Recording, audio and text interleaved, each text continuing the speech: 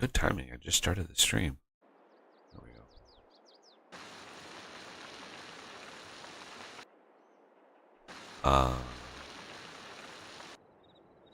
I went through yesterday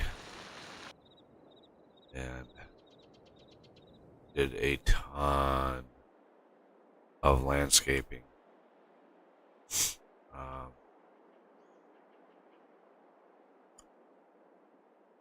On a lot of the landforms.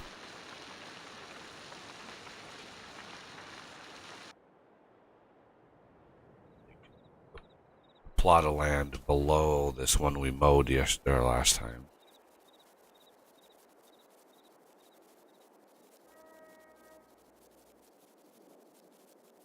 Yeah, this one down here. I've really tried to make it decent, but I even had an oopsie in the corn. Not happy with that. But and there's always places I miss.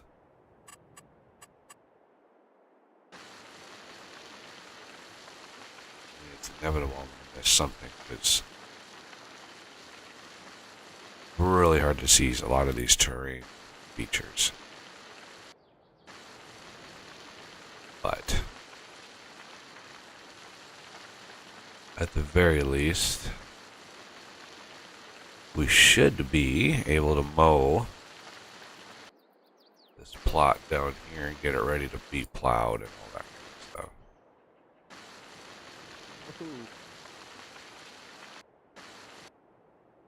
Yeah, one little oopsie in the grass, in the corn over here. I was not happy.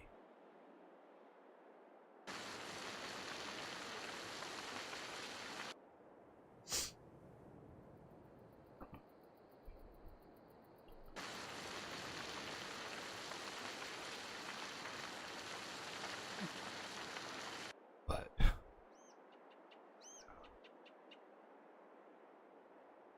much happier with my Prairie Hills map and how that's turning out.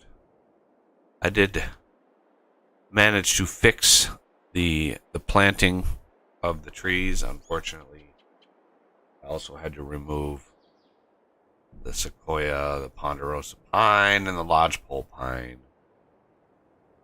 because being funky. Well, there's no way in any of the files I've been able to edit, there's no way to reference the directory that the DLC is in.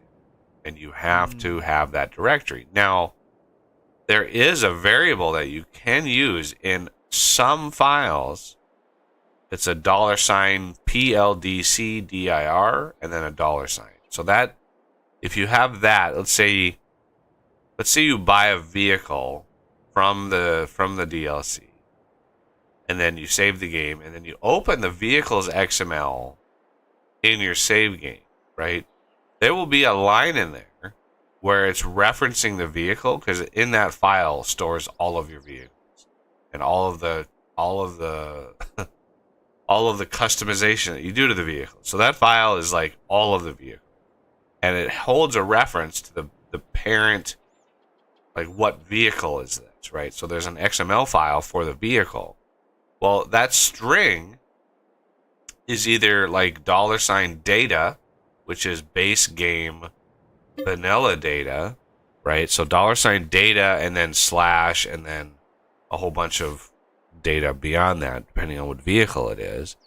Or it's a mod, so it'll be a mod directory, and then that it'll be based off of that. Or if it's from a DLC, it'll have that $PLDCDIR and then a $, and then the vehicle, whatever the vehicle is. So it'll be that variable slash, it'll be slash forestry pack slash blah blah blah blah blah. So I was thinking that variable is something that is interpreted by their whatever scripts they have running, and it automatically loads. It automatically knows what that directory is. Unfortunately, that does not seem to work it's not like everywhere. That variable does not seem to exist everywhere. Or being able to be interpreted everywhere, because when I try to use it, say in the tree types XML, and reference the variables that are in there, it doesn't interpret that PLDC-dir as a variable. It tries to put it in the actual string, and obviously it doesn't find the files. So I don't know. I have seen quite a few videos. There's one by Farmer Bob, and there's a few that say, these trees are automatically added if you have the DLC. Trees are automatically added. I have not seen that as the case, because I cannot get those. Even when you look into the purchases here, right? If I go this will probably be bugged, because this is not. Yeah, this is using all the old files, right? So I go into palettes. I go into tree saplings with the platinum expansion, right? In here there are, because I still have it's still broken in here. Those should not exist, because there's no way to open them. But yeah, I could not find a way to add those. All of the base game trees are automatically added, but for some reason the DLC trees are not, even though the DLC is a dependency on the map, so you have to load it, you have to have the DLC, it still does not automatically load those tree types, and I could not get it to work, period. I just couldn't get it to load. So but I did manage to fix all of our tree types, all of these. So while we can't have the giant sequoias, we can have the big Berthas here. And the rest of my week, oh my god, was the rest of the last 2 days was trying to add split types. So basically, right now, the reason why when you run up to these trees, right, when you run up and see, it says spruce, and you run up to this one, it says pine, and you run up to one of these other ones, it says spruce, run up to this one, it says spruce. The reason why is in the i3D file, right, in the i3D file, you define the split type on that object. The split type. Now, the split type is the type of what it is. And the split type is what dictates a lot of the variables that I've been trying to edit for a month. Mainly, the split type determines how much wood chips you get, how much wood per liter you get, whether or not it's compatible with the harvester. It's all in the split type. And I actually found there's a split type manager. There's a script called add split type, and it's all very straightforward. Unfortunately, I could not figure out a way to make a call to that function, and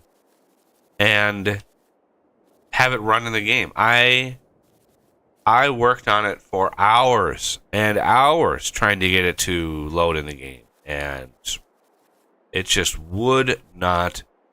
It wouldn't do it. I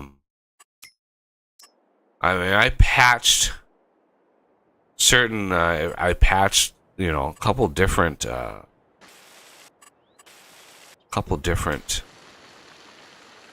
functions. I tried to patch the main add split type in the game, but there's a I'm assuming it didn't work because at the bottom of the vanilla call is a return true. And so if I'm appending onto the bottom of that, it's not going to call it anyway because there's a return true on it. I doubt the append function is smart enough to put it on the other side of a return statement. I doubt that. I've not seen a whole lot of evidence that, they really want to support modders. It's just like, oh, here it is. Like, if you can figure out how to use this, then you can use it. If not, we're not going to help you. That's kind of attitude I've seen from a while. Because there's literally no examples. I can't. If I could just open the DLC file, if anybody knows how to do that, reach out to me. Hit me up on Discord or something. That's how I learn. I learn by seeing how somebody else did something very similar, and then I just customize it for whatever I need it for, right? That's how I learn. I can't read like a document. I can't read something and then figure it out from there. That's just not how I work. Unless I see an example of it, it's to me, I don't really understand how it works. So you can give me all the documentation on the functions and the layout and stuff, but unless I see an implementation of it, I don't really know how everything interacts with one another. So if anybody has, if you have a map, because there's thousands of maps out there, I can't check them all. If anybody has a map out there that they've downloaded that actually adds their own trees and split types, if you can run up to a tree where it actually says a different kind of tree than a vanilla tree, right? Something exotic like acacia or something like that doesn't exist in the vanilla game, but when you run up and look at it, it says type like acacia. That means somebody was able to add that split type. And that's what I need. I need a script example that does that. So there's a script in that map that does that. And that's what I need to look at because somebody out there has figured it out. I know I've seen people respond to old forum messages and they're like, "Oh, you could just add your own split type." And it's like, well, if it was that easy, I'd be able to do it, but it's not. So how do you do this? Because it's not obvious. All right, what's everybody doing? Everybody just standing around, or? I'm cutting more wood. All right, Ever the wood chopper. I'm gonna need another trailer pretty soon.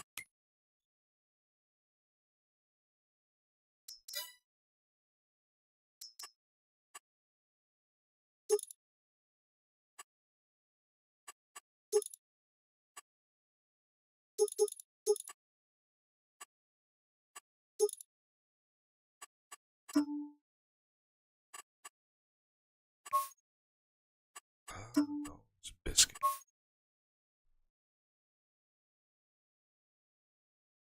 Yeah, I'd really like to see an example of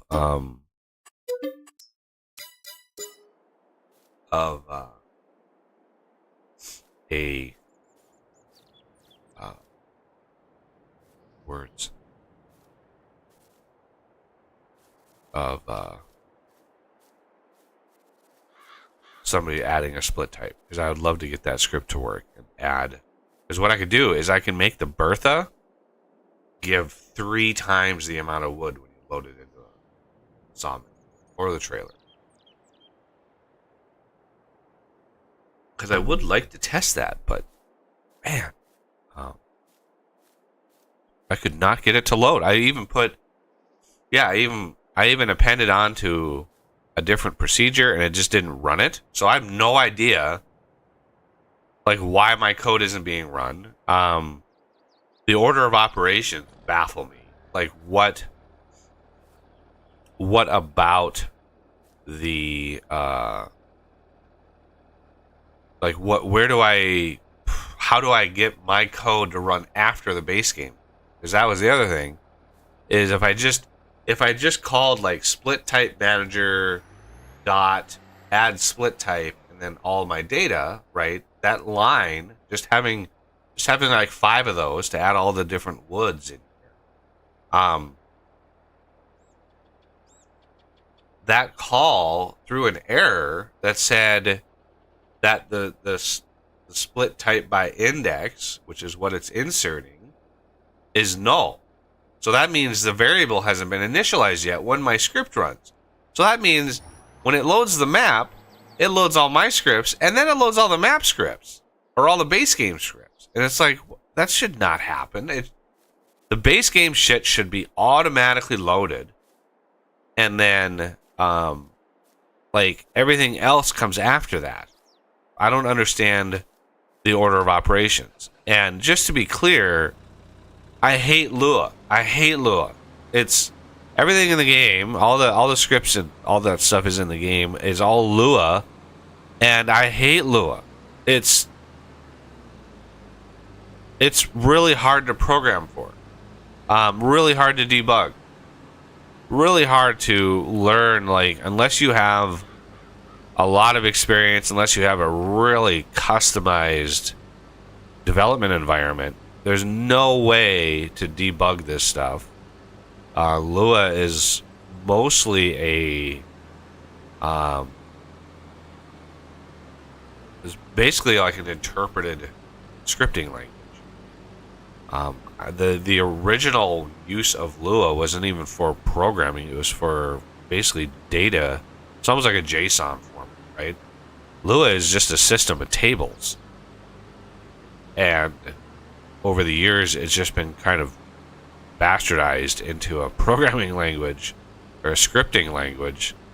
Like, they sort of hacked in object programming, and yeah, it's just ugh. So for the fact that the game uses Lua is my least favorite aspect of this game. Lua is horrible. It's just horrible. All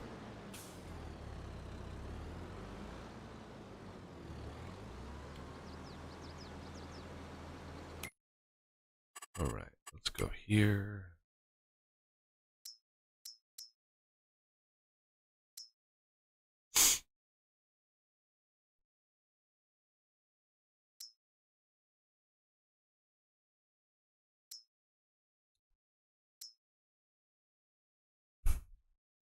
Okay.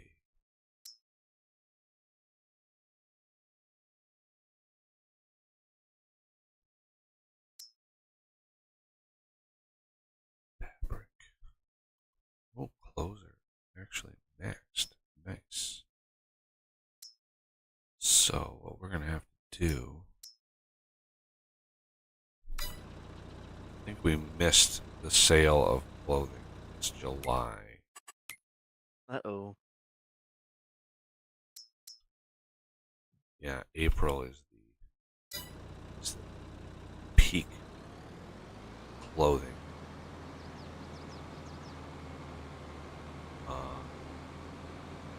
Which is fine. Just gonna be more monies come April, I'm sure, because we're gonna get the cotton farm in by then. Oh yeah. And that is gonna be a tremendous that field. Oh, that is a big field, everybody. I'm gonna need to buy like 3 cotton harvesters, maybe even probably 4. Probably have 2 AI workers.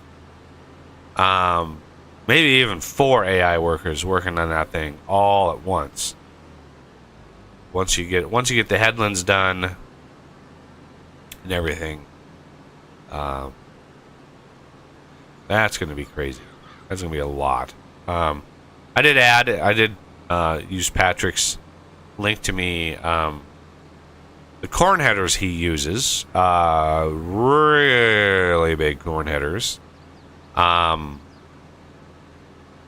And yeah, we are going to let me show those off right corn headers. There they are. The FG, the quasar, right? Here's the quasar.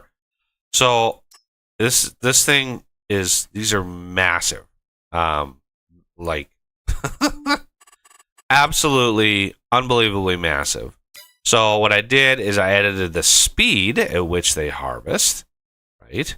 And then I edited, for some reason, corn headers have they reduce the amount of straw that you get. Now, I'm assuming because the base game, you reduce the amount of straw because the base game you don't drop straw. You basically you just kind of spit it out the back as a mulch-ish kind of thing. So, but in this map and both maps that I made, you can drop straw from all but 2 crops. So, you know, drop as much as you want.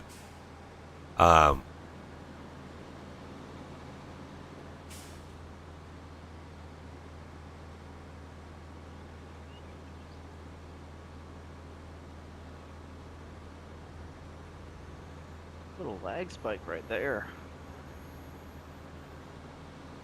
I'm cutting trees down, so it might be that. Yeah, it's usually always that.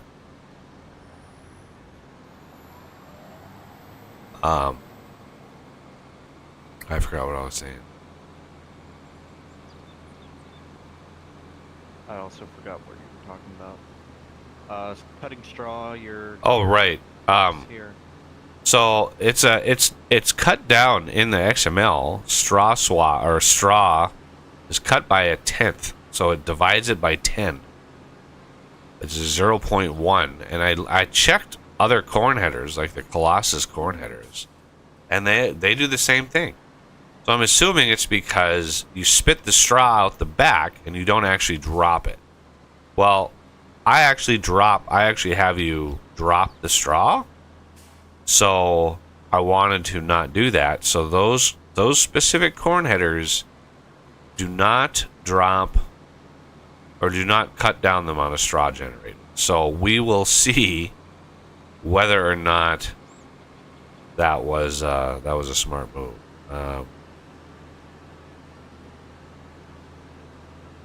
Because I haven't tested that yet, you know, but I did do the XML of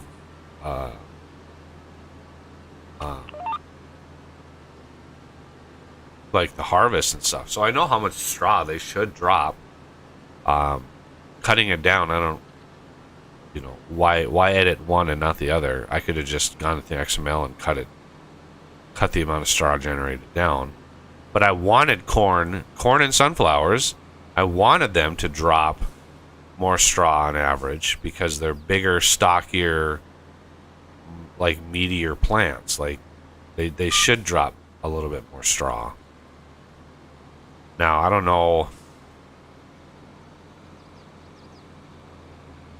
I don't know if the straw that they do drop, if it's just bad, which is why farmers don't feed it to cows. Like, but forage is a thing. Yeah. You can forage corn, and it just kind of corn grinds. stalks. It kind of grinds the corn with the stalks and the leaves. It just kind of mulches everything together. So I'm assuming that the corn stalks and stuff are edible by animals. So They are when they're torn up by the forage harvester, but corn stalks themselves aren't really used for straw necessarily because they're much thicker than your average straw. well, I mean, yeah, straw is putting it loosely. When I say straw, I just mean how the game deals with straw. I'm not talking real life farming. Fair. Straw is just a byproduct of harvesting, just like the rest of the plant, whatever that might mean.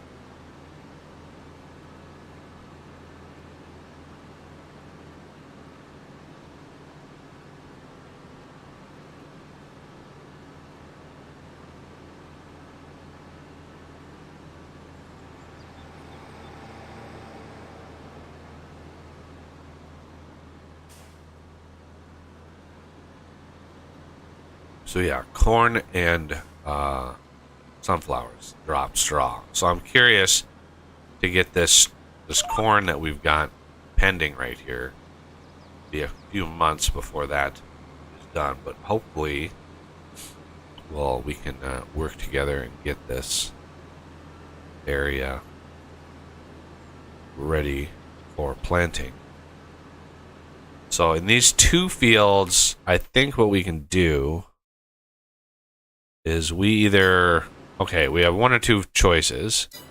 We could just fast forward time and get the other two crops harvestable, like the corn and I think the canola. We get that harvestable, harvest that up, and then expand the fields, or get these two plots of land plowed and planted with something fast, like oats. Oats is still 4 months. So both of those, I think, are about 3 months left. So the timing, we would have to fast forward an extra month to get everything ready to go, but... Not a terrible idea, and I'm pretty sure our grapes have 1 month until they're harvestable. Oh, that was a big bump. Let's stop. When I find these, it's always best to stop right there, because you will never find it again.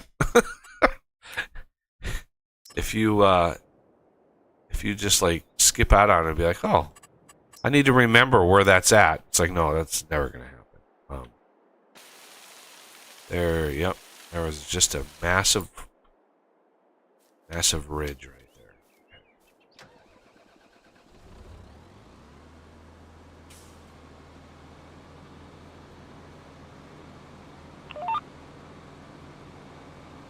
There's a dip right here. Oh, it wasn't too bad, but could have been better. Yeah, the land, man, yesterday I went in here and I was ruthless with the terrain, man. It was, some of this terrain in here was, you can see the ridges in the back. There's that one over there and that one over there. You can see that big, right above the tractor right there. Just crazy hills, like crazy hills. And Wildman goes busting through at 90 miles an hour. Yeah.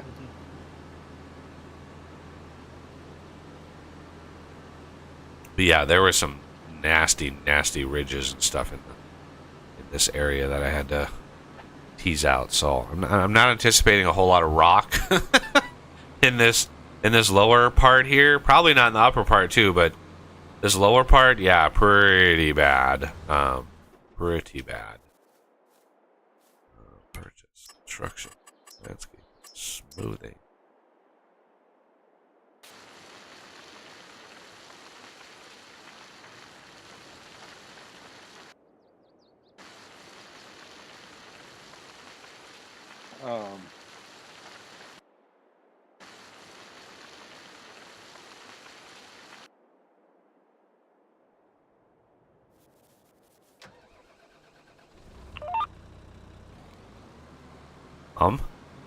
Where I'm standing is a little bump in the place. You might want to get it while I'm here. Where you're standing. I'm standing right on top of it. Aha. Another one I missed.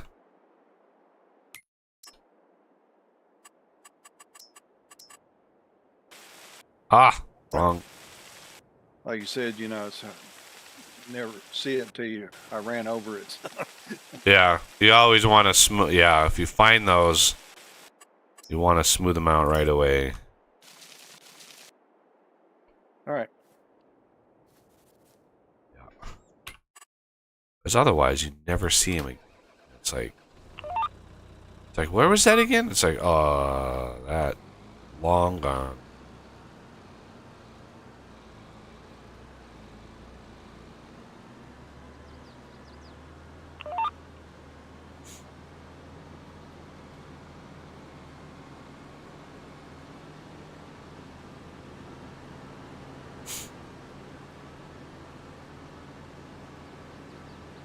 Yeah, as far as like the grass coming out of these spots, pretty much every one of these plots, just one plot. If you get all the grass, remember you gotta replant the grass if you intend to mow it. You want to get rid of all the flowers and stuff because those don't get added to your grass amounts. So all those wildflowers and stuff in there, it looks good. I like the way that it looks, but it mows really bad because every one of those would be a big blank gap in the sort of grass texture, and it just looks like crap when you mow it. So I always paint over grass before I mow something. You get about 1.2 million grass from one of these plots total. It can vary a little bit here and there, but yeah, right around 1.2. I've already got 850,000. And yeah, I guess we're going to get a lot more than that on this map. Oh, I thought my Prairie Hills, maybe I tweaked. Yeah, I did change most of the harvest amounts in my Prairie Hills map. I don't know why this is misreporting the width.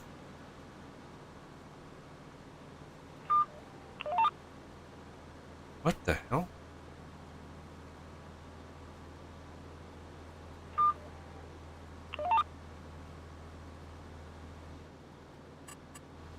Why is this not reporting? Weird. Yeah, the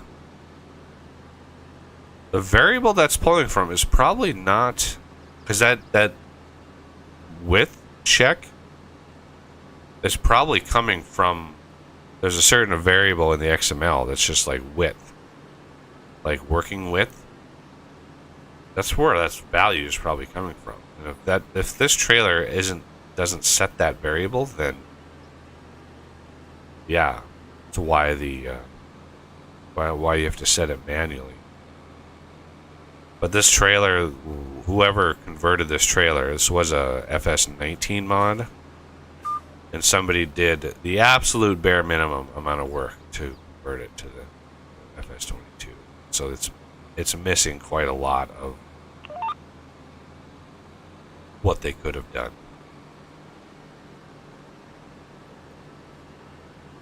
But I'm still very glad we have it. Yeah, it's it's an absolute lifesaver.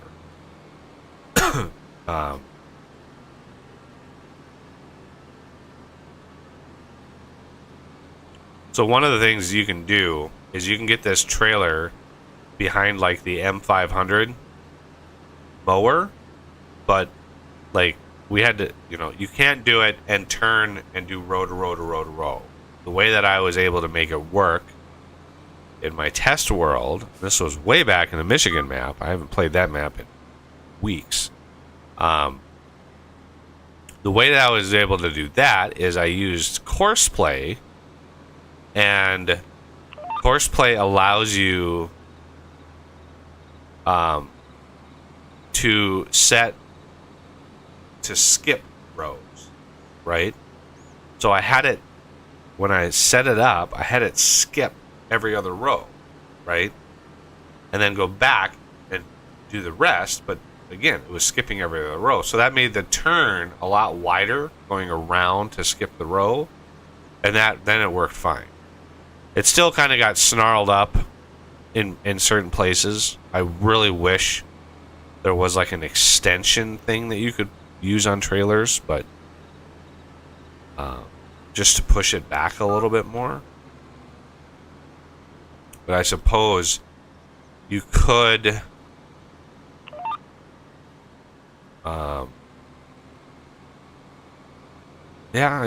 there's probably a way to make that work better. You could always put a baler back there, like the quick bale, if you really wanted to. And And I did a test because bales, the price of bales is separate from the price of the thing that's in the bale for some reason. And I did a test with hay, and I got a bale of hay, and then I got an exact equal amount of the bale in the forage wagon, right? So I had the bale of hay, and then I had I think the bale was, I don't know, it was either 5,500 liters or 9,000 liters. I can't even remember at this point. And so I got that in the forage wagon, and then as close as I could get, and sold the bale, because the bale for like grass or hay was like $1.50 per liter, and then the hay itself was like 30 cents per liter. So I thought this is going to be a much different price. Like, this price difference is going to be extreme. Well, no, it was the entire bale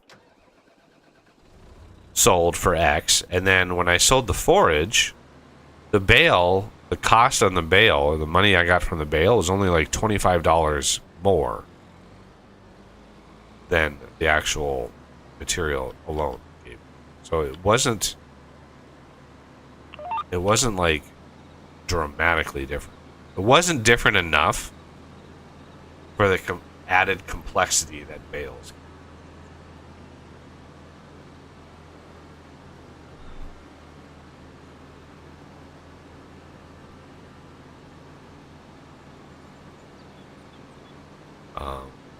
There was a funny bug when I got the new trees plantable.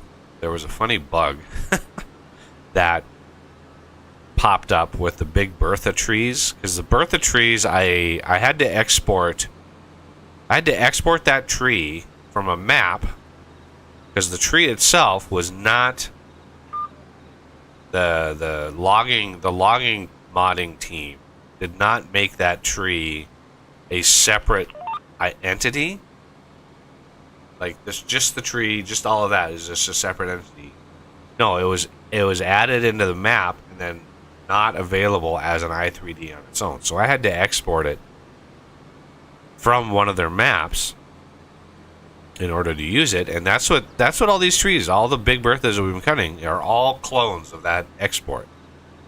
Well, here's what's funny is I exported that, and it kept the internal translation. And in gaming, a translation is just, you take an origin point, right, and you translate it from that origin. And so it's just a shift. It's just like, oh, I moved from A to B, and the movement, the variable is a translation, as opposed to a rotation, which should be obvious, right? So the three main items in the editor: translation, rotation, and scale. Pretty straightforward. Translation isn't as intuitive. Not a lot of people are aware of what a translation is. It is what it is. But anyway, so when I exported that Bertha, the base object, the base node, had a translation on it, because when I exported the tree, it was not in the exact center of the map. It was translated, and in the editor, depending on your object hierarchy, everything is translated from the center of the map, right? So those trees have a translation associated from the center of the map itself. Well, it hasn't really impacted the game up till now. But when I grew the trees, I planted like a set of 20 Berthas to test in the Prairie Hills map, and I just had 2 stages on it. Versus some of these, like the Douglas fir. The Douglas fir has 9 growth stages. Stage 9 is its last stage. It is crazy. But for the Bertha, all I had was the end tree, the fully grown tree. The guy did not put any effort into making it growable or plantable. So basically, I just copied for like a stage 1 growth.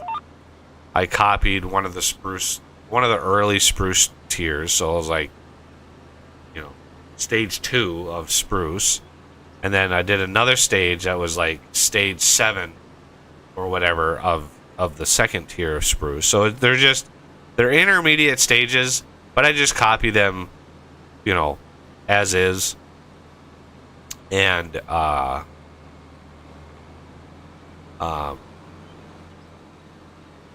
yeah, so those are the intermediate stages. But then the last stage, the third stage, is the fully grown tree.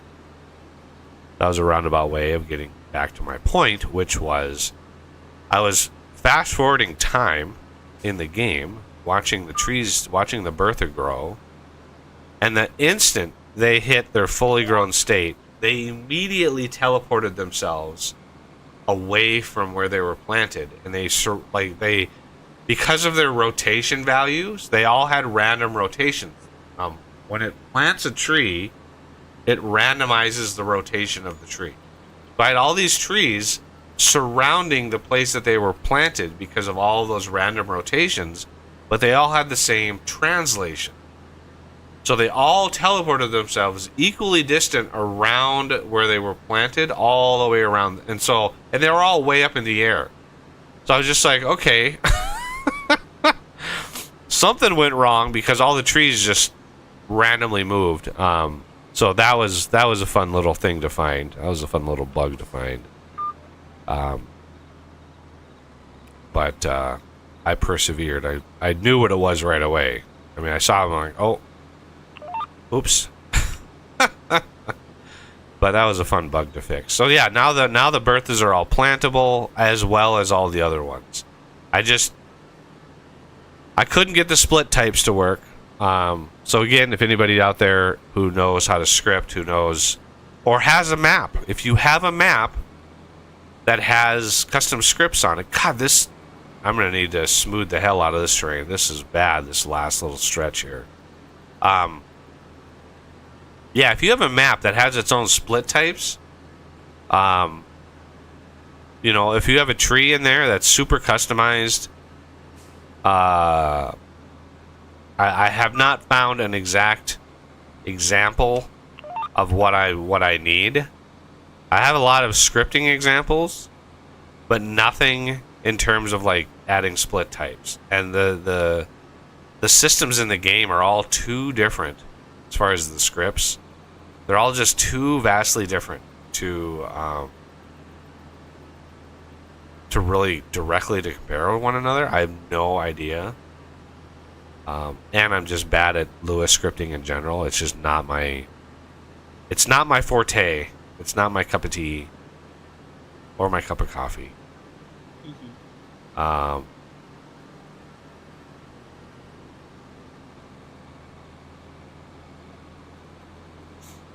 Okay,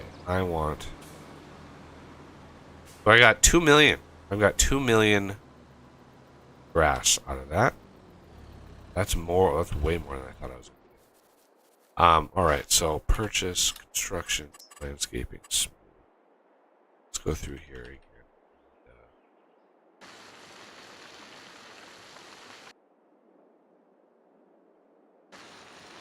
Yeah.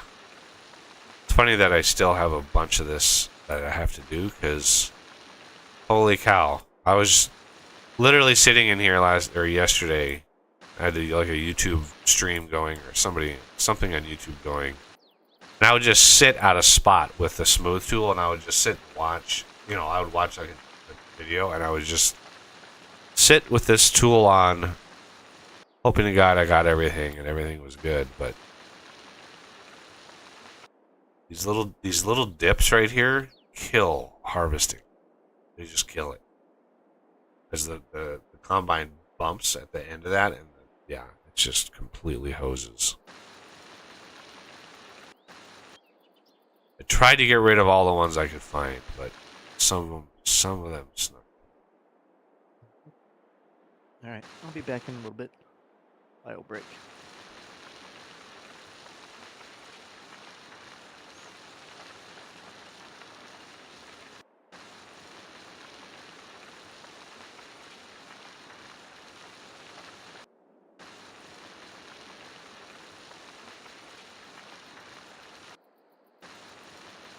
I don't know if you saw quite a bit back, but Xenu, I think that's how you pronounce it, said hi. Oh, hey Xenu, welcome back, sir. Good to see you around. Hope your week went well. It went by fast for me. Oh my god, it went by fast. There's just not enough time in the week. I wanted to get back into the vintage engineering mod, but I needed to get. A lot of people would be surprised at how much work goes into getting these streams prepped, getting the world prepped for streams. I mean, just yesterday I spent 4 or 5 hours in here just trying to get as much of the landscape ready as I possibly can. And that doesn't even count the amount of time I spent trying to get that script, trying to get those split types to work. Yeah, trying to wrestle with Lua makes me want to get back into vintage engineering and C# scripting even that much more, because yeah, give me C# any day of the week versus Lua. Good lord.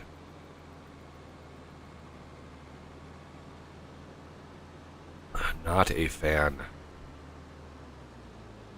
Lua has its uses and it has its benefits.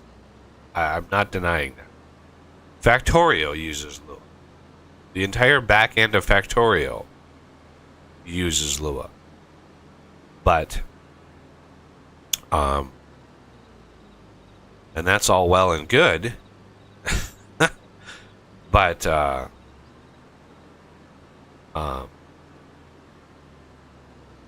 yeah, it has its uses and it has its difficulties.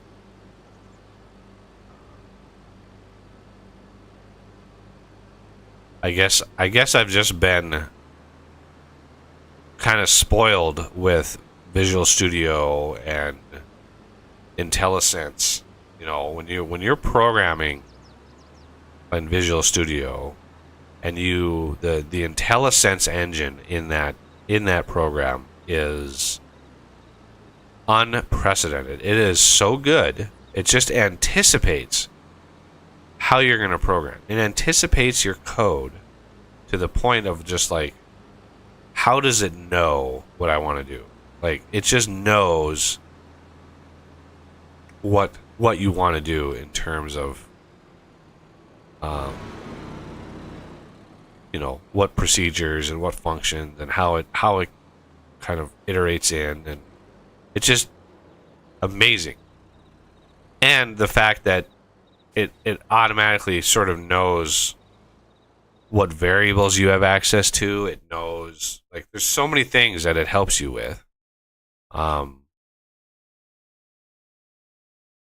me, it just makes programming so easy that you can actually concentrate on the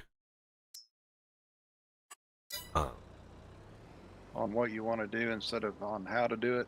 Yeah, like I want to accomplish XYZ. Well, I don't want to have to sit and think like what variables I have access to. What's the DOM? The DOM is a term I learned in college. It stands for the Document Object Model. So it's like, at any given time, what variables do you have access to? That is an exceptionally important little statistic. What variables, if I create a function, right? What variables do I have access to? Well, in programming, that is exceptionally important and not always apparent because of object inheritance. Well, Lua, in its original form, Lua as a table-based data storage system was not really set up for programming. It's not a programming language.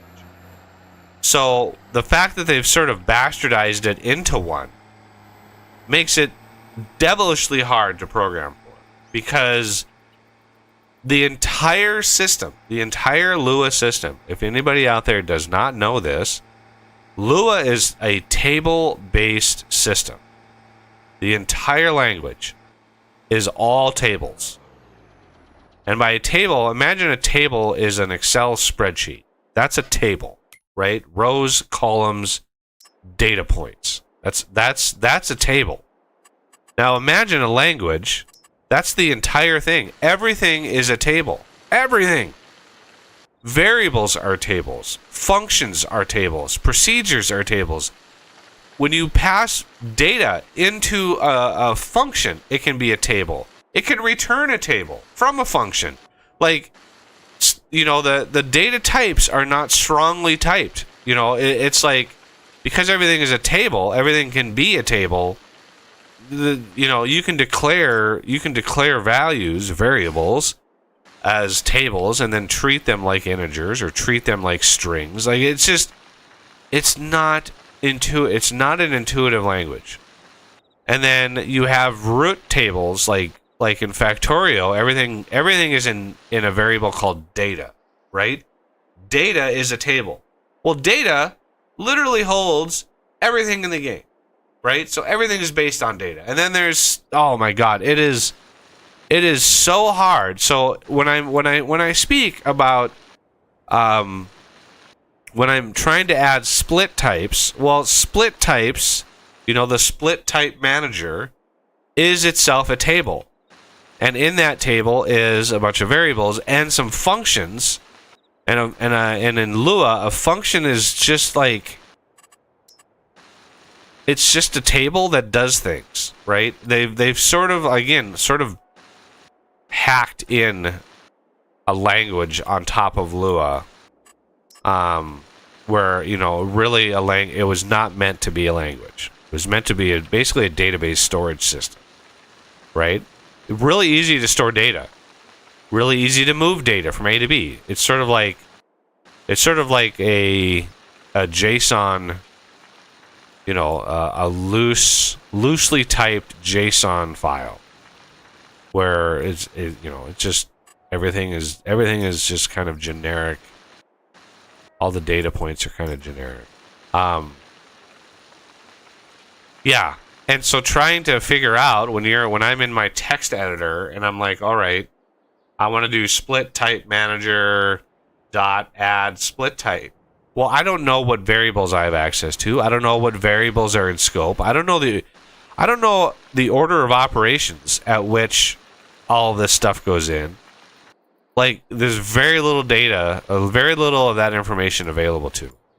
And it's only through sheer will and perseverance and a lot of hours does somebody kind of learn how that works. And I just don't like it. I don't like it enough to really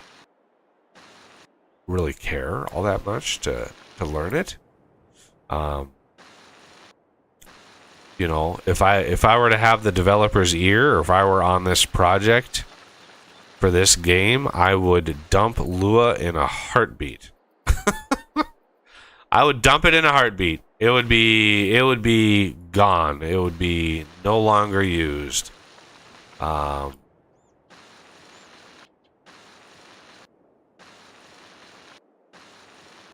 And I look at Vintage Story, and you look at how that API is set up. Like, it is brilliantly done.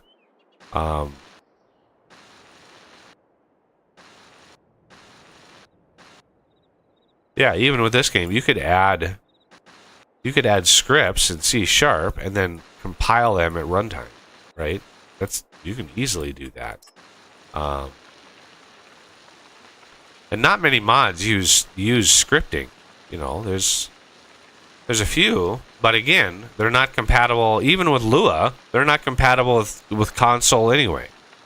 So modding doesn't really matter what language you use. The fact they use Lua is probably because one of their chief developers, when they started the project, one of their main guys probably had a history with Lua, and he was like, well, this is what I know, so this is what I'm going to implement. Not actually looking at what's the best for the game, what's the best thing that we can do. XML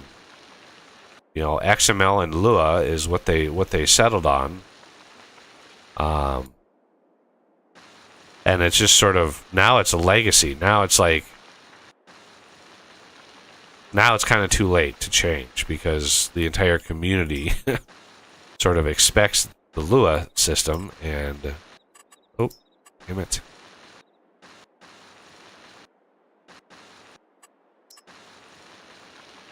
I hit the wrong button. I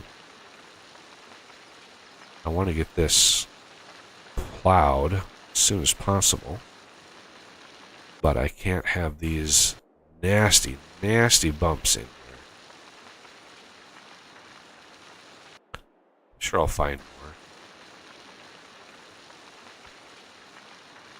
Yeah, one of these times you guys are gonna load this stream up and it's gonna be a completely different map because I'll just have thrown in the towel and we will be on the Prairie Hills map because Jesus, the amount of time that I have spent trying to get the land like in a good place, it's crazy.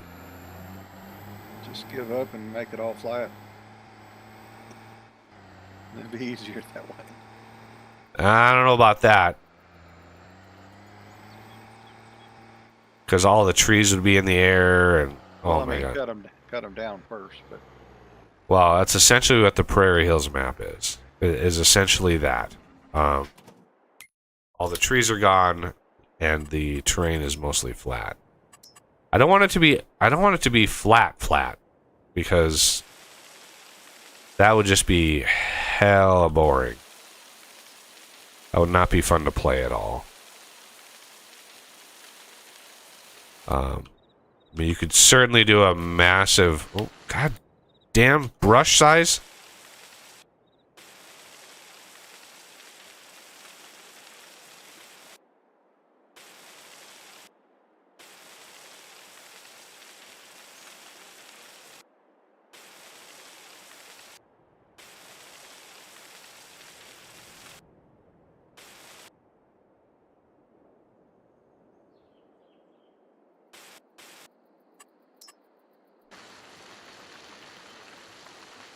You can smooth over a crop, but you cannot do anything else.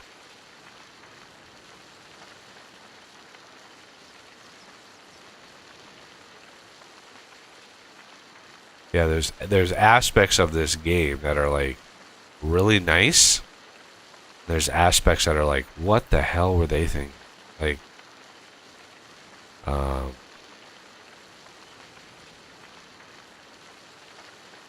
Like using so many different textures for all, like every texture on the ground. So when I go to painting, all of these textures, right? Every one of these is a separate PNG map file. So every one of these is a 4096 by 4096 texture. Every single texture here. That's how they store what textures are painted in what places. Is just a generic PNG file. The same with foliage. Foliage, the plants, the flowers, the grass, what kind of grass, all of the foliage is on one texture. One texture. And yeah, it's just like, okay,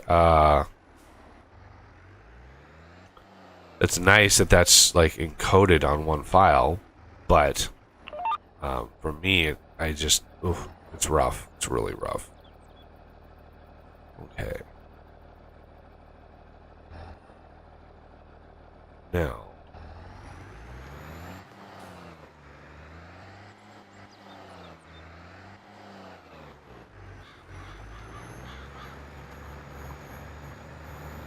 Let's see how many places that we can get into trouble here.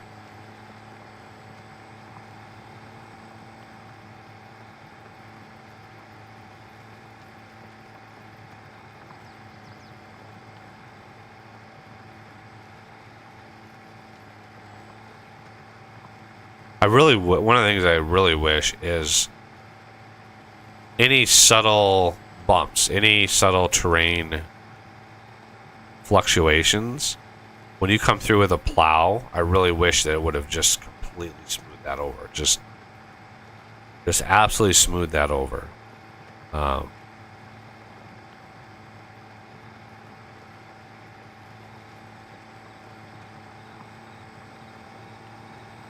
We're just gonna blow right past this seam right here.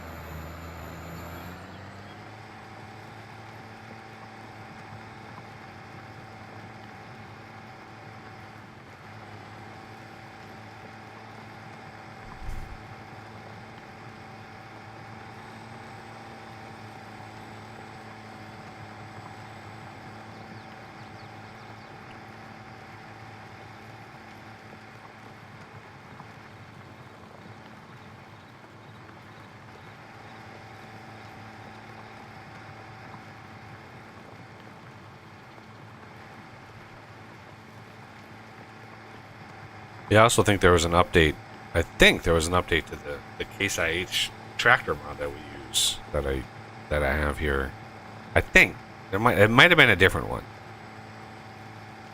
But I know a mod was just released that for a tractor. I forget which one it was. But there's like 38 wheel options.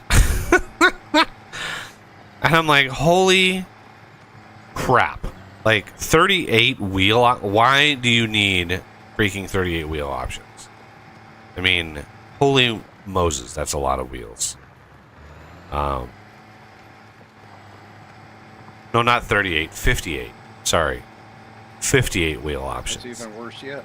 Yeah, it was 58 wheel options. And I'm just like, what in the world? Who is cycling through like, no, I don't want this wheel. No, I don't want that wheel. No, I want trip fronts, double backs with, you know, wheel weights on the front and half a wheel. Like, what other combinations do you need that you don't already have? Like, bizarre. Really bad about that would be then if you accidentally went past it and then to go through all those again to get back to it. And to remember which one it was. It's like, no.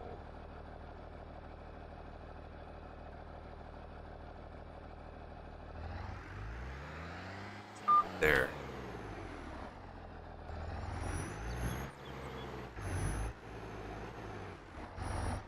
I want to say as close as I'm gonna get right there. Let's see. Let's see how close I am to the edge. It's hard to judge with that giant hill right there, but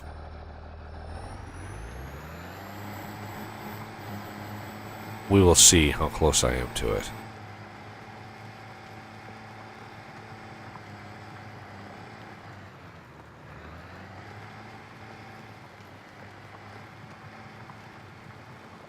Gonna be close. Oh, what?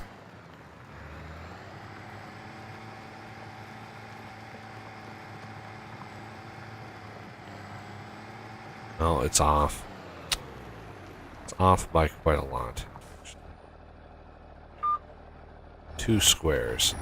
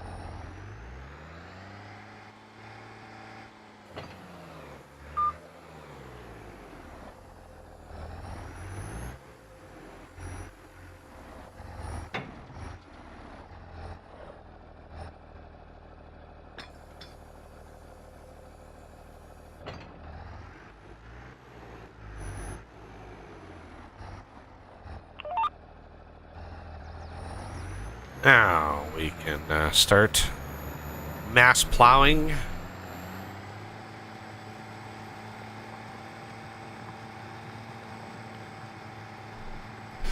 I think Coffee still has permissions if he's back and wants to help. Sure, we have another plow around here somewhere. I am, and I'm looking for another plow. I brought that one over there for you to use. Pretty sure we have another one somewhere. Because I know we... Because before I was helping you out with it. Yeah. Here it is.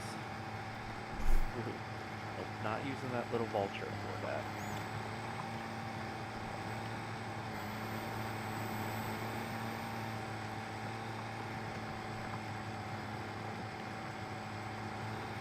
Yeah, so when I bought these plows, I made sure the speed limit was 25. Because I could have gone all the way up to like 37 miles an hour. But you get really bad wobbles when you get up that high. 25 is the absolute max. It already wobbles a little bit. You can kind of see the front tires wobbling back and forth. You know, you can see them turn back and forth, back and forth, back and forth. And as you go faster and faster, it becomes like this, and the whole tractor just goes nuts. Because the vehicle control add-on is keeping that line, and for some reason the tractor just, when you're going at speed, it just does not like to work. It just goes wobble crazy. And I don't know the as far as that other cotton, that one cotton harvester that was really wide that I ended up removing. I don't know what was going on with the AI with that, but I was watching it once. I had to address it once because it was like, I mean, the AI, I don't know what the AI worker was doing, but it would run. It would do like 1 or 2 runs along the field just fine, and it would run along the field, and it was just fine. It would turn around, and it would start harvesting again, and it would swerve. It would do these like S curves suddenly, just out of nowhere. It would do these massive S curves, and I was like, "What the hell is going on here?" And it would be like, in the field, there would be these like just massive curves. And I caught it. I saw it do it once, and I shut it down. I fired the worker, got it all lined up again, got it running again, hired the worker, and watched, and it was just fine. It finished that end of the field, and it started on the other side of the field. And as soon as it turned around for like a third time, bam, the swerves hit again. And I was like, what the hell? Like, this makes no sense why the AI worker would be doing this. No sense at all. So yeah, and then the animation, the bale eject animation, completely bugged. And then what really made me get rid of the mod itself was I was watching that Not Farming guy, and he had gotten one of those exact cotton harvester, and he had the same exact problems with that harvester. In his game, and I was like, well, it's obviously not my game alone, it's not my version of the mod alone. This is a bug with the base mod, and I don't know why Giants hasn't like reevaluated that mod, because that's on the mod hub and it's buggy. It's not working right. They need to test it, and the guy needs to fix it, because it's great to be able to harvest cotton like that again. I don't know why the Colossus harvester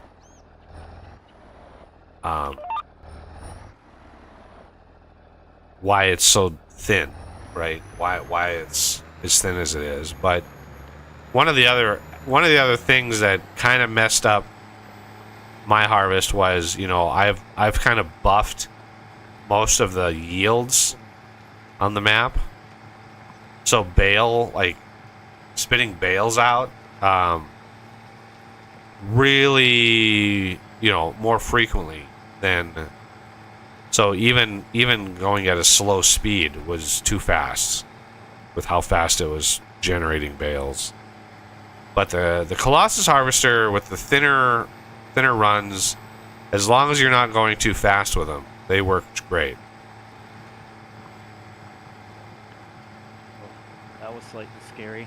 Lag spike right as I'm coming up to the end of the field where I need to turn around. Like, is the tractor going to stop, or am I going to make an offshoot of this plowing?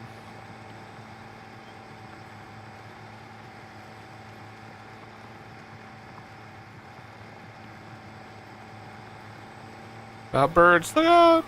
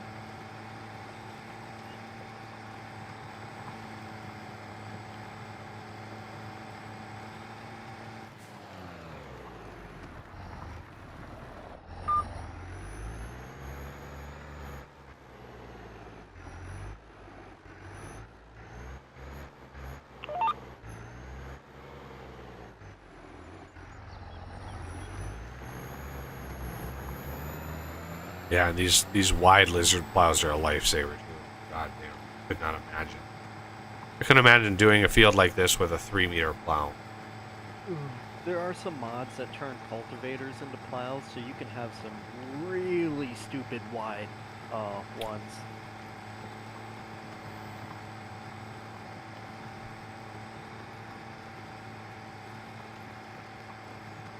Did you see those new corn headers? Yes, I have Jesus. those ones. Right. Um, Well, I customized. I saw what you did to them. Yeah. Yeah. That's gonna be interesting. So yeah, they're gonna. We're not gonna be able to. Yeah, the whole speed thing that is more for long. Like if you fire up a private game and you're on a super flat map and you have default yields, like default yields for everything, then you know you can run at speed, especially on a flat map. Can't really run at speed on these maps, but. Oh, that one was interesting. Uh, I found a spot right here where there was enough of a variation in the terrain that the plow skipped the middle. Yeah. Well, go ahead and smooth it out if you can. Yeah, I think I can. You gotta. Just don't hate me if it lags.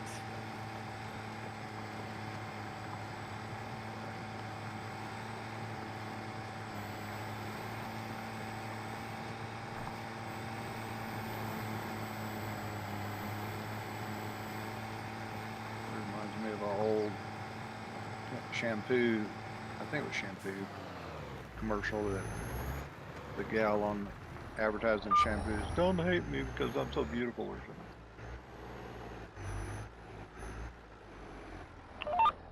Of course, the smoothing tool did pretty much nothing.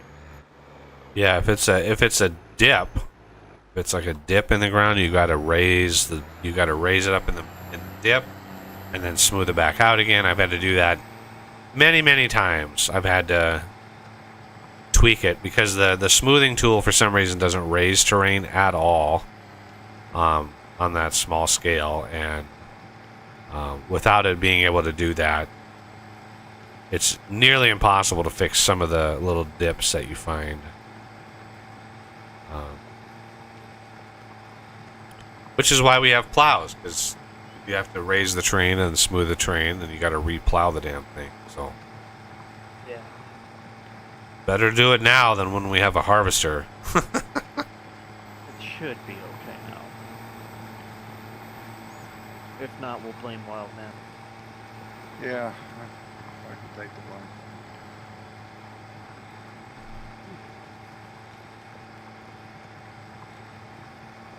Get blamed for everything else, I might as well get blamed for that too. Yep.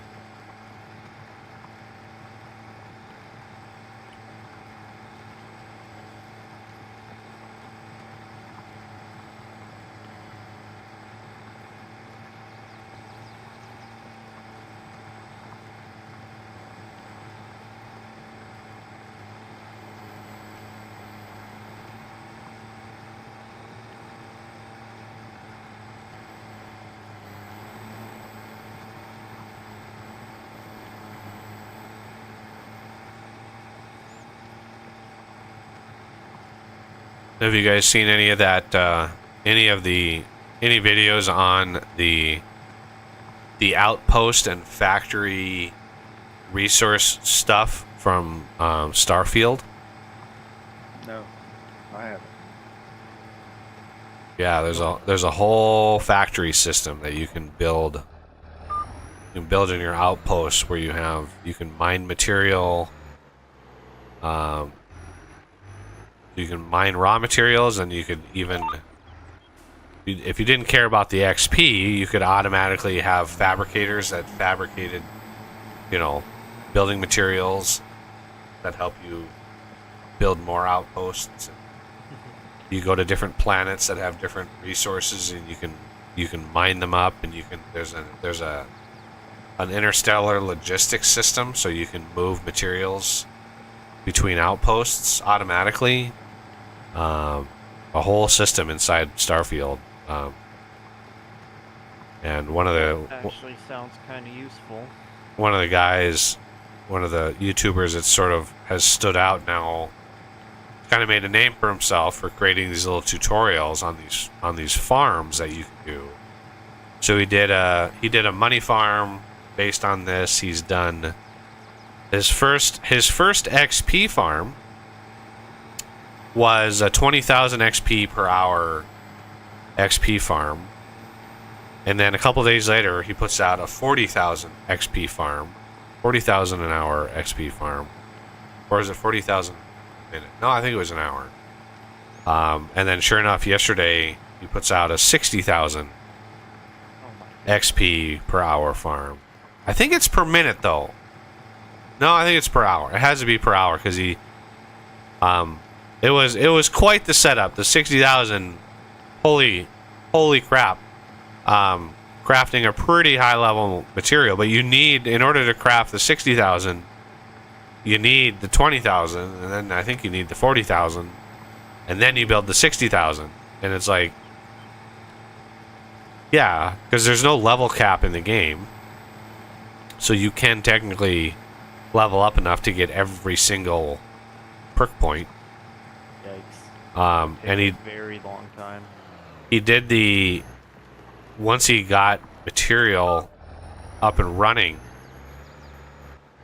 and he crafted a batch. I forget what he crafted on that 60,000. Whatever it was, each craft gave him 3 XP, and he did 100 at a time, and he did them very, very fast, like crafting 100 at a time, and he just click, like just as fast as possible.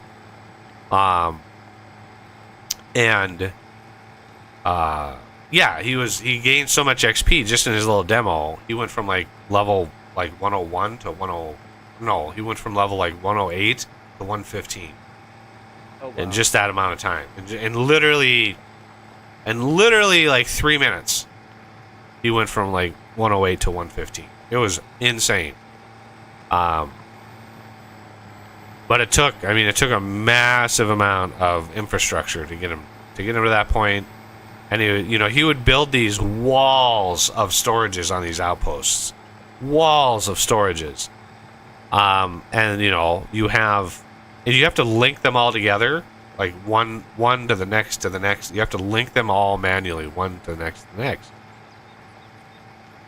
And so I posted a comment on it. I was like, well, I'm looking forward to the mod that makes a single outpost storage like 100 times bigger, because yeah, I do not want to have to do outposts that you have 70 warehouse boxes stacked on one another.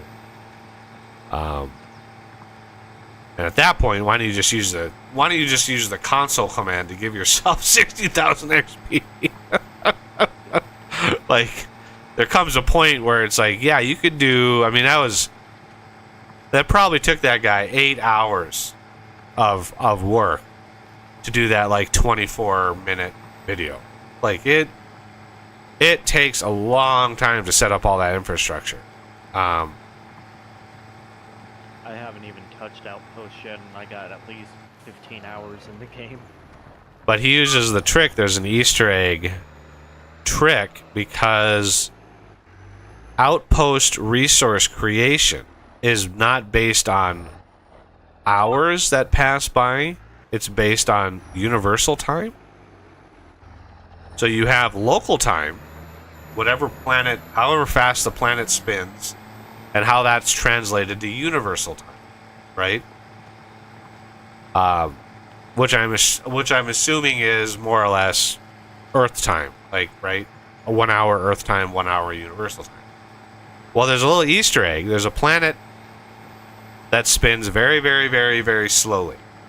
So when you're on that planet and you sit on a bench and you wait for an hour, right? You sit on a bench and you hit B to wait, and you say, I just want to wait here 1 hour. Well, it's 1 hour local time, but it's 100 hours universal time. So waiting a day on this planet is like waiting 100 days in universal time. And it's universal time that the game uses to calculate the amount of resources generated, right? And so it's you just the planet is Venus. You just land on Venus. You have to, you know, be able to survive it, but you land on Venus and you wait for a day. Once you have all the infrastructure set up, you wait for a day. It literally waits for 100 days in universal time. Outside, you know, all of your factories will tick at that rate as if 100 days have passed, and all of your storage boxes then fill up. So it's a quick and easy way of passing an enormous amount of time in the game. But you know, all of these XP farms, all this stuff coming out, I'm wondering, like, when the first big update comes, like, how much of this stuff are they gonna get out of there? And it's like, for me, I'm just sort of I don't own the game. I can't afford the game. I do have a key request for it, but I'm not holding my breath, because they basically got all of the press coverage they wanted. But if I were to ever play the game, like some of these like XP farms or money farms, some of these might completely be gone. Like the money farm that he has 1.4 million credits per hour. Money farm. Ridiculous. And it's all based off of glitching through the terrain and stealing from the chests that run the shops. You know how in Skyrim the the shops, the businesses were all based off of a chest. They had to have a physical chest in the world for their money and their inventory. That's how the engine works. They have to have it stored somewhere, and this guy found a way to glitch through the terrain because there's a chest under every shop that has all of their money and all of their inventory in it. And so he just found a way to glitch through it and go, and he just takes it. One of the shops, I forget one of the shops, I think it's the ship shop, the ship builder. His shop, his chest, 72,000 credits in just his chest. That sounds about right. And it's like, modifications are very expensive. so, you know, it's like, okay, well, there also is a little trick to getting it refreshed, because normally if you take directly from his chest, the money will not refresh unless you do this certain thing in the game, and then it will refresh, right? So, he found a little exploit. So it's like a cross between like tutorials and like the Spiffing Brit and all of the exploits that he was doing. Yeah, he did that for Steam games. How to get all the Steam games or something like that. He went through a big rigmarole to do it, but he got. Well, that reminds me. Concurrent viewer, let's see, view 17. That reminds me. What, I don't know if YouTube has fixed it yet, but if everybody watching the stream hits F5 and refreshes refreshes the window that the stream is on, it should double, or it should increase the amount of views. And then you can also like load up the stream in more than one window, and then have it. I think the Spiffing Brit, he showed it off. He did a stream. And I don't know if he did it. I don't know if it was like a members only thing, but I didn't see the stream when he did it. But he had like 1,000 people watching, and these are people that were very enthusiastic about, you know, gaming the system. And then so he had each person watching open as many tabs in their browser with the stream open as possible. And I think he got up to like 17,000 concurrent viewers or something like that, just with that little exploit. But it was like, yeah, you could just load like 50 browser windows open. I mean, yeah, your computer might barf at that point, but I just think it would be fun to get. I mean, even if I had 10 people in here watching, and all 10 people are like, yeah, let's try this. You know, let's see if we can get the concurrent viewers to 50, the most I've ever seen, and just see what happens. Like, you know, and then refresh, go to each browser window when it's open, and hit F5 on each browser window, and just keep racking up those stats, because those are the stats that YouTube uses to promote the stream, and it would just be funny if we could we could get it. I think they changed it now, because I've hit F5 a couple times and it's Yeah, my views just went up to 18. on my window there. It's the viewers watching is going down instead of up. Yeah, I see 3 viewers watching now when it was 5 before. Yeah, every time I hit F5. Well, that's not what increases concurrent viewers. Concurrent viewers is only raised when you have multiple browser tabs open with the stream. Oh. Hitting F5 raises the view count, right? So I'm seeing 18 views on the stream, right? That was just 17, so now it bumped it up to 18. The concurrent viewers is changed by having multiple browser windows open. But they might have fixed it. They might have fixed it.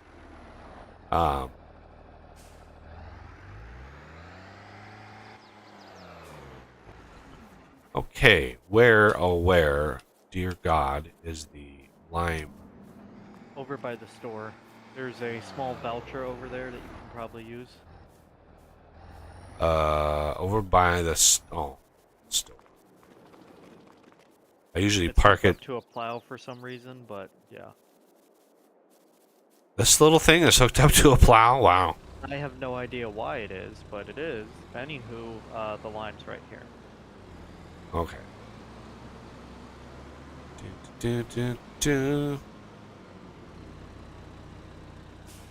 Probably buy another one of these. As our fields get bigger and bigger and bigger and bigger.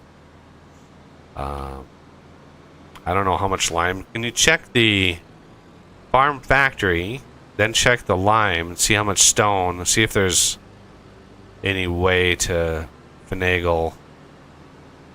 Well, the lime might be full. I'm gonna come over here. Lime is got 622,000, but there are no stones. Well, the farm factory would have the stone, not the lime producer. Right. 1 Um, second. Where's farm factory? because the iron ore goes to the farm factory to make metal, which makes Farm it. factory's got about half full on stones.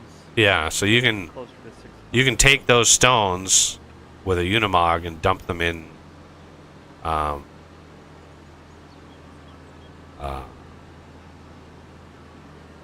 Dump them in the lime maker. That'll generate some more lime. Because if I buy another lime spreader, we're going to need quite a lot. As the fields get monstrously big. Anyway, I know that Spiffing Brit, one of the last videos he did, or one of the last streams he did, he mentioned that YouTube was actually working on addressing addressing the exploits that he's finding, which sucks, you know.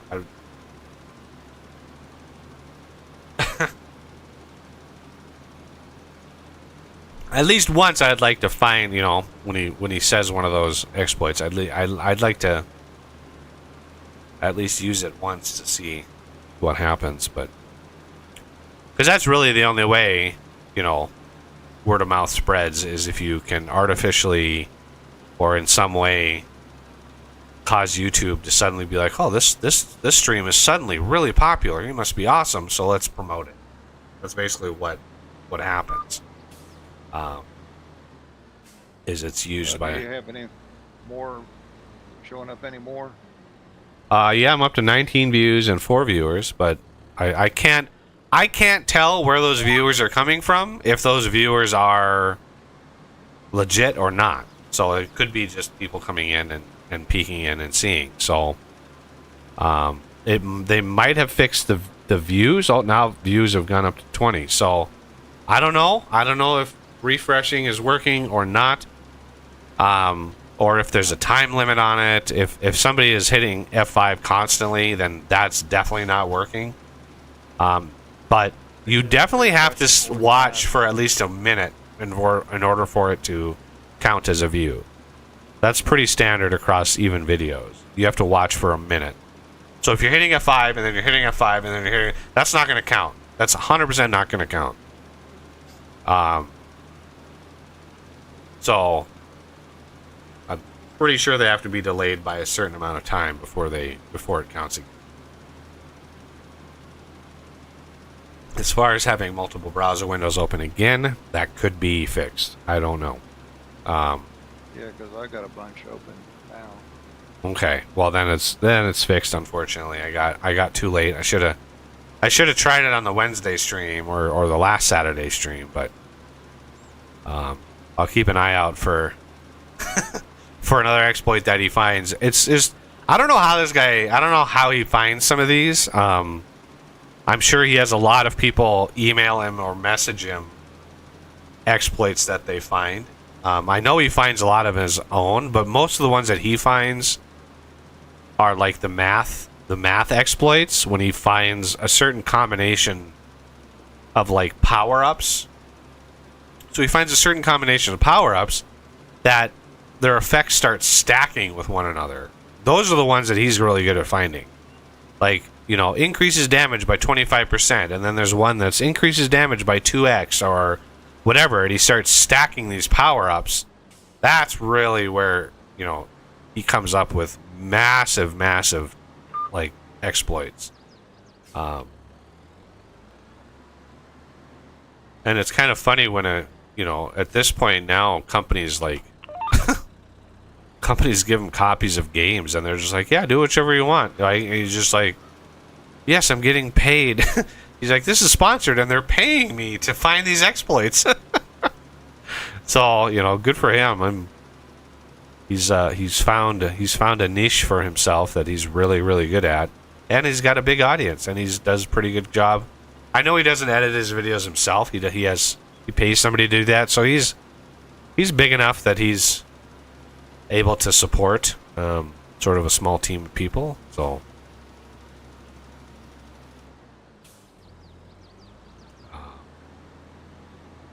Yeah, I like to see people when they're successful, like,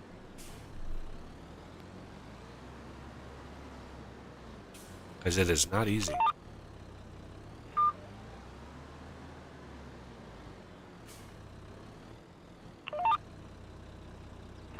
Oh, come.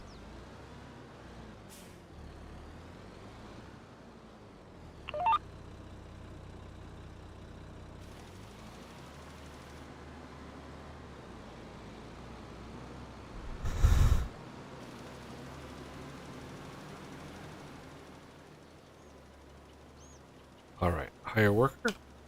Go. So purchase trailer. Dun, dun, dun. Fertilizer spreader. Cahoon. No, we don't need 3 million liters. 1 million liters is plenty.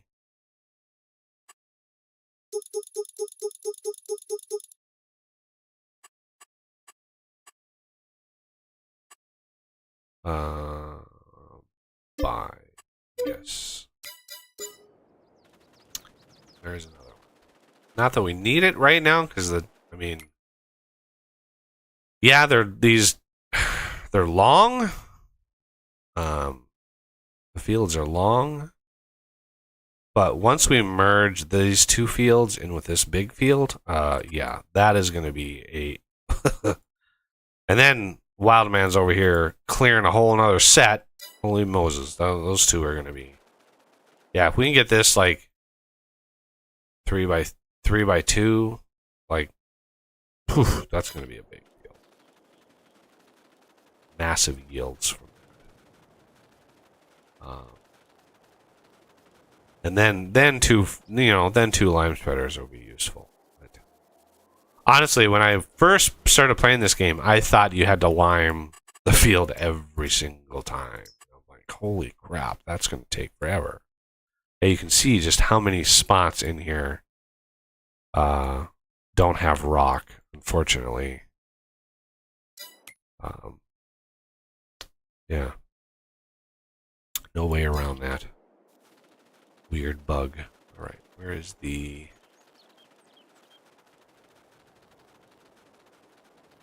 I think we were going to plan on oats in there. Where did I put the planter? There it is. Yeah, baby. 2 of them. One of these. Yeah, this one here. I am going to need... Do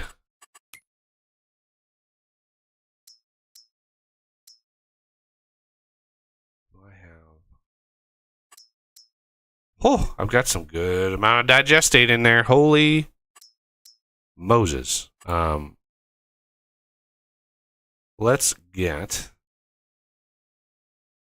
Pretty sure these things need liquid fertilizer. So yeah, let's get that up and running. Or, where's my fertilizer? Where's my fertilizer? Ooh, 1,000. 4,000 to 1,000. That 1,000 will make 3,000. So 4,000 to make 3,000 liquid fertilizer. 4,000 to make 3,000. Okay, so let's go down to this one. And here, 3,000 to make 2,300. 4,000 to make 3,000, which was 75%. I guess I didn't realize. I don't even know what digestate is, but 23.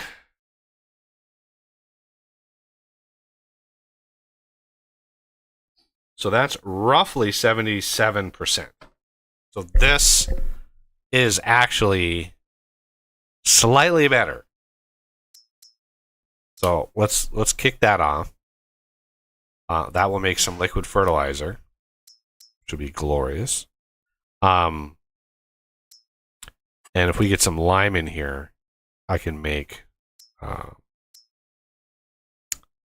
I could make solid fertilizer. I don't know if we're going to need it. I do need to fill this up with seeds. And we haven't planted anything thus far that would allow us to make our own seeds. I think it's wheat, barley, and something else.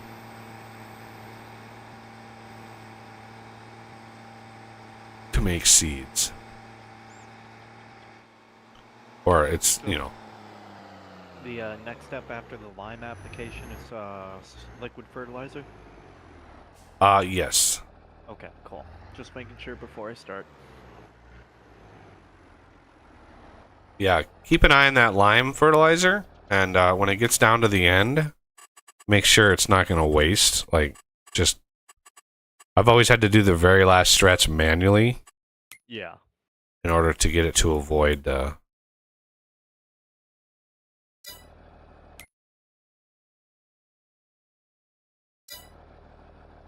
take the cover...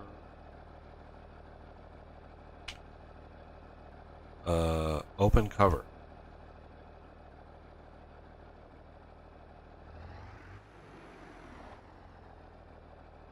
Yeah, Would that help to, instead of wasting fertilizer, to narrow the field by that amount? Narrow the field.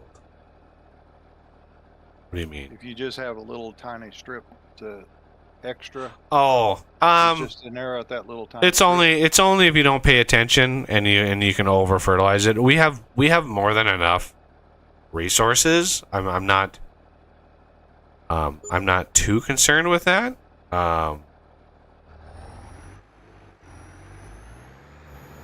But it's just nice to be able to optimize a little bit.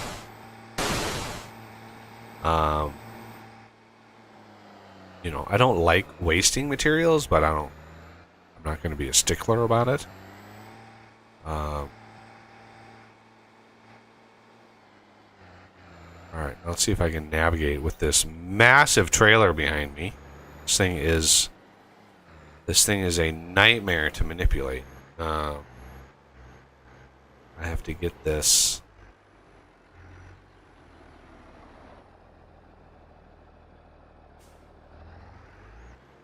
Okay, Unimog, you are parked in the worst possible spot right here. Let's get you over here. Because reasons.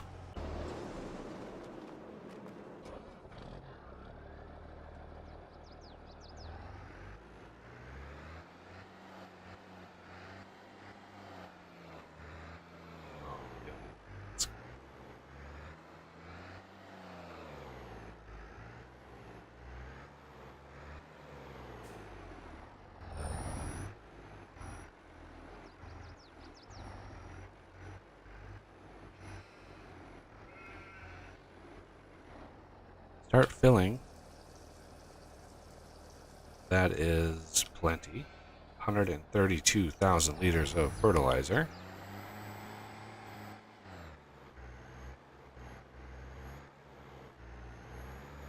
Alright, what do we decide we're going to plant here? How are the chickens doing on food? That's one thing. Do not want... Do animals die, right? They can die if they run out of food, or are they not? Do they not die? No, we don't have that mod. Okay, that's actually a mod? Yes. Okay, that's good to know. Let's see, sorghum. Don't they just stop producing, right? Yes, they will stop producing things if they do not have the proper requirements.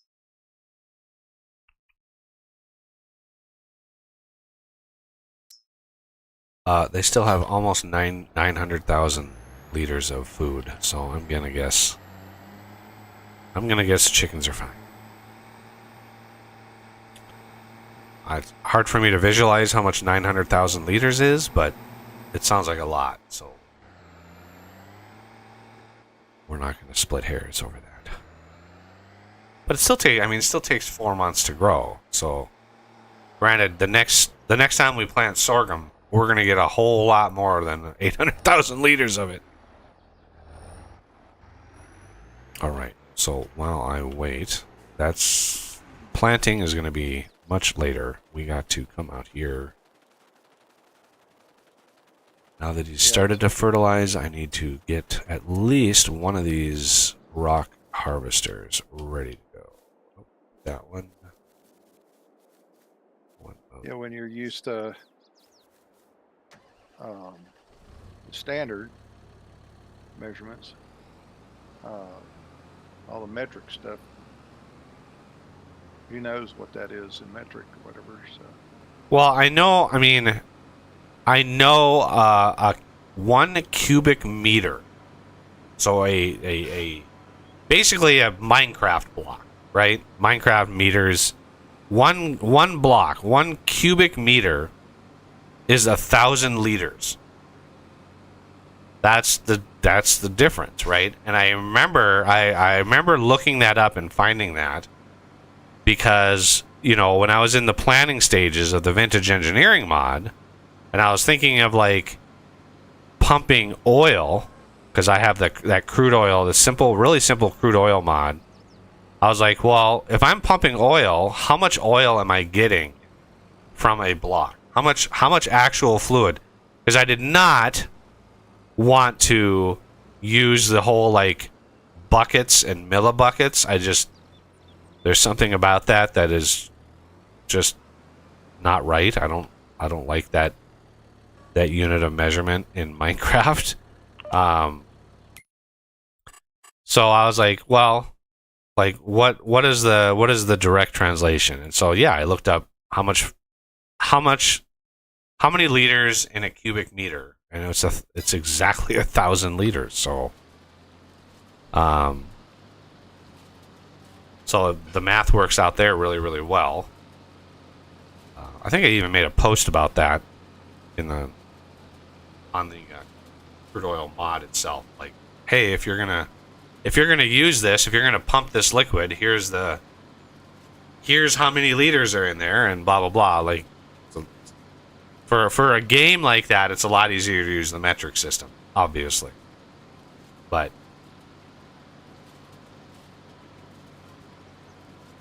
you could think of a bucket in Minecraft as a giant 1 cubic meter bucket, because then there are millibuckets, right? There's 1,000 millibuckets in a bucket, and that's the base measurement in Minecraft, is the millibucket for fluids. I thought the base was 64. Well, that's a stack size, not buckets. The bucket system was invented by modders, Oh, not the base okay. game, because they had to be able to break a bucket up. When you get a bucket of lava, right, you have to be able to separate that into smaller pieces. So that's where they came up with the millibucket. Yeah, tinkers would never have been able to work without that.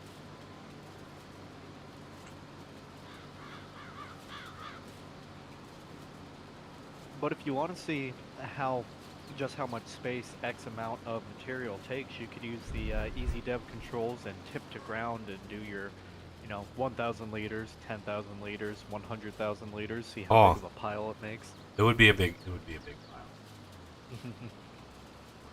Oh, this is working. Quick file break myself. Be right back.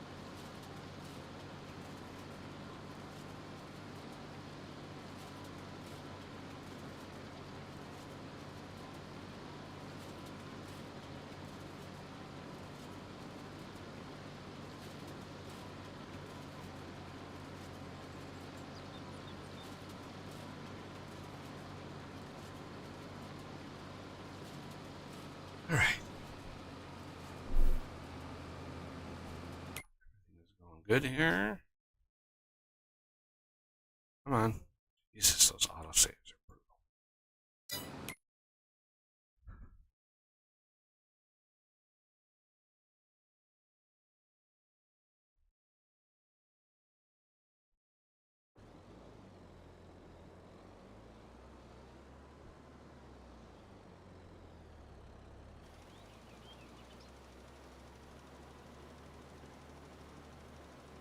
Ooh, this has used over 100,000 liters of lime.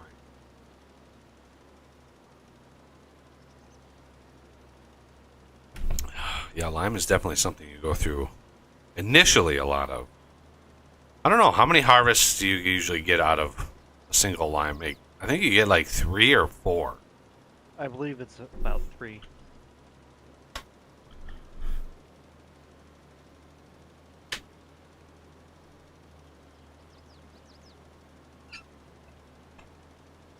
I should sell all these like tiny little Valtras and get like just a bunch of Q levels. I don't know why I like these little Valtra track. Like, it's a brand I've never even heard of, and yet, like, all these little tractors are all these Valtra like tractors. I don't know why I like them so much, but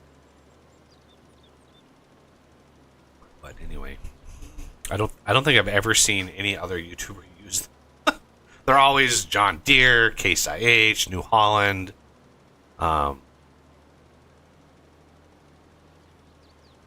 yeah, all about the Valtras. Give them the Valtra some love, right? Valtra. I don't even know where, like, what kind of brand it is, where it's out of. Like, is it European? I've never seen it. Never seen the brand here in the U.S.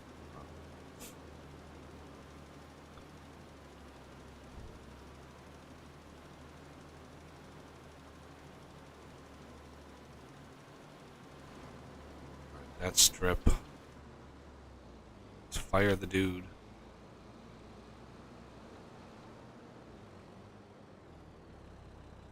Right down the middle. And then... God damn it. The keys are too close together. Okay,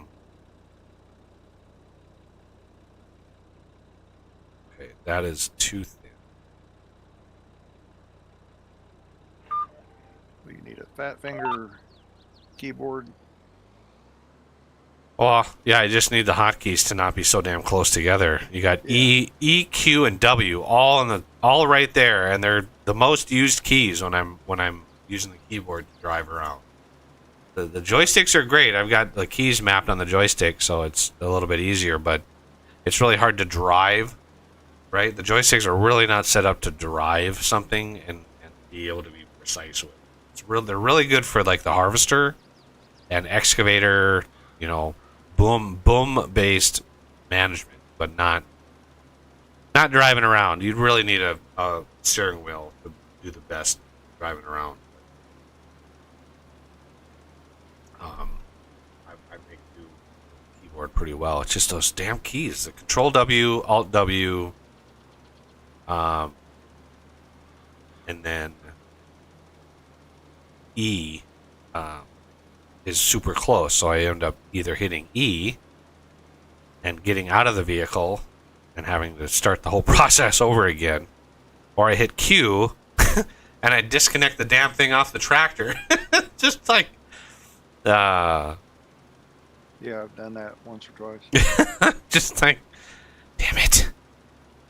Or you try to drive and it won't go, and find out that you're key off over. Oh yeah, I've had that happen. and all these Like, bumps, why won't it go? all these bumps that my tractor is hitting, these are all imagined, randomly generated bumps. There's nothing on the terrain that would cause it to be this bumpy, except some random driving, like, algorithm. It's just like, oh, it's bumpy terrain, based on the kind of ground you're driving over, right? But It's really funny because my tractor is barely bumping around at all.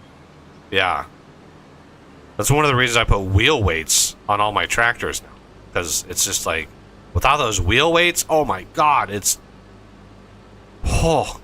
bad. It's really bad. Well, maybe that tractor you left the weights off on it when you bought it. No, they're there. I can see them. They're right there.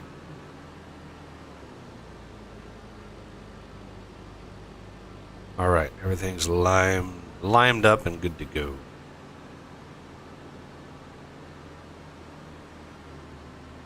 I always for the lime spreader, I always, well, I've gotten into the habit, not always. I've gotten in the habit of dropping them off by the lime factory itself. Just remember to reset the width back to full. Oh, yep. Thank you. Sometimes I'm used. I always forget to do that. You just don't be surprised if you get into either a fertilizer spreader or a lime spreader and the width is... I forget about that all the time. All the time.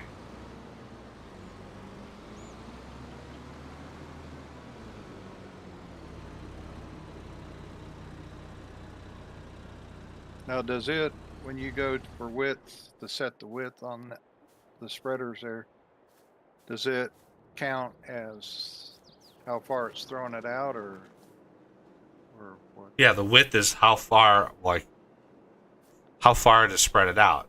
So the widest on the lime is 42 meters, but you can have it go all the way down to like, I don't know, 9 meters or something like that. But if you don't reset it, the next time you go back to it, there'll still be 9 meters when you expect it to actually throw much further than that. And so it's just like, same with the fertilizer spreader. Like the sprayer, you can set that down to like 6 meters if you really want to do like a thin line.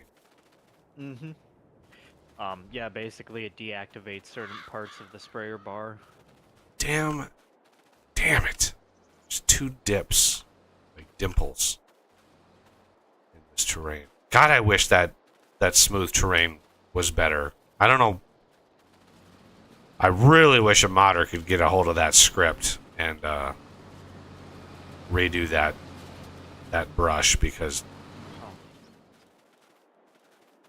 Care to guess the approximate width of the spot of field here that still needs fertilized? Like 4 meters wide. oh yeah. That's why it's nice to keep a watch on it, do the very last strip manually, because then you can optimize for that. But It'd be even better if I could just fold in the wings of this sprayer, so I'm only using what's in the very back of it. there That's is all I need for that. the very large sprayer, like the top end sprayer, allows you to do that. Where you can fold it up and you can still spray in that little itty bitty curtain right in front. Huh. But I don't use that sprayer because it's nearly impossible to hire a worker on that sprayer. Yeah, It does have issues, yeah. because the sprayer's on the front of the thing, and so when you try to hire a worker, where the worker is sitting, the field is already sprayed, and therefore it reports no field found because it's already sprayed. And it's like that is a massive oversight by the development team. Massive. Where was that bump that I just saw?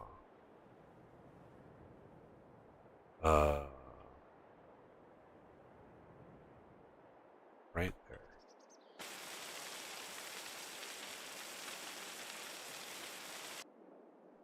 There we go. Yeah, the smallest you can go on this sprayer is 6.4 meters, and that is pretty nice. Yep, that's a nice little. Plus, you're only using 180 liters a minute. Where? Okay, so the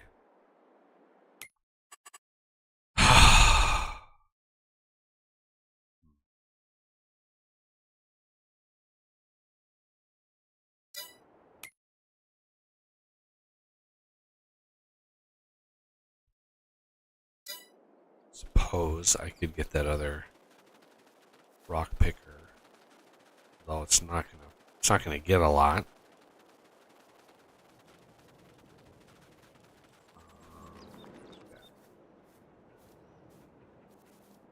There.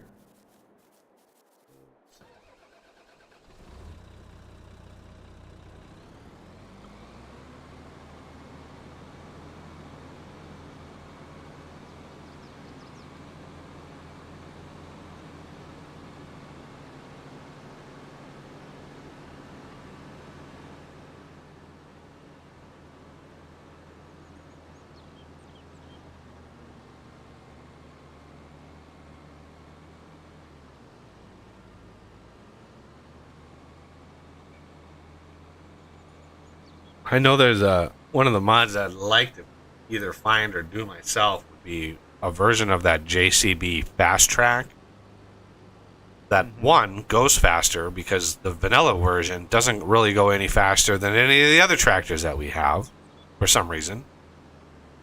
The vanilla version is limited to like 34 miles an hour or something like that. It's like it's not a fast track if it's not faster. No, most of the tractors are limited to 26. That is the average. Right, but you told me the fast track in real life can go like 64 miles an hour, like, and then having a version that can go fast but also be very, very powerful. 800. I know there's a version out there. I've seen it in other people's like games or videos where there's a version that's like 800 horsepower, and yeah, that would be nice.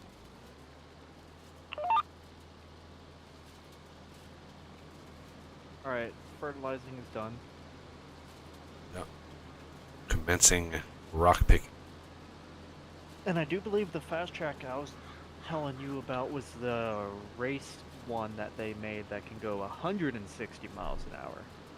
Well, I'm not worried about that one. I just want one that's faster, that's more powerful, that we could hook up to these wagons, these rock picking and forage wagons. Because these wagons are capable of going pretty damn fast.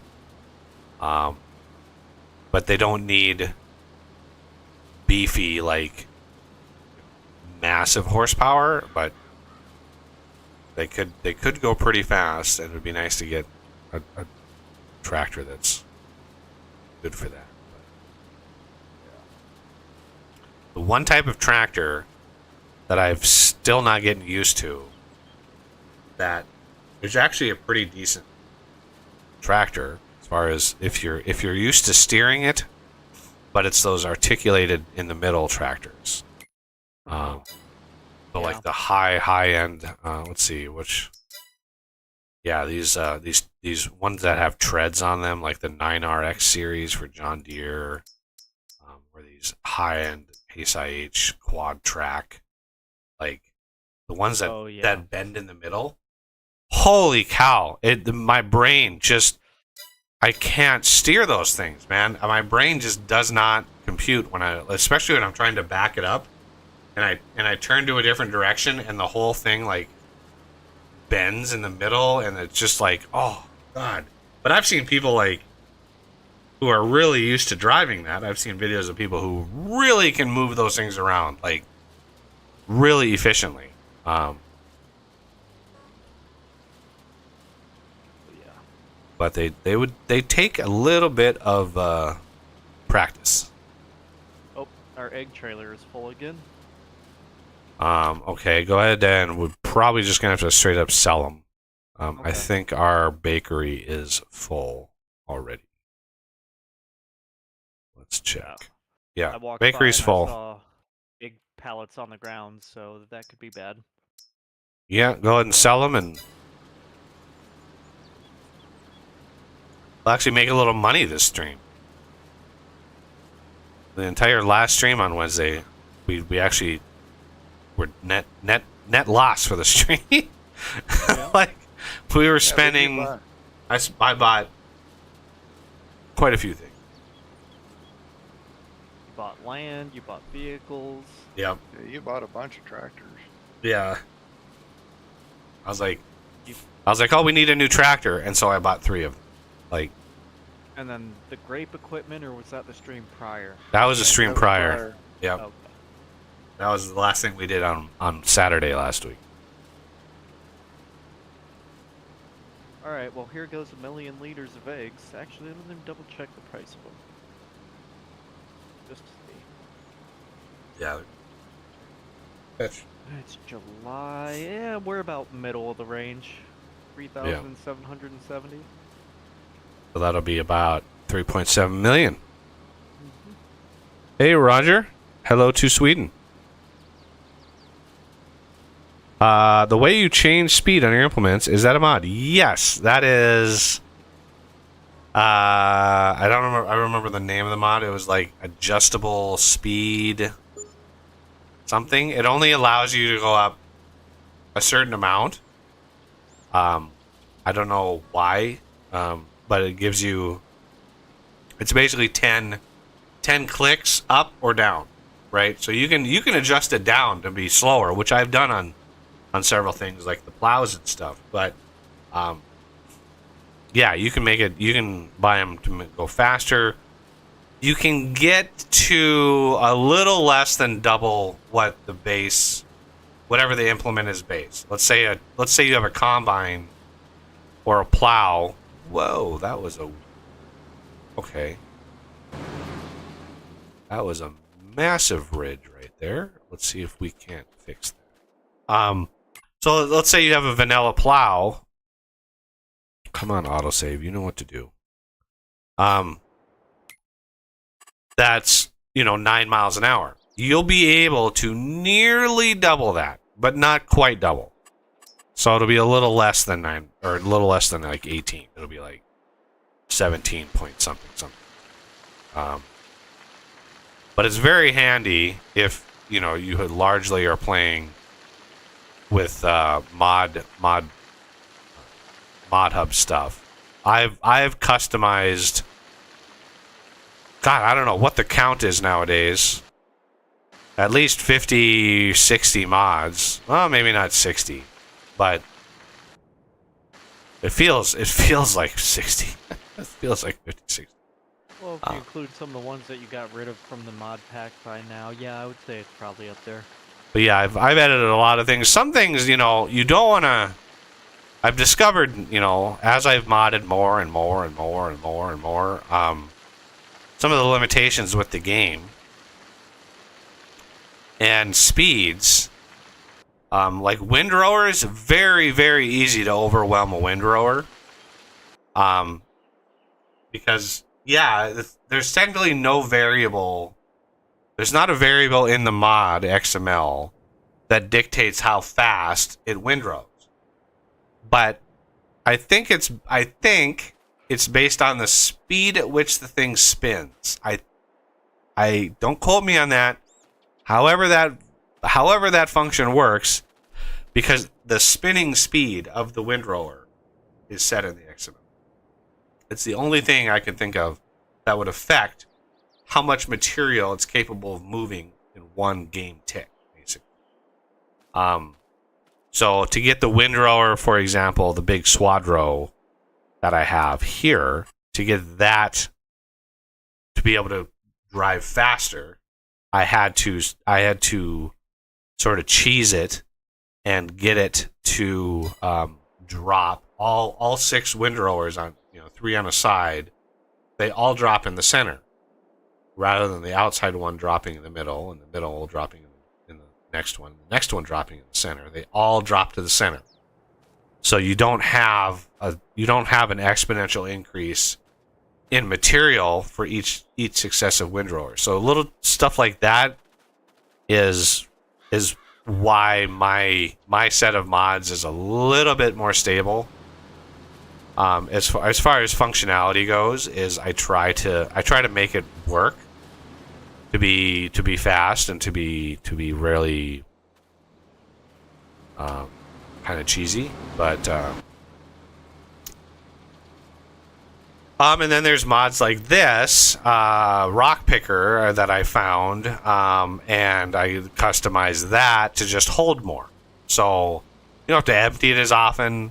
You can just kind of do your thing, and it just works, and it holds an enormous amount of stone, so you don't ever have to worry about emptying it in the middle of its job and firing the worker, emptying it out, finding your spot again, bringing it back, hiring the worker. Like, you just set it and forget it until it's done. And then, like, the headers, like, I customized the corn headers, so Patrick has pointed me to these ultra wide corn headers. So this one is 18 meters wide, and I customized it to go faster, because this 43 miles an hour, that's the same speed limit as the Colossus Harvester. The default speed on those corn headers was 10 kilometers an hour, which is like 6 miles an hour. That's the max speed that those would go normally.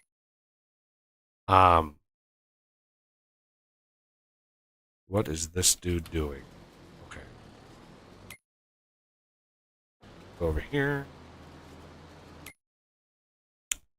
So, Coffee, are you here? Jump into that A worker that's just about to go down the line.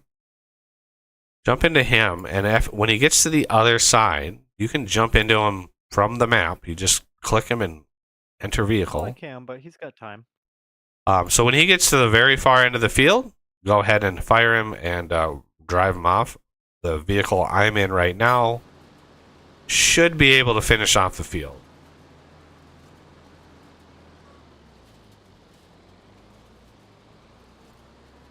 I hope. Oh, please. Please, God. Oh, my God. It's going to have a little strip left, isn't it? Oh, my God. It is. Unbelievable. Okay, well, you're going to have to fire him anyway. Because we would tend to collide. Well, maybe not collide. There's no collision on the windrowers on this, so... Ah, damn it. Even though we have, like, crazy, cheaty vehicles, they're still not wide enough. It might have lined up depending on how somebody plowed the land.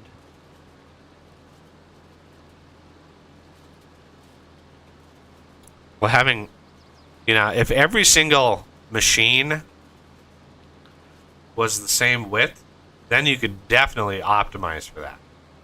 Our plows are like 26 meters. These things are 20 meters. The planter we have is like 36 and a half meters. Like, they're all different sizes, so nearly impossible to find and the fact that you don't know how many meters of land you're actually in. True. There is no easy measurement tool.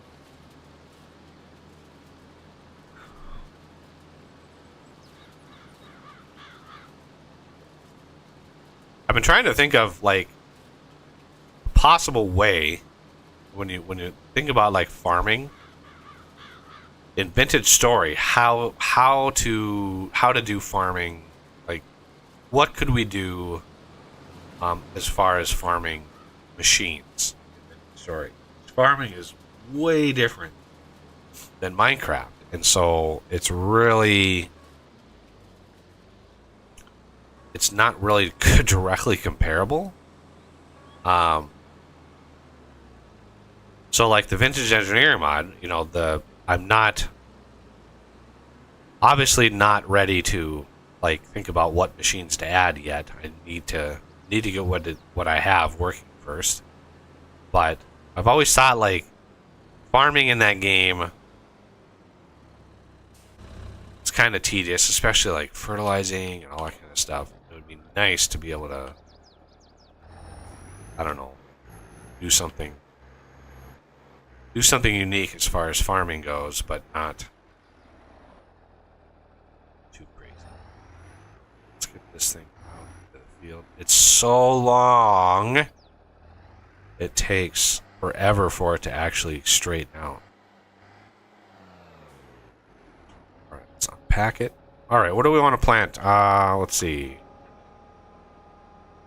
Oats? We believe you talked about doing oats before. Yeah, oats would allow us to fill up.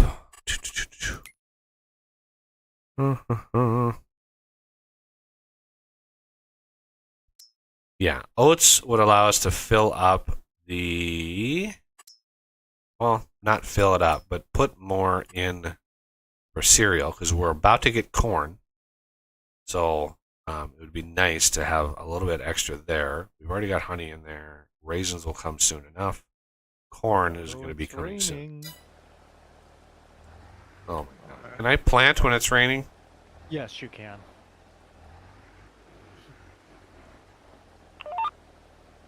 36.5 meters. All right. Have to bring my raincoat. Getting all wet. Let's hope our field doesn't wash away. Let's hope this stuff plants this properly. It doesn't wig out. Okay, good.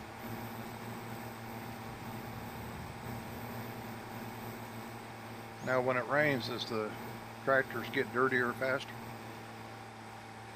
No, but basically the only thing it affects is the fact you can't harvest at all when it's raining. There are some additional mods that make the ground all muddy and reduces the friction coefficient so things slip around and stuff. In older versions of the game, the rain would actually clean your vehicles. Huh. How would you get rid of that feature? That's a cool feature. Yeah, it would remove the mud on them and stuff. But yeah, they got rid of that for whatever reason, so you have to use a pressure washer. Now, would it get rid of the mud on it when you're working in the field? Because technically you should get worse mud on it. I don't remember. You were just standing out, had your vehicle parked or something like that, I could see it washing some of it off. Oh yeah. Yeah, it would be a nasty, muddy mess if you tried to work the field while it was raining. Oh my god, your tractors would get stuck. I mean, it would be... Oh yeah, everything would be stuck. It would be a nightmare. Muddy slip and slide times 1,000.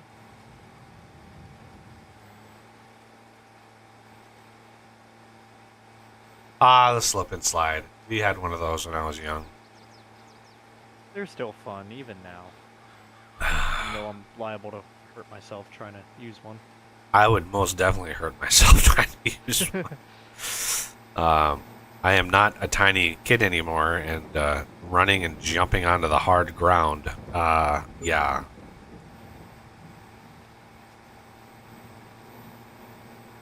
When you're a kid, you're light, and your center of gravity is low.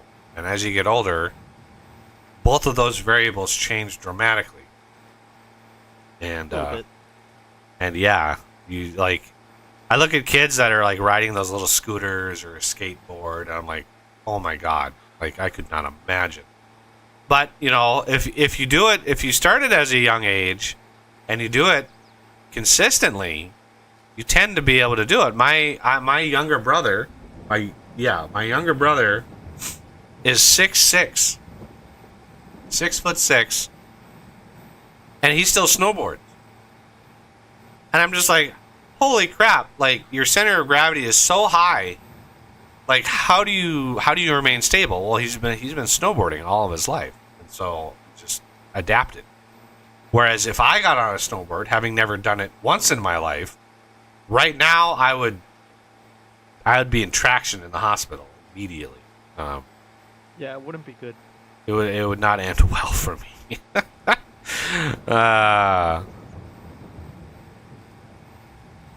But that's why I love those videos of the, you know, you see an adult get on one of those little scooters, like those little scooters with the tiny wheels, like the super tiny like skateboard or rollerblade wheels. Like the turning radius on those, like just how unstable those things are. Yeah, you see a kid cruising around on one of those, and you're like, oh, that doesn't look so bad. Well,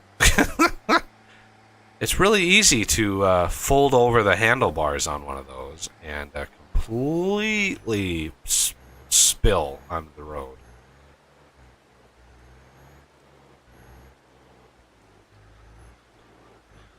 lined up. There we go. But yeah, I've seen many videos of adults just completely just eat pavement because of those things.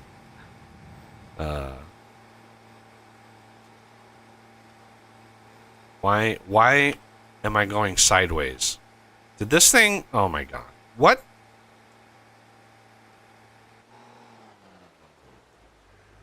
Hell happened? I know I hit Control W, Alt W, Control W. It is. I know I hit it because I always hit it, and it's like muscle memory by now. And yet,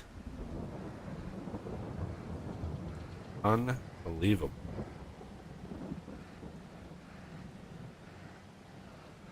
Come on, tractor, cooperate with me just for 5 minutes.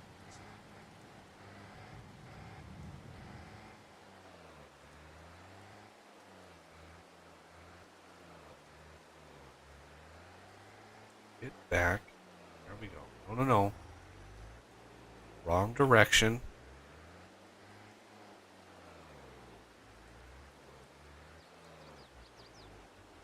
Yeah, see, I do that. Let's try this again. Yeah, I was like going off at an angle. I was like, what the hell? And I looked down and my values were not blue. I don't know what the hell. Alt W, Control W. It's just like automatic for me. Sometimes, that's why I got another keyboard sitting behind me. Kind of see it on camera.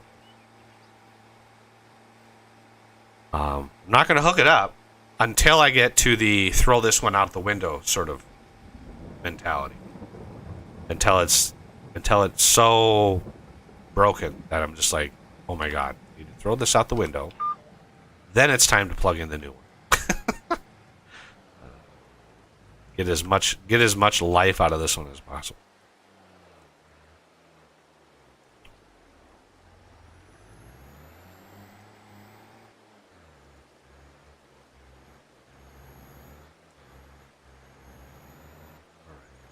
Here, Alt W, Control W, B, 3, and H. Go forth, Mr. Worker, and make me money. All right, that guy is a working, and he is planting. Both of the rock pickers have been emptied and parked. Sweet. All right, as soon as this field is planted, we are going to skip forward more than 1 month. We're going to skip forward. Let's see, it is July. You're going to put us in stasis then, huh? Mm-hmm. Well, that depends if the grapes come. Oh, that's right. We gotta look at the grapes. We can't. Oh, I completely forgot about the goddamn grapes. It'd all be Oh, don't worry. That's what I'm here for. rotted. So there's a multiplayer game that came out that I'm kind of surprised that nobody's popped into game suggestions, but called like Sunken Land or something. Multiplayer game. It's sort of like a cross between Raft and Subnautica, with survival, with like survival and combat elements to it, like pirates and shit. So, I'm in kind of keep an eye on it. I'm on the fence. Like, should we? Shouldn't we? I don't know. I've kind of. I just don't. Yeah, because some of the titles have been in YouTube. There's the replace Raft or the next Raft. Yeah, I'm not looking to play another Raft. I'm not looking to play Raft in space. I'm not looking to play Raft in the sky. I'm not looking to play Raft on another dimension. So the genre of Raft I'm not really interested in. But this one adds you know, underwater exploration. It adds combat. It adds, you know, obviously base building. You can either build in the middle of this ocean or you can build on an island. So there's elements of piracy and you know, defending or attacking pirates, that kind of thing. Oh, I got the hiccups. God damn. So I mean, there's certain unique elements to it that might be fun.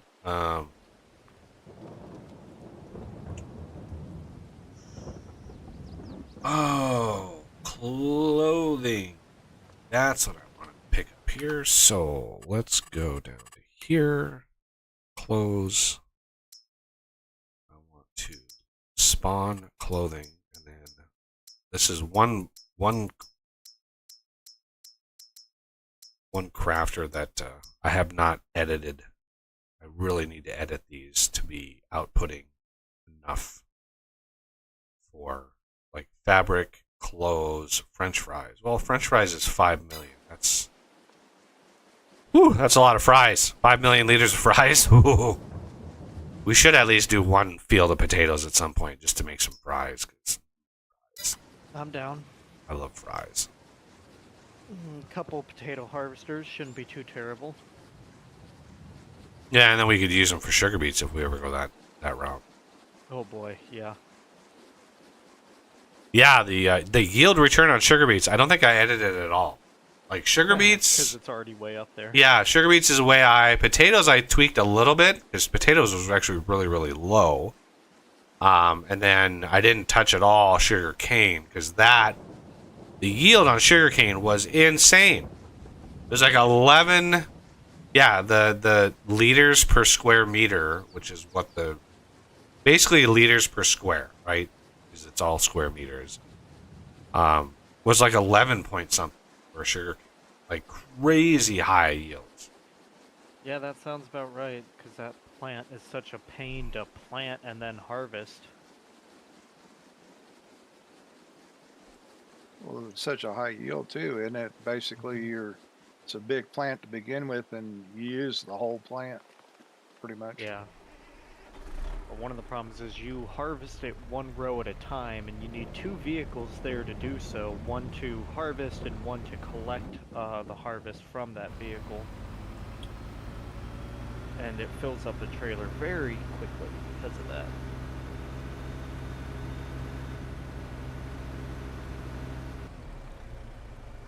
Yeah, it would be like more than if you were doing corn and using the whole stalk and everything all at once there. All right, I've got one full trailer load of clothes that I am going to set aside here because we're not going to sell them until the best month for selling them comes around, which is, I think, April, if memory serves. April's correct. Let's get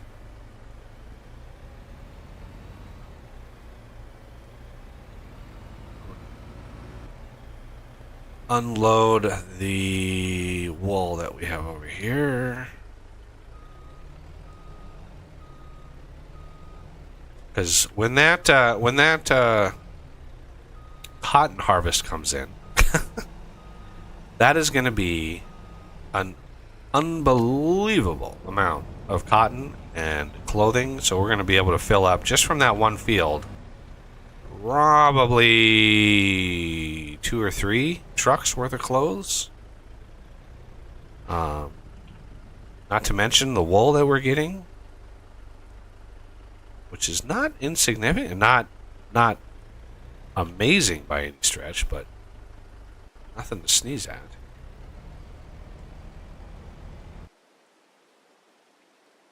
Oh, for some reason my engine sounds just disappeared.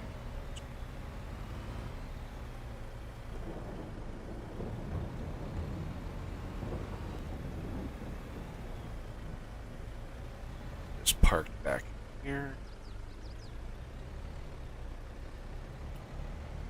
Oh, thread the needle. I wonder where Oss is today. I wonder how he's doing. He must be really not doing well if he's not He's not at least here. This thing just turns. I do believe I saw a post in the Discord. He said he's really tired, didn't sleep at all. Alright. Now.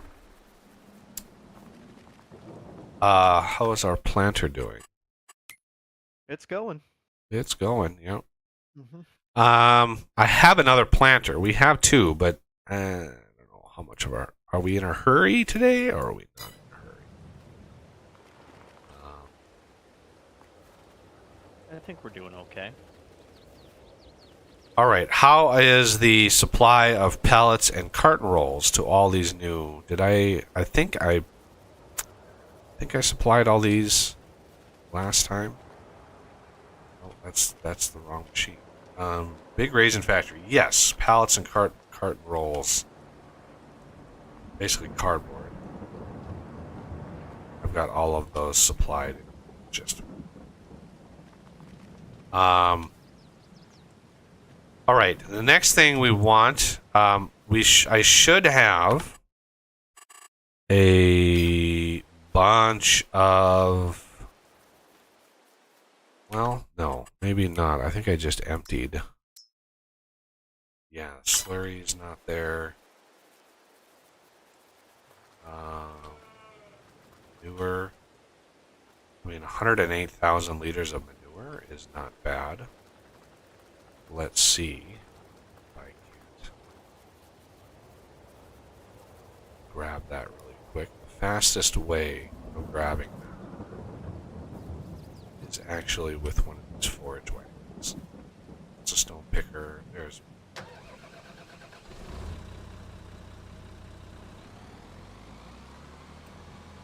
100% the fastest way to pick up that. There's a weird dead spot of sound over in the field right there. I don't know what that is, but it's really weird.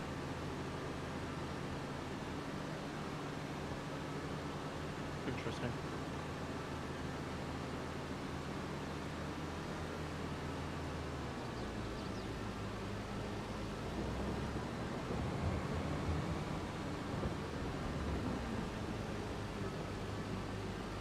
I want to get the fertilizer up and running again so we can fill up the rest of these greenhouses with fertilizer.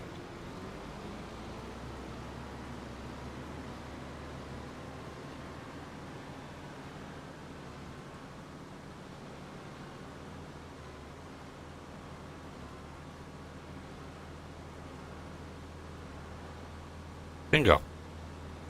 All the manure picked up.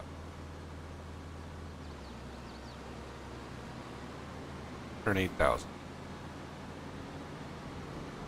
Yeah, unfortunately, when you bring like the Unimog over here or another tipper back to fill it up with that icon, the discharge rate is super low. It's like you create a manure pit that's 4 million manure, and then the discharge rate is like 1 or 2,000. Like, Jesus, that takes forever. Forever to empty it out. So be cool to go over there when it's full and just see this mountain. Then you could use the line from Jurassic Park and be very apt at that point.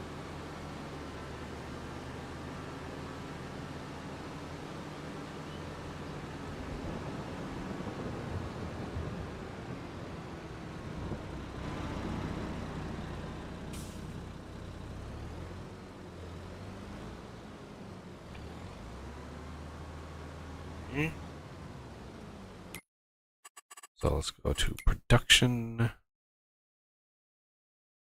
Somewhere in here is fertilizer. There it is. So yeah, 4,000 fertilizer gives you 3,200 fertilizer, and then 2,000 fertilizer plus 4,000 water gives you 6,000 liquid fertilizer. So all of the good stuff.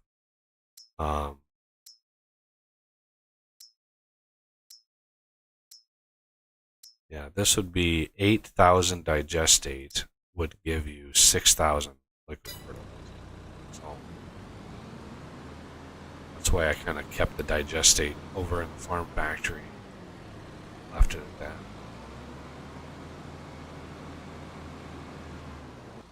So many tractors.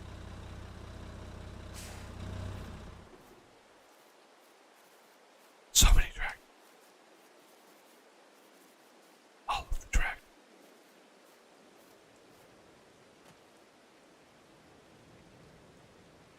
All right. How's the planter doing? Still going. We're not even halfway. Oh yeah, I should have brought the second one over there. Made it go a little faster. I keep misjudging how wide these plots of land are. I mean, these plots of land must be. Well, I mean, it's easy. It would be easy to calculate. It's 10 across, 10 plots across, and it's 4096. So it's 400, roughly 400 meters per plot of land. Technically, it'd be rounded would be 401 meters. So that planter is 36 meters wide. So you're looking at, yeah, over a little over 10 cycles back and forth.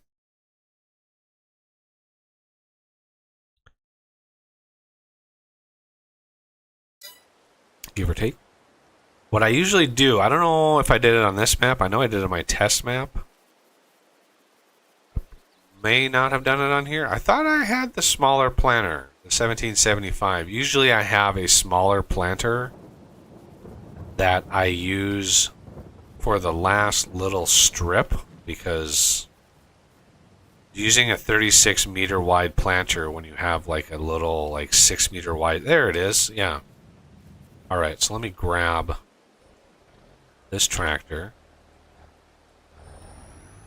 and I will grab this planter.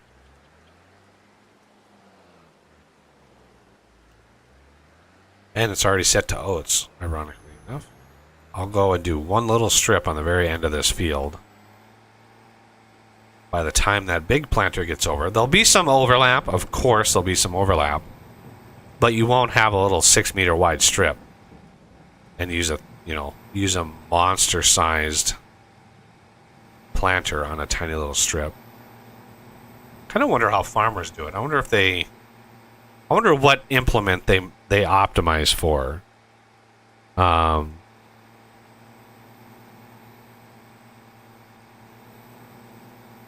Like, do they optimize for their seeder, to their harvester, for like an even number of rows over? Like, they must optimize for something.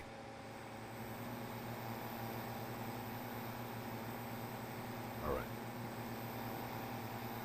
Sometime when you have nothing to do, you can get rid of the stumps. I don't have everything done yet, but I got The stump's getting in the way. area done.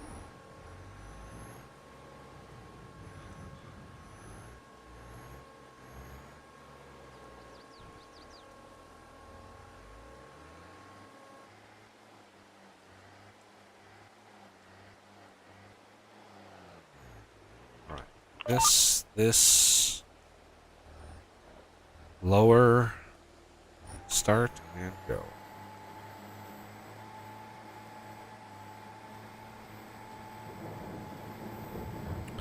Roger, I think I addressed Mod Hub. Yeah, I addressed that, Patrick. And hello to you, Patrick. You're still here. You again are feel free to join. The pallet production mod that was giving me problems last time is no longer a part of the game.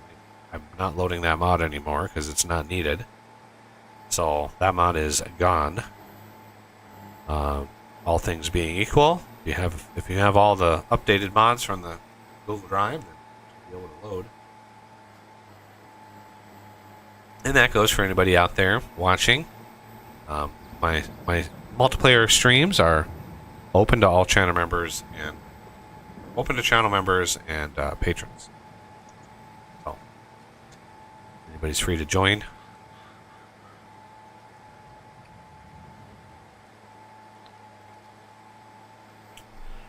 I've been meaning to post the link to the Google Drive on Patreon itself. So those few, there are a couple patrons that I have that, for some reason or another, are not part of the Discord. So, which is fine. I think in order to have access to mods, you're gonna need that link.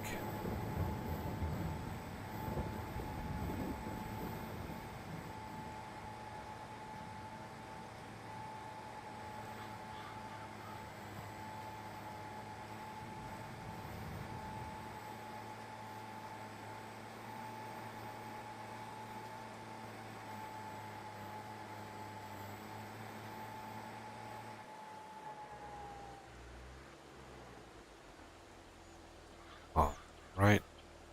X. Alright.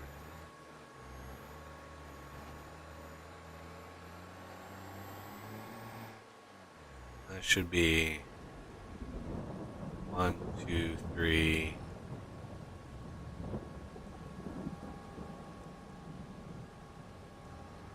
One of the ironic things that would happen would be if if there was yet another strip that was sticking out from that. So I'll leave this thing here for now. Good idea. Because I was looking at it and going, I mean, I'm not the best at estimating the widths, but I would hate to drive this thing all the way back to the base and then have yet another little strip left over. It's just, that would be my luck, everybody, to be able to do that.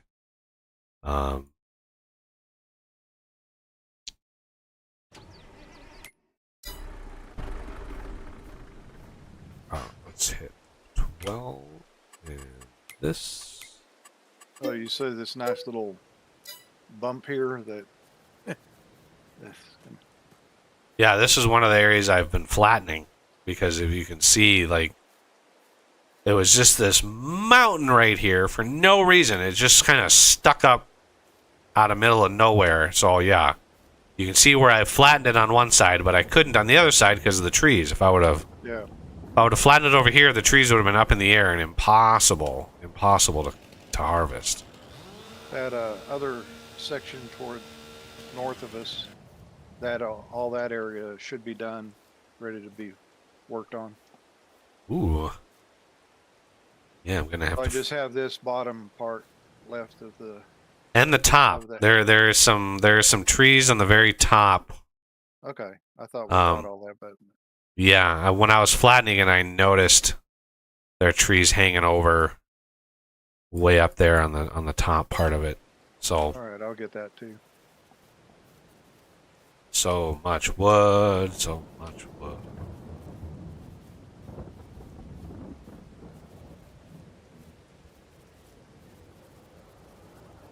A resident lumberjack here. All right. Coffee is making sure our worker is doing a good job over there.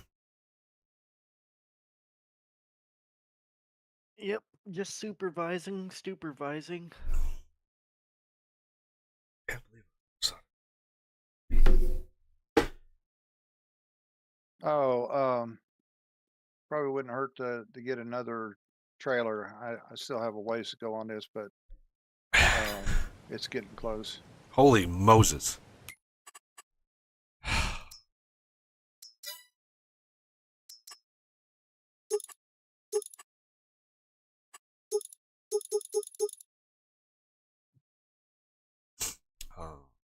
Yeah, I've got 3.5 million. Wild. I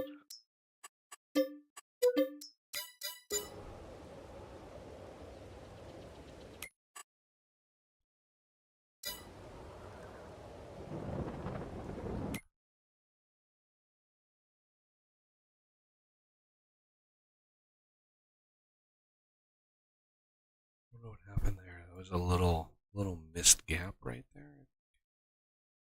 Yeah, merging these fields will be dead easy. Just plow right down the middle here, and then plow through the middle of these two, and Bob's your uncle.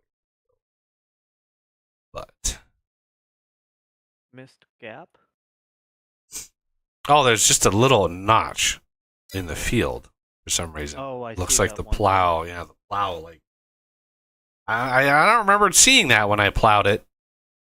Well, if you look at the other field to the right near the top, there's one, and then the same row of field to the bottom, there's also one. Well, that notch in the field on the bottom, that was an oopsie while I was terraforming yesterday. Oh. I was a little too liberal with the grass brush and it just painted over the It's like, "Oh, you want to paint grass over your crop? Here you go." It's like, "No, you stupid game. I don't want to do that." Yep. In the engine, right? In the editor, you can limit your painting to a texture. Right? Mhm. So if I'm painting grass, not the foliage grass that you mow, but the underneath the texture, I can specify a texture to limit. I can be like, only paint this grass or only paint this mud or this sand over the top of this other texture. Only limit that. But you can't do that with foliage. You cannot limit foliage to, say, grass. And if it's a field or something, you cannot limit it. Okay, well, let's see how much width is left. There's going to be a pretty decent amount left.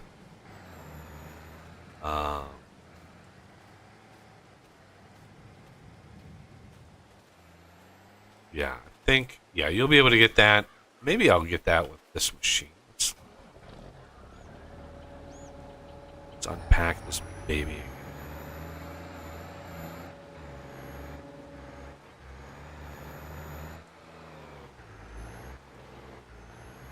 Split the middle here.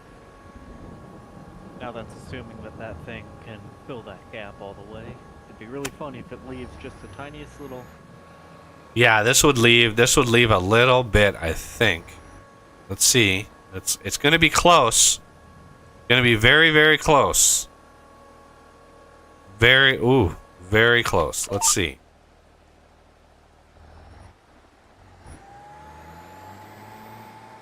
Oh my god, I think it's going to do it.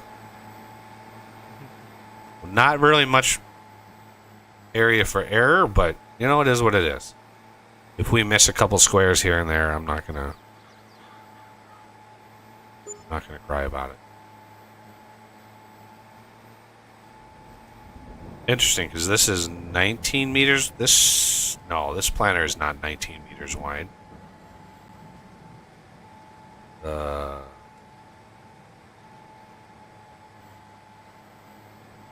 This planter's like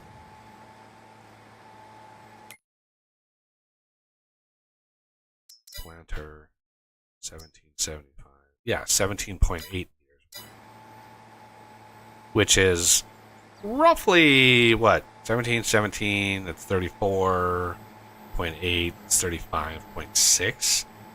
Damn near exactly half of that other planter. So if I wouldn't have done this, that might have been out perfect for that other planter. I thought for sure that that planter would have left a strip, but it looks like it would have been perfect inside of here. Interesting. But it is what it is. Oh, yeah, there's a little gap right there that I missed. That's fine. Probably a couple of those. It depends on the hills and the angles. So quickly you won't even notice it. Yeah, it's literally 5 liters of actual product.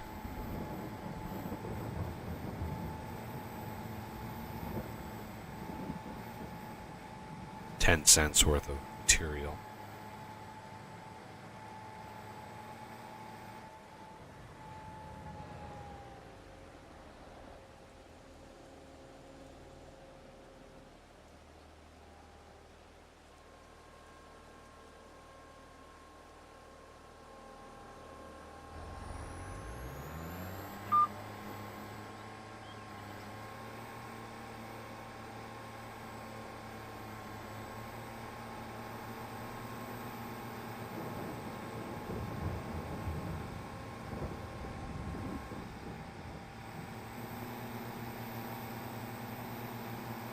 All right. Another field planted. Hmm? Funny that you painted a case tractor John Deere green. Yeah, I know, but they're permanently going to be attached to those planters, so I wanted them to match. That's why Makes sense. I wanted them to stick out, because it's like I don't ever want to unhook those planters because they tend to anchor themselves to the ground, and Could yeah. be bad. I needed a reason to buy more tractors because we don't have enough tractors. Oh, obviously not.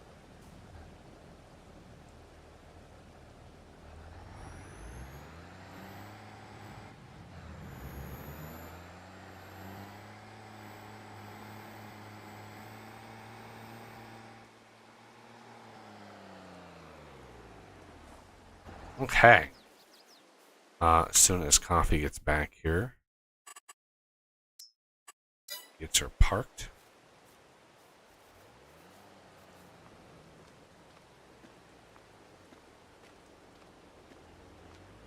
Crashes a couple times. Hey now. And Not exactly they're an easy thing to move around. all right. We're gonna sleep, so get prepared, wild man. I'm ready. Plus, get rid of this damn rain. Jesus. It's kind of relaxing. I would like it more if it was a thunderstorm, which it was July. It should have been a massive thunderstorm, but There was Well, thunder there's at the thunder. beginning. There's thunder just I a few didn't. seconds ago. I didn't. There was no thunder for me. Oh yeah, let's go check the grapey to grapes. Dun, dun. Let's see. Looks like we're ready. Oh my goodness. Okay, Ready to harvest. ready to harvest. Let's go get these babies.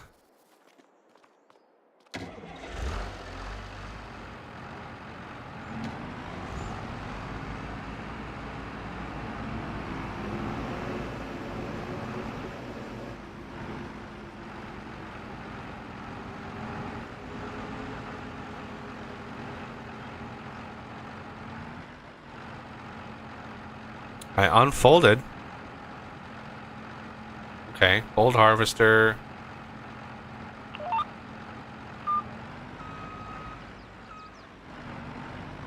Let's see. Let's line it up. Okay, line it up. And then go. Oh, do that. Control C. Working width. 2.5. Let's see what that does. That should work. 2.5 should allow us to offset because those vines are 2.5 apart, so that should work. That makes Turn sense. it on.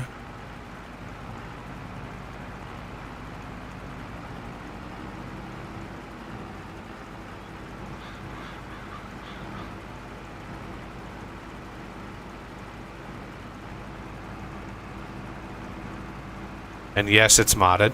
If anybody's like, holy crap, look at that thing. It's like, yeah.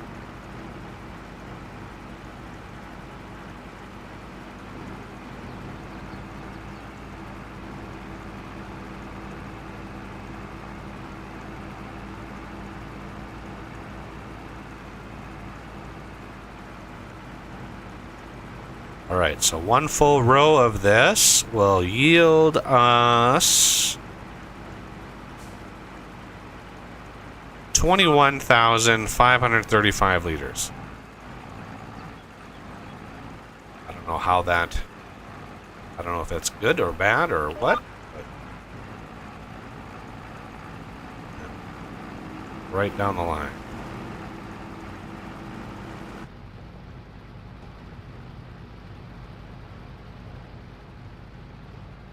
Oh, it seems to be working fine. Not getting caught up on the vine at all, so the width is fine.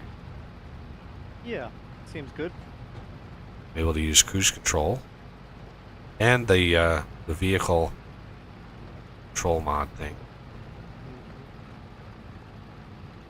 So let's see if I get the same yield coming back.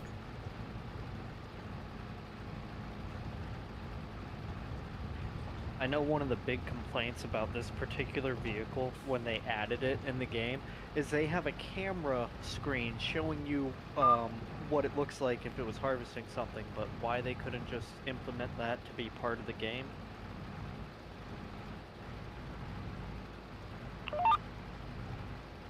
Whoa.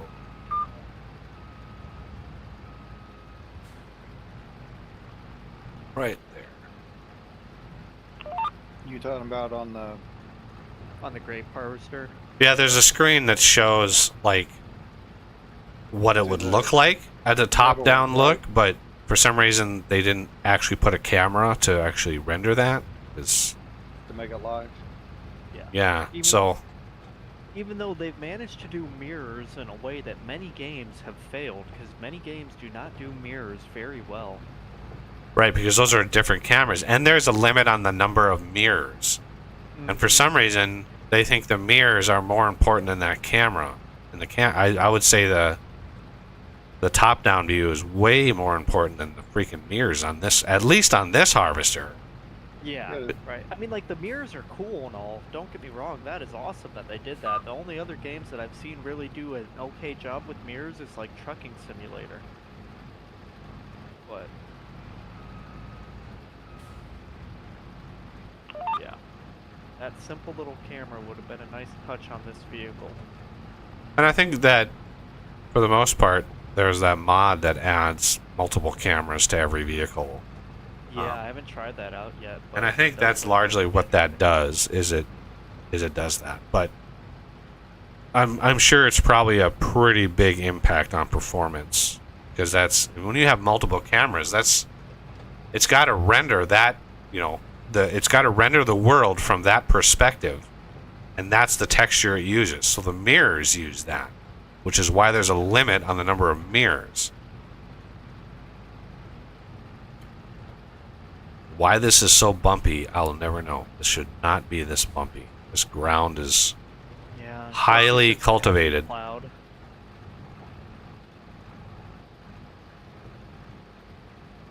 It had to be plowed and mulched, and the mulching should have really made the ground pretty even and smooth.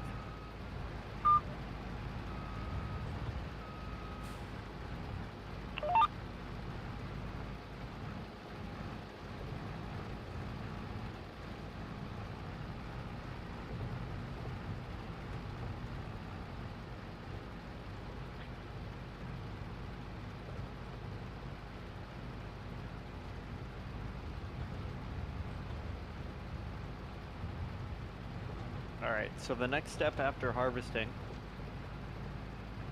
hold on a second. We're not done with the harvest yet. Don't need to worry about that. We'll worry about that when the harvest is done. That's weird. We have plenty of time.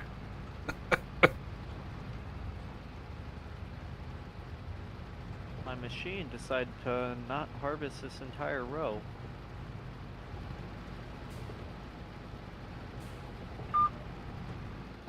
You can go into additional settings and I think turn off or make your vehicle a whole lot smoother in there.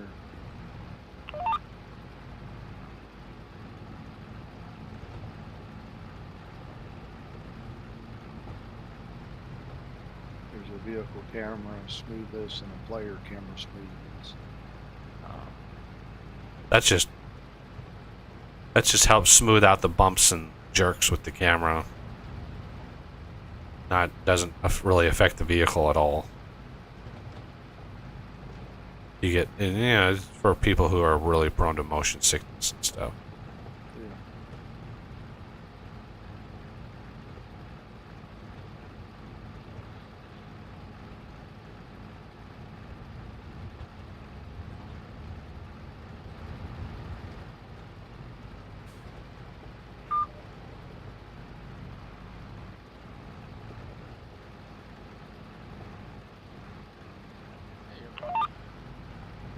Hey, Patrick. There. That almost sounds like Patrick. It is. Oddly enough, it is me, myself, and I. All three of us come to join.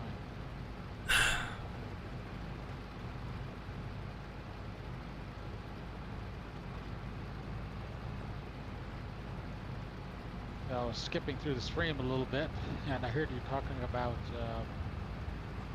limits of, upping the speed of tools and things like that. Yes. Yeah, there's another mod called Real Speed Limit, which is really badly named because what it does is it turns off all of the limits of the tools. It goes as fast as the tractor will go.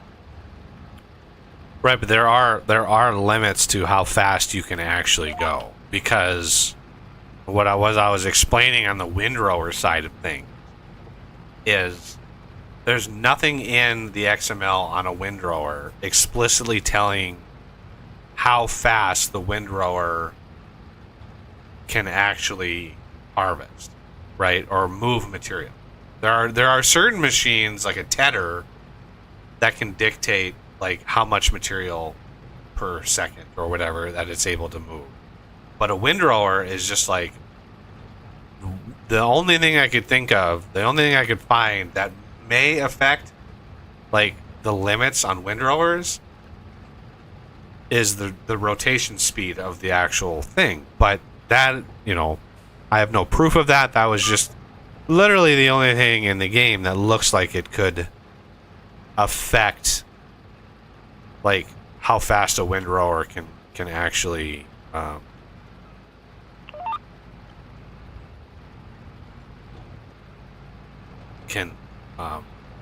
process material.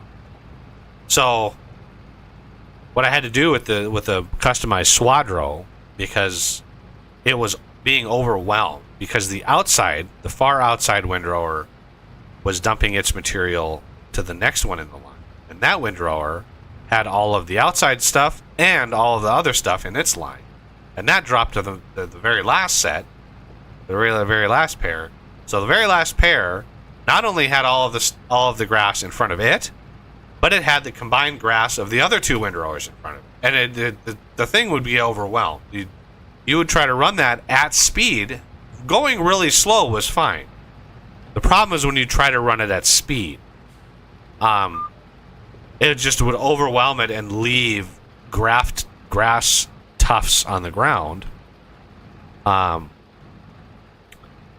because it would just overwhelm it. So making that faster did not inherently just make it faster. I had to override it and have each windrower, all three sets drop in the center at the same spot, and then you can travel at speed. So it's not, when it comes to like mods that just blanket like adjust speed, it's not going to work for everything. Obviously not going to work for everything. So sometimes you got to go in there and customize it a little bit here and there.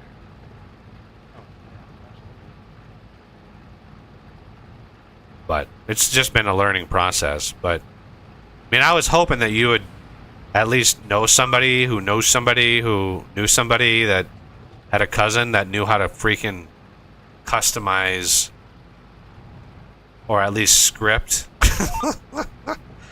and be able to do the split types. Yeah, well, it's the first time I've heard about the split types, so I was reading up on it a little. I'll probably play with it some more now that you put the script in the prairie map. Yeah, the script is still in there, but I could not get it to work. I couldn't even get it to run and dump out anything to the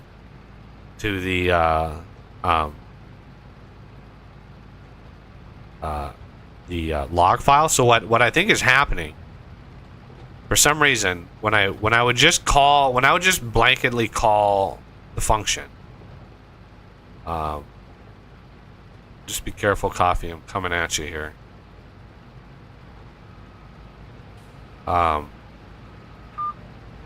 When I would just blanketly call the add split type, just ignore the function. I gotta empty these out into the raisin factory.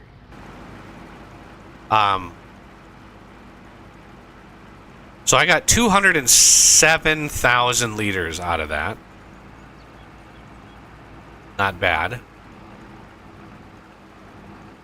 Not sure what coffee's at, but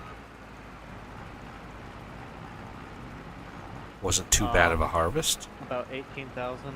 Yeah, you did a row or two more than me. 'cause I You should have definitely more than 18,000. 180,000? Yeah.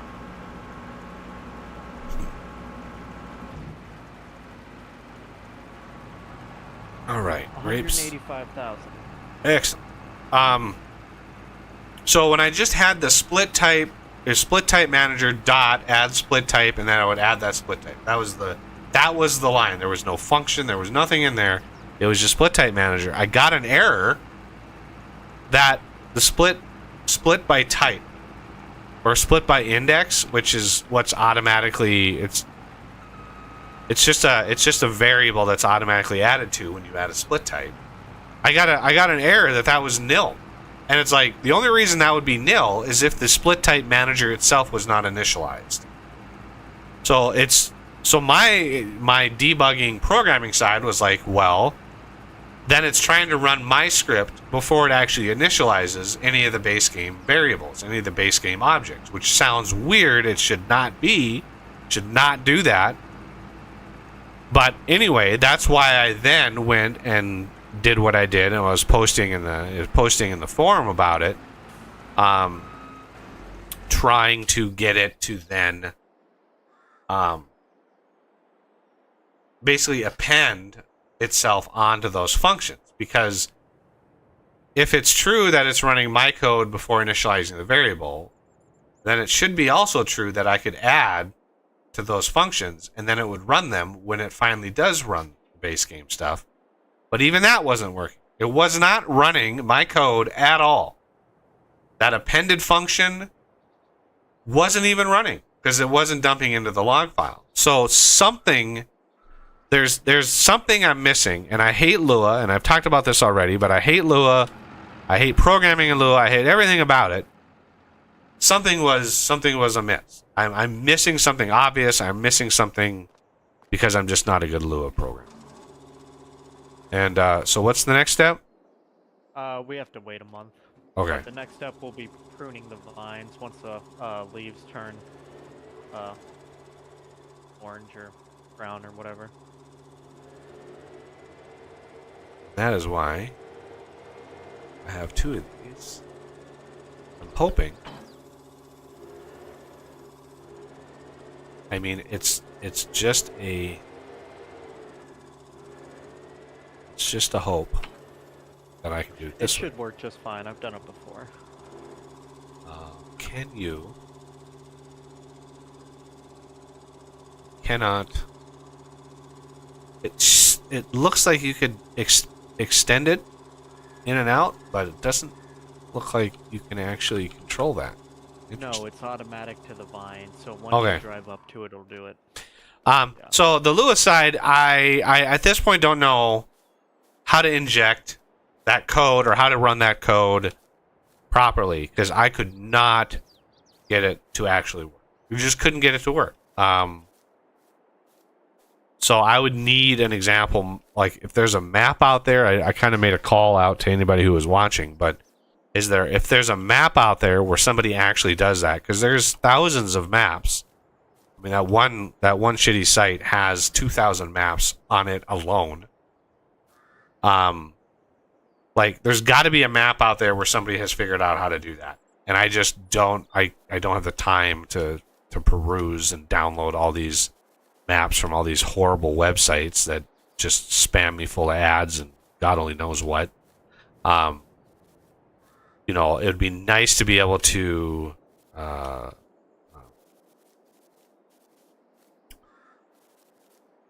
you know, just find an example. All I need is an example script, and that's one of the things that pisses me off the most about the stupid encrypted DLC files. If I could just open one of those files and extract all the files in a DLC, I don't have any nefarious reason for doing that. All I want to do is look at how they did it, because they obviously added They added split types in the forestry pack. They added 3 new types of trees. So there's a script in there somewhere. Somewhere in that DLC file is a script that adds those split types. And all I need to do is look at that script, and that would teach me everything I need to know how to do it. But yeah, it was bizarre. It was really bizarre.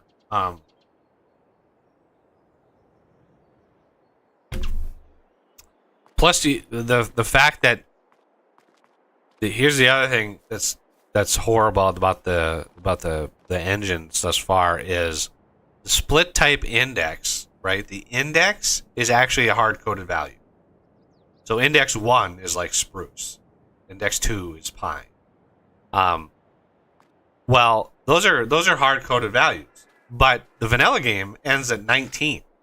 Well, I know for a fact they go over that because the forestry mod adds 3. Well, I don't know what values they use. There's no way of knowing that. And you have to know that index in order to set the split type in the i3D file. So the tree, the actual tree i3D. So this is a buck. This is a tree that's added by my map. It is in the files as a buck, B-U-K. I have no idea. They're all foreign names, and they're all named after like the people who made them. So there's a Jedla, there's a Samarek. It's either some foreign language or the person who actually made them.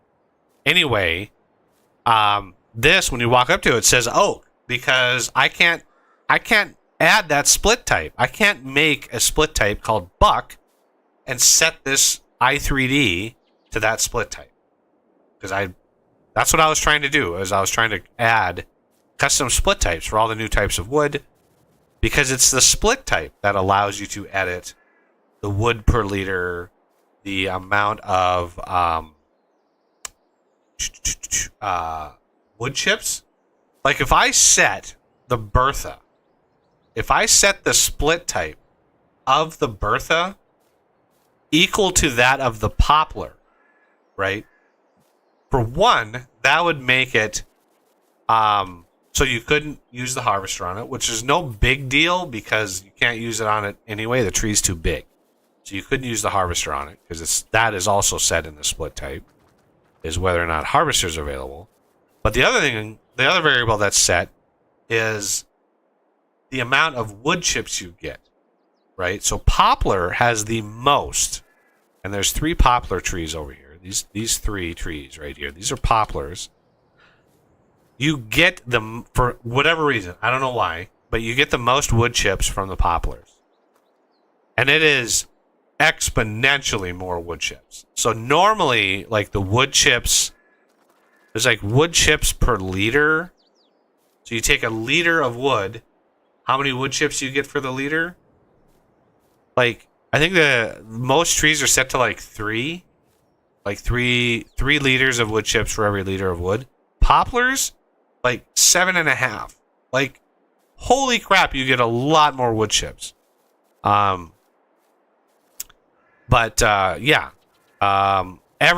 type of tree is set to 1,000 liters of wood per volume. Like volume to liter is always 1,000. So I don't know if you want to set that higher or lower. I was going to test those values, but again, I couldn't get split types to work. So if you get them to work, oh my God, let me know. Because I'll immediately update all the maps. Because I'll definitely work on it.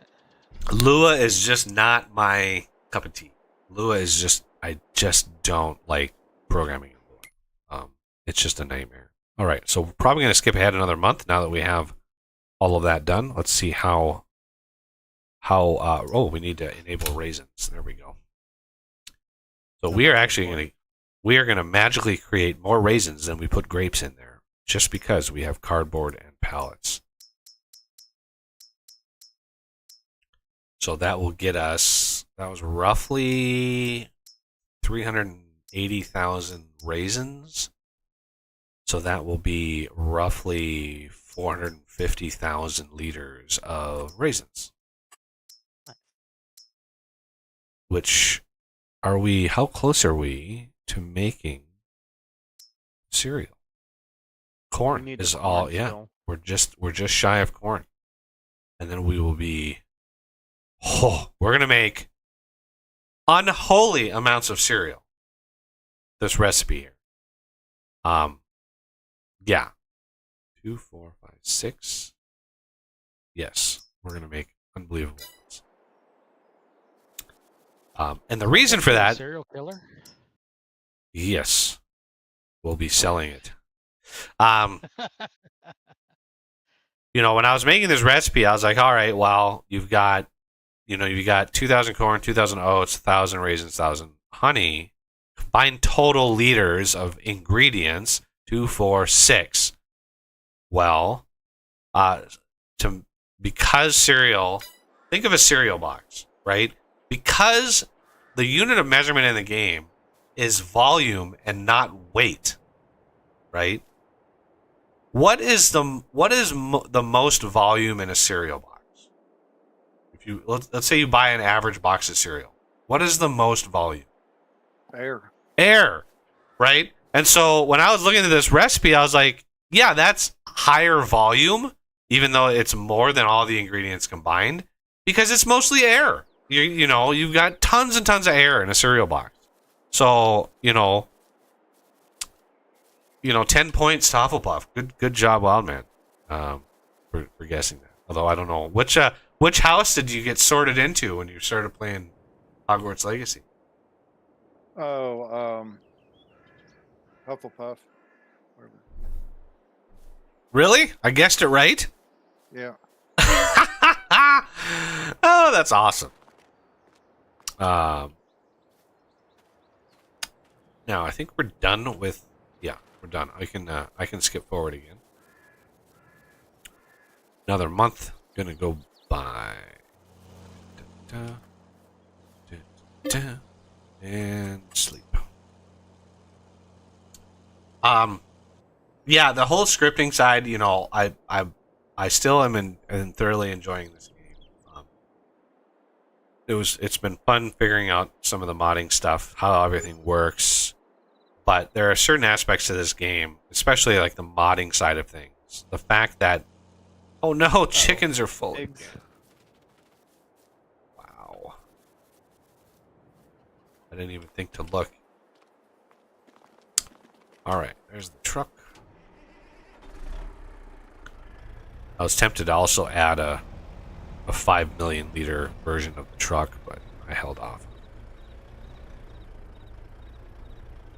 I'm gonna want to be as perfectly straight as possible.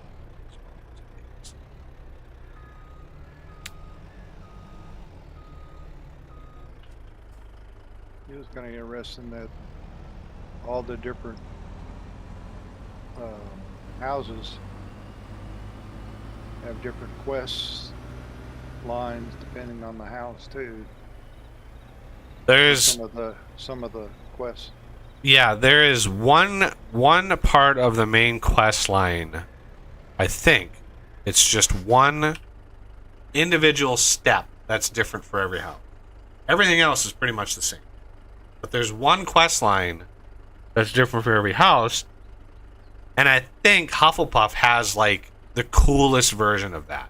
I only found out about it after I played through it, way back in like, I don't know, it was February or March or something like that I played it. But then I played it as Gryffindor because I signed up on the website because you could do there was a test you could do that sorted you into a house and gave you a wand and all that, and I wanted to do that because the game could plug into that.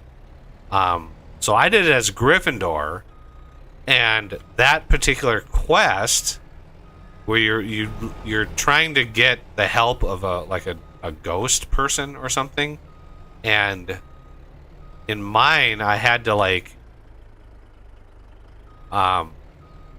do like Nearly Headless Nick, and I had to do like this whole this whole thing with like Headhunter, and it was kind of annoying. But yeah, the version of that for Hufflepuff, you actually go to Azkaban, and I'm like, oh my god, that would have been awesome. But that's the only house that you do that with is Hufflepuff. I think it was, yeah, I'm pretty sure it was Hufflepuff. Yeah. Yeah. Well, whatever the house I'm in, that's what I had to do. Yeah. So I think, yeah, I'm But pretty it's sure just that's real Hufflepuff. short. Yeah, it's just a single, yeah, it's just a single mission in the whole quest thing. But it's still cool that Hufflepuff got to go to Azkaban. And that individual mission is different for every house. Everything else is the same except that mission. And why they did it that way, probably budgeting reasons and stuff. But anyway, holy Well, it's shit! kind of nice that they do it that way, because then it gives playability to all the houses. Replayability, I mean. Yeah, I definitely want to play through it again. I want to play through it again as Hufflepuff with a shitload of mods and just be the craziest, most powerful entity. Just be godlike.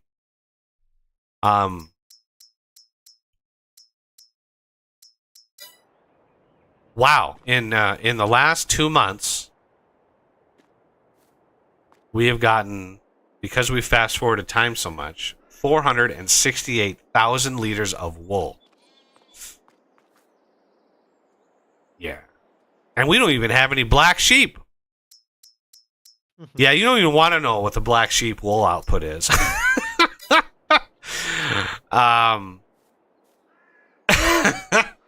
Yeah, if you're hurting for wool, everybody, fill your olfactory assault or sheep with black sheep. Buy 500 black sheep and then let them grow up and multiply. By the time you've got 1,500 mature black sheep, you're probably going to fill up one of these trailers every month. 1 million liters of wool every month. It's kind of insane, but it is what it is. I was just like, whatever. All right. We fast forwarded again. So that means let's go over to grapes. I think he said we have to prune. Yep. Do we have to mulch and shit too, or just prune? Not yet. Mulching and stuff will happen. With Oh, the grass. you started already? I was gonna hop in and see if it works. Does the doubling work? Hey, look at that! Yeah, it does. Excellent. It works well. I set the work width to 2.5 meters and position myself in the middle of the rows, and it works. Yeah, it should. There are some visual glitches for myself while doing this. It acts like it missed a vine, but it really didn't. When I back up or do whatever, it catches it. Oh. And I did the thing where I accidentally exited the vehicle. I do that all the time. Because the E and W keys are just too easy to hit. So it says it needs plowing. So does that mean I need to take this other? So you can do the plowing now, or you can wait until the grass grows enough to the point where it needs mulching as well, and then you knock them both out in the same step. That sounds like the better thing to do. Yeah. 100%. The fertilizing, I believe, still requires 2 different things. So after we get 1 growth stage, then we can fertilize, and then we can do a 2nd growth stage and fertilize again. Well, we should be able to fertilize right away once. Yeah, you should be able to. It just looks silly because there's no leaves. Well, I don't care about that.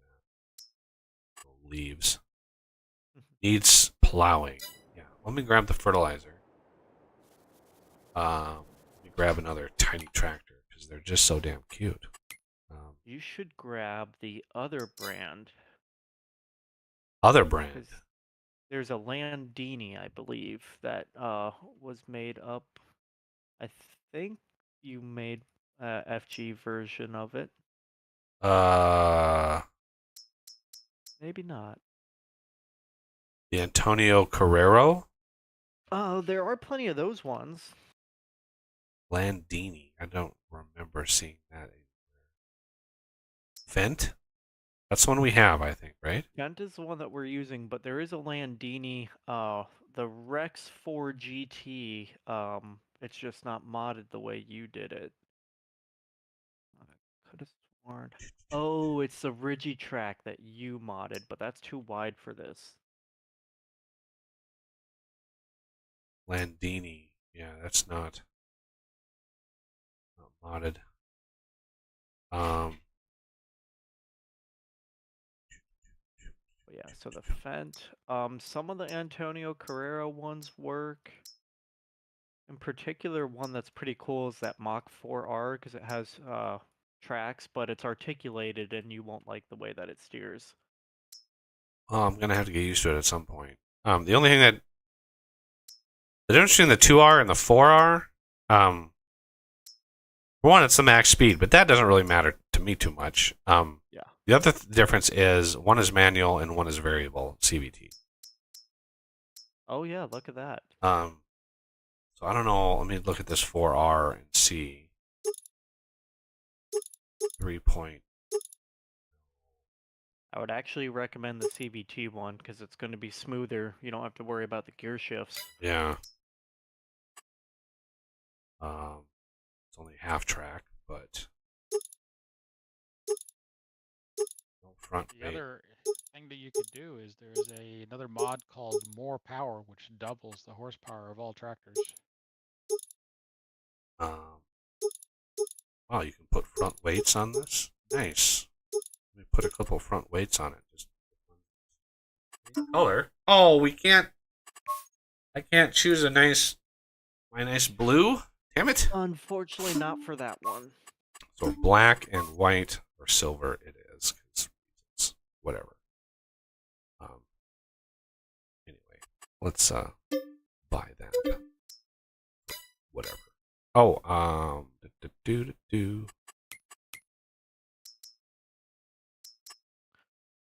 we have 2 sprayers? We have one. Let's buy second sprayer.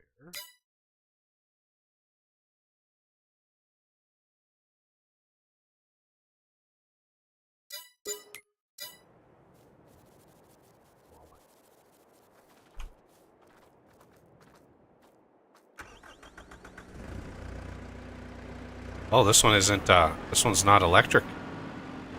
Nope. I need to fill this baby up with fertilizer. Over here.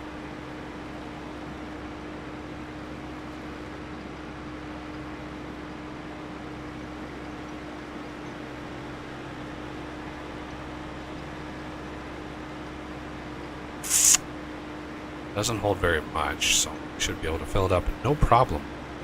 Yeah, then it doesn't use very much either. Yeah.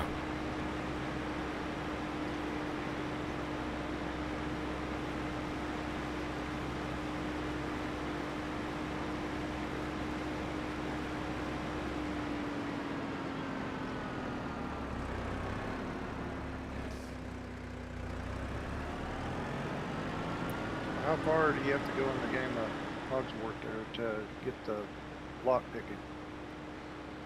Now, lock picking is. It's not.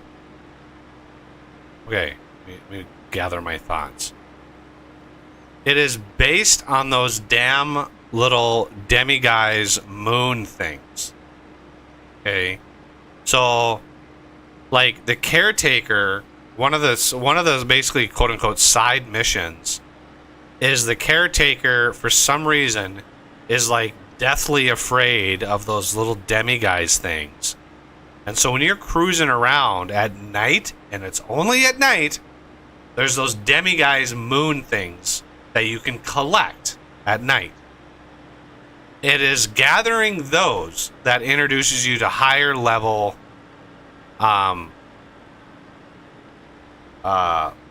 words. More spell. Yeah, higher level lockpicking skills. And so you have to gather all of those things all over the map, and they're everywhere. I mean, there are many of those things. Now, what is the range on this? I forgot. Do I I have can do 2 vines at the same time. Okay, So yeah. kind of the same way I'm doing it. If you skip a row every other row.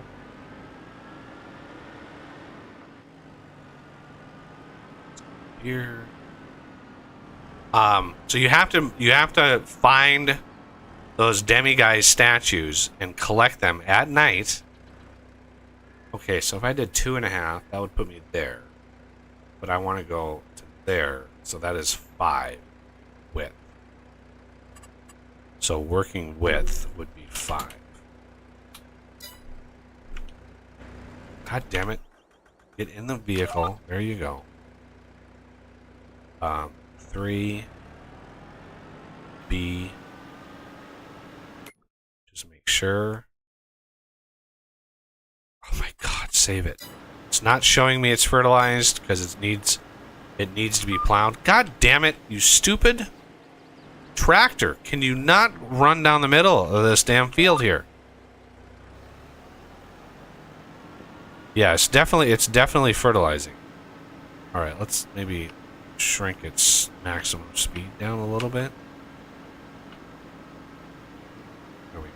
I know it's fertilizing. It's darker in shade, so so you know what I'm talking about, Wildman, when I say those demiguise moon statues? Have you seen those around? I'm not sure. There's statues I see of a guy holding something up in the air. No, it's like a bowl. a demiguise is a little creature, and they at night they glow, so they're really easy to spot at night because they glow blue. Kind of looks like a frog with a crystal ball on its back. That Yeah. glows blue at night. Oh, okay.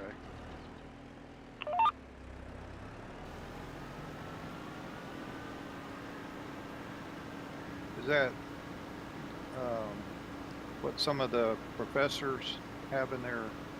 Oh man, they are everywhere. Yeah, you go into shops. If you go into like your average store, there's going to be some in there.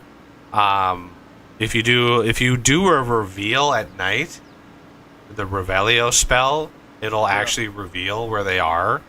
And and a lot of times you know when there's one around, because you walk into if you get close to one, your character will actually say something to clue you in about a demiguise statue being around. So you just gotta when you walk into a store at night, your character could say like, "Ooh, there you are, you demiguise," or something like that, and it then there's a demiguise statue around. I don't think I've seen a game that utilizes something like that, where your character kind of notices things where you, the player, does not. Yeah, because like the fast waypoints, a lot of times it'll talk to you when you walk by it. Yeah, those waypoints. That woman who is like the woman who invented flu powder. The fact that she talks. There's actually mods to get rid of that. There's a mod to shut her up so she never talks. Because it gets really old really fast. And I think they actually one of the updates several weeks ago, months ago now, but one of the updates actually they reduced the amount of times that she talks, because literally every time you get close to her, she talks, and it's like A little too much. it's too much. Like, how did they not detect that in all their playtesting? It's obvious they didn't do a lot of playtesting, or they didn't listen to any feedback, or it was a case where people were too afraid to give them actual feedback. A lot of times Developers get upset if you complain about their game. Yeah, so that's when I say afraid, because a lot of times as a playtester, if you come back and said like, well, I didn't find any bugs, but this chick talks too much, and it's like, well, that's not your job. Your job is to find bugs. It's like, yeah, but she talks too much. Like, why is that feedback less important? I don't understand. I mean, I've talked to developers and I've given feedback to developers, and they do not want to hear it. It's crazy. Anyway, Well, it might be too that they have so much bugs and stuff that they have to fix all the time that maybe it's something that they already know about, or it's not important to them in comparison to other stuff that's going on. Yeah, it really depends on the developer. Like I know there was a early YouTuber I followed, did similar content to me. Went by Arumba, so the name Arumba, and he specializes in EU4 content, Europa Universalis 4. He has almost 10,000 hours in that game. When he opens his Steam, you can see he's like 9,800 something hours in this game. And in the earlier days, I'm talking 7 years ago, 8 years ago, he was in communication with the development team. Like he was integral into that. He would make mods. He would, make his own mods, and the development team would actually like integrate some of his mod. They integrated some of his mods into the base game. Obviously didn't give him any credit whatsoever, and he was like, whatever. But they were pretty insistent on releasing massive numbers of expansions for that game, and Arumba started kind of criticizing some of what they were doing, and they just cut him off. They won't have anything to do with him anymore. And it's like, you literally have this guy. The EU4 game is one of the most complicated simulation games I've ever seen.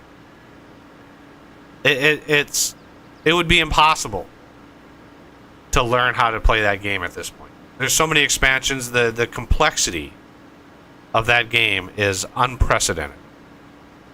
And I don't even think the developers really know how all of the game systems interact in that game. Like, it's just too complicated. It's too complex. So, Arumba has got so many hours into that game, so many hours into, he gets all the expansions, and he knows that game so well. He knows all of the tricks. He knows all of the min-max, like how to get the most out of every start. He can start as any country in the game, any country, and within 200 years he dominates the planet. Doesn't matter what it starts as. And so he knows, like, balance-wise, what could be done, the tricks, what is way out of balance, what isn't, like, what's good, what's bad. But the company just does not care about any of his feedback. And it's like, anybody who makes a product should be more than willing, if somebody is an expert in it, more than willing to hear feedback. And because they want to hear any feedback, it's like, okay, well, that's unfortunate. But I've run into that. I mean, I've run into developers that just don't want to hear honest feedback. So it's like they say they want feedback.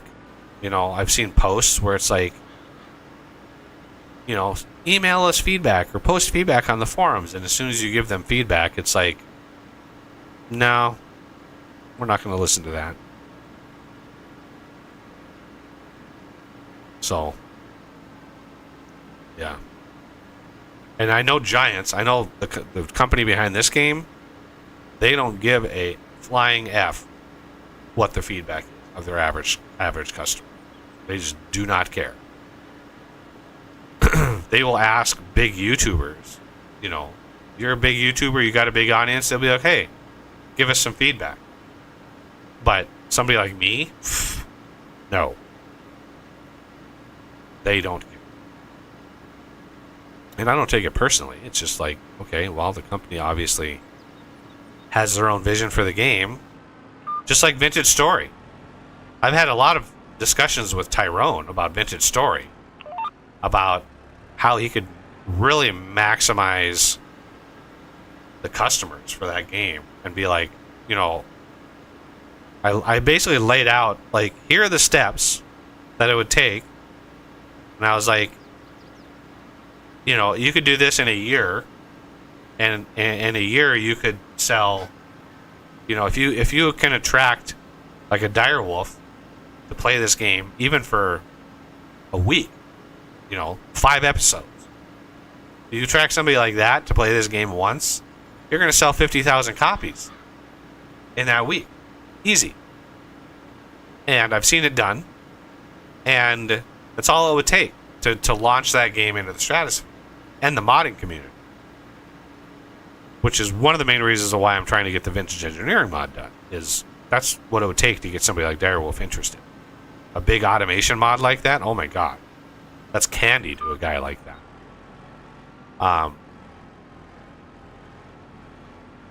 So, but Tyrone is just like, oh, you know, I'm happy with. God damn it! I hit the wrong button. He's kind of happy with how the game is doing already, you know. So it's like, okay, well, if that's the case, then more power to you. But if it were me, and if it were my product, and if I was making whatever amount of money from the sales and all that kind of stuff, I'd be like, yeah, I'd want to sell 50,000 copies. I mean, what does that game cost now? Like $20 or something? It'd be hard to turn away $1 million.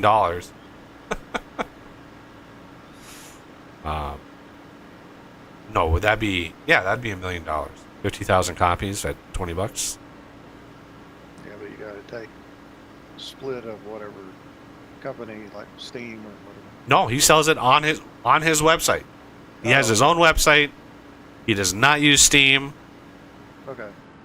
And he would have to pay whatever crazy amount of tax with whatever country he lives in. I don't know what country he's from, but whatever European, you'd have the VAT tax or whatever, you know, whatever taxes that he would have to pay.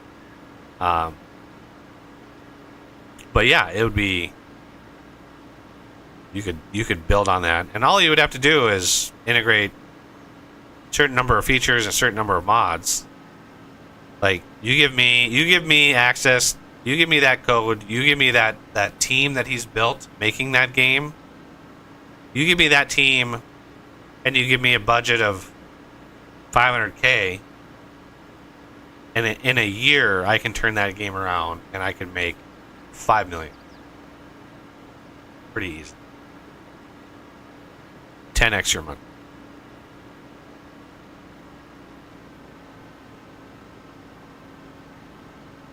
Because I would pay with that budget. If I own the rights to that game and I was the one managing that project, I would completely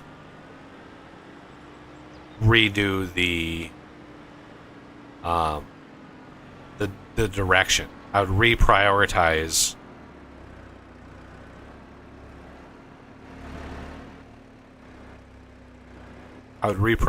what is going on with the direction of the game. And then I would reach out to the 5 biggest named mods for Minecraft, the teams of those mods, and I would be like, I'm going to give you $100,000 to port your mod to using this API. And then work with the programming in this fantasy world that I'm building. I'm the creative director. Tyrone is the head developer, and he's got whatever number of developers below him. I give him the direction. Work with these modding communities to integrate what they need into the API, and then work for the next year getting those mods ported to Vintage Story, get the API updated, get the game updated, get everything optimized, and then release in a year's time, release the game with all of the mods as a new version of the game. So you've got Vintage Story, the vanilla game, and then you've got the 5 biggest, most popular mods for Minecraft. Integrated, not into the base game, but as mods. They're still mods, but they're integrated into the base game in a way that makes them very optimal, and they're, it just very tightly integrated. And then because of their mods, all the source code is available, which allows other modders to come in and add to them if they want. But once you have that foundation set, imagine reaching out to Direwolf, to like System, what was the guy's name? Something System Collapse. System Collapse. System Collapse is a big Minecraft player too. He plays these massive expert packs. Reaching out to them and being like, "Hey, check this out. I'll throw you a few bucks if you cover this game, whether or not they're into it." Direwolf covered Fortress Craft for free. He just started covering the game because it was interesting to him. And just by doing that, he sold 100,000 copies of the game. Just doing that. So you get one of those guys playing Vintage Story with all these mods as a mod pack, right? Holy shit, you're going to sell 50 to 100,000 copies of Vintage Story in that first week. Okay, that just paid all of your bills. That just paid everybody. And you just made up 10x of your money by the investment. And I kind of explained all this to Tyrone, and he just was not interested. And I'm like, how are you not interested in this? How is this not something you want to do? It's like Vintage Story would be, it's like Minecraft for adults. It's a harder, more integrated game. That's, some of the things are harder to do, a little bit more hands-on, but you could easily integrate Create. You could integrate, many mods into the game, and they would fit in really well. Create, you could actually integrate into the base game and have the entire mod in the base game, because it would fit in so well with all the mechanical stuff.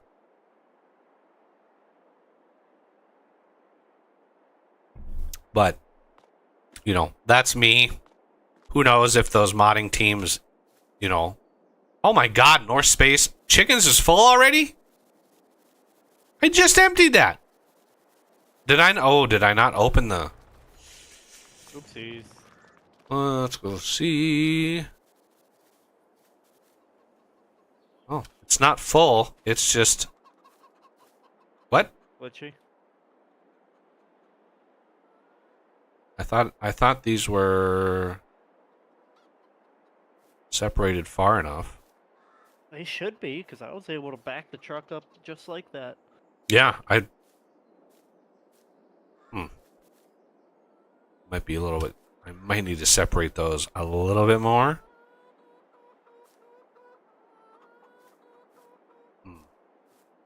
Yeah, it's overlapping a little bit, I can see.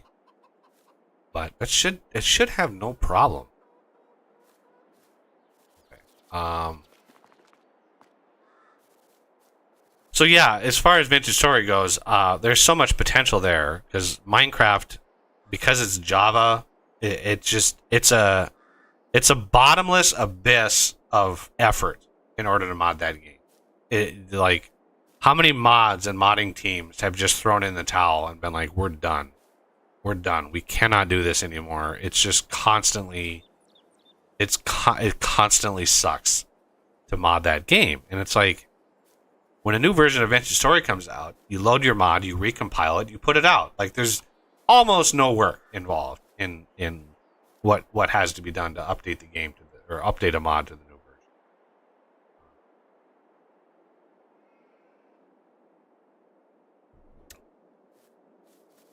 So yeah, hey, this chicken. What are you doing, chicken? What are you doing out? Should not be out here.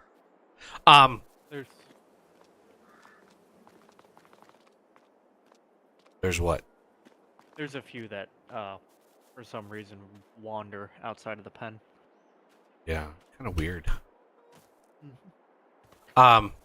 So for me, Vintage Story is one of those, like, it's one of those, like, I've even explained this to my older brother, who's actually got the money to institute this, but it's a lot of risk, right? It would take It would take his wealth, and he is not wanting to risk his wealth on a bet like that. I've been, always been secretly hoping I win the lottery. I would do it then, certainly. Just because I think it would be a fun test. So much wood. 20. We have 30. No, we have 30 million liters of wood over here. And he's working on another one. I just brought over a one parked there, a new one. Yep. I'm just started on the one you bought for me. Yeah, so I think that, the vintage engineering mod, I would love to own a piece of vintage engineering to actually profit from the work that I'm putting into, having more of a long-term benefit of the mod, because I know that when the mod is done and people are able to use the vintage engineering and actually expand that end game, there's going to be a lot of people that are going to be playing that, and then being able to build on it and actually build mods on top of it, because it'll actually introduce electricity, and you'll be able to build your whatever, your farming system. You'll be able to build inventory management systems based on all of that. So, the sky's the limit in terms of what you do after this mod. Integrating all of that stuff. But, what do we... autosave. Come on, there we go. Let's see.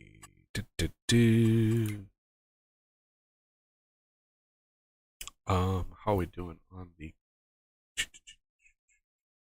raisins? I can move the raisins now. Okay.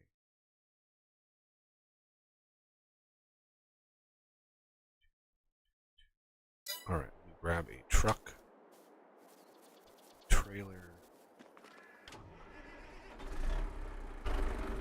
here.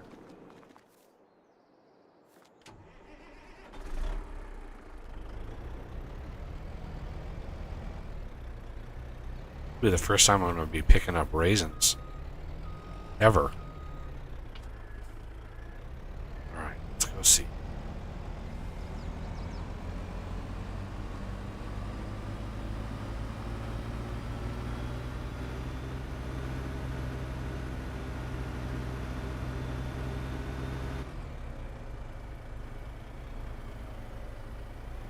Yeah, this is one of those that I didn't really expand the pallet spawner, just because we don't really have to do this all that often. So let's actually spawn raisins. See just how bad this. Oh, look at that. It's going to be actually not bad.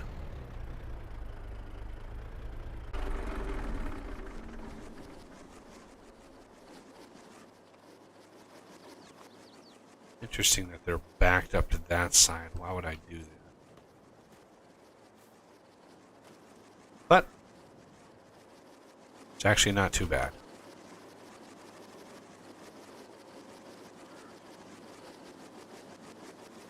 Raisins.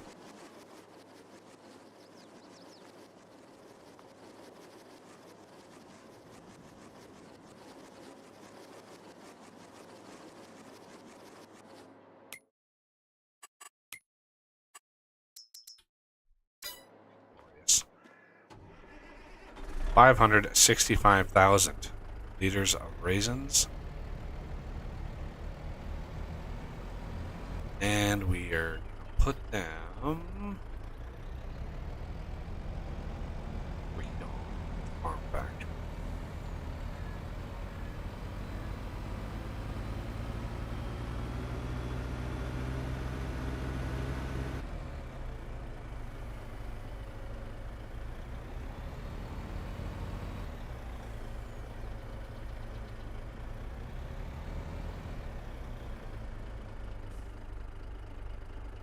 Yeah, I'm trying to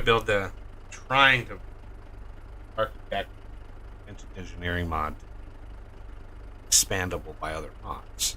Recipe wise, just going to take a tremendous amount of work to do all that. Oh, there's that dead area. Yeah, that spot right there. Just for some reason, no vehicle sound.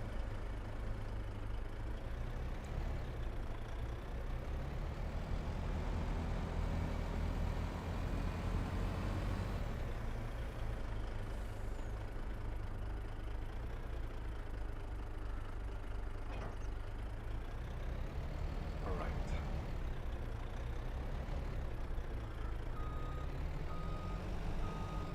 Oh, probably. Let's see. Let's check our fields here.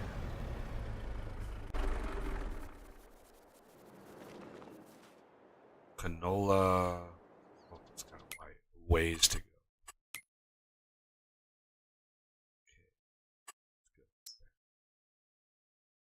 So this bottom field is probably going to be harvest ready next month. That's the corn, I believe. Check that.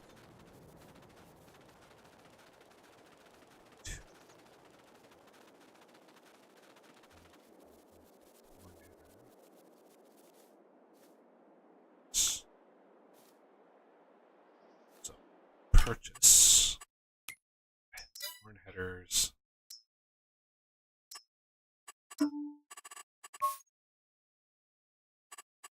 Buy.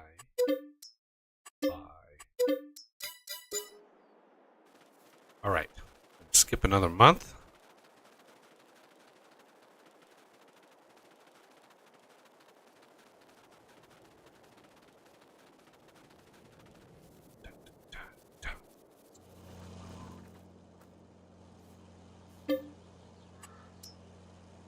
Going into October already. Holy cow.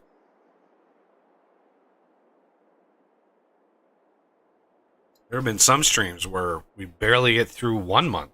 And now this is like our 4th month just on this stream alone.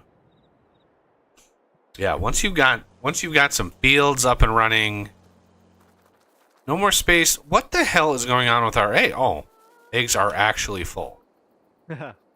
Already? Yep. Well, you just skipped a month. Yeah. There was a little over 500,000 liters remaining in there, though.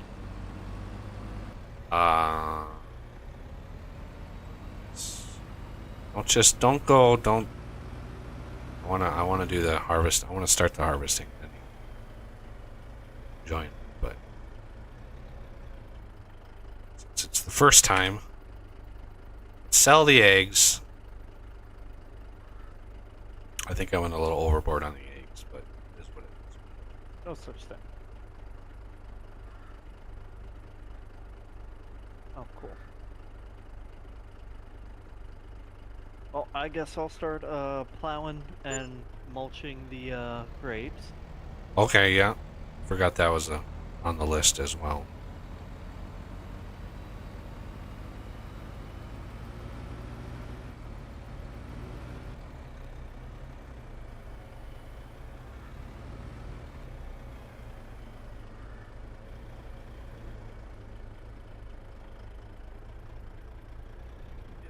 Get.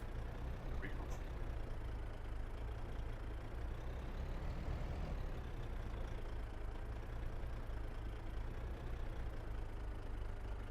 How many eggs do we have sitting in here? 140,000.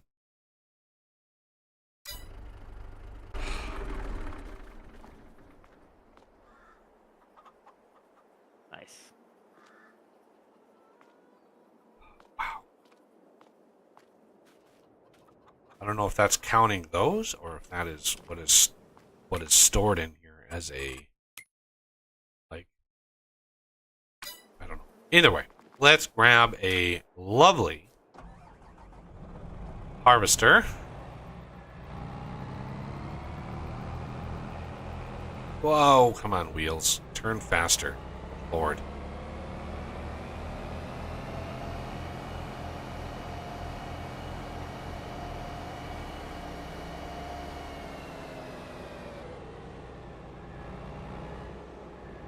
Yeah, the back wheels on this Colossus does not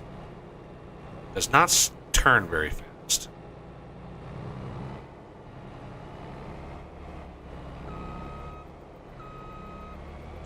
Problem.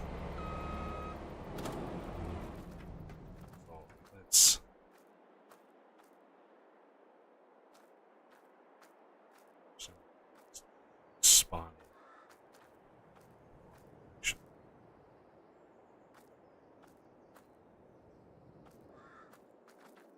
All right, let's get a taste of these headers that Patrick linked us here.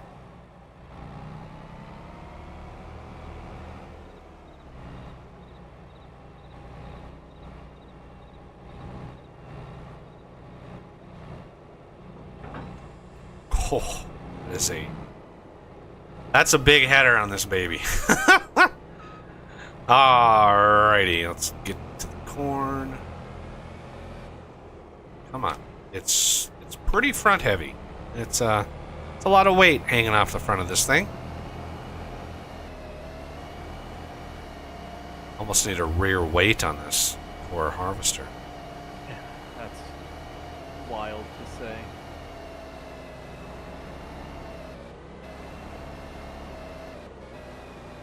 Yeah, that does seem a little heavier than normal. It's a big one. It's a big one. Wait till I unfold it. Well, because I've never had an issue with the combine taking a nosedive when you hit the brakes like that.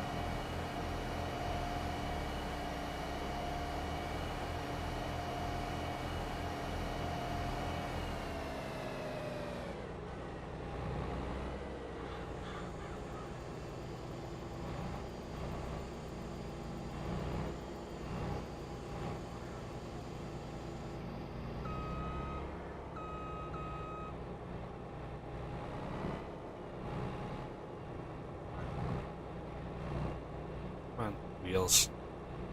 Yo, they just like don't turn very fast back.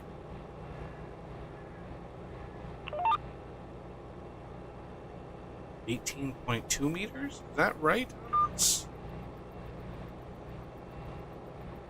right. I just want to verify that because it's the first time I'm using these. 18 meters. So I am going to take the 0.2 off because I don't want it to be too bad. A little bit of overlap is better than missing something. Oh, I need to unfold the harvester. That would help. It looks like it is in the groove of the most outmost.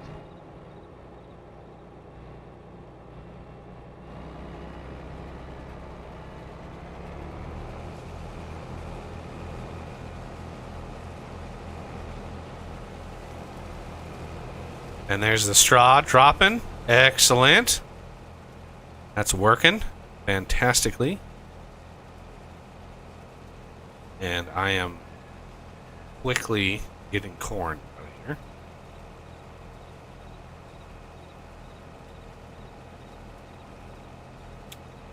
That is a very wide corn header. It's glorious.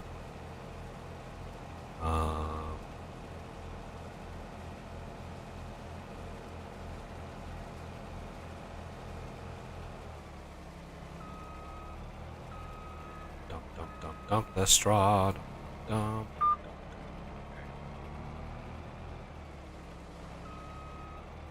Oh, that's a lot of straw. I was thinking that it'd be nice to have an articulated one like that, but I don't know if you need one for a corn header. It would be nice to have one that's articulated, certainly, but you know,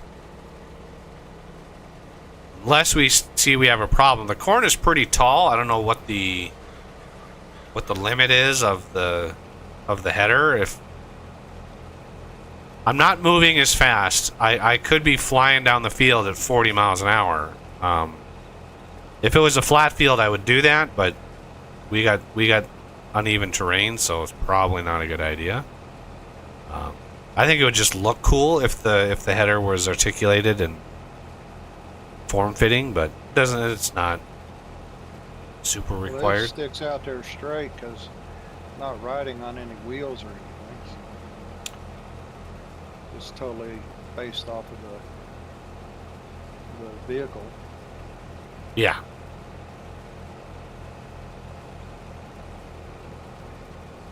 We gotta get this harvesting before it starts raining.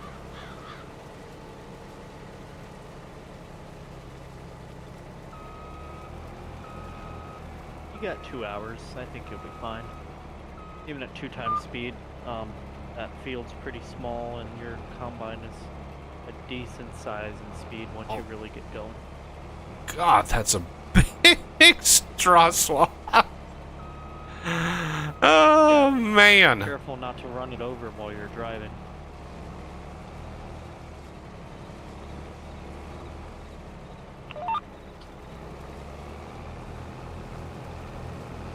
I don't know what happened. I kind of gutted it. I don't know. I should not have picked it up.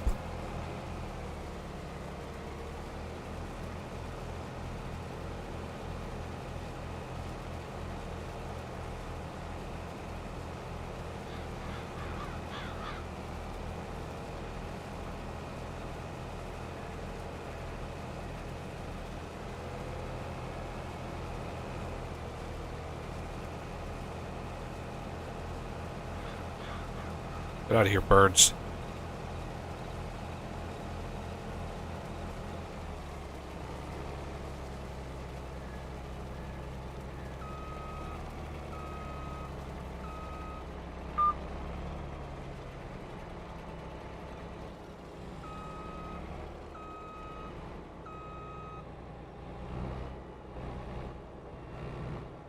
Line her up.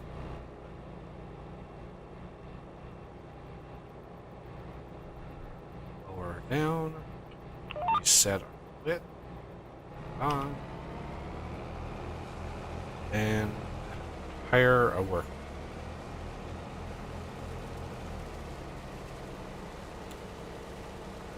This is a new header. I will monitor the worker. Yeah, corn should give you the most straw of all of the crops. Corn should give you the most.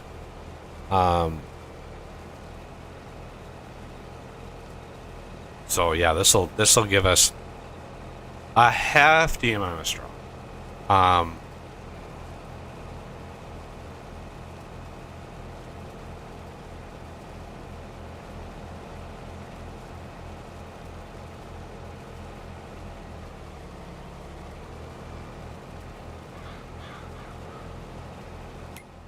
Oh, there's an autosave. Good lord. Come on.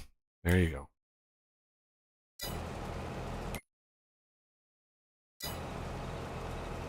Yeah, this is easily going to be 1 or 2 million straw coming off of this field.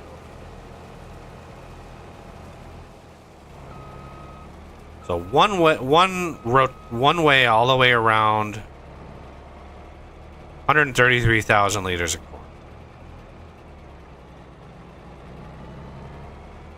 Yeah, this is a nice header on this thing. I honestly, I've been through the mod hub many times. I don't ever remember seeing this header. So when you said that there was a header on the mod hub that was this big, I was like, man, I don't remember ever seeing a corn header that was that big. But I guess at the time I was more concerned with how fast you could go, because we were originally going to basically do the Uber production on the Michigan Farms 4X map, which is a perfectly flat map, but Except for those stupid ditches. yeah, those you can terraform away. But yeah, the guy who made that map obviously is somewhat of a masochist, because it's like, here's this perfectly flat map, except for these extreme ditches that are that are bordering every field. Like, I don't know how many times I had to rescue an AI agent because they were in the ditch and could not figure out how to get out of it. Like, rock pickers and stuff would just be like blocked by object. And it was like, well, your object is yourself just crumpled into a ditch.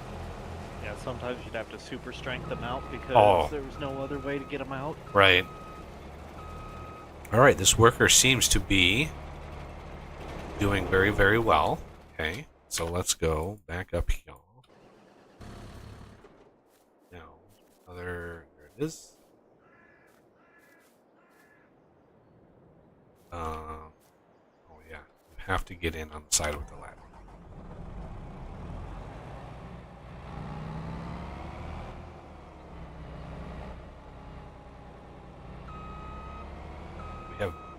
This is a big farm, everybody. We got a lot of tools. We got a lot of implements going on right here. Oh, there's the dead space. Yeah, it's weird. That spot on the map. There's no engine sounds play on that spot on the map. Don't know why. I don't think there's anything in the i3D file that would do that. The only thing I can think of is a rogue area marked as like indoors or something. It's the only way I can think of that would cause that. Like I said, I've heard sound from other parts of the map too. Like I said, water and stuff. Yeah, I've heard. This map, Yeah, I've heard that too. I don't know what causes it. There's really nothing that really should cause that. I've been over the map many, many times.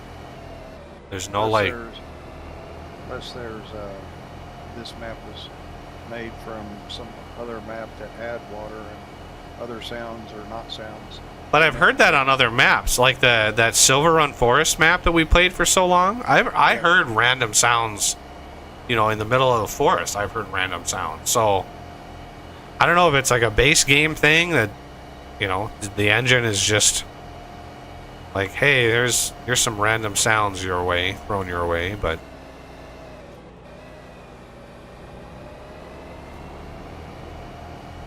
Yeah, I could have done course play on this, but meh. Interestingly enough, it looks like the mulcher on the bottom of this thing only works like at a small little area in the middle of that. I don't know. No.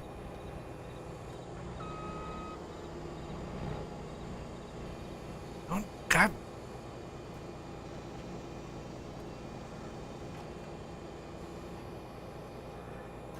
Control C. There we go. C. 18. There's.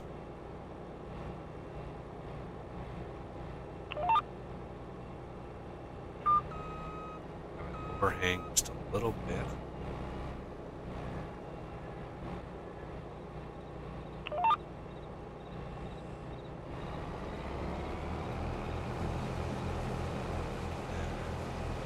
Tire work.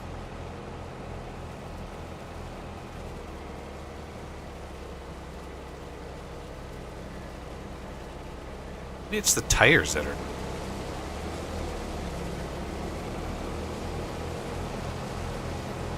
No, you can see the thing right on the bottom, right in front of the tires. You can see. It's like squishers. Why can't those be like on the whole thing? Oh well. Oh, you talking about the stock stompers? Yeah. Some of the header modification or header mods that are in the store have that throughout the entire harvest or header.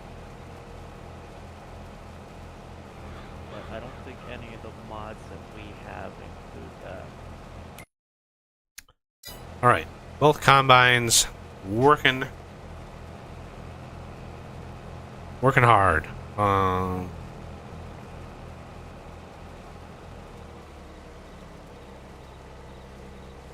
Yeah, I did something to that pile that's not cool. So much corn. Yeah, one trip down the row, 41,000 liters of corn. Not bad. Not a bad return. All right, going back to the farm. What is this? That is the thing. I need there it is.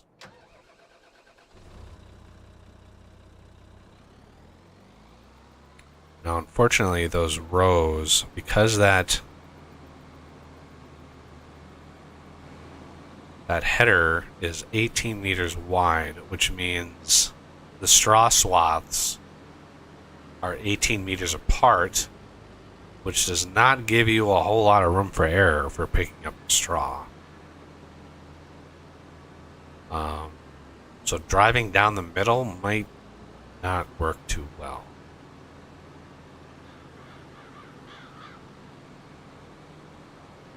Let's unfold. It's already down.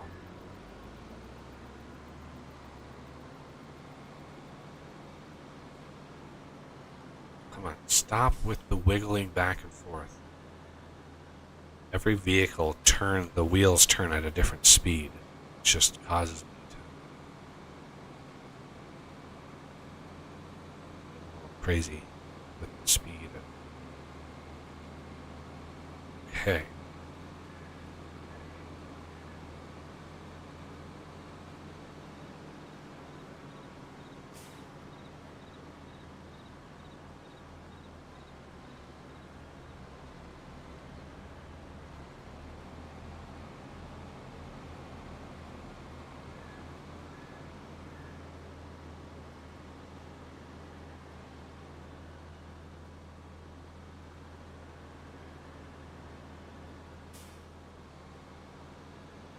So has anybody tried to watch One Piece on Netflix? I was wondering if it was any good. No, What's it about? It's a based off of an anime show. Yeah, it's based off of one of the most popular mangas of all time. I think somebody said that. Yeah, there's a cartoon called One Piece, but the original manga series sold like 500 something million copies. Oh, is this a movie or a series? That's It's a series. on Netflix there. Yeah, it's a series. But apparently, I mean, I've heard good things about it. Some people have really liked it. I've never gotten really into anime at all. So I'm not sure how to judge that kind of stuff. But people who do seem to like it.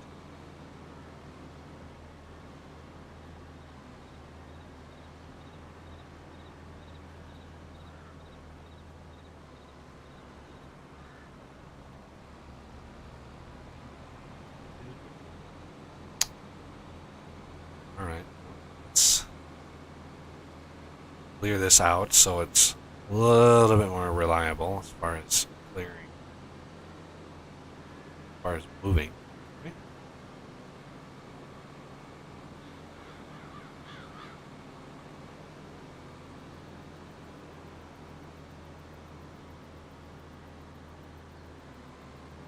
$388,000. Yeah, there's a lot of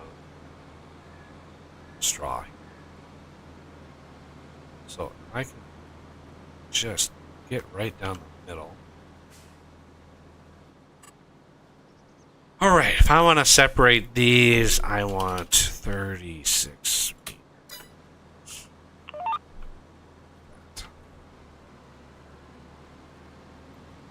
Basically double what the width is, or what the offset is on each side.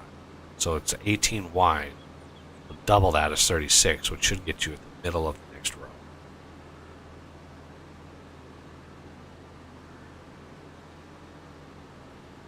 Now, with this system, I may not worry too much if I miss a tuft of straw here and there. I've already got 500,000. I don't. Be careful, because the straw that's left on the field can mess with the plow or a sewing machine later. Really? I thought the plow just plows it under and it becomes fertilizer. I think the plow makes it disappear, but I know it will mess with a sewing machine.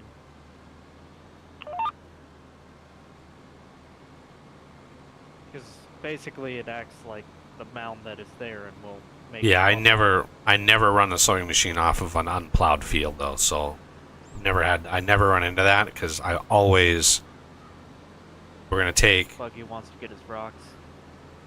well that, and I harvest, collect the straw, fertilize, then I plow. Then it is like, okay, do we? Um, then you have to decide what you need to do, because sometimes after you plow, you need to lime. So depends on how many harvests you've done already, but then you collect rocks, then you plant. And then when you plant, you use a planter that has fertilizer, and then boom, you've got all the fertilizer, level 2, good to go.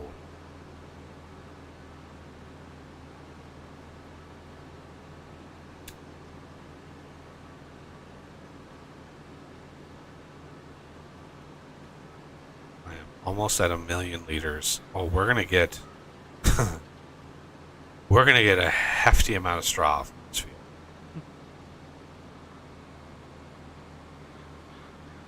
Yeah, we're gonna get at least 3.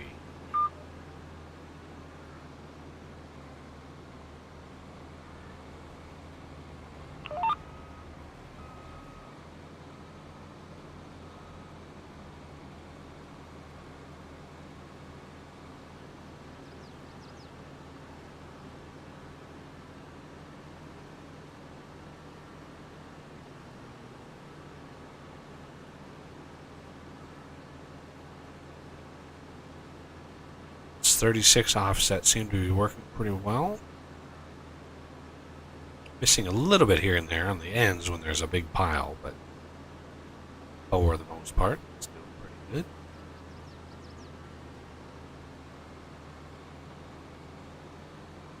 All right, there's our second layer of fertilizer for the grapes. Excellent.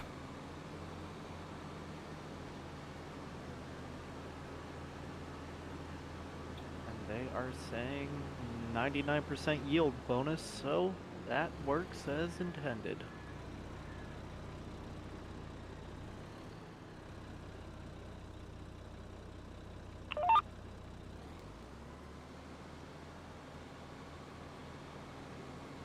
Alright, you want to take over this machine I'm on right now?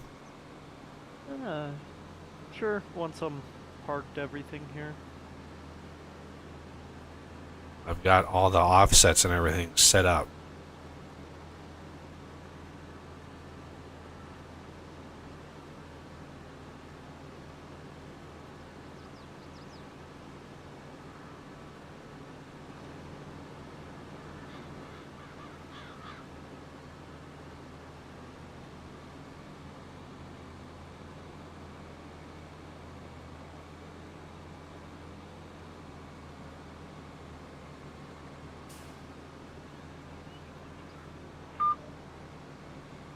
Although first I think a bio break is in order.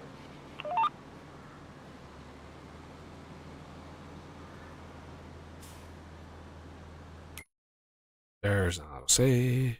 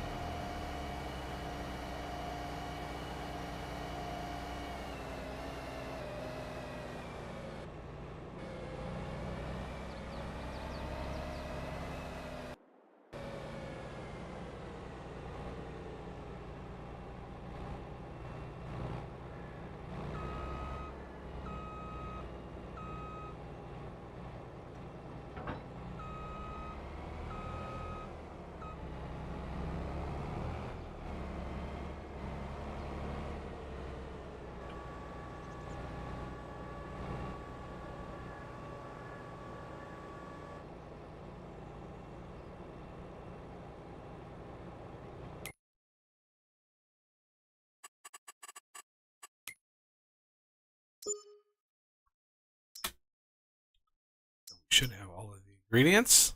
Excellent. Cereal is a go. And I've got 20 million liters of storage in there. That is insane. But yeah, that 300,000 I put in there. How much? Yeah, see, we got a bit more oats, but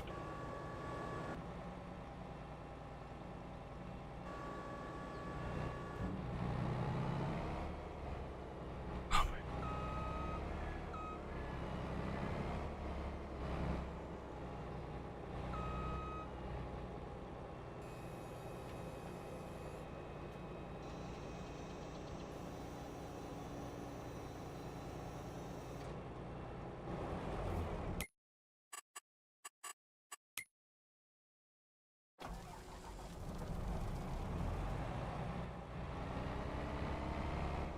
612,000 plus 300, so we almost got 1,000,000 liters of corn off of this one. So not bad. Less than I thought we were going to get, but of course we didn't turn it into forage. Forage, like the base game level for forage is like, it's a 7x increase on the harvest if you do forage. So we would have gotten like 7 million liters, a little over 7 million liters of forage. But of course, that's essentially chaff. And there's only one thing you can do with that. God, will you turn properly here? Jesus. It's either too fast or too slow.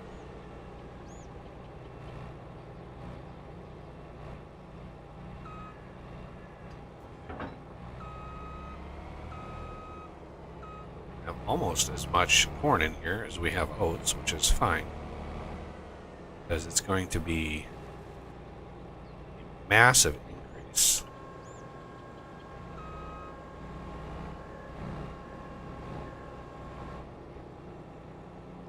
in return. Remember, for every 2,000 we put in of each of those, we get a little over 7,000 out. So it's over 3x. So 900,000 liters is going to be 2.7 million liters out.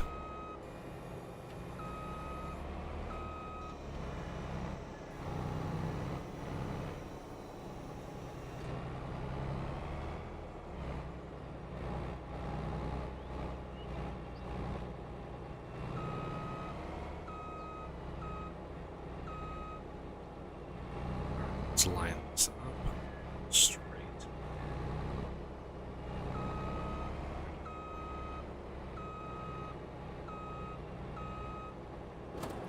No. And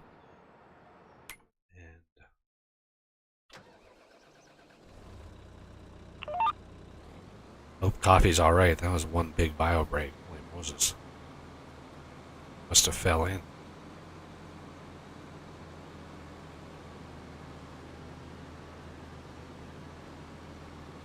So the next month, this field here will be ready.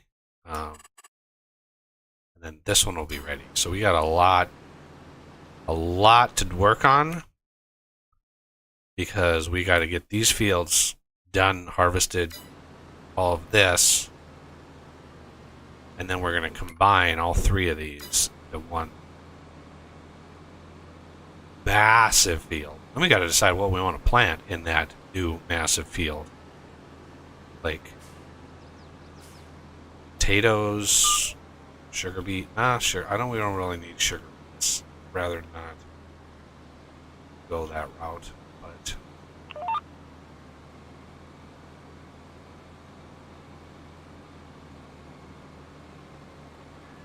certainly potatoes.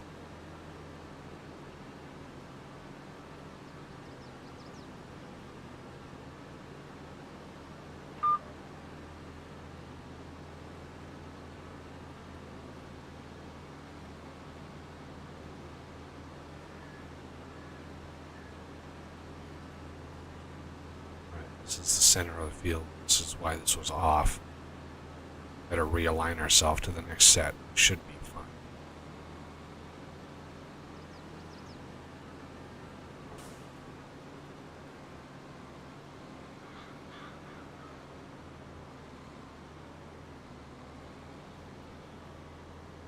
Trying to get as close to down the middle as possible.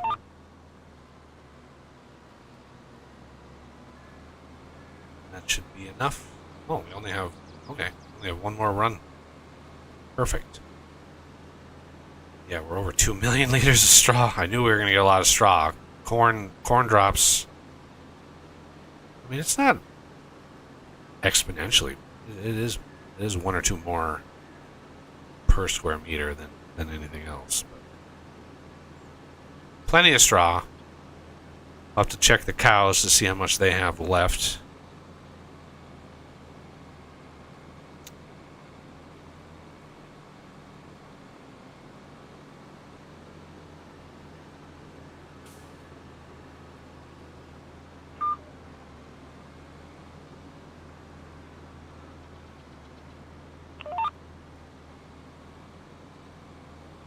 Last run straw. Going to be what, about 2.6? No, 2.5.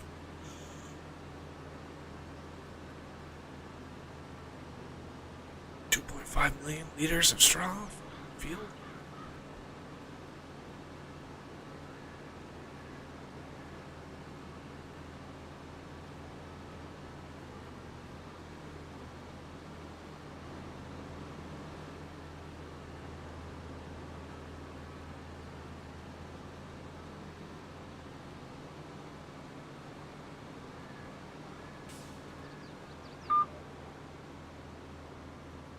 Bingo.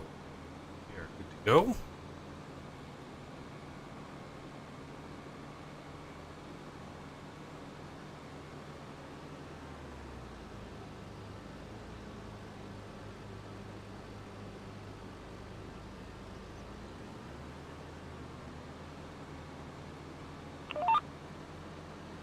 To look really quick. We still have 1.8 million liters at the cow barn. I don't think we need that. How much do we have at the here? We can put some more into the farm back.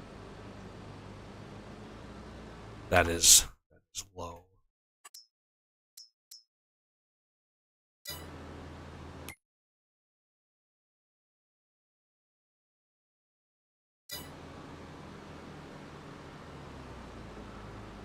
We're not in any danger of running out of cow food anytime soon, but we got to put it somewhere.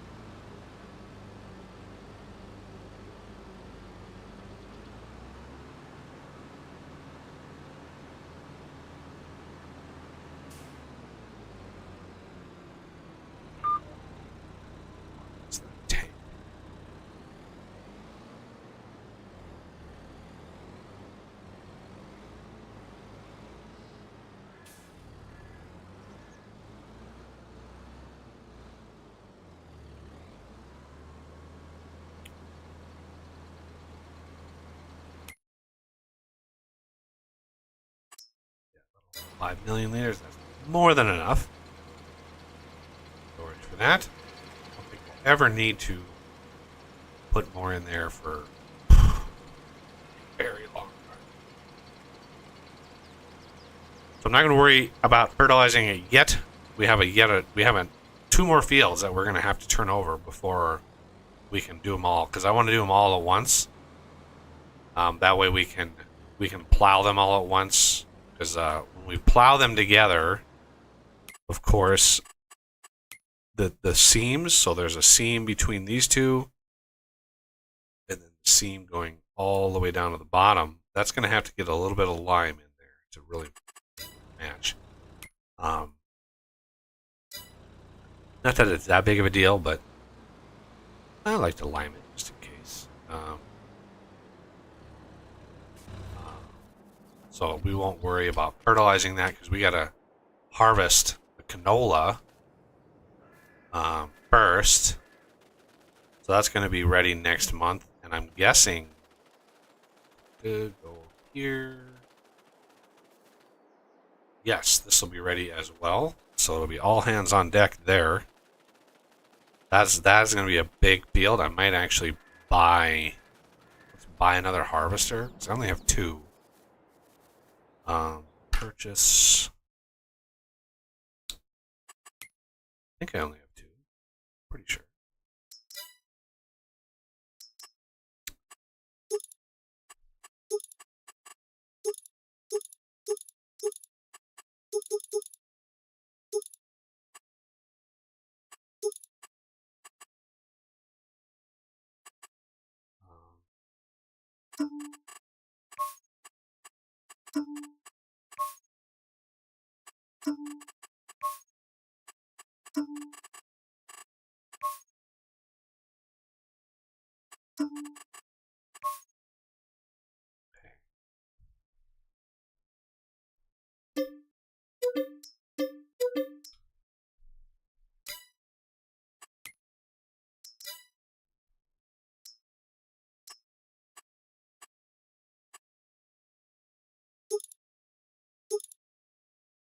Not sure what the difference. Maybe Patrick can clue me in if there's any difference on this articulated header. These cutter side nozzles, these canola knives. I don't know if there's any is there any difference in the harvest with those on it? No, it just looks. Okay. Main color. We're going to do that. That. Yeah, in real life, you would use the canola knife. So if you were trying to simulate realism, you would have them, But in game, and it doesn't really do anything.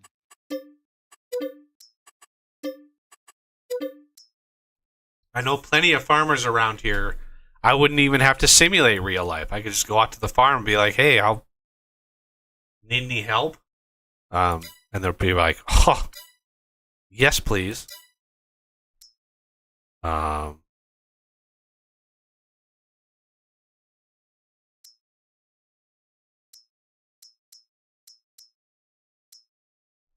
All right. That is 2 more harvesters, 2 more headers, ready to rock and roll. This one is backwards, so we need 2. I do love how they articulate. That is very, very cool. Turn that around. That one's fine. This one can pick that one up. It's good to go. There's the other limer that I made. Maybe we didn't need this one. I thought I saw another one. We may already have one of those. We could put fertilizer in there and use that to fertilize the hell out of these grapes. Okay. So once we skip forward a month, I don't know if Coffee is back. Can't skip forward without him being here. Wait, there's that one. These are. Oh yeah, Titan Draper. They're not using those anymore. Purchase. Owned. Headers. Titan Draper. Sell. Sell. There. Now we have standard. Why do these weigh less than these? What the hell? literally exactly the same.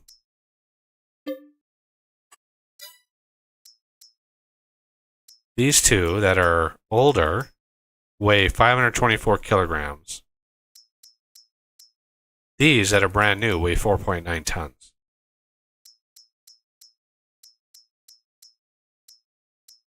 Exactly, like, they're exactly the same.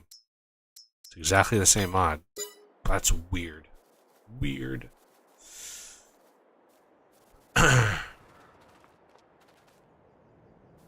Where's coffee? It'd be kind of hard to fast forward time. Well, like Patrick's said, just kick him. Then he can log back in when he gets back. Well, what I could do, because I know I'm going to need to unload these friggin' eggs again. Let's just fast forward time itself. To watch how much eggs. 360. 480. 120,000 liters of eggs an hour.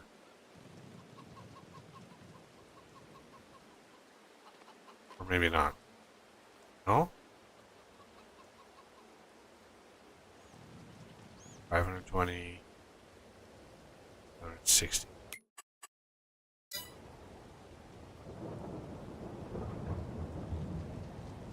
Well, There we go. looks like I'm living in a horror movie or something going on. Oh, the sky, yeah. Crazy. Crazy when you're on fast forward. 603,000 liters. So let's...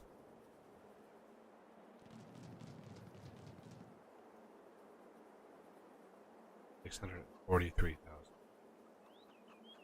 These chickens are crazy productive.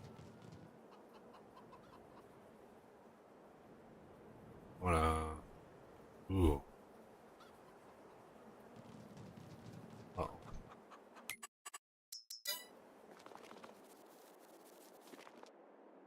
Whew, the wool is almost full too. Jesus. Okay.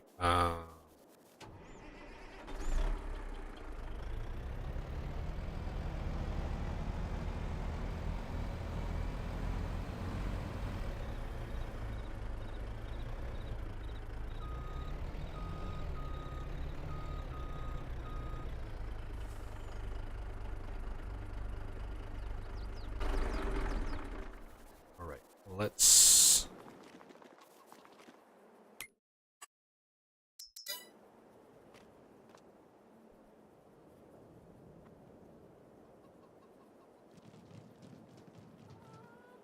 Yeah, I'm getting about 40,000 liters of eggs an hour.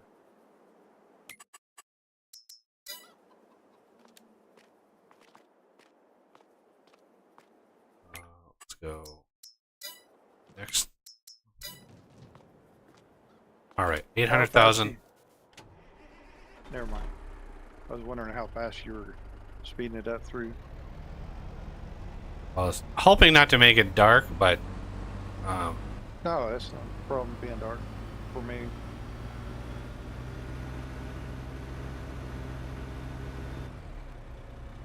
sell the eggs.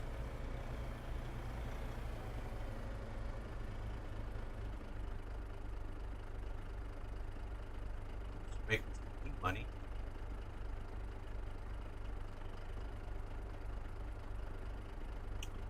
Chicken's popping out eggs like a Pez dispenser. Just pop, pop, pop. $3.7 million worth of eggs. Glorious. Right now, park this back.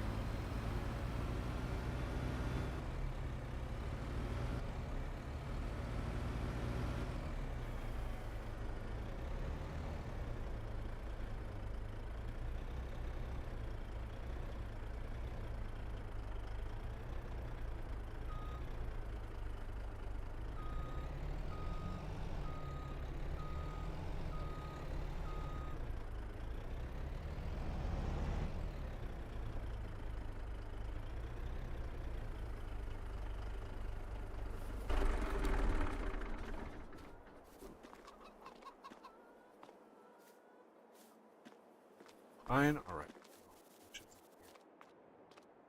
This is damn near full as well. That is glorious amount of wool.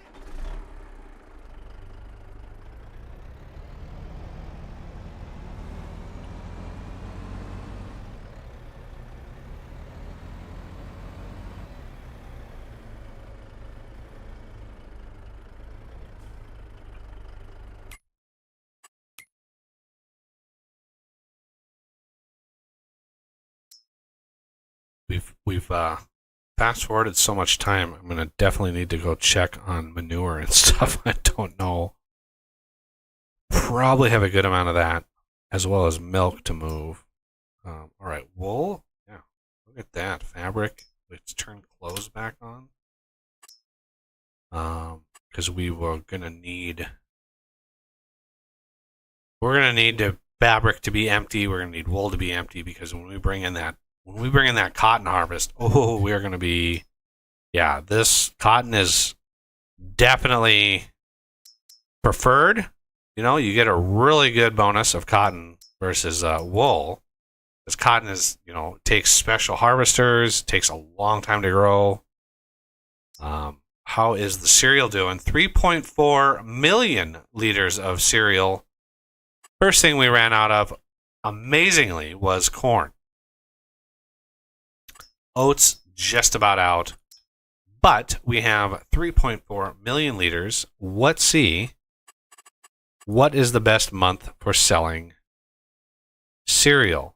It should be an amazingly lucrative, yep, February, which I'm glad I checked, because we are right there. We're going to get a big bump. It's 31,000, yeah, up to 36. Actually, no, March looks like a little bit better. It looks like the later you are into March, the better. Or does the line indicate where you end the month, I think? Yeah. The month ends, and it's that value. Because then the next month, it takes that value and it lowers it down to this value, and lowers it down to this value, and raises it. Yeah, it wouldn't make sense if it started the month there, but if it ended the month there, that would make sense. Okay, so March, we have plenty of time. I'm not going to try to load these up. There's the audio dead zone for whatever reason. Oh, ugh. Hard to see.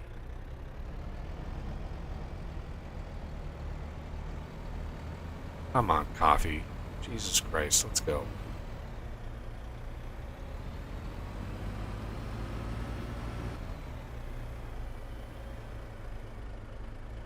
Should know by now not to go AFK for 20 minutes. Open this up. No. Give him 20 more seconds. Come back.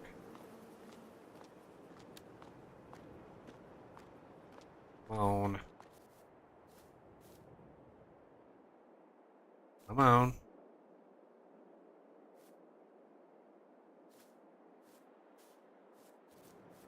Okay.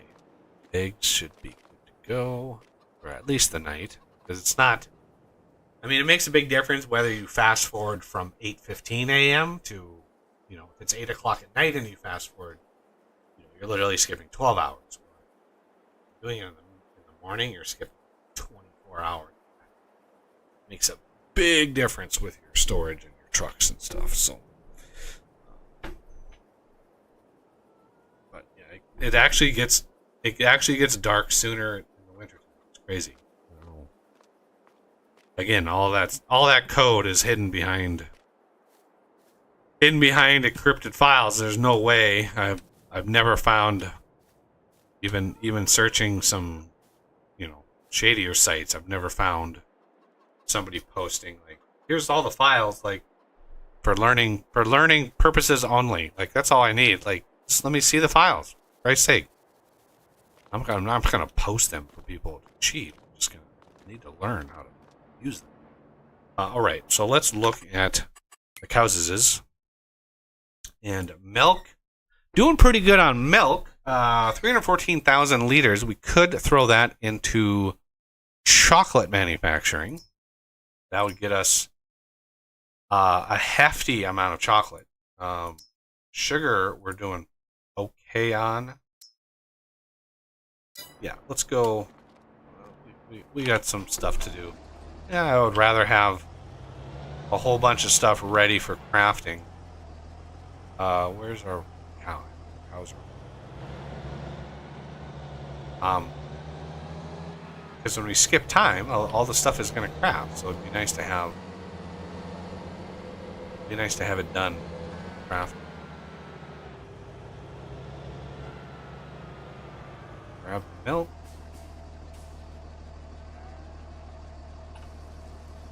That. I smell that.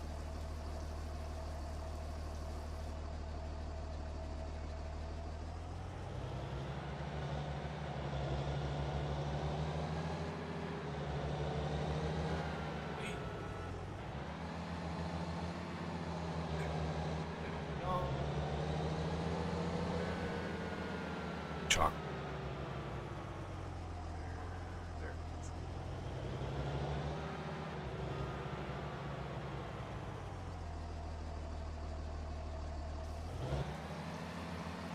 Go.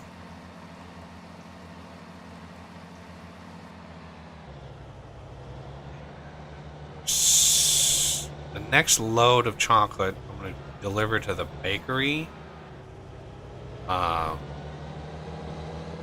In order to make cake, we're also going to need milk in addition to all those other things. So, yeah, we need the next major load of milk there.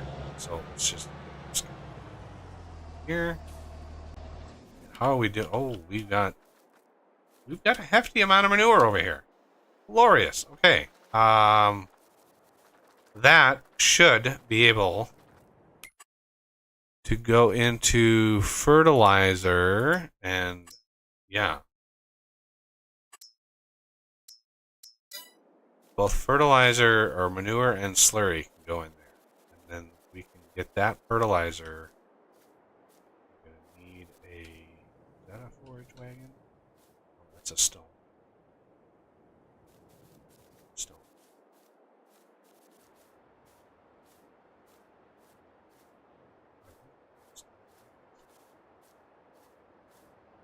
Stone wagon. That one's stone wagon. Where are all our forage wagons? Just use one of those? There it is. Yep. Turn on all of the lights so everybody can see. Again, this is just the fastest way of picking up all this manure is just using the board. Yeah, we could use the Unimog, but for some reason the discharge rate of the manure pile is so slow. Probably to encourage people to use like bucket loaders, whatever, manure forks. But we've got 300,000 manure. That's a lot of forks.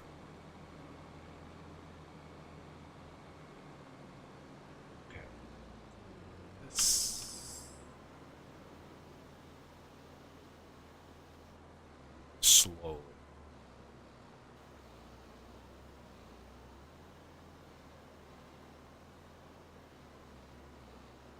$300.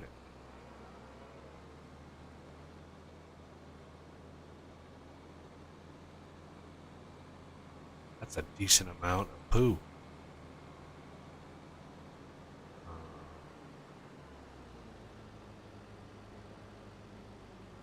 I know the manure factor on the XML on those is 2, so it's producing twice the manure of the straw. So it's a straw conversion. If you don't put straw in there, you're not going to get any manure. You know, you'd think you'd base it on a food consumption. No, it's based on the straw.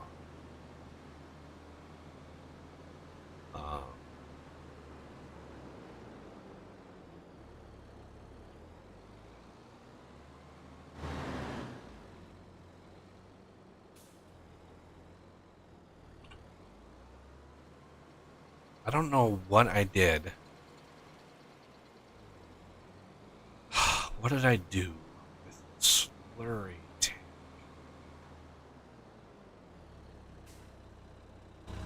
Let's grab this. That's basically food. That is diesel. What did I do? Did I leave it over there?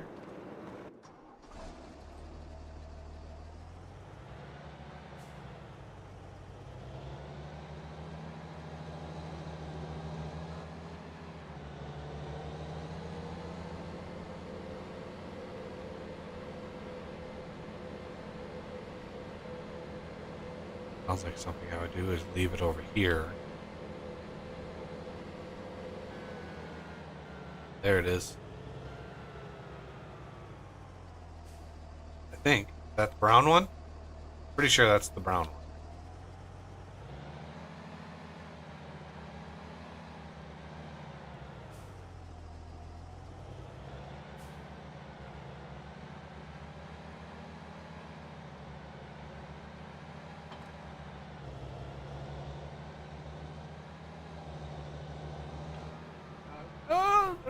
Oh, damn it. So Unimog there, I like how nice and compact it is. I like, you know, having a nice little vehicle to cruise around and deliver things. But Jesus, you couldn't have done a better job shifting the gears and shit. Like, it is so crazy how bad that is. It's just annoying. Like 8 reverse gears, there's like 8 forward gears, there's a huge delay in between the gears. Like, this little vehicle should be insanely fast. Jump in, like, cruise around, like, no fuss, no muss. But yeah, it's nice and compact, and it's nice having a vehicle like that, but it's a nightmare to try to drive it well.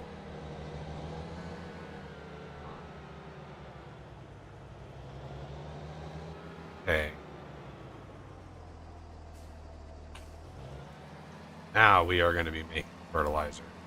Oh, that's going to be a lot of fertilizer. Yep. All right. Milk has been emptied. Slurry has been emptied. There's still 1.8 million liters of straw in there, so we're not. Ooh, there's only 374,000 TMR in it. So we're going to have to probably feed next day. All right, Coffee, are you not back yet? Jesus.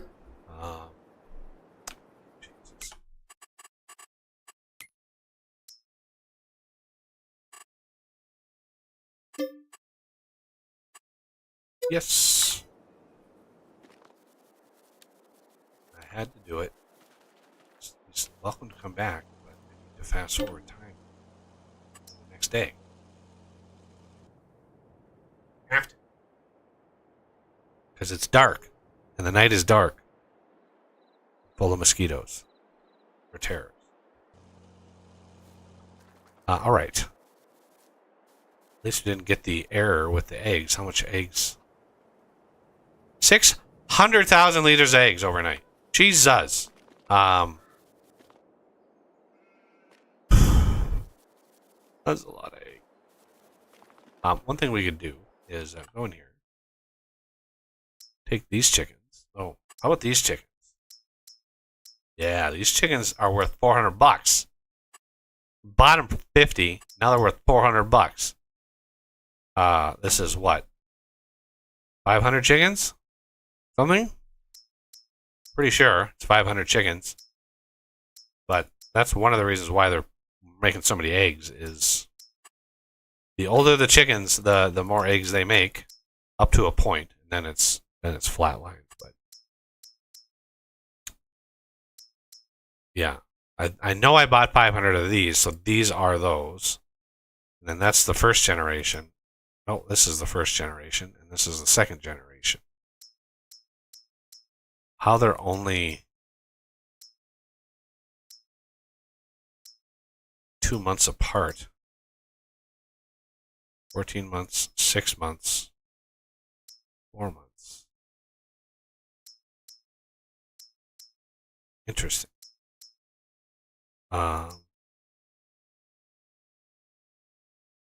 So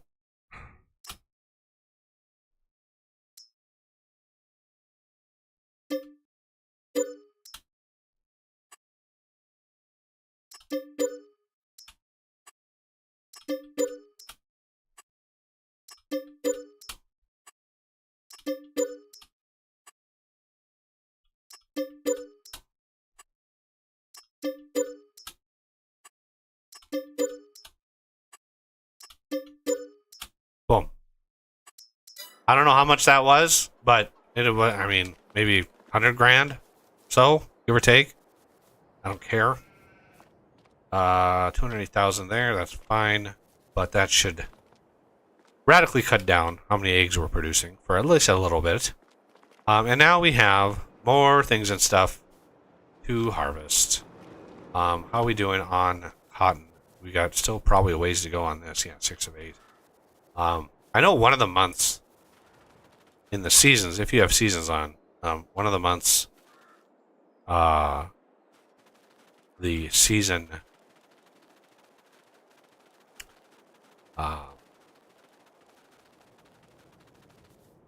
it actually takes the crop back a level instead of forward a level. I'm not sure what happens when you don't have seasons on. All right. Now we want to get this field started to harvest. So let's grab a harvester. Oh, again, we have to go around.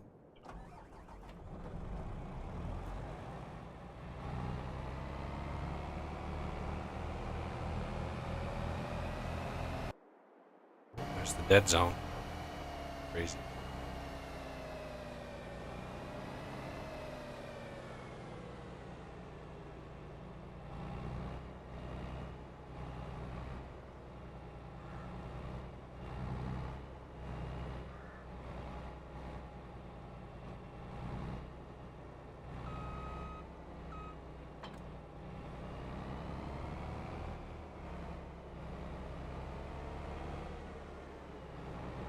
Kind of wish you could fold these articulated, because they bend on each side. It'd be nice if you could just fold them so they're really straight. That'd be cool. I understand that would be crazy, but it would still be kind of cool. All right, we're gonna go. I think we're gonna start the oats first. Yeah, coffee must have gotten distracted. Emma distracted or something, because he's usually pretty good about coming back, but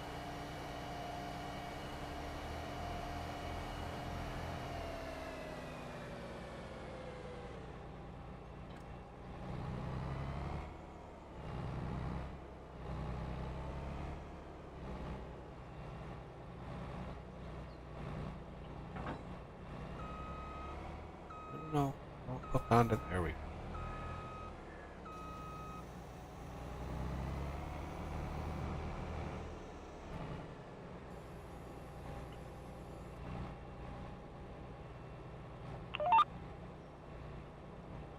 No. Not Q, W. There we go.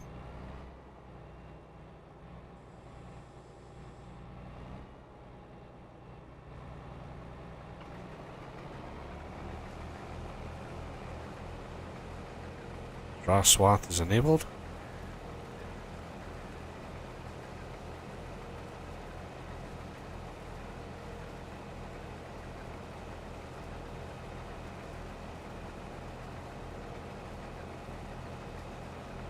My apologies. Hey! Look at that. He actually came back. Yeah, I did. Yeah. Fiance aggro, but because of that, I have to go, and we have to go do things and stuff. What? Well, typical adulting, shopping, house chores, stuff like that. What? You can't just do what you want anytime you want? I did what I wanted for most of the morning. That counts. But yes, I'll talk to you later. Alrighty. Bye. Bye.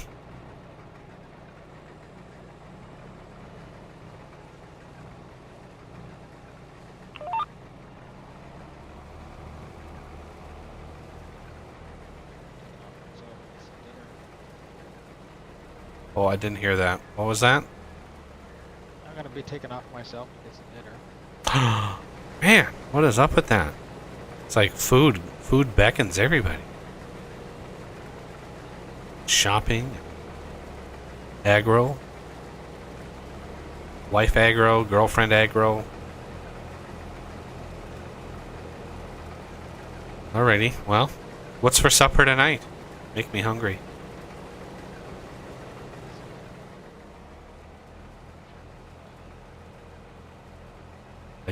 I can't hear anything. I think my wife needs shepherd's pie. Oh, I love shepherd's pie.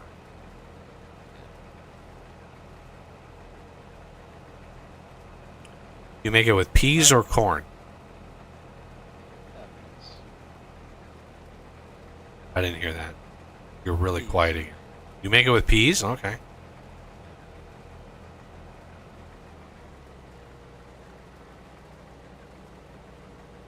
Alright, I'm gonna take off. Alrighty. Get you on the flip side. Yeah. Probably be streaming for a while here, so I mean we're only 5.25 hours in. That's light for me. Very few of my streams on Saturdays are that short, so. Well, I'll check it out then. And I have been trying different things with the split type. I actually think the split type may have to go in a separate zip file, a separate mod, and loaded first before the map. Is Like what I'm thinking. make a dependency, make a map Right, dependency. Right. Because I think what's happening is that load mod data has already been executed within the map. Yeah. I didn't think about adding a separate mod. I mean, I could. Well, no, I couldn't.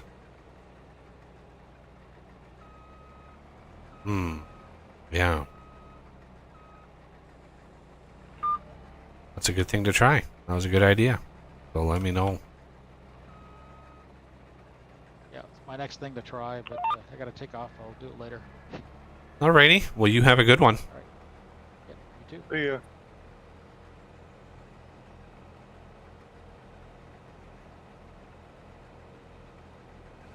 Oh, this is gonna be.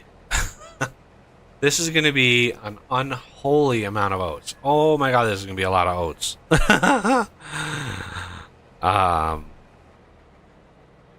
This is gonna be at least 2 million, maybe 2.25 million oats. It's most likely, which is glorious.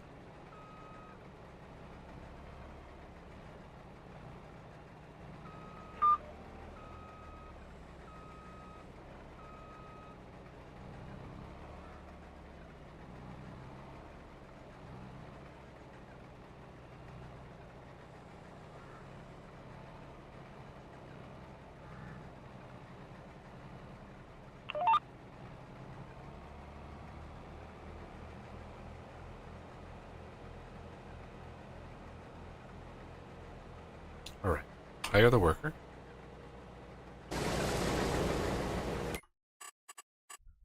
Teleport back.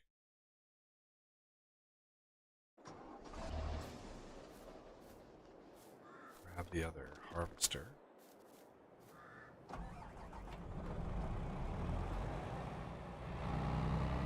Oh my god, I forgot to turn off clothing spawn.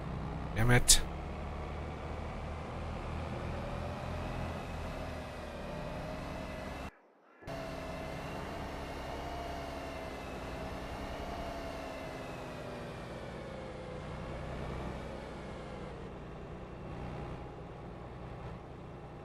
Where's the...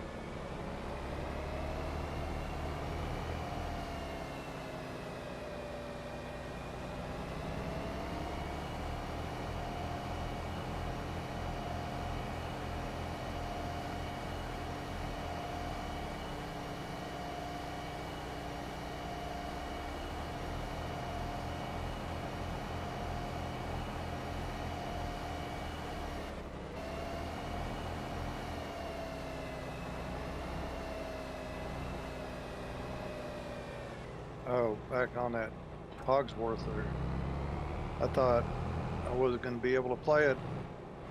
That something was, that my files or something had gone wrong. But when I finished kind of the intro part, they were walking into Hogsworth the first time there. Mm-hmm. It would just crash on me. Game. Really? I even backed it way up and came back up to that part there to where they're opening doors to walk in, and it crashed every time. And looked on the forums and everything and stuff.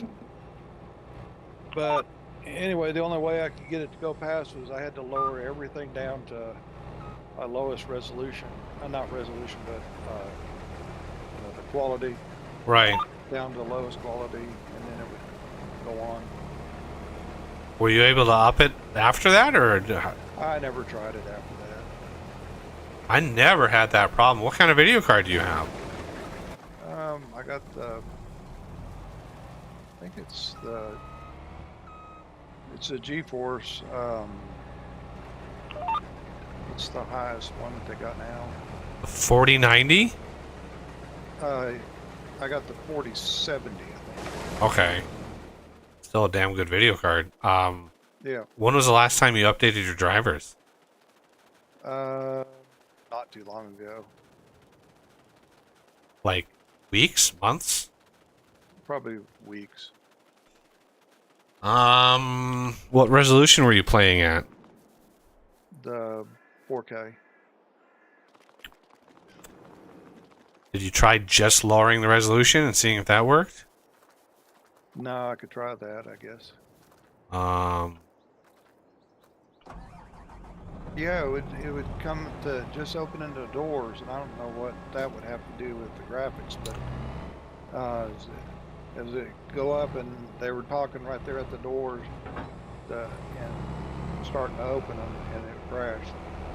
Yeah, the only thing I can think of for the reason for that is there was something in that scene specifically that was causing the problem. So it could have been a particle effect. That's what I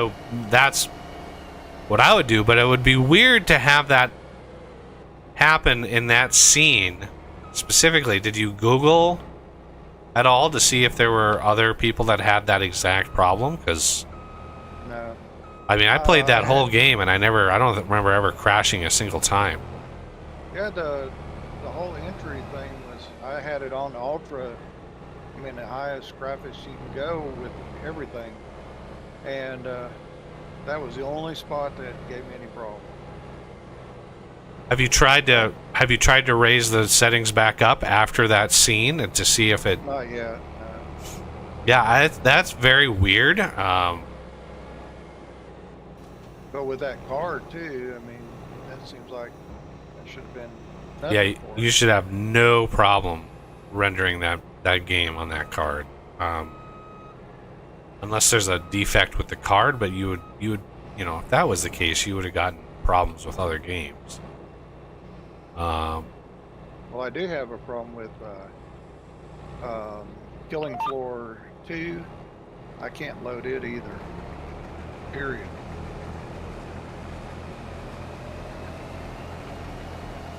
Just crashes automatically on that. On the startup even. Really? Yeah. I've never played that game. I don't know what that is all about, but yeah, that's very weird. Like, what would be in that entry scene? There'd be particles, there'd be people.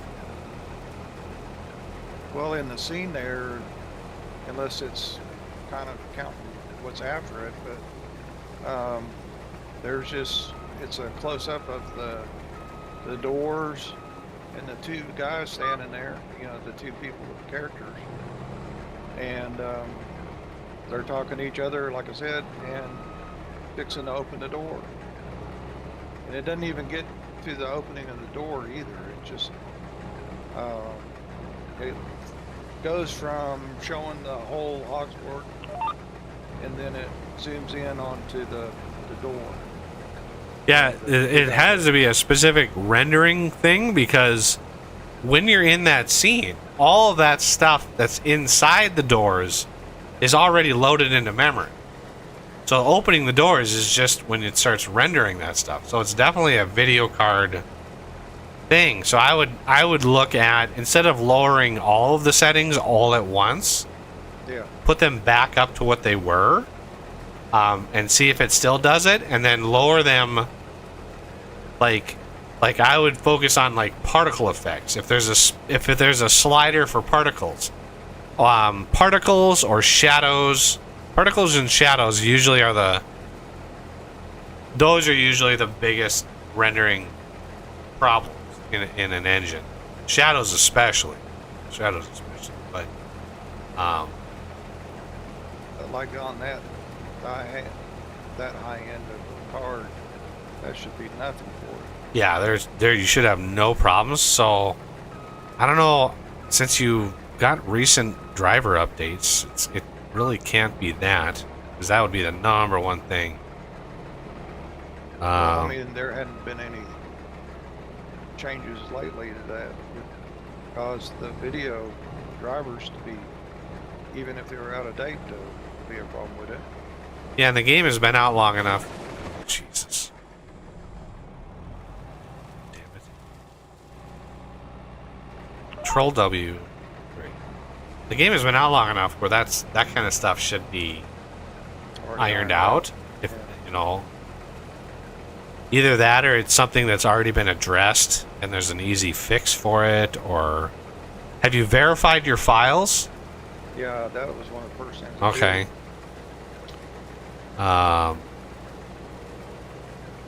Yeah, that's weird. I didn't have any of those kind of issues, really.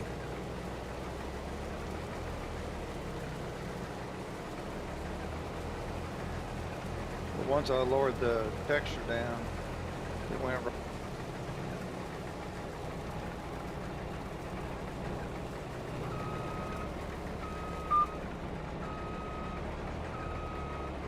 But you said you lowered all of the settings, not just I like lowered. Yeah, I lowered it all. Just to yeah. So Yeah, I would cure it. try to narrow it down and see exactly what setting is causing it. But that takes quite a lot of time and patience, and Well, I've gone past that. yeah, you've gone past it. But you know, if you've gone past the scene and you bump all the settings up and it doesn't crash, then it's a problem with that scene specifically, and that's definitely a bug report to send in. But Yeah. I can't remember if there are log files with that game, but that's, you know, always what I look into, like what log files are spitting out, if it's actually capturing the crash. The most frustrating thing is when a game doesn't capture the crash log, and it's like, this game is one of those. Like I've had it crash on me and there's just nothing in the log file. It's like, oh, game just closes. And it was a bug. It was a bug with something having to do with the info layers for stone and fertilizations. There's something with those info layers that just doesn't really work. This would give me a little bit of it did give me a little bit of a shudder just before it would crash.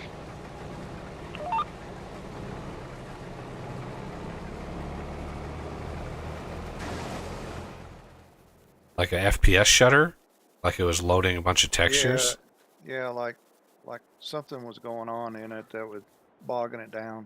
Yeah, usually that's texture swapping. It does that a lot. How much text? Do you know how much texture memory? How much VRAM your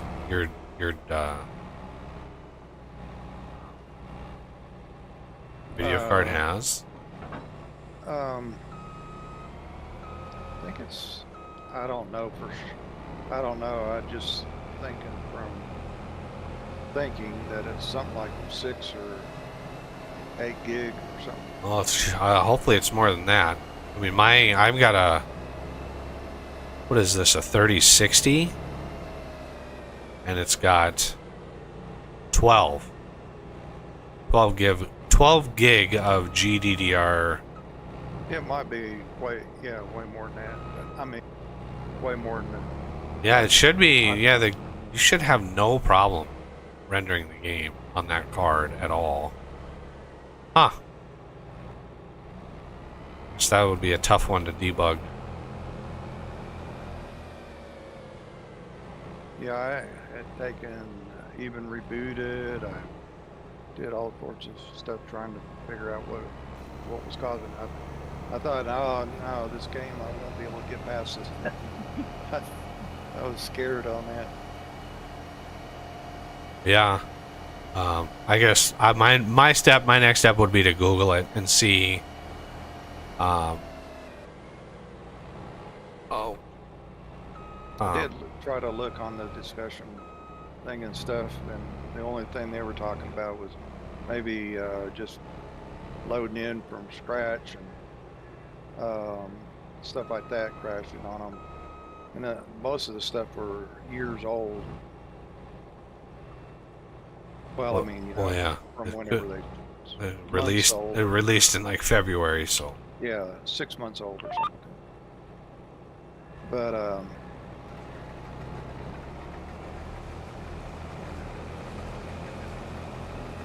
I didn't see anything specific to that spot that anybody said they were crashing.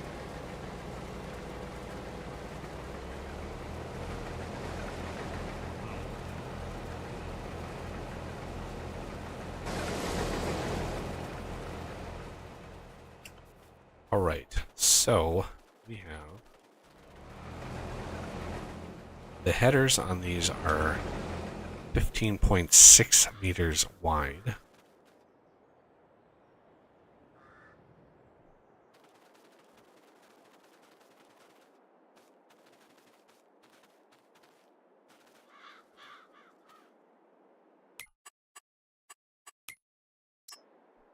Well, that sucks because that is a beautiful game. That is an absolutely beautiful game.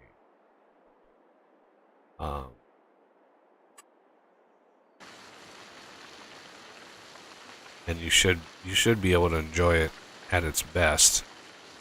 Yeah. How much RAM do you have in your computer? I would imagine you probably have quite a bit. 32. Yeah. Yeah. At this point, I don't know.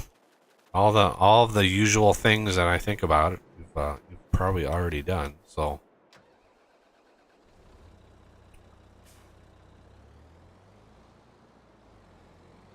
If you want to take a break from wood harvesting for a bit, we got lots of straw to pick up here.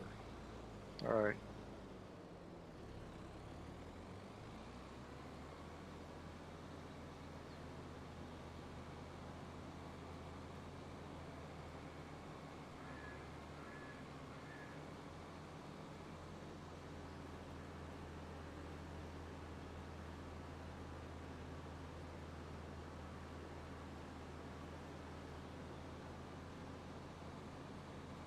Get picked up what I've got cut down here. It'll be right there. So we want to set the offset here 15.6 31.2.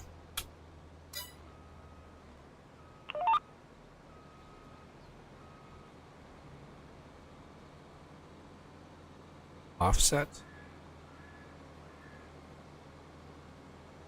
That should put us in the middle between the two. Should be good.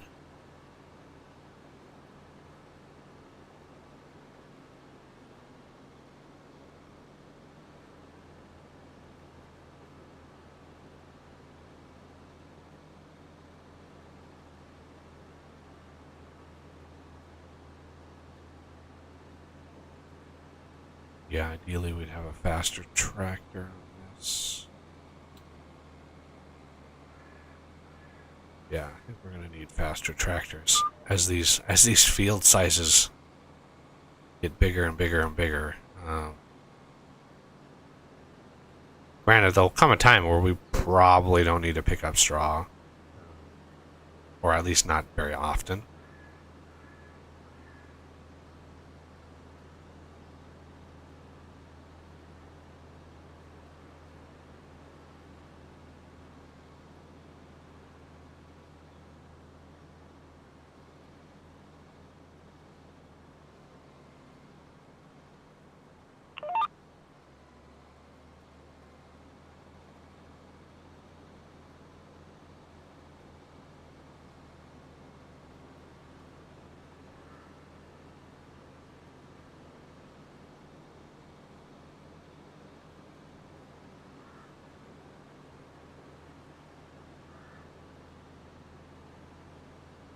All right. Go to the other field. Go west. Alright. The big field, and then Alright. manually set your. If you're going to drive down the middle, well, first, yeah, go around once. Grab what you can from the top and the bottom at the very least. Just to make it better. But if you drive down the middle of between 2 points and you're collecting on both sides, you can hit Control C and manually set your width, like I did, to 31.2. That way, the next offset is in between the next two rows, and it will allow you to just quickly skip without having to redo any of the waypoints and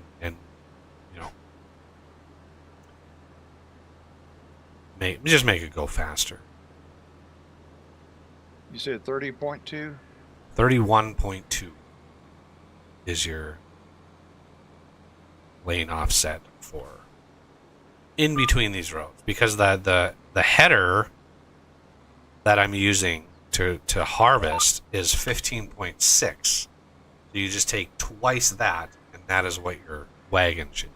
So 2 times that, which is 31.2. Puts you in between. It skips the proper amount, which is very handy.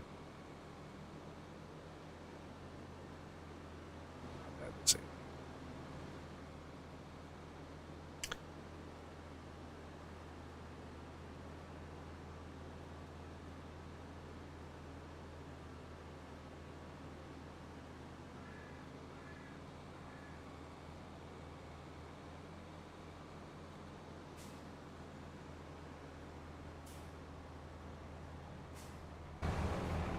Okay. Oh my god. There's an autosave?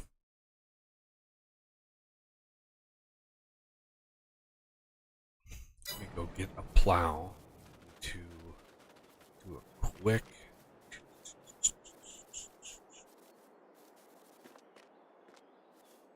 Where did I get the smaller version of the plow? I do not know.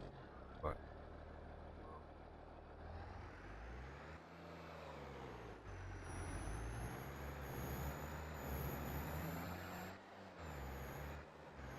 sneak. Oh.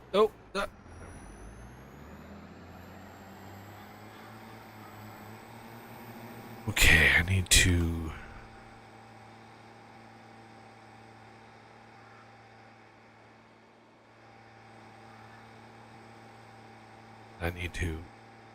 Do a little bit of plowing first, and then do a little liming.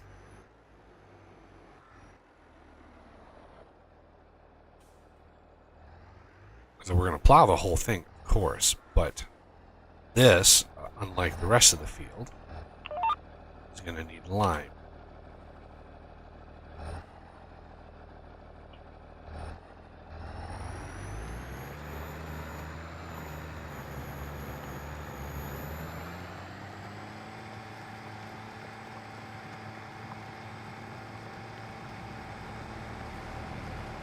For some reason, this is not picking up. You gotta lower the pickup, which I've is got the pickup lowered, I think. B. You can tell if you look at it from the side, you can see the little dangly thing under the... Yeah, it's lowering down, but it's not even, the arms aren't pulling the... Is it on? the, Are they spinning? yeah, they're spinning and everything. Let's see. You are up there. It was going, and then I was... Oh, Do you have the stone one? I don't think so. Yes, you have the stone one. Oh, I do? Remember, the forge wagons say, like, shitmaker on the side of it. Yep. Yeah. I thought I got the one that was... It's easy to confuse, and they're basically nearly the same exact wagon. It's just ever so slightly different. Yeah, see this one. As you drive by, you'll see the one I'm in here. The subtle difference between the two, the side on the label on the side here, as you drive by.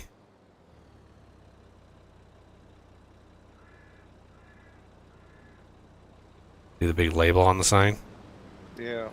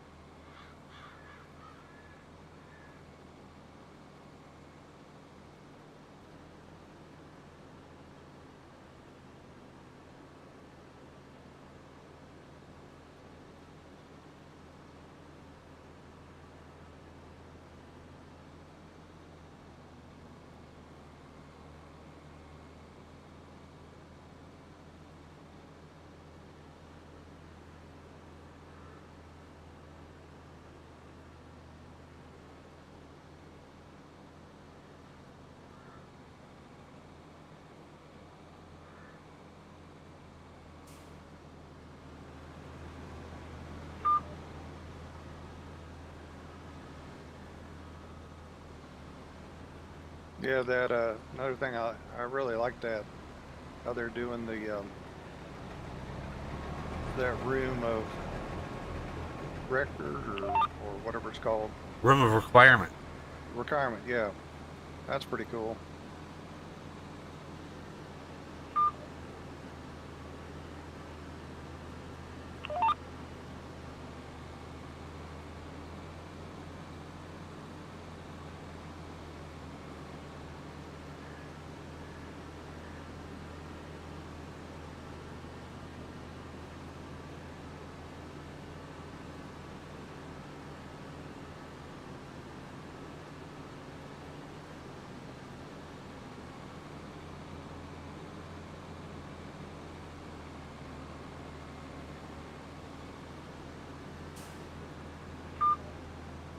Is that 21.3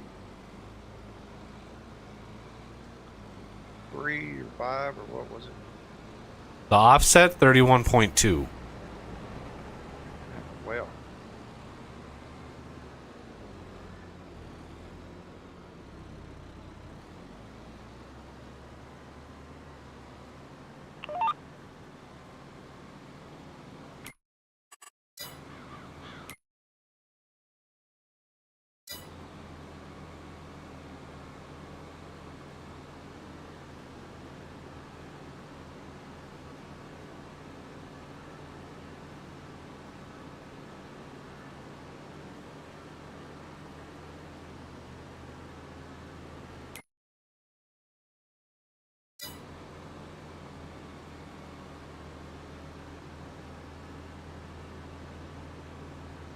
It'd be a AFK for a minute.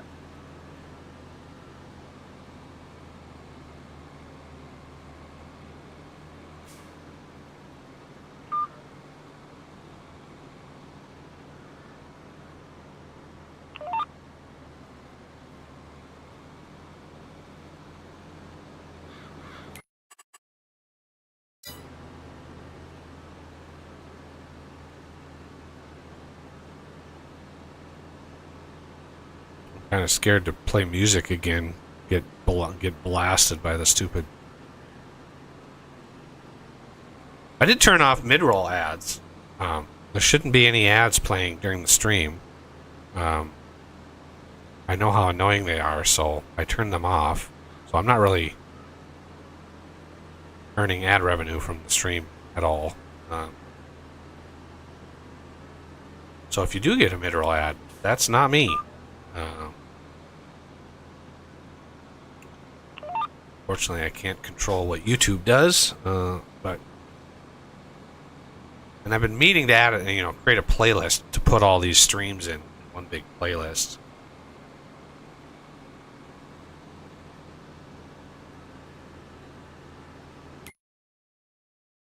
Okay, yeah, we're gonna have to keep an eye.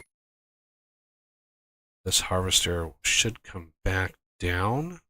We'll see how much is left. I'm back. So I might have to stop E, worker E.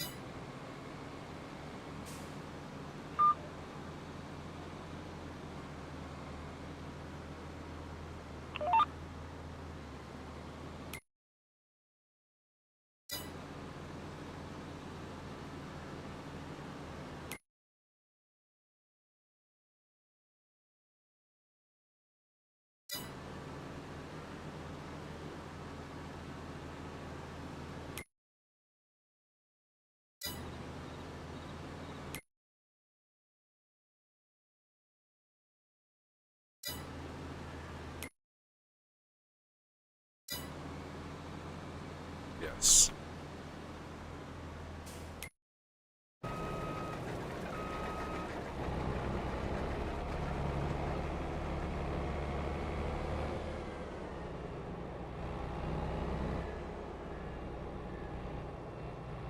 I must not have gotten the right vehicle again, or I'm just doing something wrong.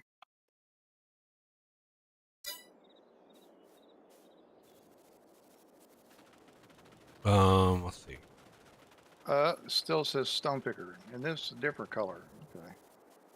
Yeah, don't go by the color. Go by the label on the side. The big no label label on the side of the thing. That's There's no label on the side of this one. That's why it's the wrong one. Yeah.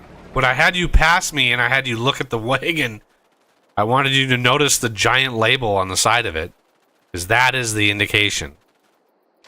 The big white label on the side of the thing.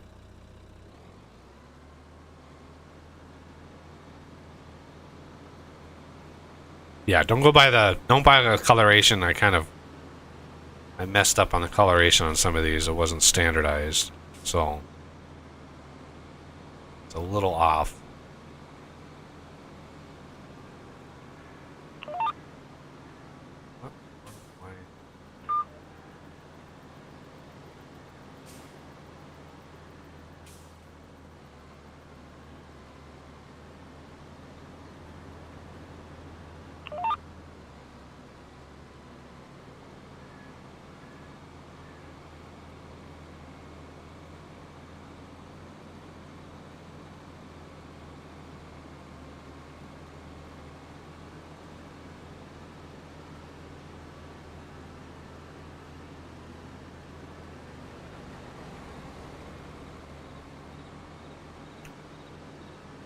Oh, let's check that.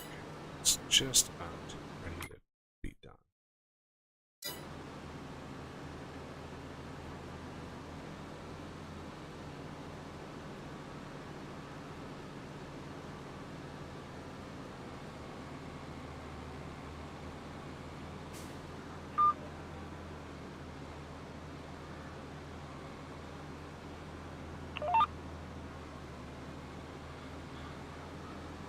one with Schwartz maker or something Yep. on the side? I That's just it? call it shit maker, but yeah. Yep. Okay.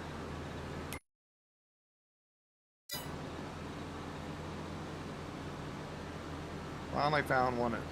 There you go.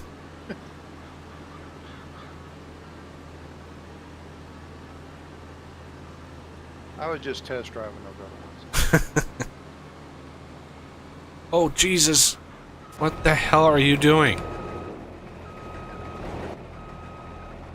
Why are you backing up all... Stupid AI worker. What the hell are you doing?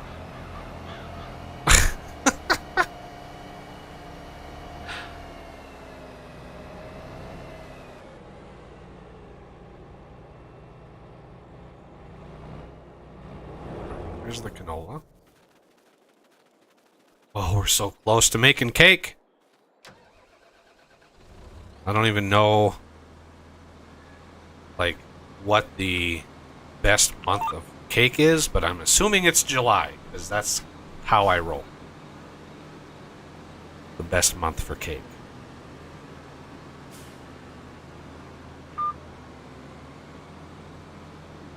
Let's go. Split middle.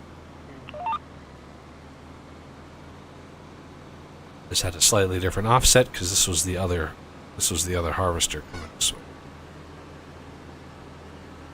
Okay, let's check this. We are close. Probably have to cancel or fire C when he gets all the way to the end, but he's got a couple minutes to go. I should be able to get this done.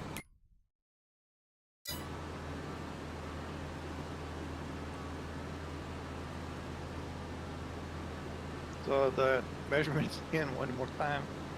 31. 31.2. All right, I got it right.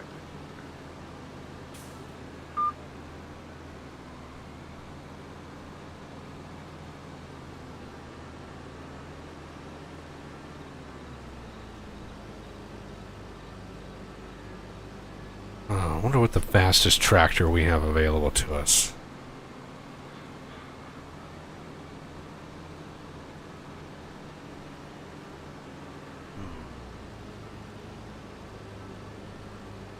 It might be the Case IH. I could probably get a few Case IHs, if that's the fastest one.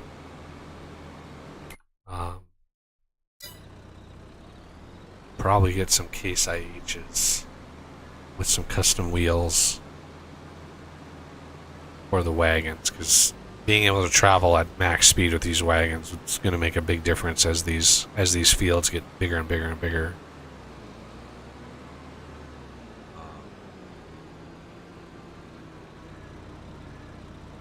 Oh, stop wigwagging back and forth.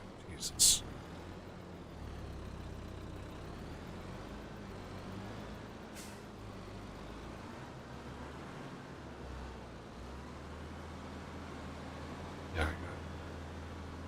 I got roughly 1.9 million liters of straw off of the canola, which is half the field size than the oats here. So I'm expecting a lot of straw from this. Oh my God. Autosave. Come on. I need to fire this worker.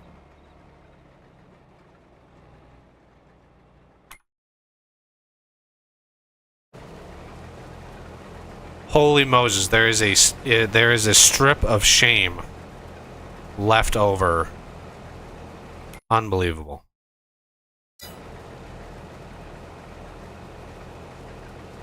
Well, let's see. Oh man. 1.5 million liters of oats. Alright, where's the wagon? Where's the thing? These are really hard to steer because the back wheel does not turn very fast.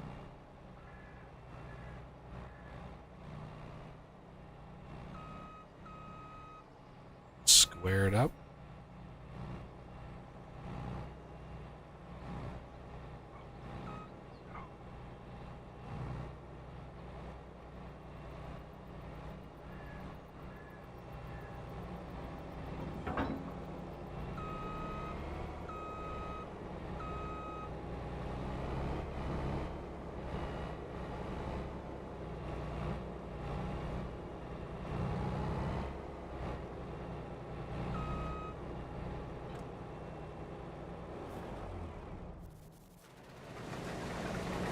see what he does.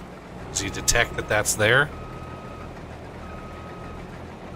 Or is he going to back up forever? No, looks like he's going to get it.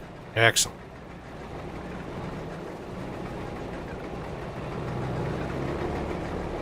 .2 million liters. So yeah, we're going to get 2.7, 2.8.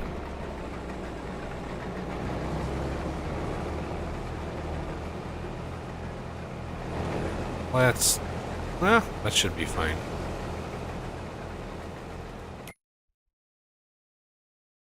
All right.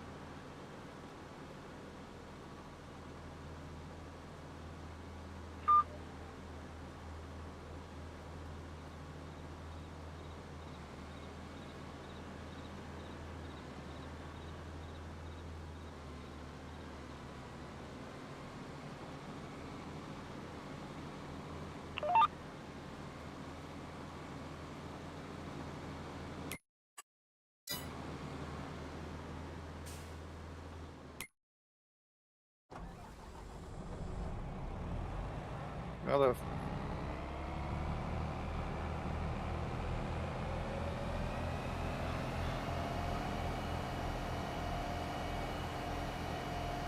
And the harvest is done. 0.25 million oats in this one.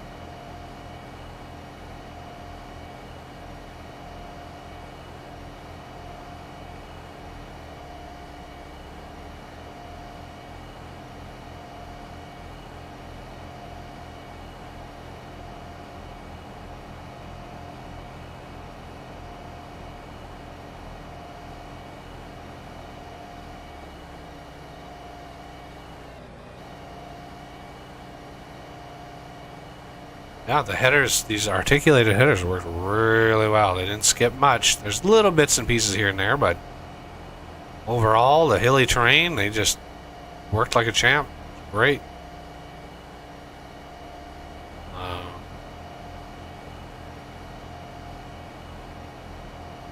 Fantastic.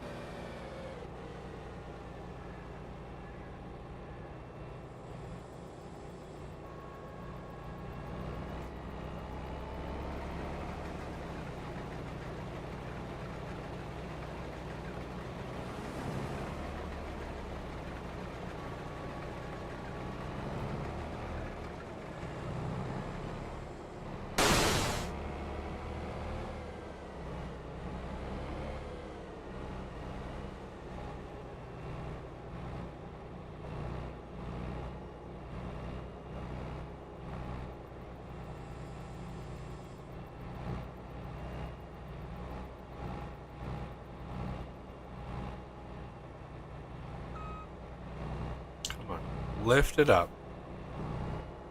There you go.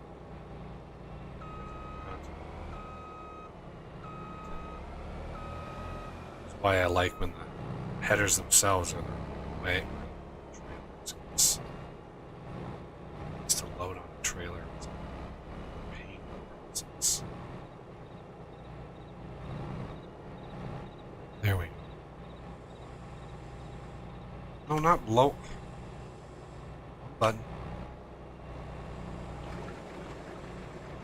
Q. Boy, my brain just wasn't. Whew.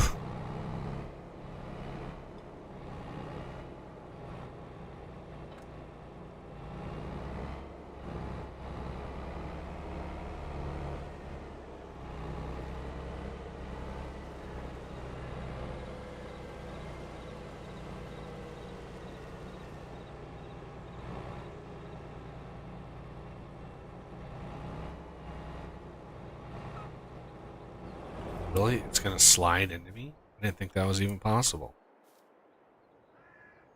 Thought that once it was on the trailer, it was actually on the trailer.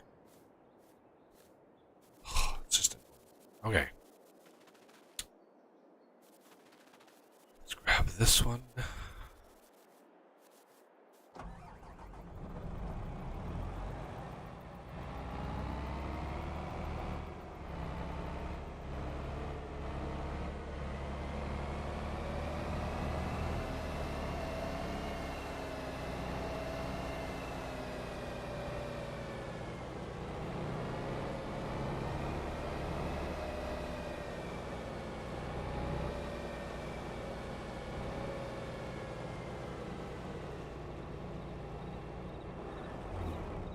Good.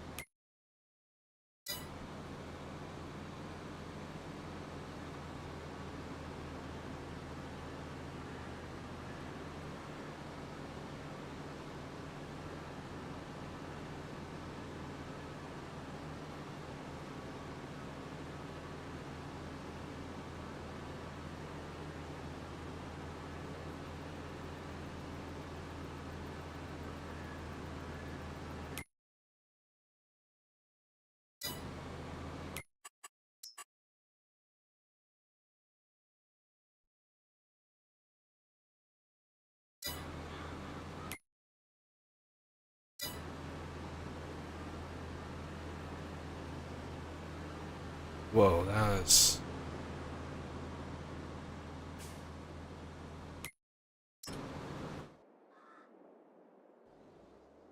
was a massive bump. Let's smooth that out.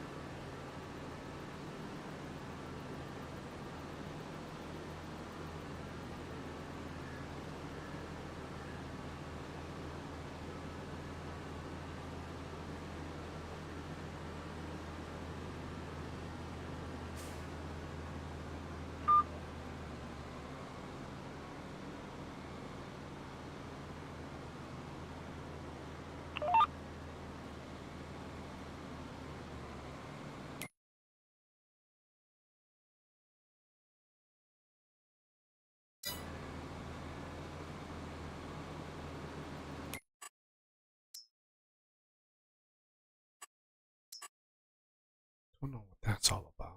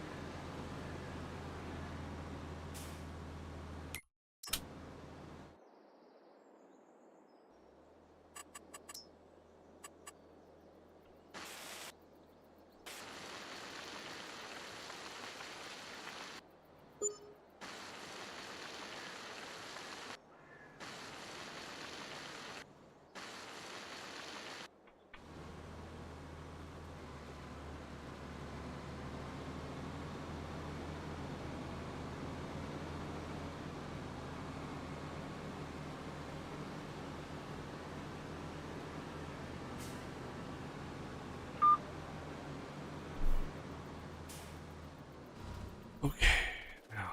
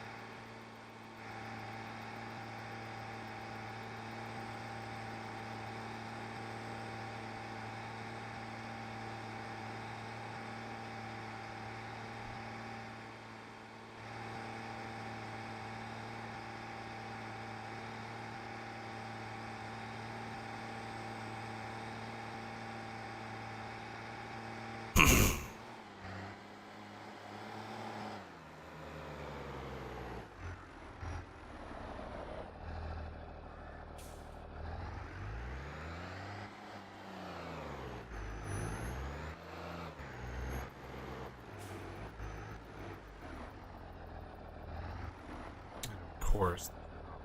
Perfect.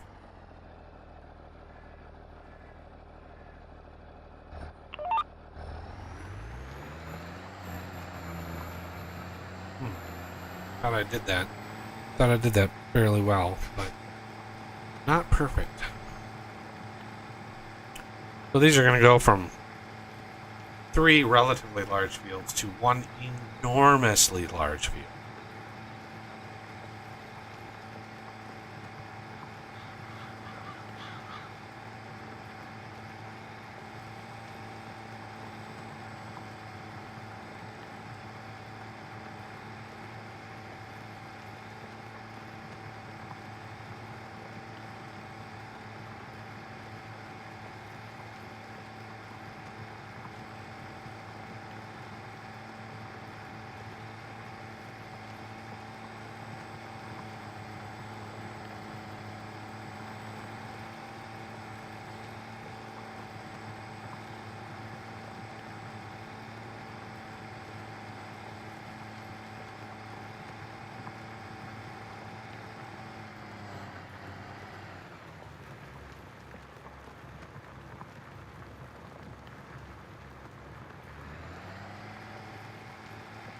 All right.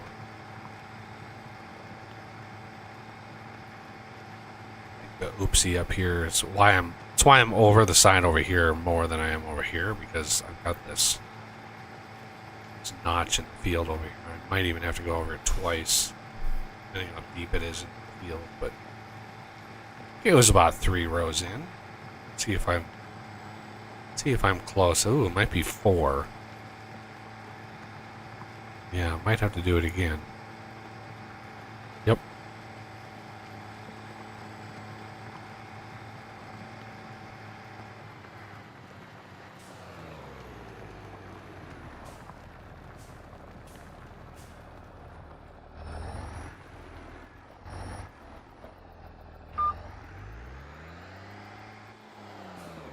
At least the bottom is lined up.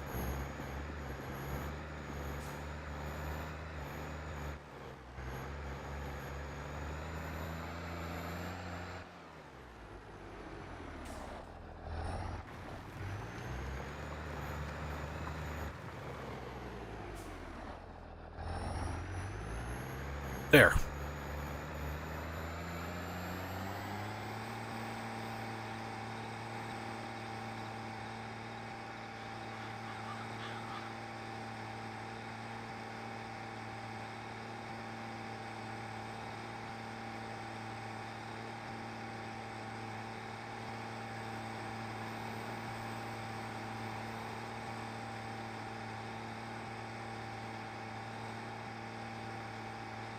This is going to take a while. This is going to take a while to turn this field over, because holy God, this is going to be a lot. It's going to be a lot of everything. A lot of plowing, a lot of fertilizing, a lot of the rock picking alone is going to. Ooh, that's why we got 4 rock pickers. If I can get 2 on each, like 2 on the outside, and then Wildman and I can run two in the middle, working towards the outside. Like, you can make it work.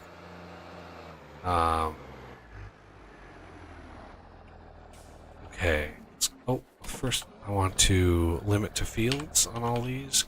Do not want to accidentally create crazy fields.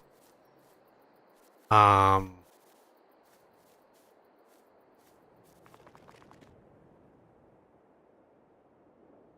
can't believe I forgot. Oh my, really? Should have plenty of fertilizer. Good. Gotta fill the fertilizer in all these. It's milk. Okay. And butter and strawberries and chocolate. Forgot cake is we're getting there. I want to make some cake. So the canola, I need to dump that. Flour is going to be, cake uses quite a lot of flour in the grand scheme of things. It uses a ton of flour. So, some of those oats that we just harvested are going to be for that.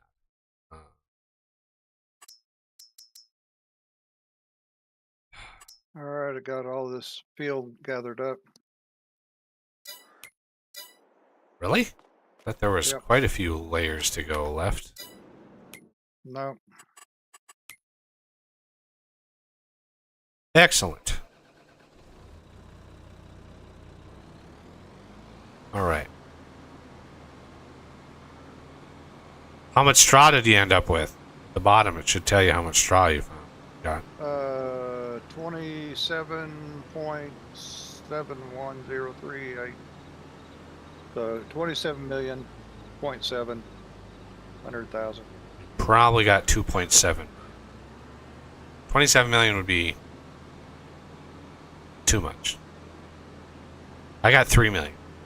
So, Okay, that's a L at the end there. yeah, liters. Yeah. Looks kind of like a 1, but yeah, that's Okay. that's an L. Yeah, 2.77. Yeah. All right.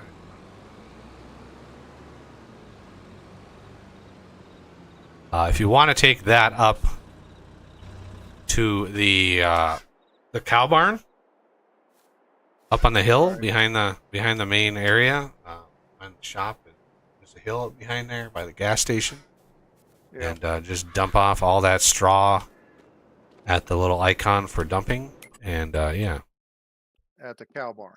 at the cow barn. Yes. All right. All right. I need some lime. There it is.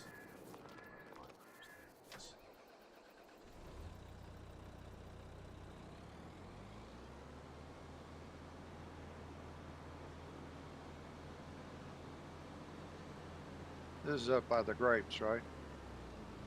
Yes.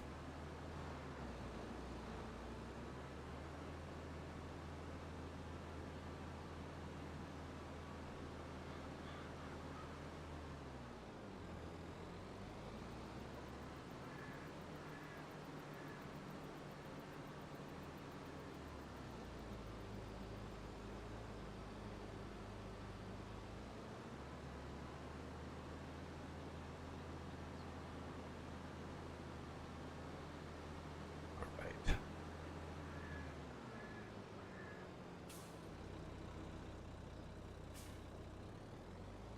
Going a little off-centered on this side, so this should go. This is the thinnest that I can make it, just to make sure we've got it all. Yep.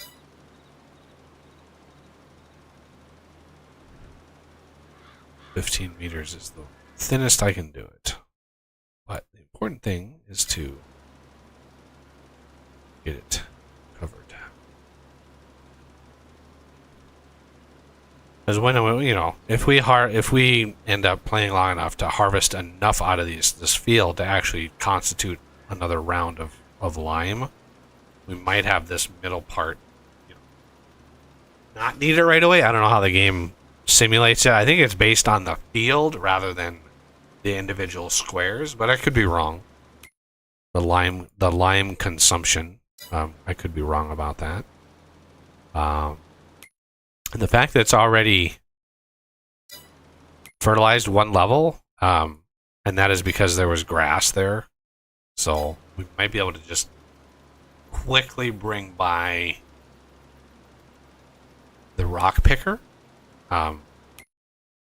and what I'm hoping the rock picker will do is change the terrain enough so the plow with a hired worker will just go right through it and not stop and turn around at these borders if we do a rock picking round. Now, am I gonna have to redo that? Probably will have to, but we'll see.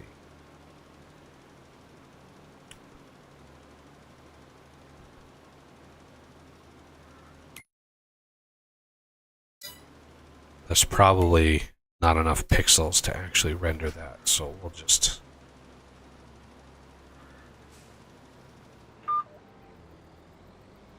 cover that real quick.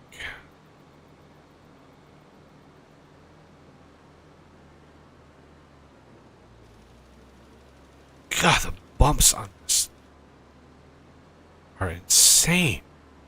How it like bounces the tractor. And the tractor should be like several tons. It should not bounce like that. Even got wheel weights on it. Like, it should not bounce like that easily.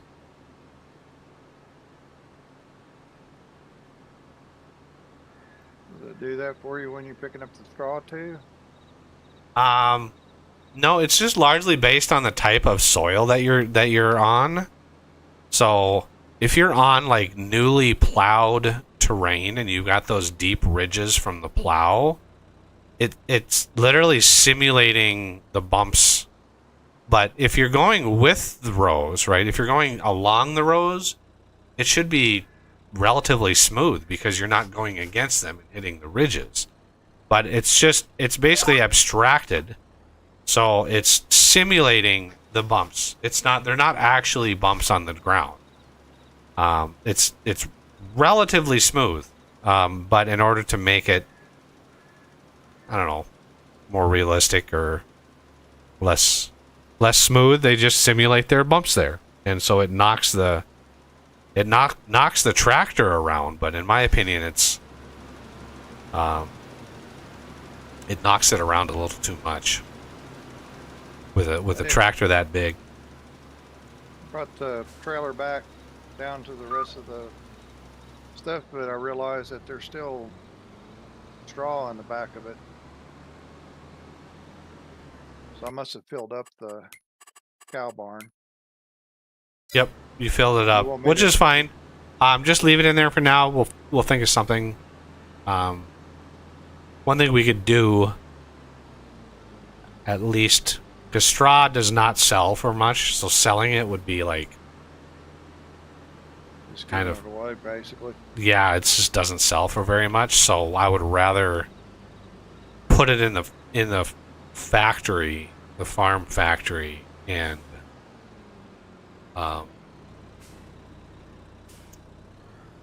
turn it into like silage or something.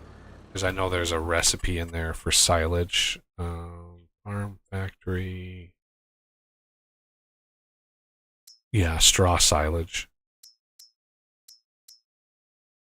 Farm factories by the sheep, right? Yeah. Yeah, it can hold 1.8 million liters right now.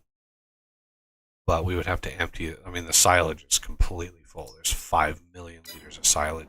So, let me grab one of these rock pickers. I'm gonna cross my fingers that this works. Because what I want to do is I'm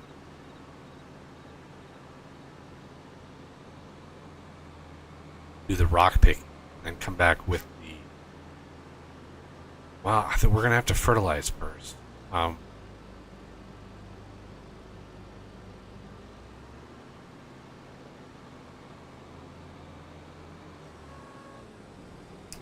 This will not take very long.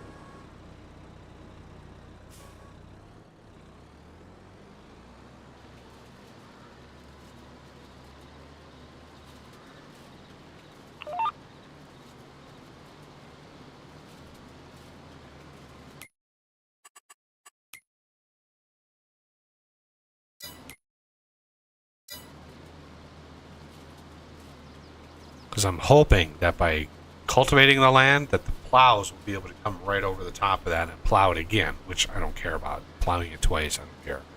But what I'm hoping to do is make sure that the AI workers can actually do the whole damn thing, and without, with minimal interference or correction.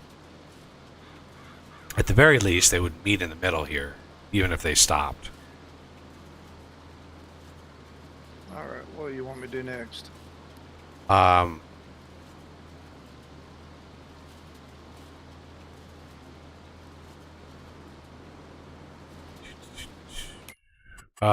We are going to want to fertilize. So pop in one of those red fertilizer sprayers, drive it to the top left corner, and then drive the other fertilizer sprayer near the top right corner of this big new field. The one that I just. Yeah, the one that we're working on. This is now one gigantic field. So, and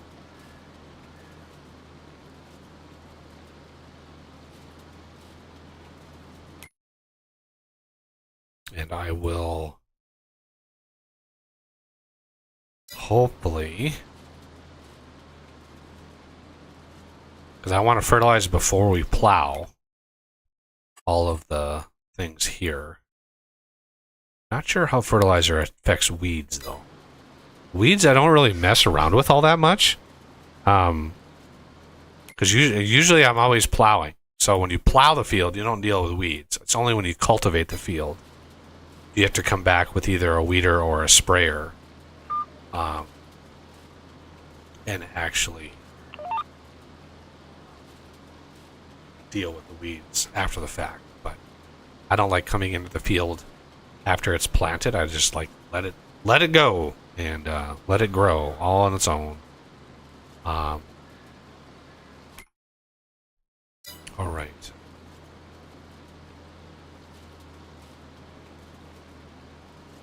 Hey there. Oh my God, he's back. Got the honeydew list done? Well, we're pretty much done for the day. Did lots of mulching and things outside. Oh, and I got the split type manager thing to work. What?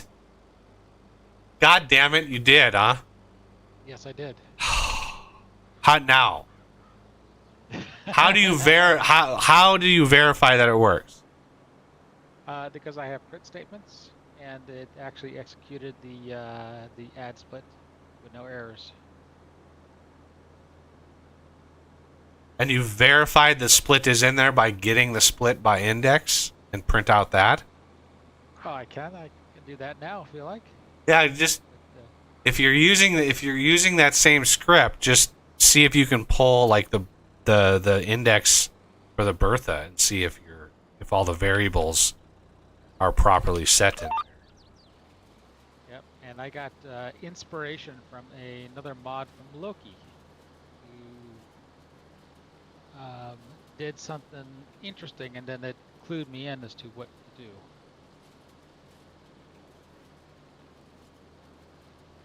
Really, what did he do? Well, instead of referencing the class, there is a global variable called G_split type manager that you use instead of referencing the class, and that's what basically it's all going to change that. That's what I was missing. That's the variable. Okay, that's the variable that gets Okay, yeah, that's a variable that gets instantiated when it actually develops it. That's what I was missing. Right. Right. We were trying to treat it as a class function instead of as an actual function. Yep. Okay. G underscore split type manager, because that gives you the instance, because it's a singleton, right? It's a singleton instance. There's only one of them in the entire game, and singletons can be a freaking nightmare in programming because it's like, am I dealing with the proper object? Am I dealing with something that's like, as far as modding games, I run into singletons all the time. Because usually a game engine, when it loads a singleton version of all of its back-end simulation systems, and that's what runs it. So unless you're modding the right thing, unless you're modding the singleton version in memory, you're not modding the right thing. So yeah, Lua is such that is freaking hard to figure out, like, where what you're dealing with and where the variables are. So good catch on that. That's awesome that you found that. Where are the? Did you? So basically the mod that I discovered from Loki was a mod called Black Market. Ooh. And he created this mod because if you were to cut down the giant sequoias and try to sell them, they have so little wood chips that it's a losing proposition. Yeah, they're purposely like worthless. Right. Well, he created this mod called Black Market, which fixes that.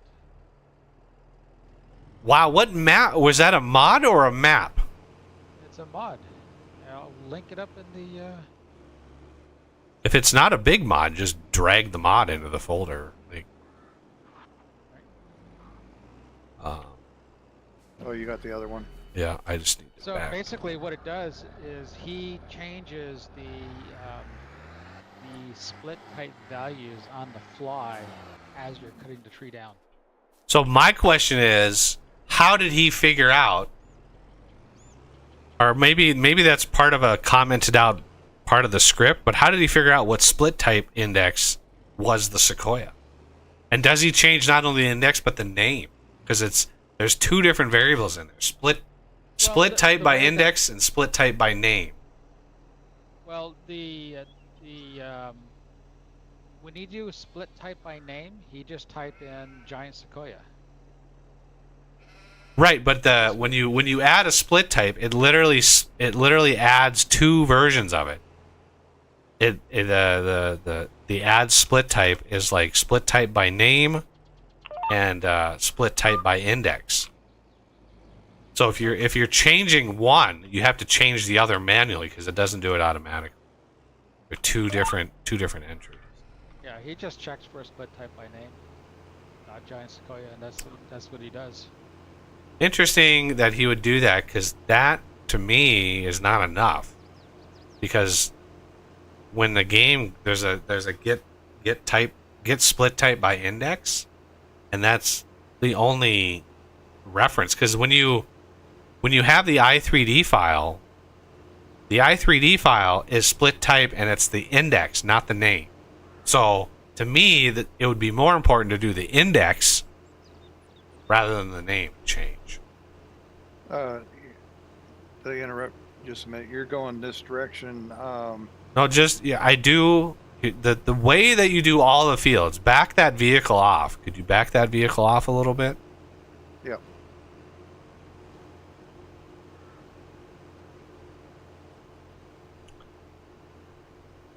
So the methodology behind these fields is you want to go around, and I very specifically start at that back corner, right? That's the first corner I start at. The one that we're at? Yes. No. The one I started at. Oh, okay. Okay, the one I started at. So I started that corner, I go across the top. That's one headland across the top. Then I just do one run down the side because I need to get to the other side of the field, and you might as well spray it. Right? And so I do one down along the side of the field. Then I do one across the bottom of the field. all the way to the other side. And then when I turn to go back up the field, that's when I hire the worker. And the worker is hired on that side, and he will work from that side west, because that's the edge of the field. So he'll work from that side west, and then I hop into the vehicle that you're in. I line it up, offset it inside, and I start that one on a worker, and he starts on the field going east. So it's the field gets done on each side, and they're working towards the middle. And then you just gotta monitor them to ensure that they actually meet, and they're not going to crash into one another. And I fail on that a lot, but that makes sure that both of them run at the same time, and they're all contributing. So you wanna get that in. Since I've already done one row, you go to the next, you go next one over, you offset it in, you line up the sprayer, and then you start the sprayer on that side with, as you go, you hire the worker, and you're good to go. He should operate no problem. And he works his way into going the other direction. I just got to make sure there's enough fertilizer in these. I forgot to check. How much fertilizer is in that one? 24,000. Okay. Is that gonna be enough? Should be. There's 17,000 in this one, so.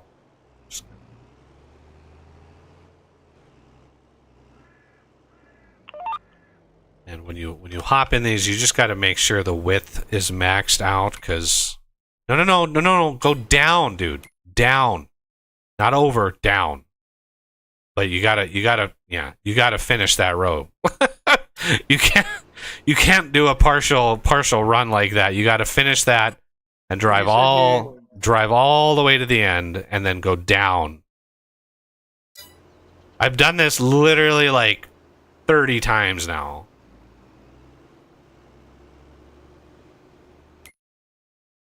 You always hire the worker on the long side of the field. Well, anyway. I thought you said that you hire one to go east and one to go to west, but Yes, but they go up and down the field. that's north and south. Yes, but every time they offset into a lane, that one is going to go east as it offsets itself into the field. And this one, when I point this one up, it's going to offset itself west as it goes across the. God damn! Turn off the damn. Must have hit V. God, keys on the keyboard. It's too close. Okay, so line this up.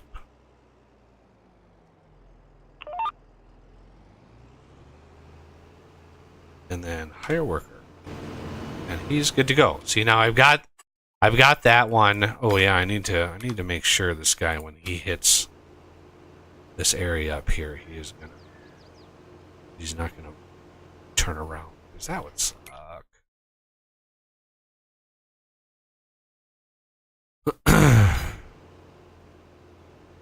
Come on, please go through this. Please go through this. Combining fields is always a hit or miss whether or not it's actually gonna plow on through. It could turn around right here. That would suck.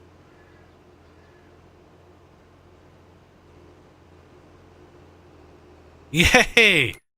It went through. Yay!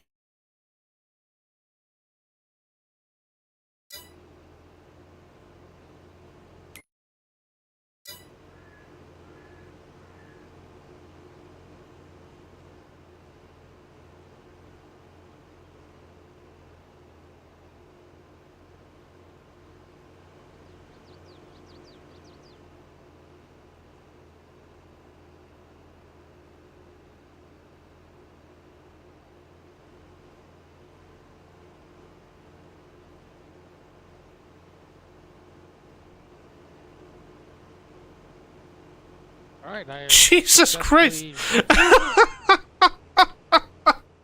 I successfully looked into Bertha's wood chips per liter. I'm not very good at this hiring and firing stuff, and Well, yeah, yeah. It's literally one. Well, if you line them up right, no, but the spray thing.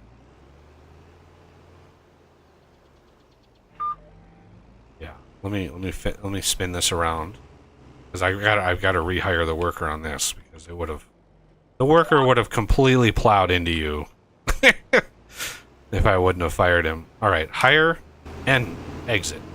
Now this one, drive all the way over to the other end of the field. Line it up going south. And hire the worker. Well, yeah, line it up, get it. You got to start it and make sure it's all lined up. And then, yeah, hit H and then bomb out of the vehicle. Just exit out.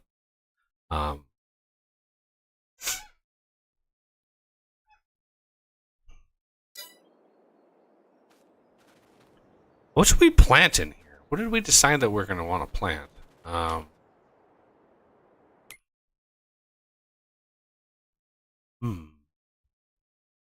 I'm really hoping this is actually fertilizing it. Stupid weeds are in here. Like,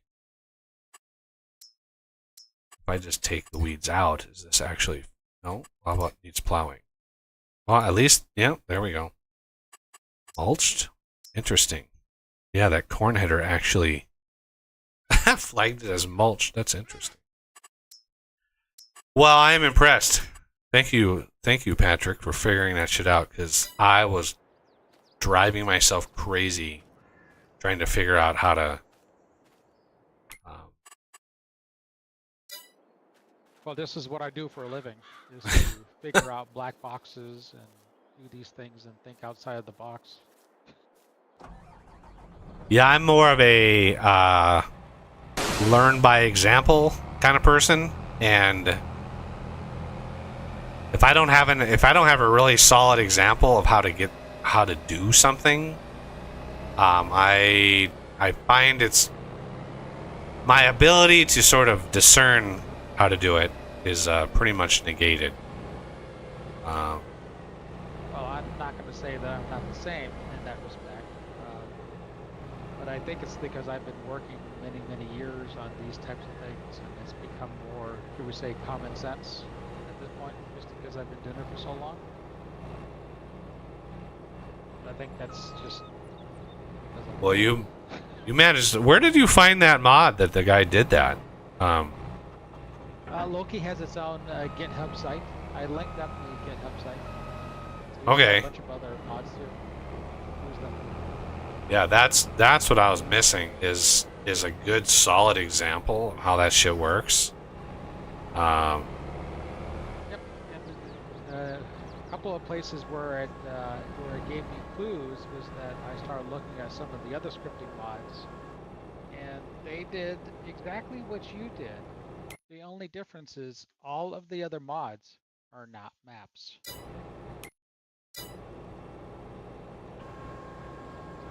So, yeah, so it must be the... So you could, right, if you had taken that script and put it into another mod that loaded before the map, and you know, of course, that the farming simulator loads the mods by alphabetically. So if, for example, if you had, you call this FS22 _ ZZZ, it would load after your prairie map. Okay. That's good to know. Where is the... I'm gonna be AFK for a few minutes and eat. Alrighty. Be back. Do you think you'll be doing any time shifting or anything? Do I need to log out? No, I've got quite a bit left to do in this field over here, so there's quite a lot of work left in this field. So should be okay, or should be fine. Log out? Okay. Should be fine. All right. Be back.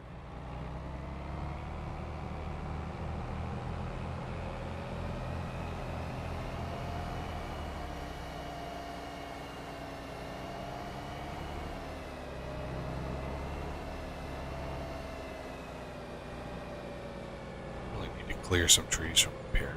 Oh.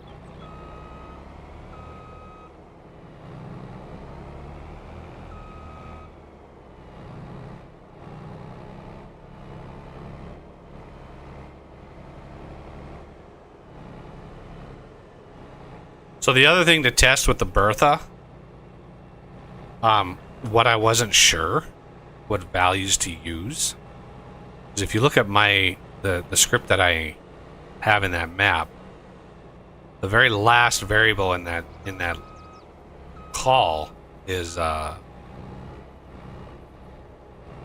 basically like volume to liter, and so all of the trees, all of the vanilla trees, that value, that variable is set to 1,000.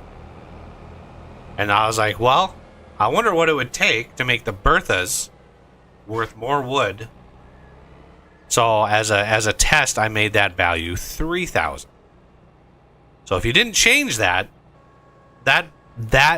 call, if you use that script, that call should still be 3,000 unless you change it. And I'm curious if you loaded a Bertha with all of that changes, with the split type, and you should see that because the split type, the index that I set it to in the script, I forget which version of it. It might have been like, what number did I use? 39 or something like that. I forget which number. I tried many different numbers in there. Your Bertha's 31. 31, okay. Because I just didn't know like how many different trees are in there. Like there's no telling how many trees are actually in there. Because I originally tried 69, and that came back as beech. For some reason, beech should have been like 4, but anyway, so I set it to 31, and then you have to match the Bertha in the i3D. So the split type in that shipped version is not using the split type in the map. Okay? Because I had to set it back to spruce, which is 1. So if you're not changing the i3D, the Bertha in the map is not updating with the new split type. And I don't know. If you look at the Black Market mod that was by Loki, you can see that the changes that he did to make the giant sequoia worthwhile to cut down was he actually changed the volume to liter to 1,000. Right. So, but we don't know what the original value is, whether it was above or below 1,000. That's just it. Like volume to liter, right? If it's 1,000 volume, then 1,000 liters, right? That's why I made it 3,000 in the script, because I'm thinking 1,000 volume equals 3,000 liters, which means you load that into a sawmill, you should get triple the amount of wood. So all things being equal, if you wanted to test that somehow, ramp up that value and load one tree into a sawmill and see how much wood it gives you. Because I know a Bertha gives you 37,000 or roughly 37,000 liters, and a Sequoia, believe it or not, a Sequoia, when we were playing the Silver Run Forest map, we weren't selling the Sequoias. We were loading them in to a sawmill, and we were getting like 42,000 liters of wood from one Sequoia. So for me, it seems like that value was still 1,000 in the game. It was just the sell price, right? Because that's one of the variables in there, sell price. Right. That value was really, really low. So you couldn't sell the wood, but I think you could use the wood in a sawmill, same as everything else. So depending on the type of map you've got for testing, I mean, you could try to set the Sequoia to 3,000 and see if you get 120,000 liters when you load up one of those. Well, The way that the black market mod is written, I believe after it finishes loading your save game, it does a print statement. So what it may do is do a bunch of print statements and see what it was, the volume per liter was, and the price Yeah, before it that would work. modifies it. The variable, you'd have to look at the base game script for the individual variable names inside each one of those split types. It's like, X, it's split type by index, split type by name, Sequoia, whatever, dot name, dot description, dot, there are specific calls in there. I just can't think of them because I don't have the base game split type manager script open, so I can't see what variables it sets. But there is the very last one. I don't know how to I don't know the exact spelling of it, but it is like volume to whatever. Check it right now because curiosity kills the cat, Yeah. Oh, I know that full well. All right. Now let's get this guy. He is not trading fields. Yeah, I never really tried to sell the sequoias. So when I found out that they were like nearly worthless, like a whole giant sequoia, somebody posted and like, I only got like $30 or $300 for this enormous tree, and it's like, yeah, that's because they're just worthless trees. You can't sell them, but loading. I never had a problem loading them into a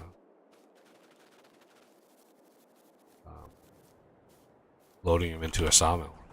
We got so much wood. I had that giant sequoia farm on that Silver Run Forest map, and we had, God, I don't even know, 60, 70 sequoia trees, and we were just loading them manually, just one after another, filling that sawmill up, and holy crap, did that thing fill up fast.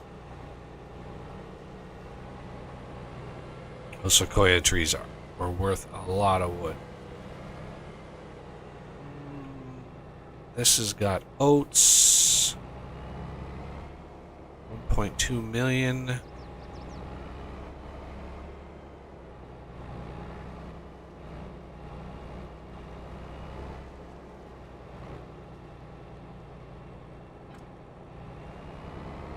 Let's put this round into the farm factory.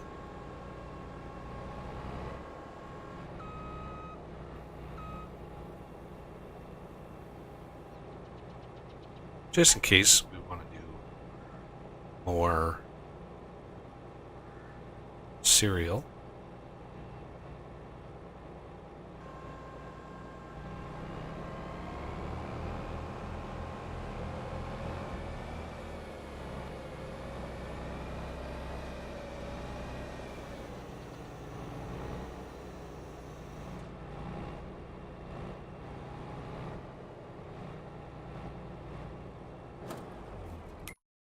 Next one.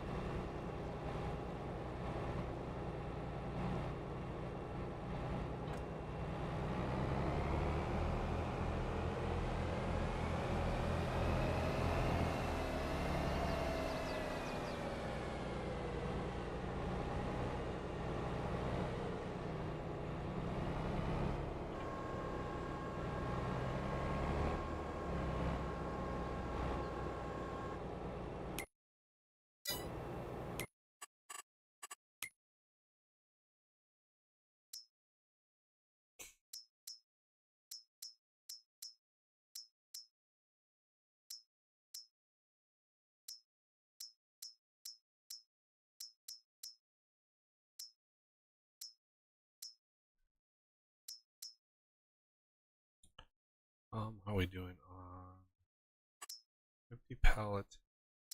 Carton roller. Good. It's good.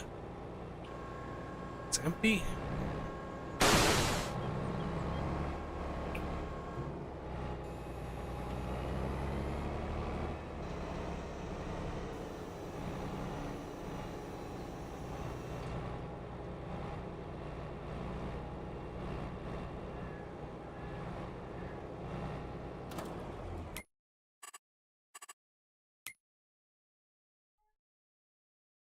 Right. Getting close to being done.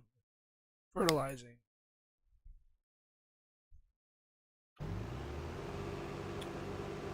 So glad I was able to fertilize over that little spot.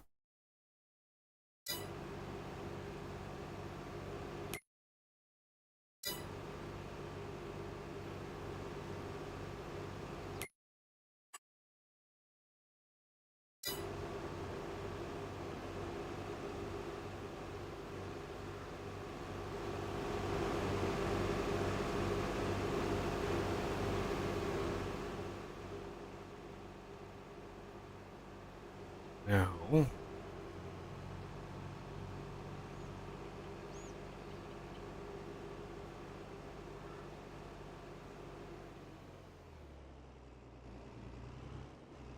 uh-oh. Coffee's coming back. Watch out. Must have talked Emma into letting it play some.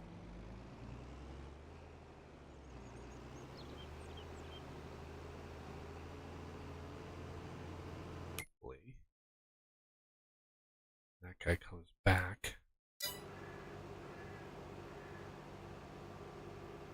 Maybe.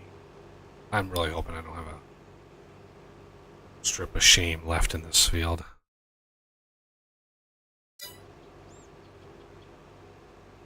Odds are strong that yes, I would, because that's literally if you look at taking the edge of that field all the way here, that is what would be left in the field. But yeah, this one is probably not gonna cover the rest of that. Maybe, but doubtful.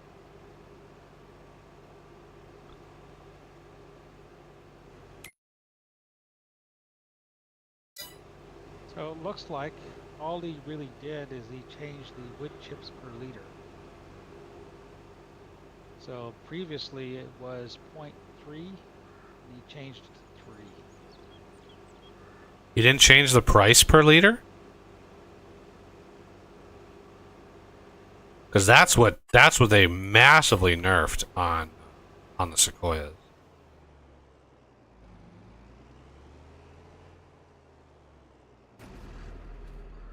Of course, I don't know when he put this mod out. It may have been maybe Giants changed it again. Oh, there's no telling like what the hell they do. So this thing came out 10 months ago. No, it was shortly after the expansion. So, I mean, they added the Sequoias in the expansion, so it had to have been after that. Right. Yeah, so November 17th is when he originally put this out. Yeah, I'm anxious to look at that script, see what he did.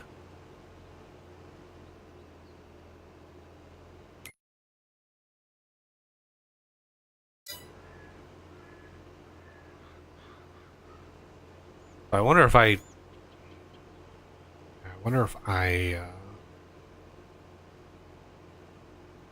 reference, instead of calling the object type to add split types, if I want to just use the variable, the global variable.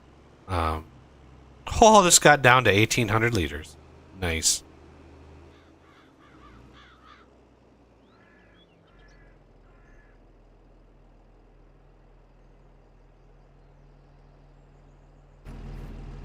Yeah, so looking here, it looks like the price per liter on average is around 0.7 for base game stuff. Yep. Price per liter, it sounds about right. Except And, the one thing that's higher, the highest in there is a wood mahogany. that's not even in the game. Mahogany. It's like it's not even in the game. I don't know where that comes from. If that's maybe that's a European tree or something, but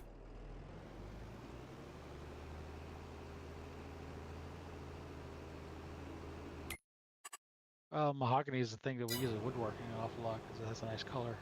oh yeah, it's a beautiful, really expensive wood. So Yeah. I mean, it tracks that out. It's actually such a dense piece of wood that usually woodworkers who work with it will change out their blades on their table saw. Yep. Usually after about 10 to 15 cuts. Yeah, it's a rough wood to work with.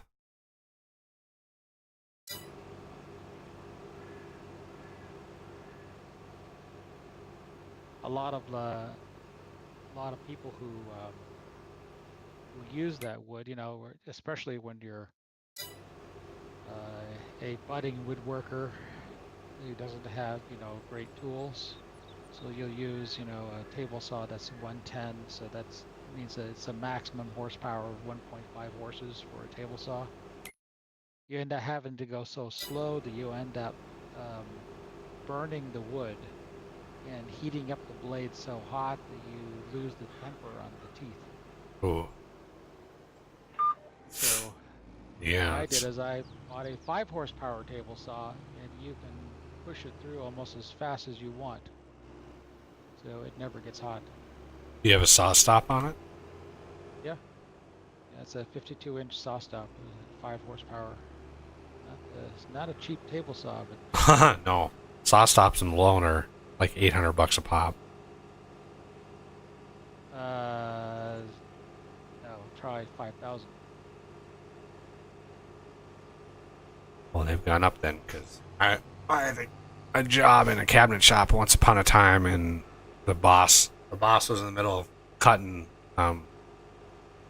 melamine for the back end cabinets, structural cabinets, and bam, for some reason, something triggered his saw stop, and it was just like he was like, "God damn it!" The cartridge. Yeah, Cartridge. Yeah, the cartridge is only like $70. but the destroys the blade. Yep. So yeah, that thing fired, and he's like, "God damn it!" And he was like, "That's $800 to replace that." At least the one that he had in it at the time. He was like, "Yeah, it's $800." I was like, "Jesus!"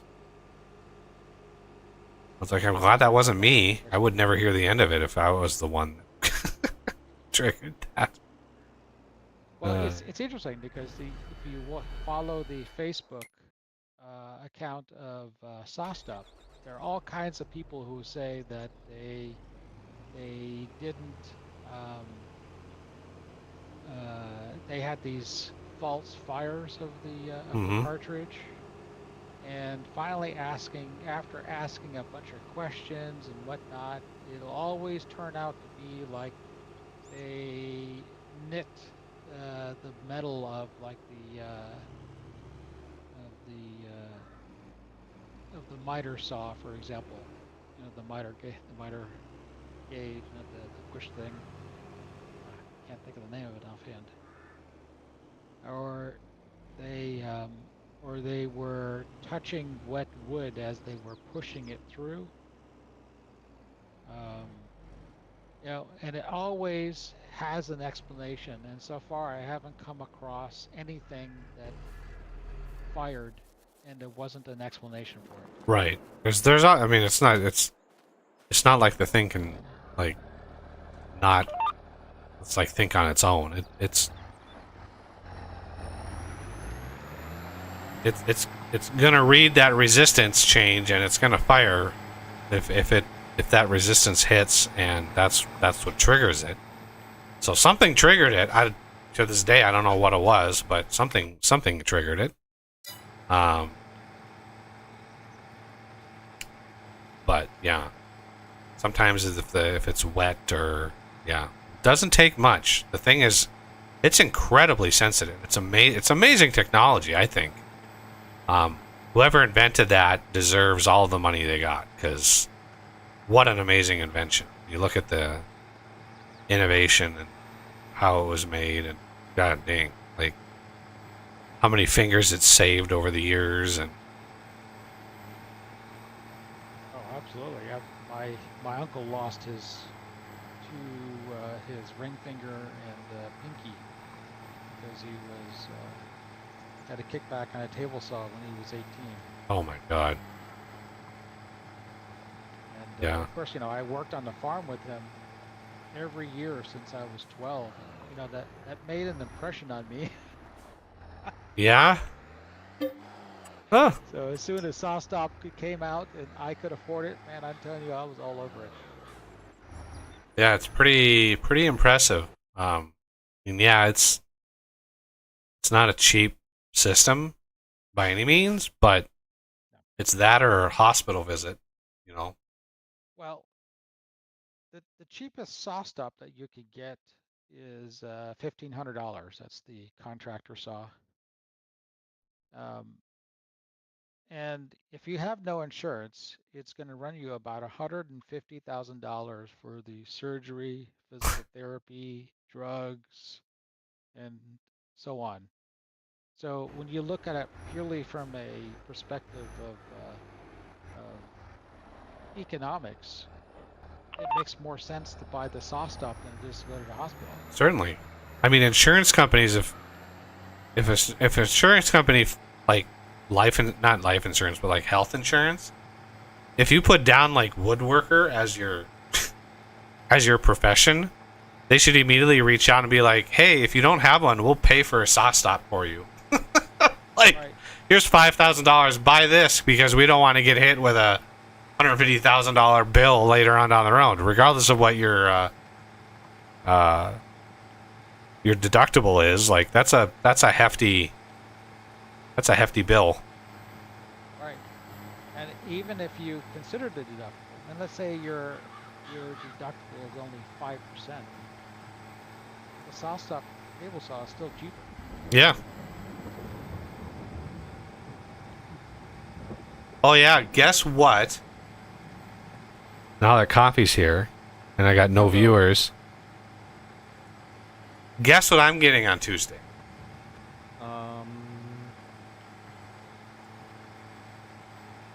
Not sure if I want to say a joke here or not. What are you getting? Not syphilis. A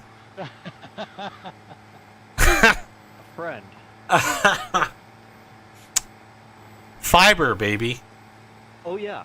No, you mentioned that in the Fiber. Discord. I could not believe it, because earlier this spring, right? Earlier this spring, there was a company out here, a trenching company, laying a bunch of shit down into the ground, right? All around this neighborhood, they were doing this. And so I call the phone company, and I'm like, hey, I'm seeing all this shit. When can I expect the upgrade? Because I want it now. My folks got it, and I want it, right? Yeah. And they're like, and they looked up my address in their computer, and they said, well, the way that it's been going is the trencher comes by 1 year. The next year, you get electricians into the house, and they run fiber inside the house or the residence, whatever, apartment building, whatever. So they need interior access. So that happens the second year.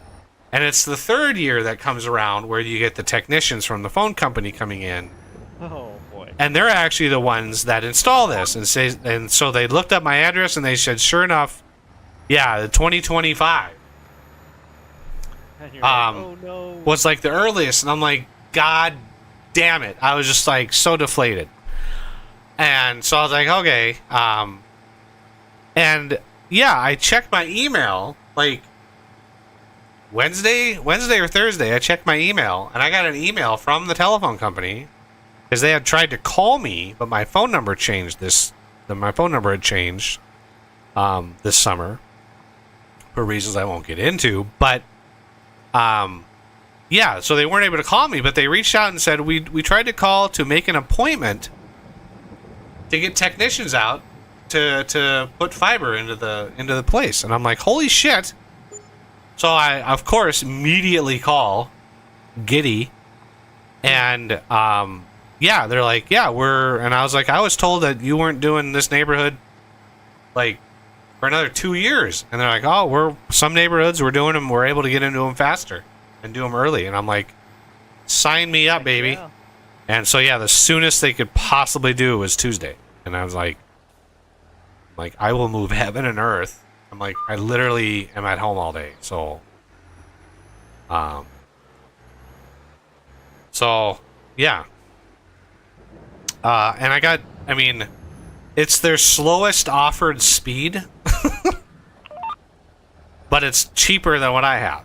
So right now, my DSL is a 75/30 line, and it's $54 a month. So 75 down, 30 up. The fiber connection is the cheapest one they offer, is 350 down and up, and it's $50. It's $5 cheaper, and it's 10 times the speed, at least upload speed. And yeah, I am looking forward to that. But what was I going to say? Yeah, obviously they offer speeds up to 1 gig, but that's like $100 a month, and I'm like, I don't really need that much speed. It'd be nice, but I don't really do anything that requires that much speed. So yeah, I'm going to be getting fiber. Hopefully we get all the port forwarding stuff ready to go Tuesday. So, because, you know, obviously I'm forwarding the port that we're using for the game, so I have to make sure that's still good to go. And so sometime Tuesday night, I'll probably do a quick test, make sure people can connect to me. Suppose that would be important. Yeah, it's a little important. Where's my other plow? I know I have like another plow around here somewhere. Oh my god, that A autosaves. separate server for the. No, I'm using my computer. So I Right here. have no lag. Right here, he says, as if I'm seeing. I If he just jumped up and down, then. There he is. Okay. Yep.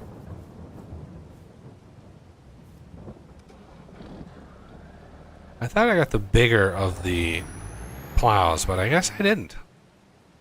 Yeah, there's a dead zone right here. For some reason, there's a spot in this map right here that mutes vehicle sounds. I don't know why. Every time I drive a vehicle by that spot, it mutes the sound. do Right. have Cone of one silence.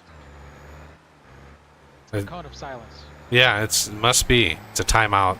So where all the timeout, you know, all the bad implements get timeout. They go there. Okay, Buggy, that plow that you're talking about is over here by the store. The bigger one. The bigger one? Okay, yeah. I knew I got one. I just The bigger one was attached to the Valtra tractor earlier. That's what this plow is.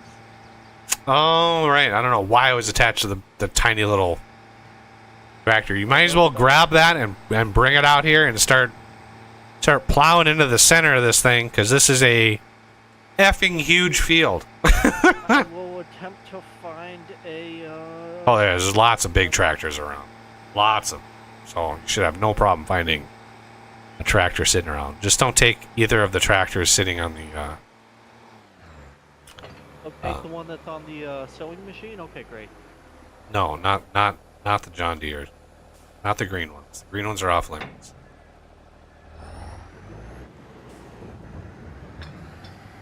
I thought Green Man Goes, and that was the preferred one.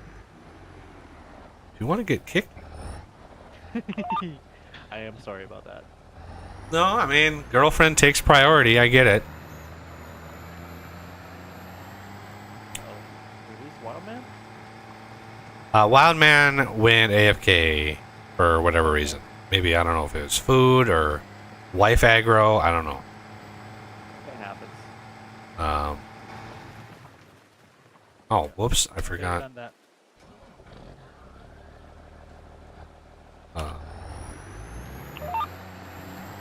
Got to hire the worker. There we go. Make sure to limit your thing to fields. Make sure you're not Yep, gonna do I am something. limited to field. Excellent. All right. Yeah, there's a strip already right down the middle of this. You just right down the middle and then pick a direction, left or right. Just work on it. Now we got to decide what to actually like plant in this field. Mm-hmm. I don't know what to Well, plant. I mean, so you could do wheat. The only use for wheat would either be to make our own seeds, which are cheap enough that I'm not too worried about buying them, or flour. And honestly, we just harvested oats, and I just put 1.4 million liters of oats in to make flour, and they're the best thing to make flour anyway. So if it's to make flour, I would rather do oats, but I just harvested oats out of here, so. True. Oh, do you have enough chicken feed?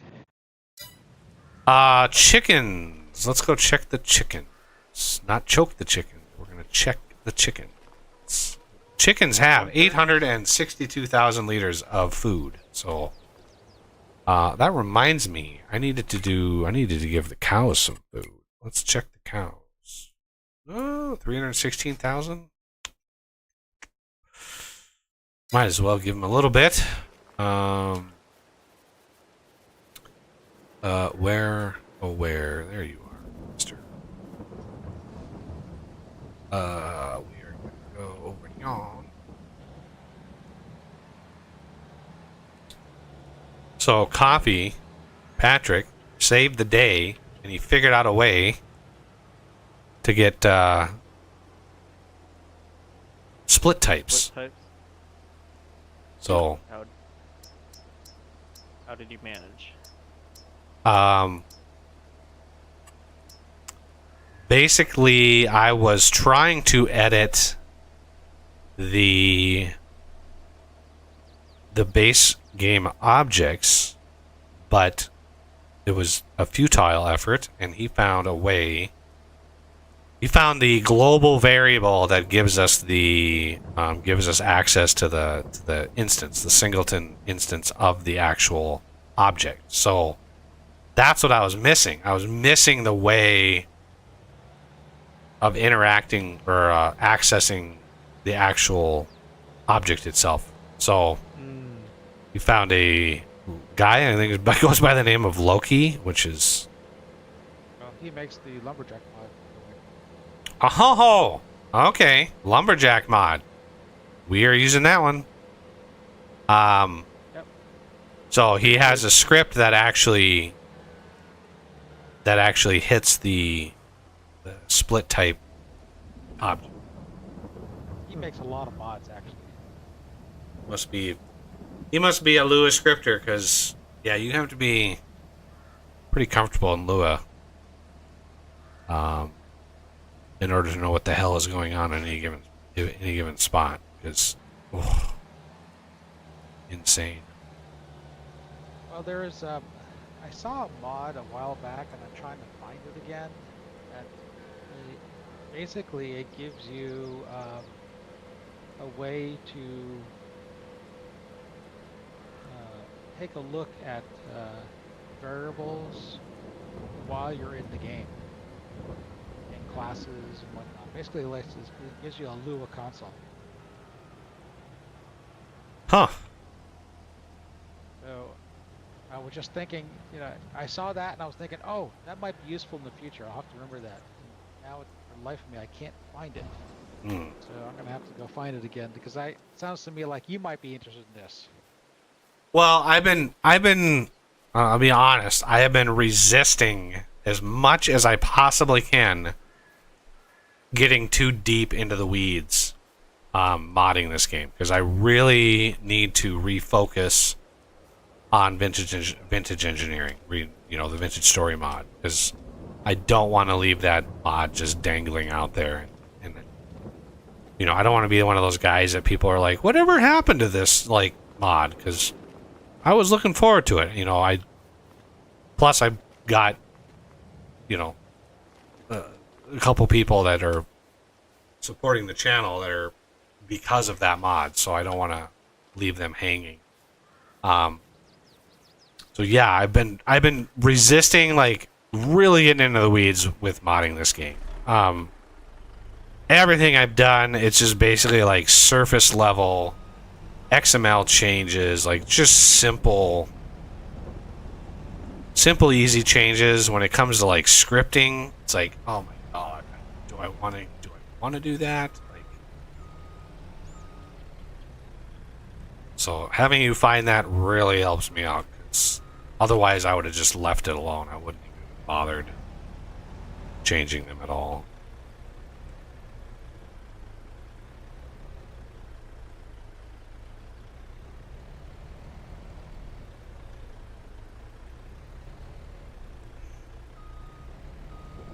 So he's the one that made the bulk fill and bulk buy mods. The what? Bulk fill and bulk buy. Oh, yeah, okay. I think I know the mods you're talking about. Yeah.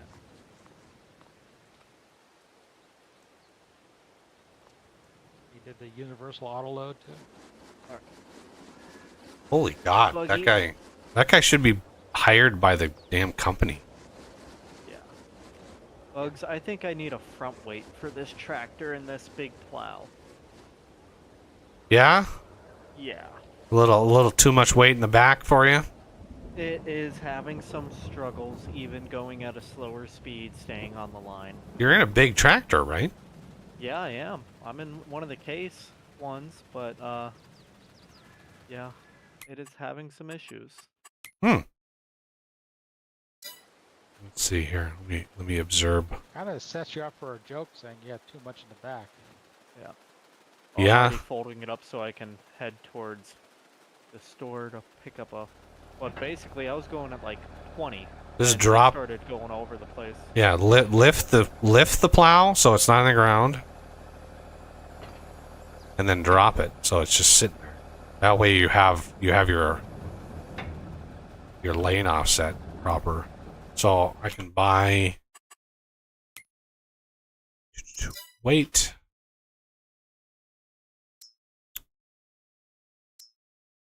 .2, 1.5. What do you think?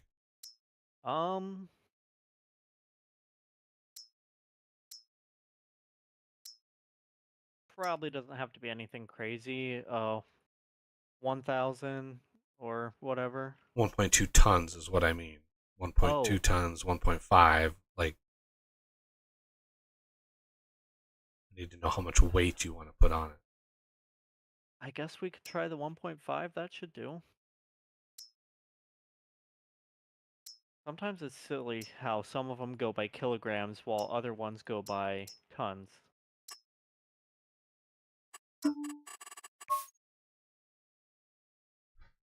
Well, it only goes by kilograms if they're below a ton. Oh, I see. Because in this game, a ton is 1,000 kilograms. Oh, okay. Because of course it is. Weights have been purchased.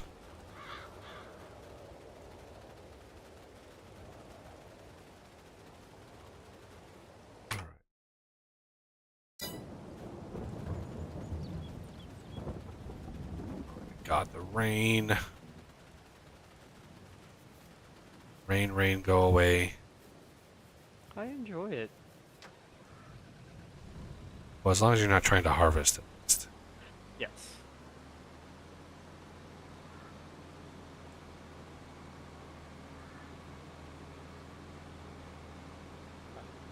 Found it. It's called the console helper. Console helper, okay. Yeah, I don't even have the console enabled. There's been so little information printed in the log files. It's just like, it's annoying. Yeah, I have a log viewer that I've got set up through my mod manager that actually searches for errors and warnings, and then will show them at the bottom just like it's an error in it's compiling. Kind of nice, actually. Sometimes it's hard to look through that and figure out what's going on. and then I will context highlight the error word in red so that it stands out. And then I think the warnings I do in some sort of light blue or something like that.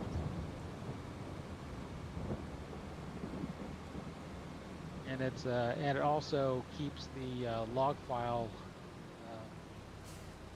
It constantly refreshes it so you can see it live on another monitor.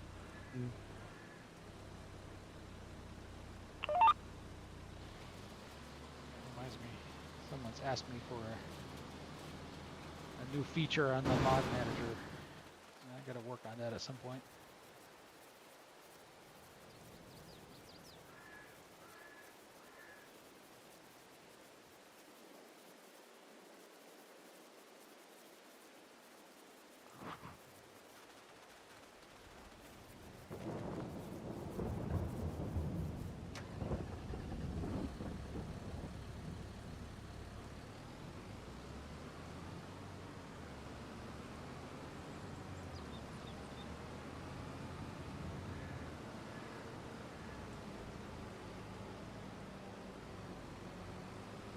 One of the things I want to be able to do is for people who don't use a server like yourself, you can put all of your mods into like a Google Drive or a OneDrive, and share that link. And then I'll have the mod manager automatically pull down those mods and keep them up to date. So anytime you updated it, it would just pull them down and off you go. Yeah, is there a Google API you can plug into to grab that data? Oh, actually there is. Because you'd have to look at, well, I don't know how you do it. Maybe look at file size? Because I would imagine if you have two different versions of a mod, I would imagine it would be exceptionally rare to have the exact same number of bytes as far as the file size. That would be. There would be two things. You can see the file size and the date. So unless the two match, I would consider it to be a update.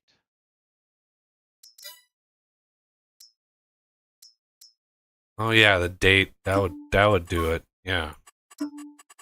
Completely forgot about the date. So.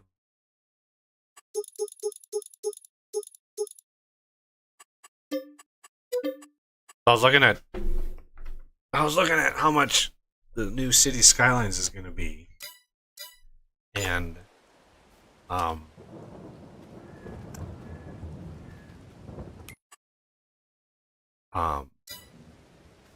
yeah, the base version, like just the game, is like, I think it's either $40 or $50. I was like, oh, that's okay, that's manageable. And then there's like the quote unquote Ultimate Edition, and it comes with the day one San Francisco building set. And I was like, okay, they're already doing this shit. Day one content, great. And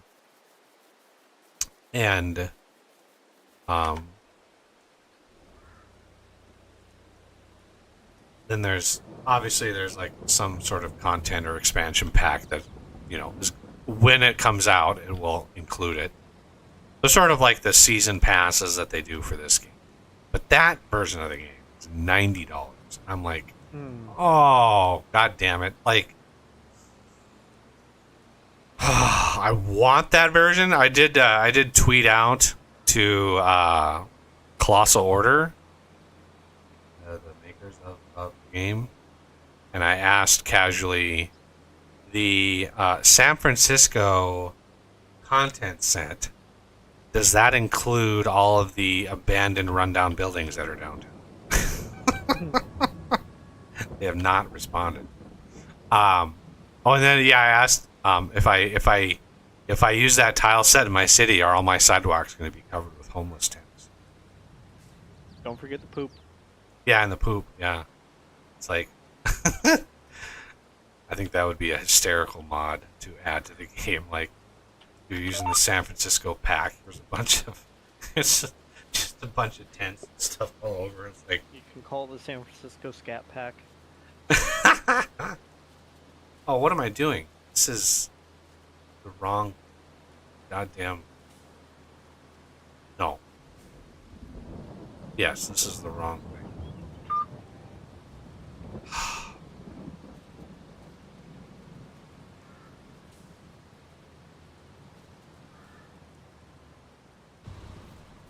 I want to. I like. Tell my brain it's just. It's kind of scattered. I bought a plow. I bought another weight. And yet I hopped into a tractor with rock picker. I still had to slow it down even more. I'm going 18, 17, and it's still trying to do that wobble. What? Yep. That's probably because of the wider, it's a wider plow. So maybe I should instead use the narrower plow. That way you can go faster.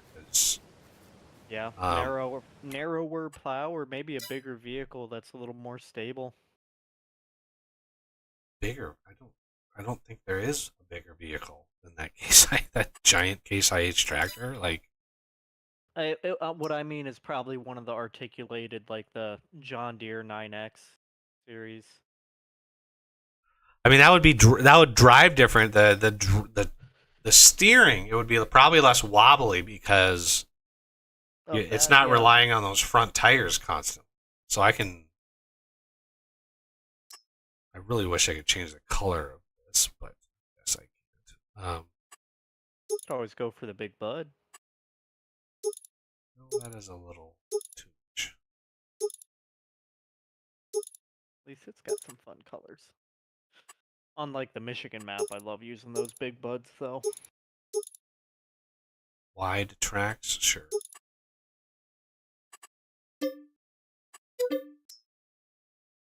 You don't even get an option for a front weight on this thing. Like a front connector. Yeah, a lot of them don't. Oh yeah, that also reminds me. Yeah, the 9RX anyway has a max speed of 24, so go any higher than that anyway. So let's check. I'm awful at driving.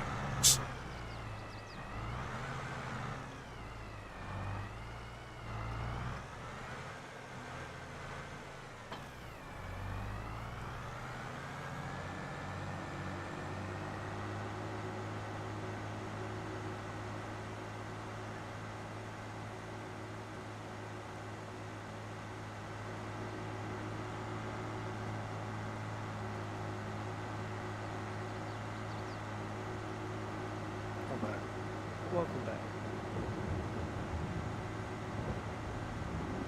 My lumberjack, my resident lumberjack. One request, whenever you can.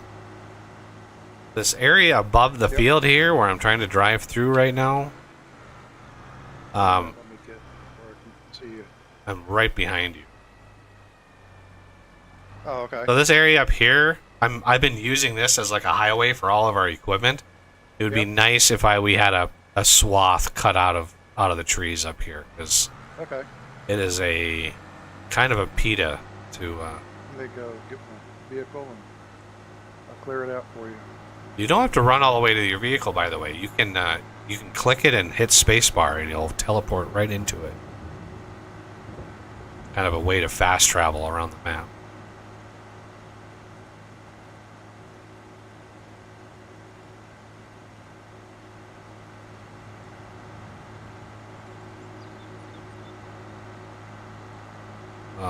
Is that a missed spot? Missed area? Or, yeah.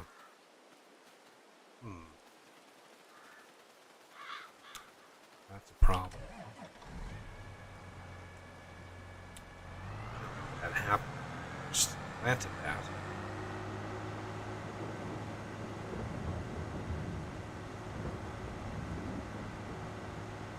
that might be that same, or no, this, that could be that same area where I had an issue, but I fixed it. That could be a different one. I don't know.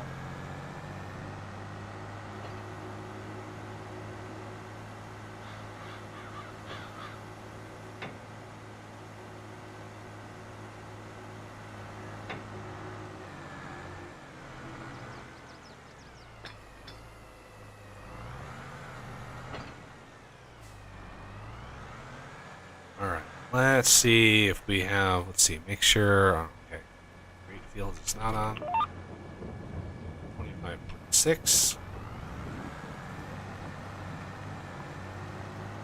Let's see if we get a bad case of the wobbles with this guy.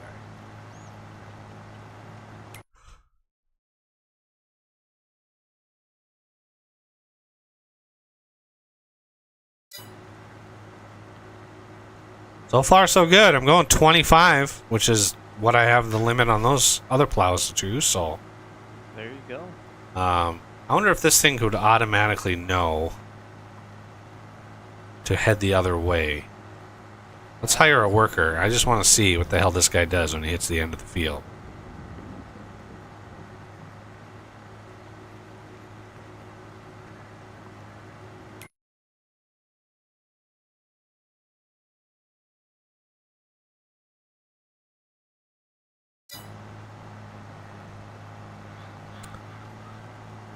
Got a this beast of a tractor's got a little less horsepower than that Case IH.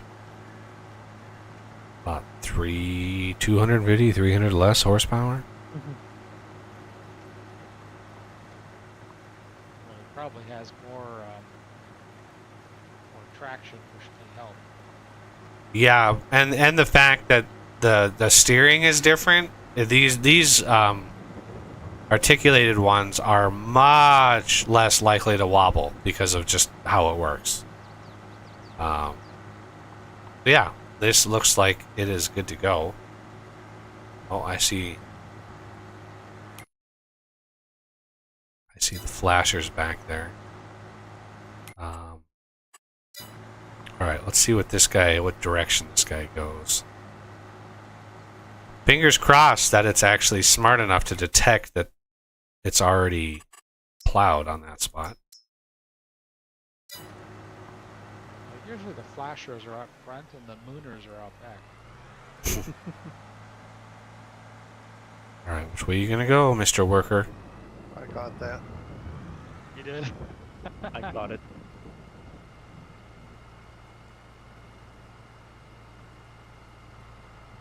Excellent. He's going the right direction. All right, so I will grab this guy.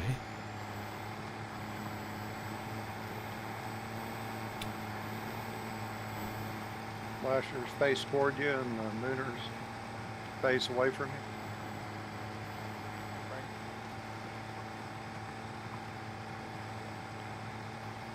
Yeah, amazingly, a lot of these vehicles are actually a little low on gas. We're actually farming enough, finally, to actually use a little bit of gas. It's crazy.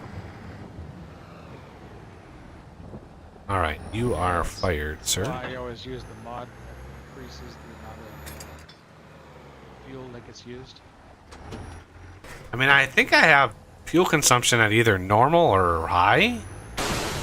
Because I know I have the dirtiness. I know I have the dirtiness maxed. Because I like it dirty. I do like Don't we know it?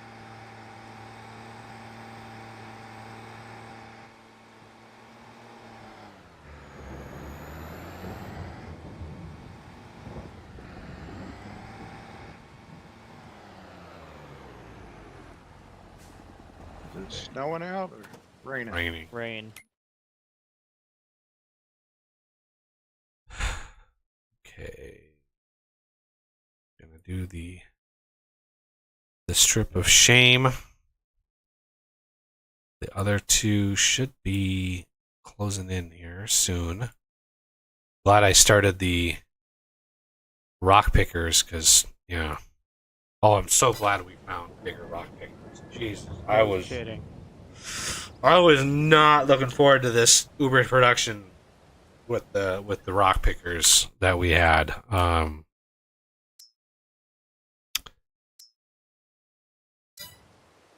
Not at all.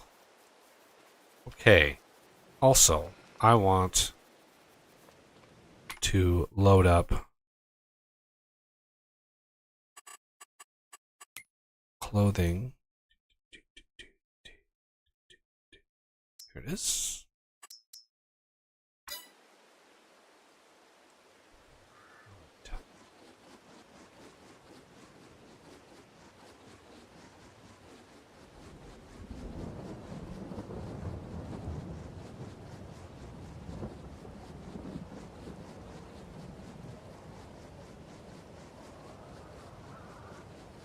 We gotta drain as much of the wool fabric combination as we possibly can.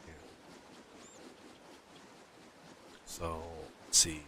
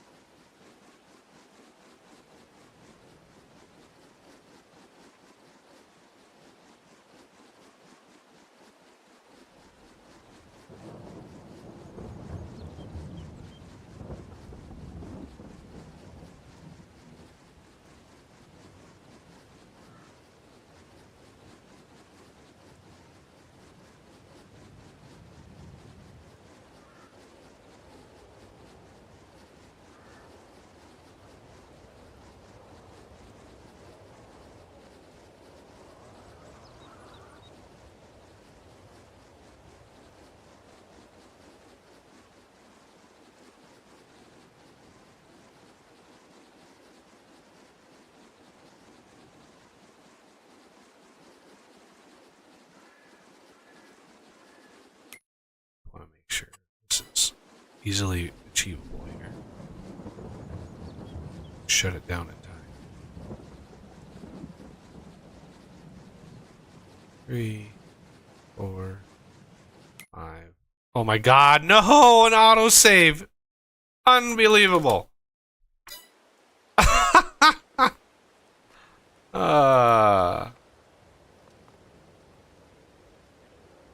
Okay, how much do I have left? Need 3 more pallets. What? Manage production point. What? Why is it doing it twice? What the hell is it doing? You hear that? It's hitting it twice.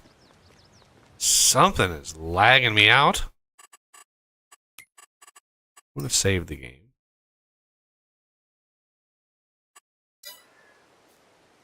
Oh my god. Rain. Can the rain stop? Please, can the rain stop? Yeah, why isn't this pop... Wait. Is this the wrong... Ah, it was the wrong thingy, McDougal. Okay. That would be why. Close. I want 3 pallets, please. And there's another 1,000,000. Okay. God, I could not figure out why it was doing that. Close is not spawning. Wool is out. Fabric is almost out. Let's get close. Now I want to fill up trucks. We're going to start running low on trailers because I want to fill up the trailers with cereal. Forgot to look at what month cereal is good. I think it's March, maybe-ish, possible. March or April.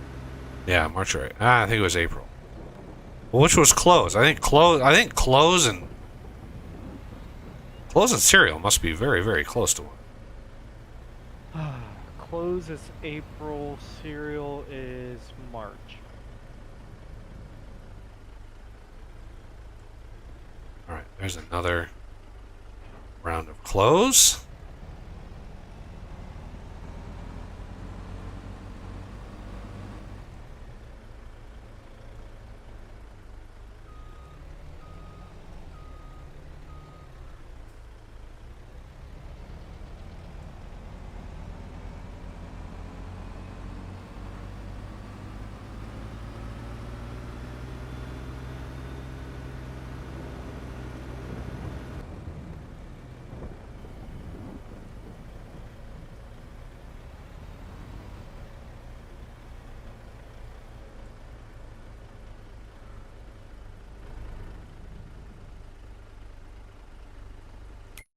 Okay, and then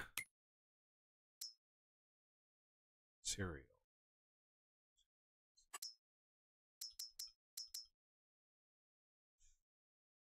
I have 3 semi-trucks worth of cereal.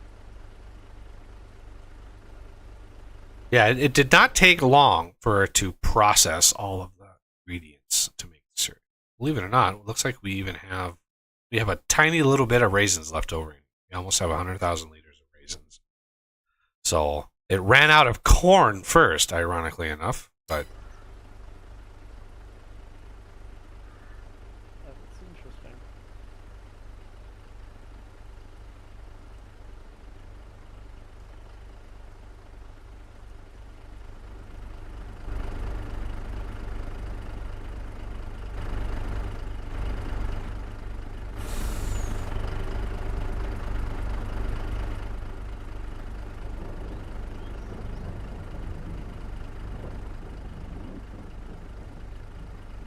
might as well just let this fill up, and then I need to bring another trailer over anyway, so let it fill up the both rows, combine with another trailer, and fill that one up, do it a third time, and then the third one I have to really pay attention to. Let that fill up.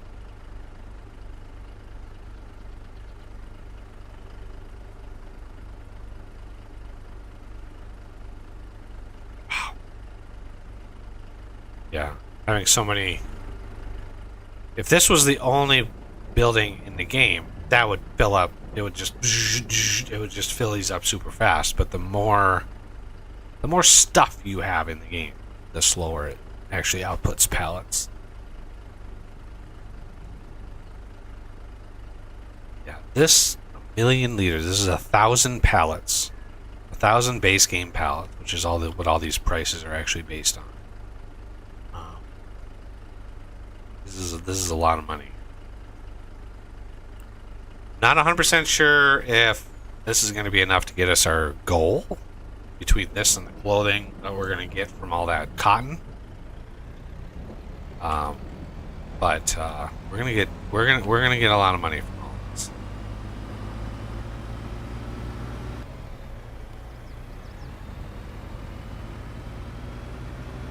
Now, the next goal is to spend all that. Ha! Spend $1 billion. Honestly, if you just got rid of the mod that allows free terraforming, you could spend it really quickly. Probably, yeah.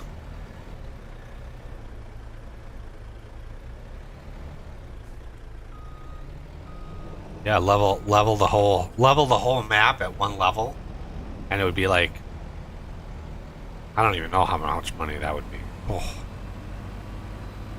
A gazillion. Something ridiculous.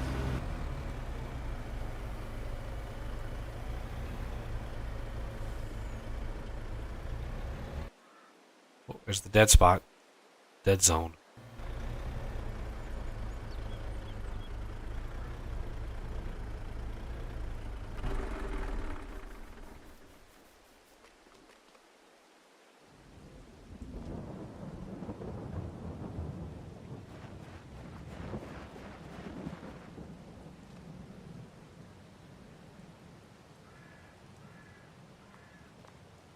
Oh. Come on. Pick it up, move it over here.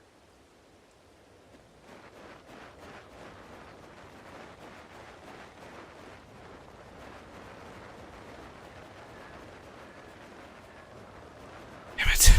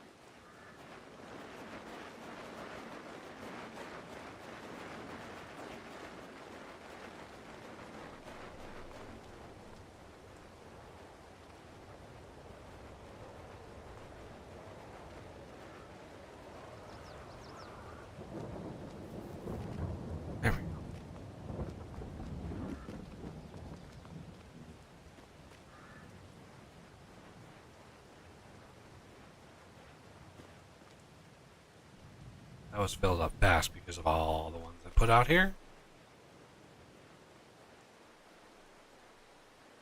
Yeah, I don't know if there's actually a limit to how fast this trailer can actually load stuff. We completely surrounded the thing in pallets. Like many layers of many tiers. You can probably fill it up pretty damn fast. Because each pallet, it's actually... The unload speed is actually dictated by this pallet, not the truck. One of the things I discovered. The pallet itself has a discharge rate, and that is what unloads it.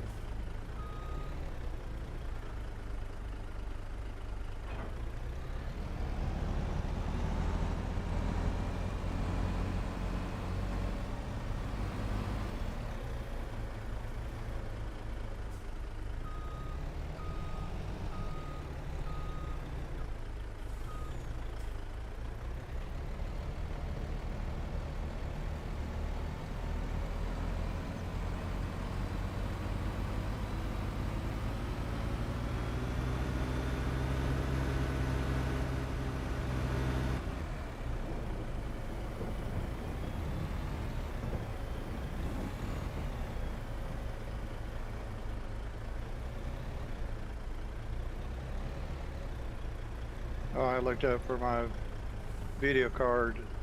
Memory is, I think, 12 gig.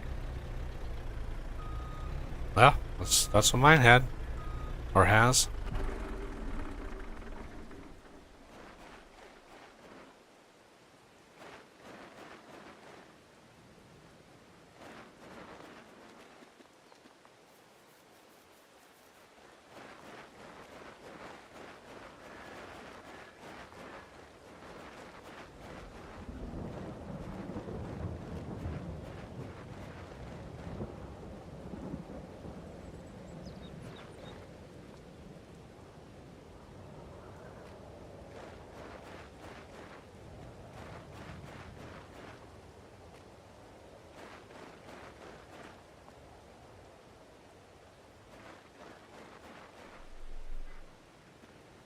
Alright. Now I've got to be very, very careful with how much I'm spawning here.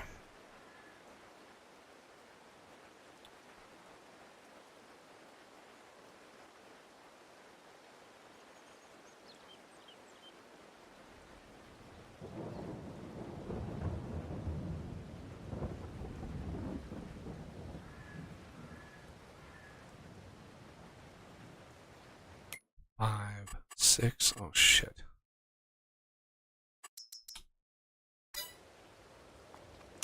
I was gonna miss it. As soon as I open this menu and it's, for some reason it reset. It wasn't at where I was at before. I don't know why it was on here. As soon as I saw that, I knew I was gonna miss the mark. Damn it. I don't know why it just randomly selects a menu option to load when you do that, when you hit escape. It's like the last menu I was open, that's the one I wanted to see, but no, it's just like, oh, we're gonna give you this menu this time. So there is 3 million liters of cereal ready for March or April, whichever one of those is good to go. March. So that alone, what's sitting there right now, would fetch 96 million. That's how much that is. So, like I said, the $1 billion is like, yeah, we've got 120 million right now, but all of that cereal is still under 100 million. Like, you'd have to do that 10 more times or 9 more times. Clothing as well, like.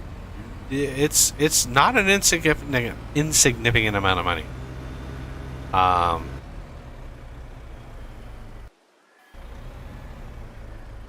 What do I want to? I want to try to sell.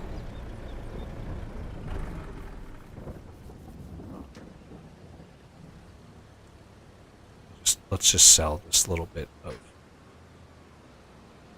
these little pallets that are moved here.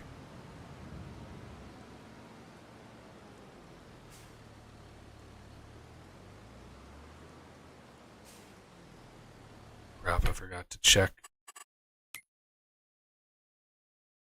Okay, good. I think Coffee managed to avoid catastrophe.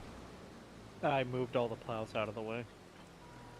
Because I was just like, oh shit, I forgot about the plows. Usually they're snarled into the center of the...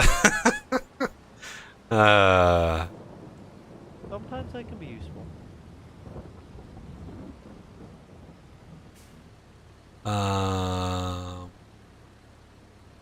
What can we... Are...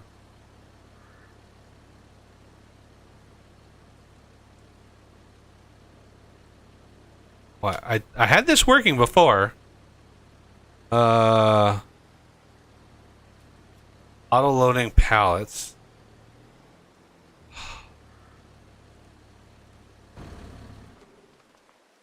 What? Literally 3 pallets.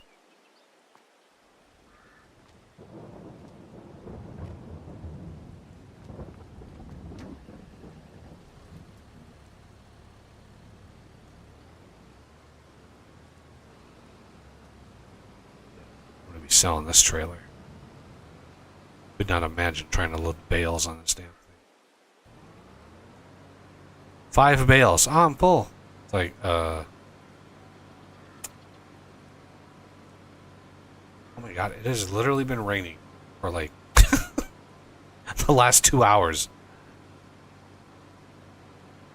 Yeah, it's supposed to stop raining at noon here.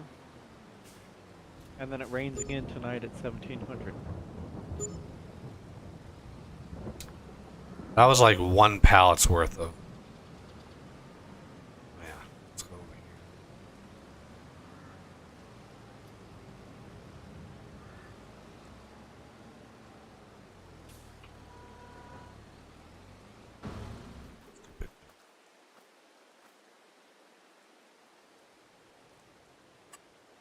here.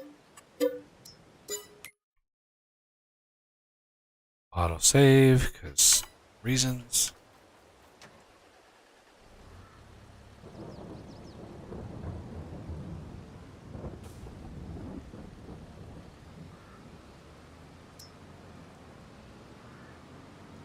All right.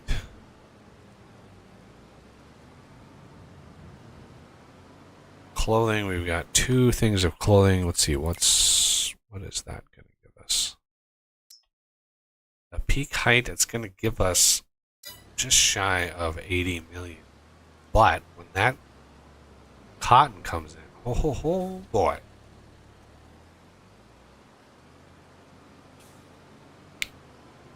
That's going to give us an unbelievable amount of goodies to use.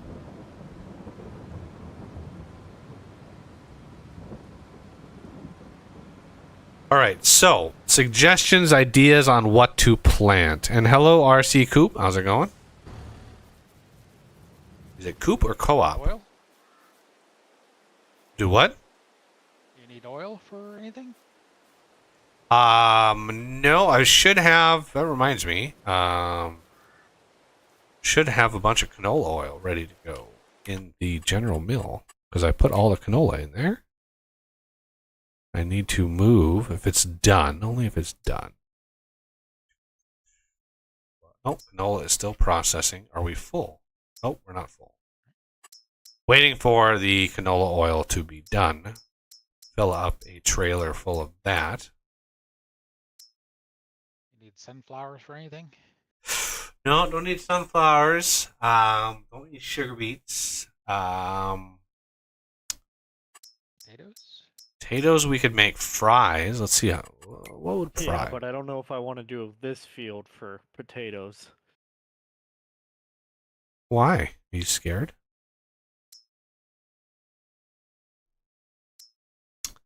Fries. Maybe a little. Fries peak at September for roughly $6,700. So 1,000 liters of those, or a trailer. A trailer full of those would be just shy of 7 million.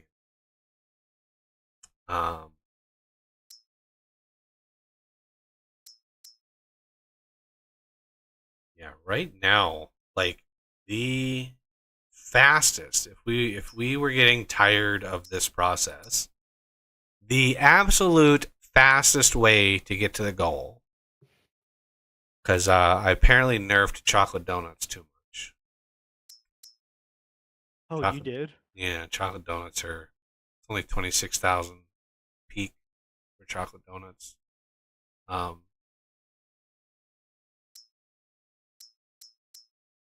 So the be all end all value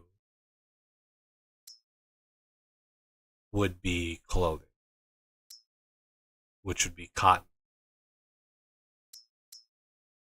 That enormous field. If we planted that big field in cotton, that would be, I mean, as far as clothing goes, $400 million worth of clothes, probably. I mean, it would be so much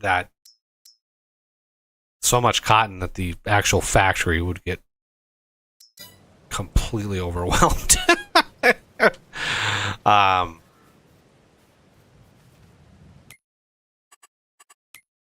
We already have a cotton crop nearly coming in here.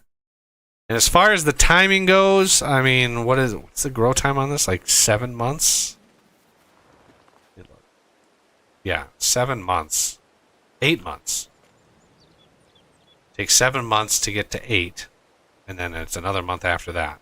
So yeah, 8 months. Which puts us November, puts us into May 6. No, July. So we wouldn't be able to sell. Yeah, we would have to wait quite a while for it to actually process all that cotton. Which might be, I mean, if we really wanted to, we can do it. So, I mean, if people are getting tired of this, this process, we could always fire furniture back up. We have, thanks to Wildman, and pretty much solely Wildman, we have like 35 million liters of wood waiting to be processed, which is unholy amounts of like furniture and like prefab wall and stuff like it is an insane. It's $600-700 million worth of wood products that we could make from all that wood easily.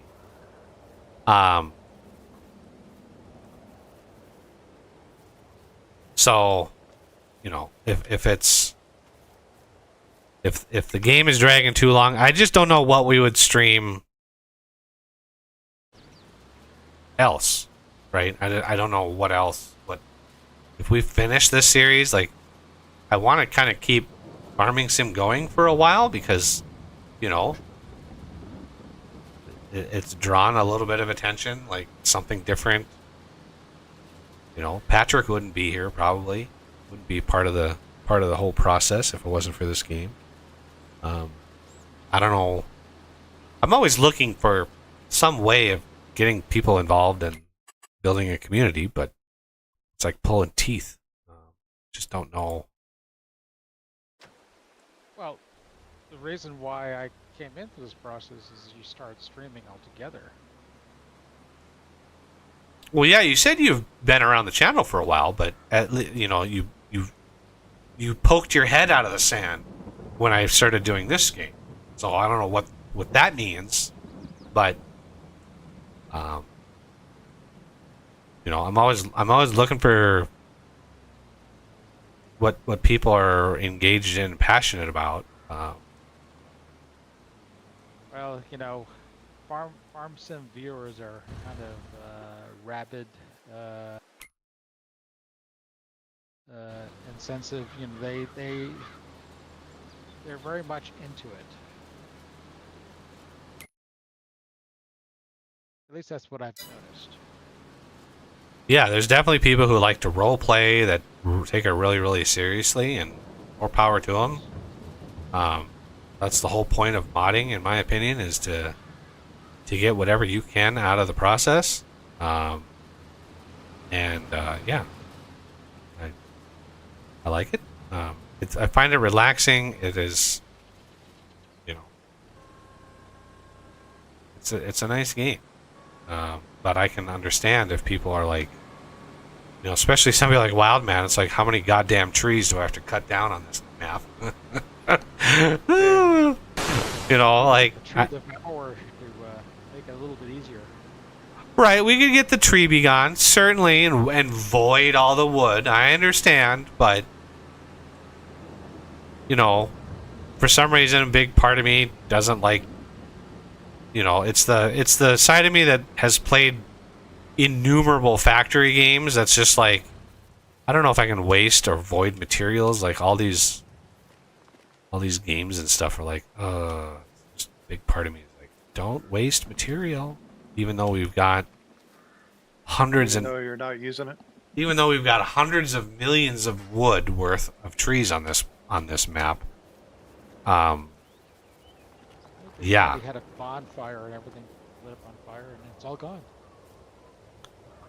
Be a fun Too bad they- bonfire. That'd be a big 35 million liters of wood. That'd be a big goddamn bonfire. That would be, you would see that from space.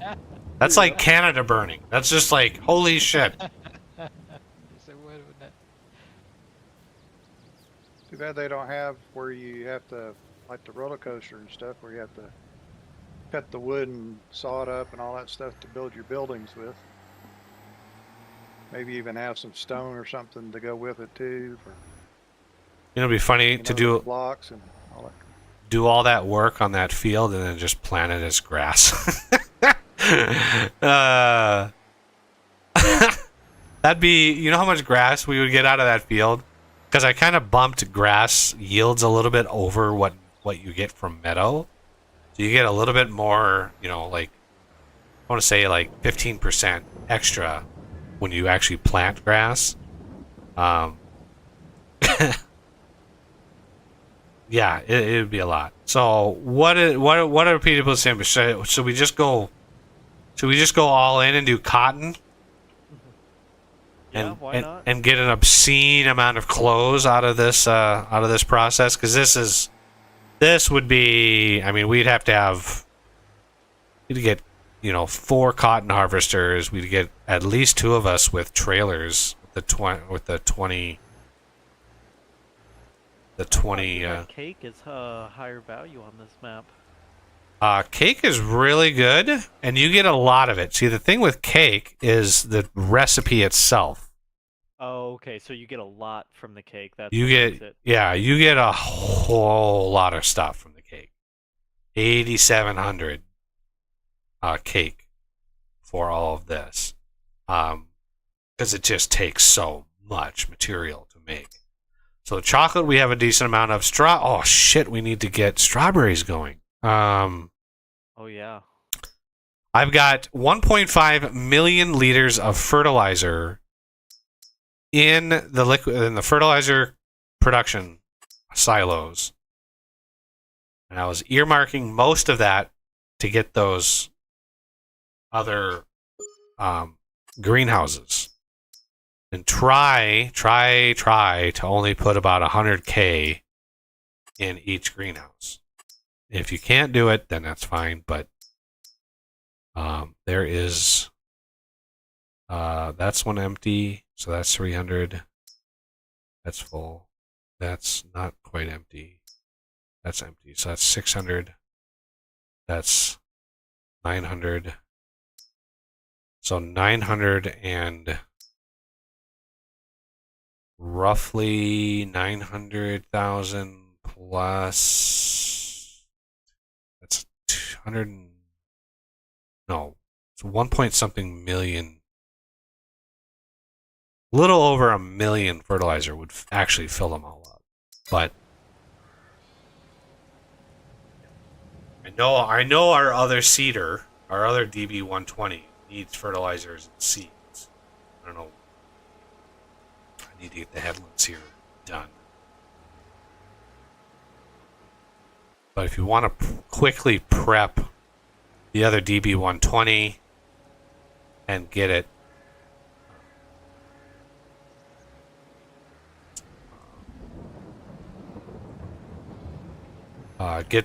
fill it with seed, not fill it, but put 50, 60, make sure it's got 50, 60,000 liters of seed and about roughly 100,000 liters of liquid fertilizer. And it should be good to go there.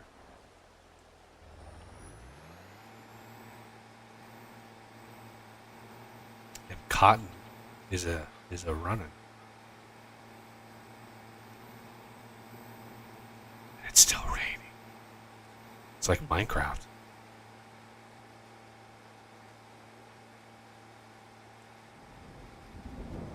It always did seem like Minecraft rained more than it didn't rain. Oh man, it was so bad. Always. It was always raining. And the worst part is when you would like run the command, the weather clear command, when it stopped raining, the timer that would reset when it would start raining again was much lower than if it stopped raining naturally. So it would start raining again almost like almost immediately after you would like manually clear the weather. It was so frustrating.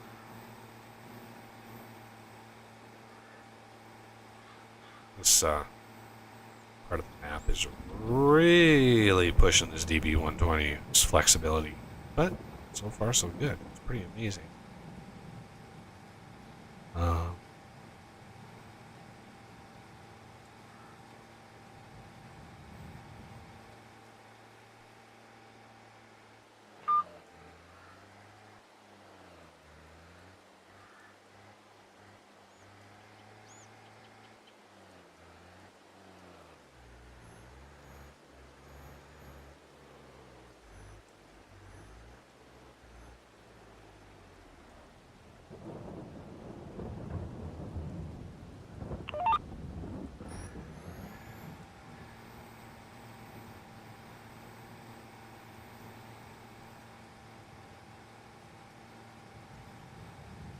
I wonder if these tractors actually can get up to these RPMs.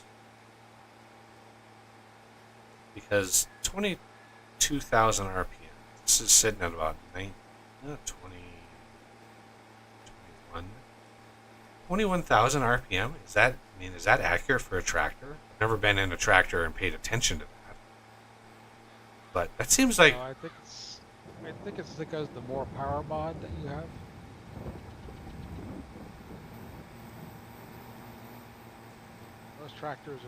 Most diesel tractors tend to be very low powered or low RPM.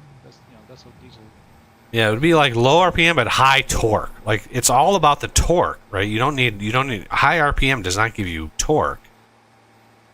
Torque is what you need to pull a giant ass thing through the ground like we are here. Like horsepower, yes, but RPM, 22,000 is like the engine would explode if you did that. I mean, that's like jet engines type RPMs. Most diesel engines don't usually go over 4,000 RPMs. Yeah, I guess when I was sitting in that JCB over the summer, I didn't look at the tachometer and see if there was even one there, but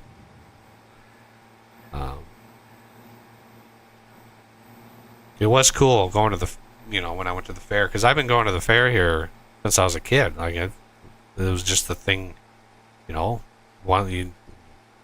summer would come and the fair would always be here about 2 weeks after my birthday, and so I've been going to the fair for 40 years, and every year there was farm equipment out there, but I just never really paid attention to it. Didn't really know what a lot of it was. And then this year I went out there and I was like, oh shit. That's a windrower, that's a baler, that's a tedder. Like, I knew what all that shit was. It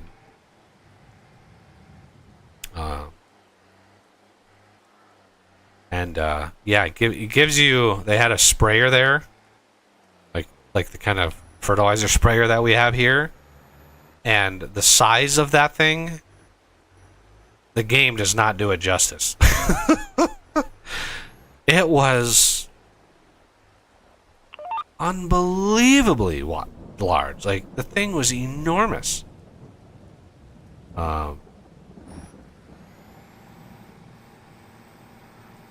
You know, it was even unfolded, so the wingspan on it, I was just like, holy Jesus. Playing the game and jumping in that thing, you don't even really get an idea for how big it truly is. But yeah, that thing, crazy big. That sprayer.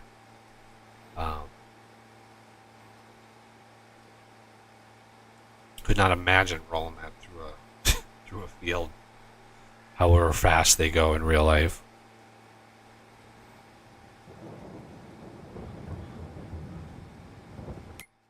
Oh, there's an autosave, because of course.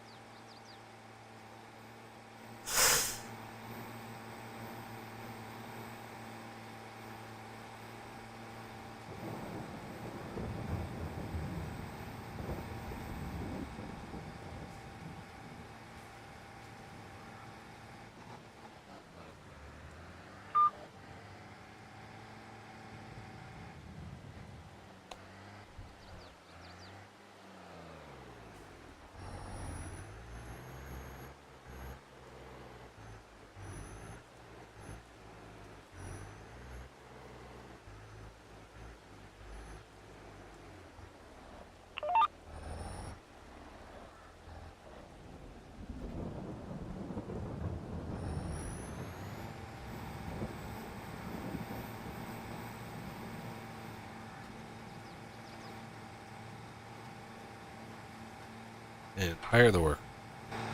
Yeah, I do not envy the guy who is responsible for the algorithm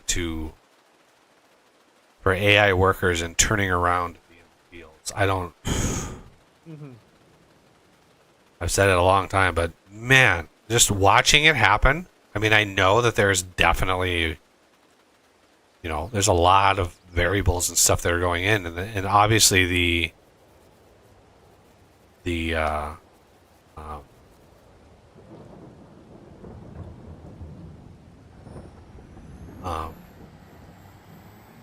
words. The game, the back-end engine has access to a few more variables to make it a little easier.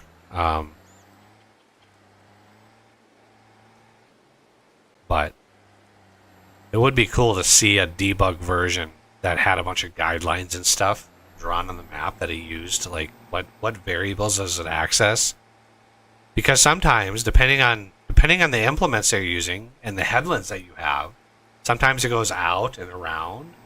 Sometimes it just turns around. Sometimes it, like, backs up around. Like, it just it does it several different ways, but it always seems to do a pretty damn good job. Better than, a lot of times, better than I could do, turning the thing around and getting it lined up. But it's just amazing that it works.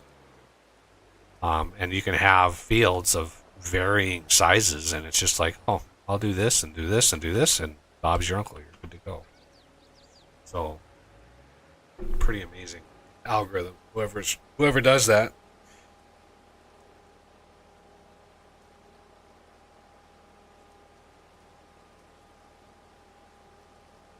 And I know Courseplay does Courseplay out of the box.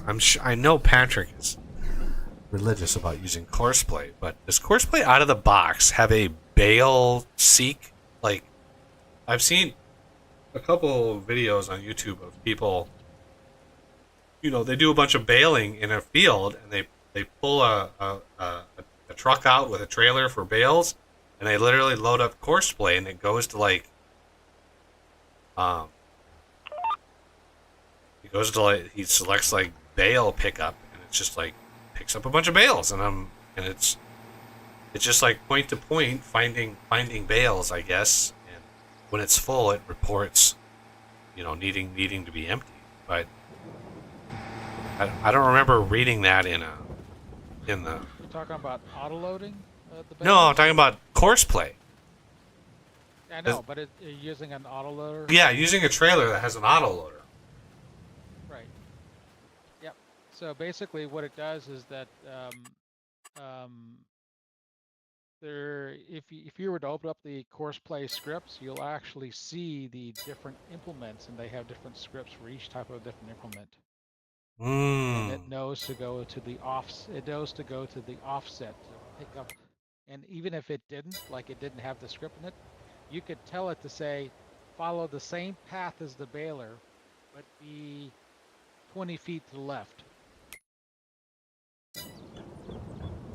Right. But what I'm talking about, there was one of the YouTubers that I've watched. Channel is just called Not Farming, which is hilarious because all he does is farming sim. And he did one video. I don't know how old it is, but he literally started.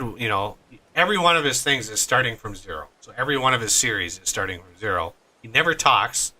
They're always fast forwarded, and there's always music playing over the top. So, and he edits the UI in a way that I don't understand really why, but the UI on the screen is edited for whatever reason. But yeah, he did an episode where he mows the entire map. It's a flat map, and he starts from zero. And he starts small, and he's doing these little mow jobs, and he get bigger and bigger and bigger and bigger, and finally, he gets going because the majority of his series is always mowing. He does mowing, is basically his number one thing. But he does one. Motown Man. He does a special one where he just mows the entire map, and so he creates these little courses, and that's what he uses with the mower. And the mower, he has pulling a baler, so he's mowing and baling, and so he hires workers. But then he grabs trailers. By the end of the whole process, he's probably got 10 to 12 tractors with bale trailers on them, and he just drives them out in the middle of a field, and he loading bales. It's not on a course. It's not going zigzag back and forth. It's literally it's ping-ponging between all the different barrels that it finds. So it's like a script that's auto-detecting the bales that's nearby. And I remember watching it. I was watching it really close, and I'm like, I don't remember ever seeing that feature in Courseplay or ever seeing that. So I don't know if it's like an add-on mod or something, because this guy, when he plays, he has got so many mods, like hundreds and hundreds of mods. It's really hard to keep track. Huh? I wonder if he's using auto drive also. Like for example, I know that I use a combination of auto drive and course play. For example, auto drive allows you to create a circuit, between say your silo and your field, and he definitely was using that. Yeah, he was definitely using that because he would course play to for example, like for the combine, and then you have auto drive with the wagon to grab like the grain from the combine. And so basically what will happen is that auto drive will drive up to the field and wait.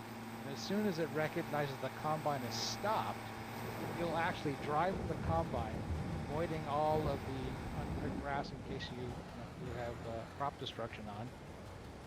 And it will come up and it will unload the combine and then make a trip back to the silo and then stop at the edge of the field again.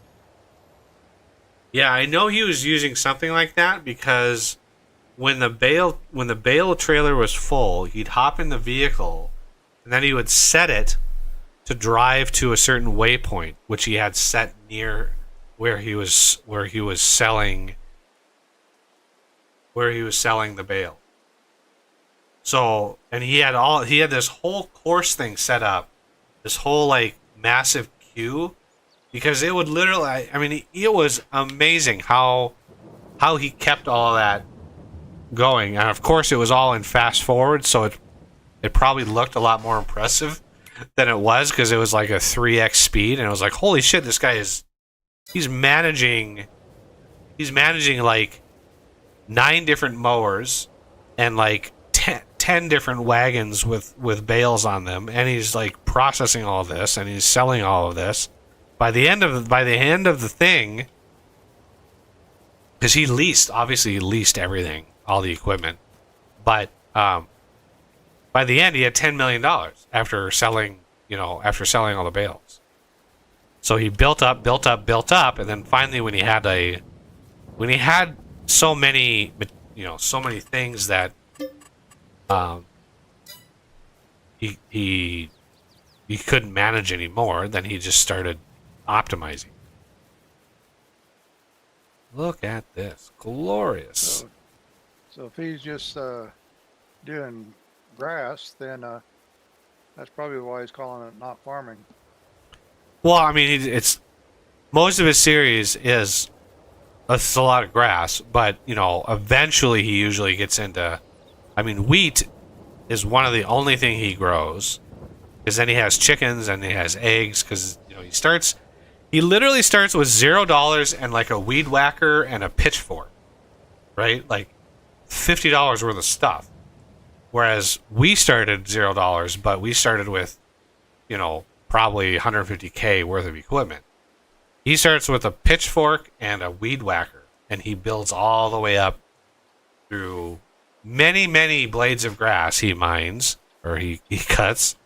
He finally gets, bigger machines. And then he does, every once in a while, he'll do one that's no leasing. But he has so many mods, and most of them are geared towards like smaller, cheaper, older equipment.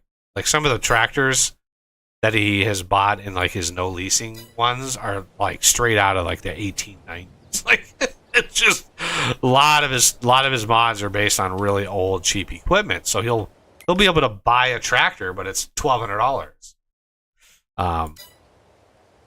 because it's so old.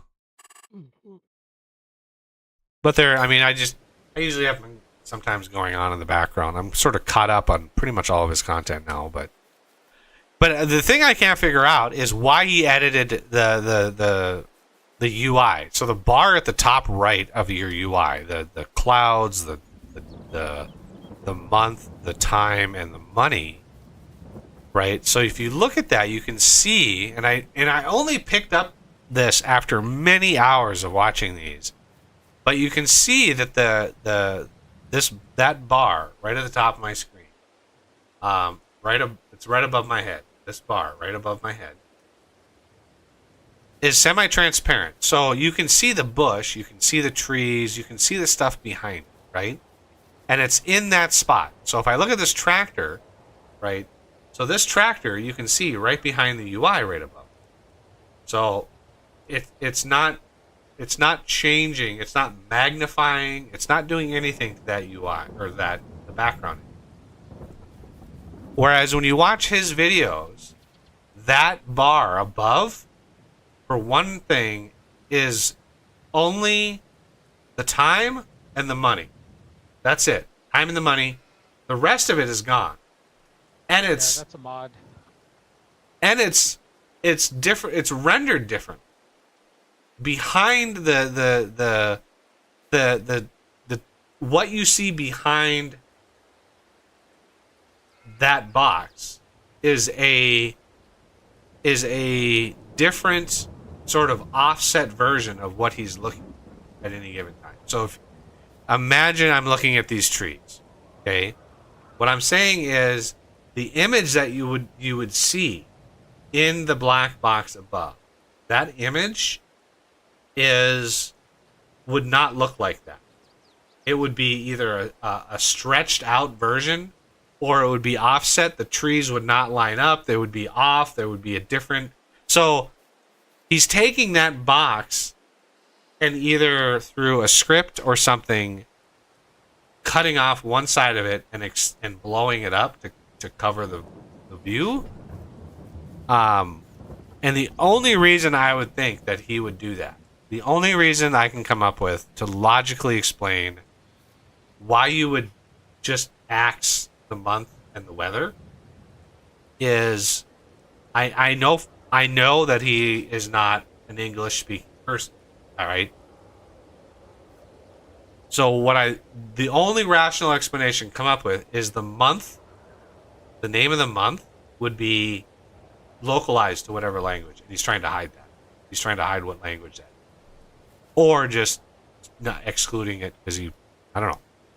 But I don't know why else you would do that. I have no idea why you would take out the month. Unless, Well, he's taking out the month, the weather. Yeah, the month and the weather. But why go through that when you're recording video? Why change that? Like, that's a lot of work. If I were to record a video, remember, these are like 24-minute long videos, but they're sped up like 3x. So they're actually like an hour and a half. And then he's rendering them at high speed, which takes, when you change the speed at which you're rendering, it takes for freaking ever to render. Like, it takes so long because whatever rendering software you're doing is having to compress all of that data and try to... anyway.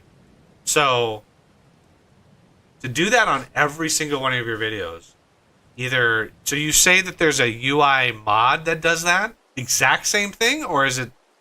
Yeah, there's a UI mod. I don't know when it came out. It's relatively... probably in a few months ago, maybe? That actually allows you to customize what you can show up there and how big it is. I just don't know why he would want to get rid of it. Like, anyway. You are good to turn on your strawberry production. Oh, thank God the rain stopped. Jesus, that was... For now. Okay, raw berries. Raw berries. Okay.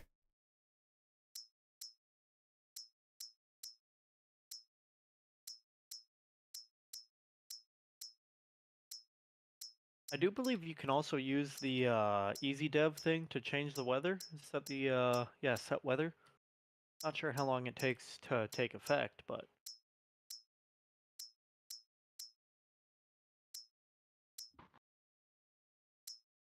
interesting.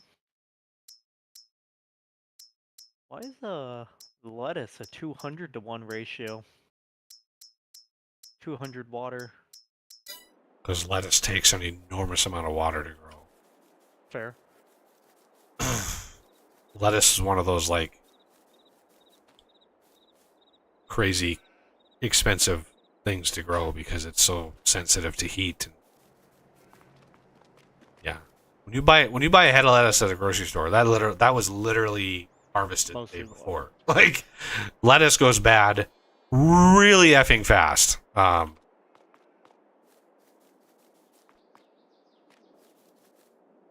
Okay, well, you gotta just monitor and hope to God these things. Oh man, what's up with these skips?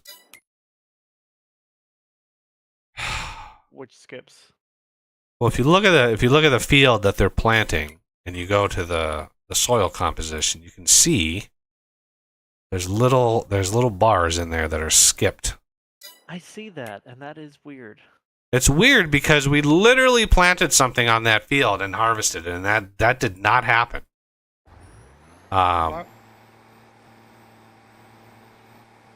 There's another one.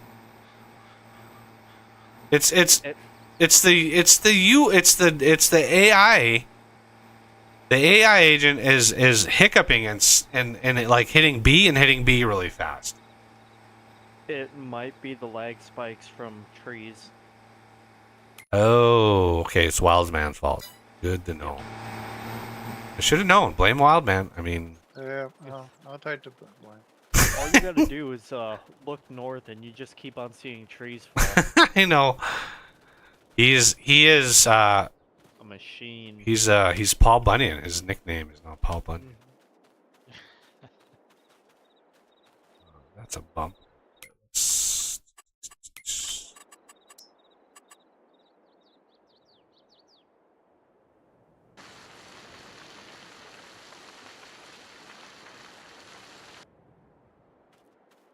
No, it's just a rendering bump. Okay. I'm not gonna. This field is so massive. If we miss a couple barcodes through there, I'm not gonna sweat it. Yeah, God only knows. Like, what, when we harvest this, like, how much are we Well, gonna no, get? if you don't fix that, we're gonna have to play an extra 5 minutes to make up for that. I mean, the amount of cotton we're gonna get will be. It'll be interesting to know how much cotton we're gonna get out of this other field. Yeah. Because they're very similar in size. So whatever we get out of here, we're gonna get about 20% more out of here. 20%, 15% more out of here.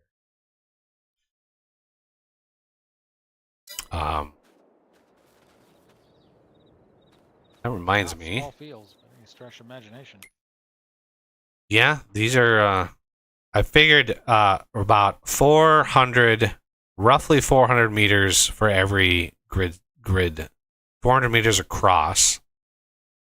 And again, these are 1, 2, 3, 6 tall. I just saw a tree falling out of midair a long ways from where I've been cutting. Wonder if it just one of those physics things where it bounced off of something and went crazy. Maybe. So 4096 divided by 6. So these are roughly 400 meters by 683 meters.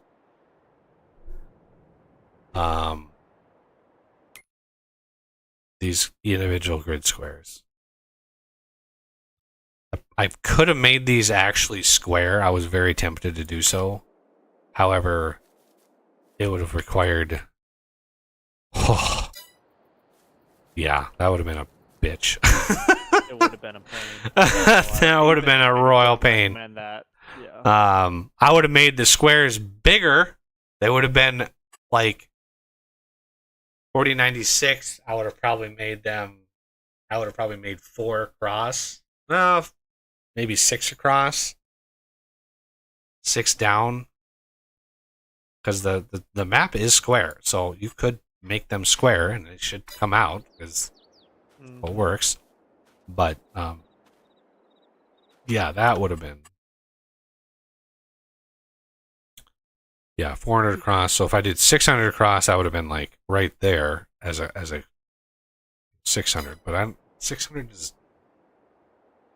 have to be divisible by 4096. So 512 by 512 would have been 8 across, right? Would have been about there. So that's 2, 4, 6, 8. Yeah, I think that would be 8 across and 8 down. But that probably would have worked out pretty well. Yeah, it's amazing. Like all of our farming, all of our playing so far has basically been below on the bottom. And I put this thing in the middle thinking, oh, we'll be able to expand on all sides and, be equally far away from, driving. But then the whole tree situation kind of upset the balance of the force a little bit. But yeah. Well, when we get to the harvesting of this, give me 5 combines, and maybe we can try the course play route, and then have 2 people with trailers, with the semi and the 2 trailers picking up bales behind them all. Because Yeah.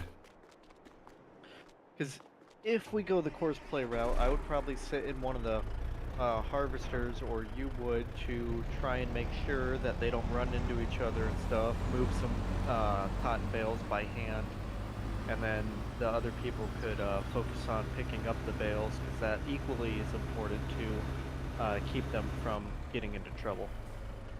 Oh yeah, it's very important. Because the cotton bales tend to get flung on the edges of the field. But we need to clean up. I'm gonna buy 5 combines. We're gonna have to clean up the area around this where they spawn in, because that's a lot. Yeah. Let's see. You could also throw in that store delivery mod to make it go to a different spot. I've resisted doing that thus far. Fair. Sometimes I do enjoy that mod, especially when it's a vehicle that takes a long time to drive somewhere, because I never modded the speed like you did. It's like, yeah, the base game cotton harvester moves at 15 miles an hour. Oh, it's less than that. Nope, 15.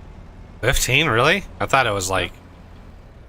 Oh, no, it harvests at 6, but its top driving yeah. speed is only 15. So when you have a field that's across the map, trying to get it to go somewhere.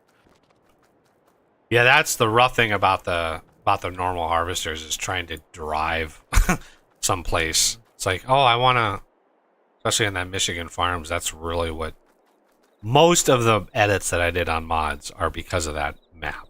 I was like, Yeah. It took forever to move anything anywhere because of that. And of course, you'll be driving, and then you'll hit one of those culverts, and your vehicle starts doing cartwheels. Oh god, yeah, those so annoying. I don't know why the guy who made that map thought that was a good idea. Right. He's like, perfectly flat map, and then these. What the hell are you doing? All right. Purchase. Let's spend some money, everybody. Let's spend some freaking money. Yeah. So I kind of wish that the Colossus pack used a separate harvester for the potatoes, because the grimy Ventor potato harvester looks so much cooler than the sugar beet harvester. The grimy. Oh. In the potato technology. Oh, yeah. I think it looks much cooler. There was one thing I saw that Not Farming Guy used, and I know we have it in here somewhere. I just don't know where it would be. But it was a thing that all it does is pick up shit off the ground. Oh, so if you, yeah. Like, it was insane. He unfolded that thing, and I was like, "Holy crap!" I was expecting to hear like Optimus Prime's voice.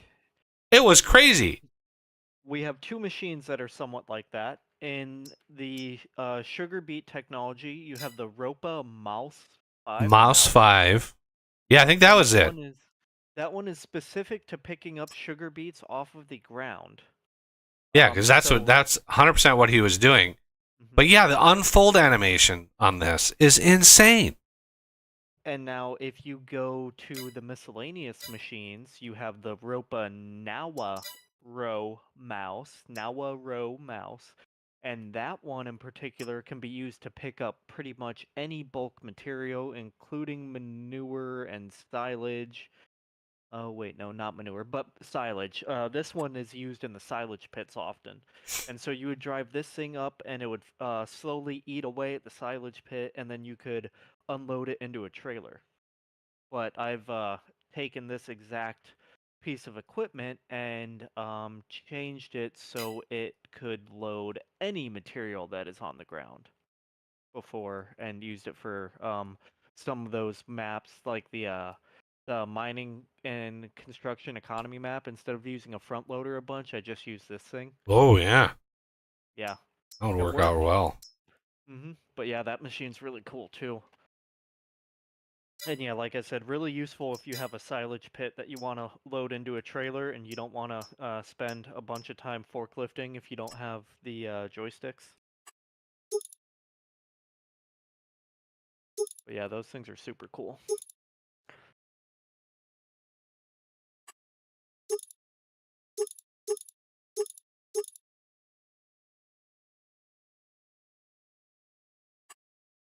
I just wish there was a good way to adjust the capacity of the cotton bale, because if you could make those cotton bales like hold 1,000,000 cotton per bale, Oh, I'm sure you can. yeah. But yeah, trying to figure out the weight. That I mean, I tried to edit the damn. Ooh, should we go with crawler tracks on this? Oh, that's right. They did add crawler tracks. That's on one of the recent updates, I think. Looks All kind the of neat. working speed 40. That's more than enough. Additional lights. Always add additional lights.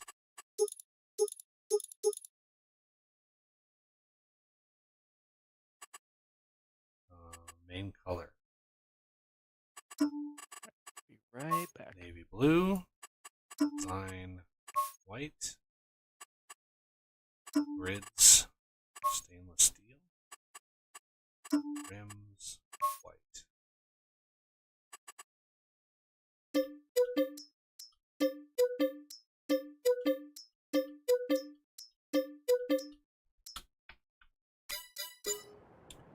There's $2 million worth of equipment.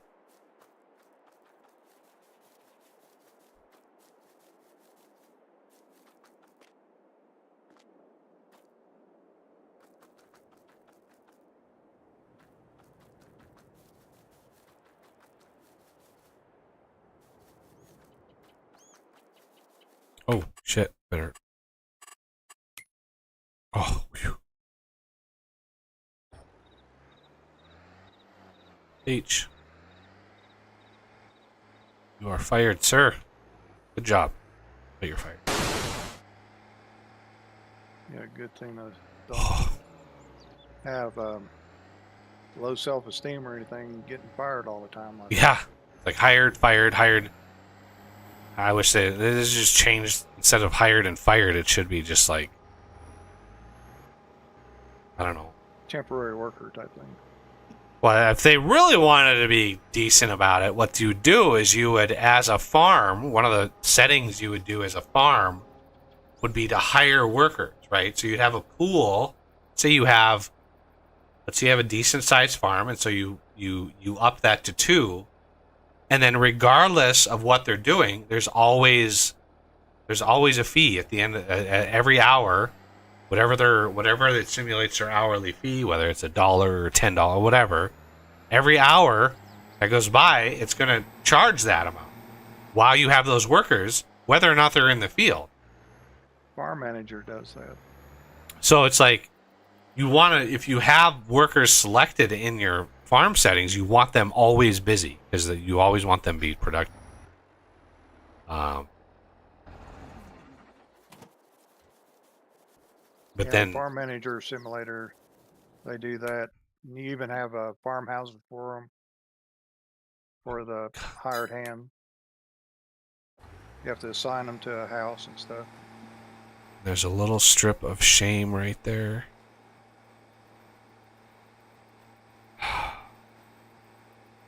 All right, chat. Should we replant that strip of shame, or should we just leave it? What's the consensus?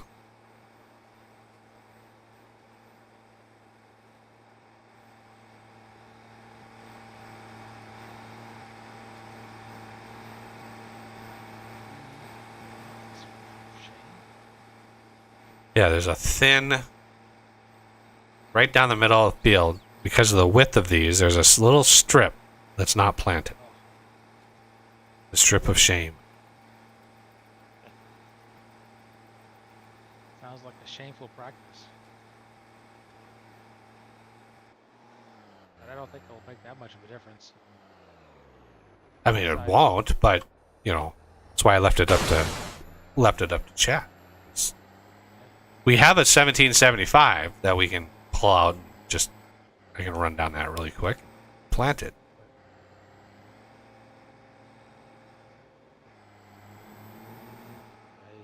I have no. Opinion Actually, either don't way. really care. Actually, either way, I probably wouldn't even bother. But sometimes my tendency is to want everything to look perfect. I probably end up doing it anyhow. Well, I've definitely had series of videos and games where you know, I'll leave something like that and then I'll get a half a dozen comments like that just triggered my OCD or something. Like people are just like, not doing that is blasphemy.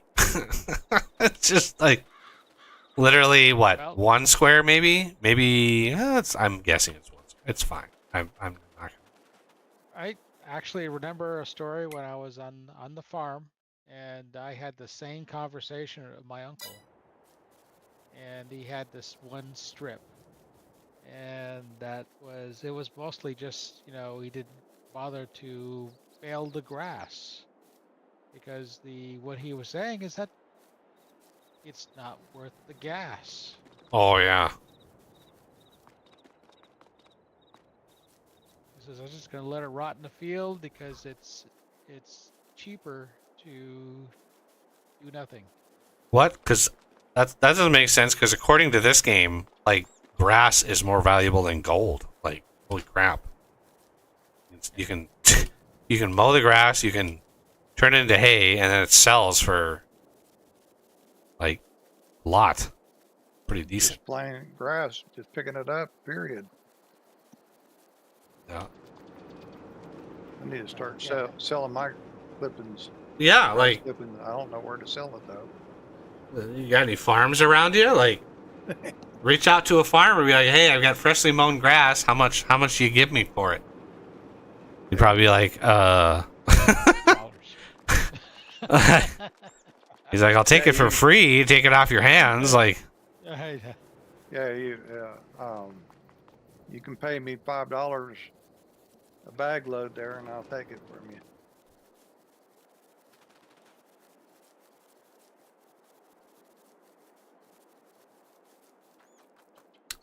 all right, now, do we have anything? Yeah, we're gonna need.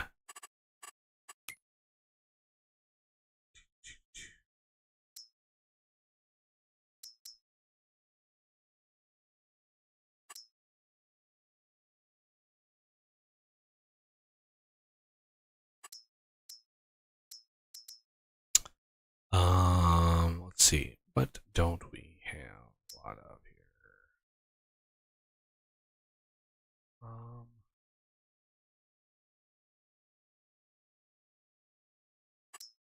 Holy shit. Yeah, I was gonna check the raw berries. Raw berries. Oh yeah. Not a lot. Okay. Let's see. Sleepy time. I think. Pretty sure. Just double check, kind of run through here. How are the grapes? Do we need to do anything with the grapes? The grapes should be happy and everything until they're ready to harvest again, which shouldn't be long. Okay. Growth stage 5 out of 6, yeah, 2 months and they'll be ready to go. Fantastic. Although we don't have. Guess we could sell grape juice this time. Well, I mean that's okay amount of money, but you don't get very much. I mean, you get enough, but when you're in the terms of $1 billion, you don't you don't get a lot considering how long it takes for those to grow and how much freaking effort they are. I'd rather You should see the mod that adds like a winery and a distillery. You could make corn whiskey and potato vodka and stuff. let's empty the eggs, sell those. I will look at the wool over here. Looks like wool is doing okay. Yeah, because if we fast forward over 12 hours, that trailer of eggs would easily fill up. Even though I sold 500 chickens, did the chickens grow back? No. Okay, so we still have them. They will soon, though.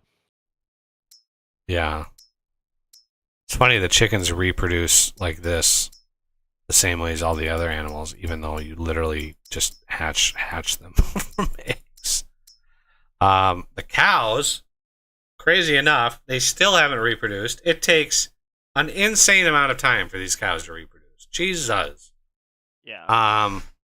Pretty sure chickens are the fastest, with pigs being second. Yeah. Pigs definitely reproduce fast. Oh my goodness, these hitches. Ooh, we need... Oh, shit. We need food. Let me grab some here. Oh, for the sheep, yeah. Yeah, sheep are almost out of food. That's alright. We have cotton. They're not necessary anymore. Looks like lamb is for dinner. Silage hay. Hey. Hey, sheep. Shepherd's pie, huh? Well, I could sell all the sheep and buy 500 black sheep, and then you would get a true taste. A true taste of the insanity. That is black sheep.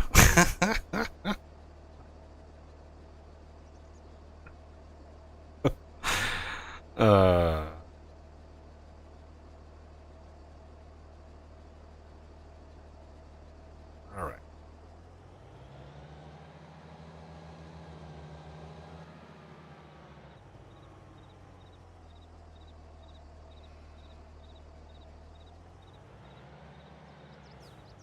Yeah. Yeah, the other thing, Patrick, that I tried to get working for this series was trying to get manure from sheep. It was sort of an homage.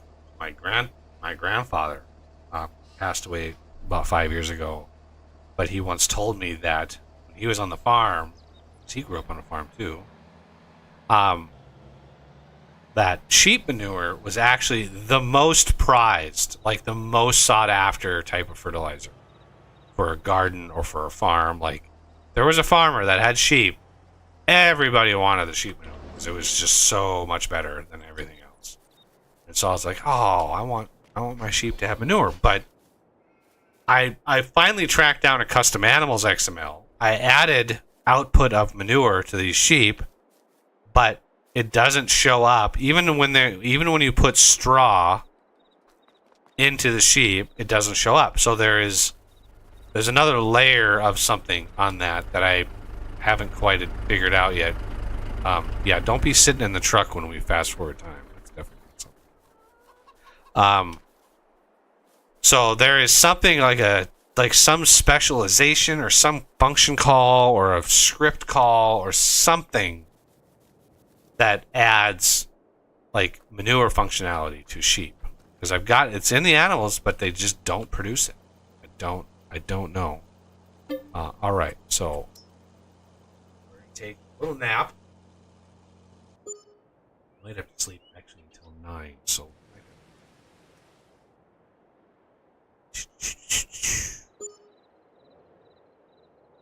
That's only 1 minute for me. I guess it's light enough. I was worried it wasn't light enough. I mean, the light's on. Yeah, it's 1 minute to 9 for me. 1 minute to 9. Oh, yeah. Oh, clock. Jeez, where did the day... Streaming just... The day just disappeared. It just vanishes.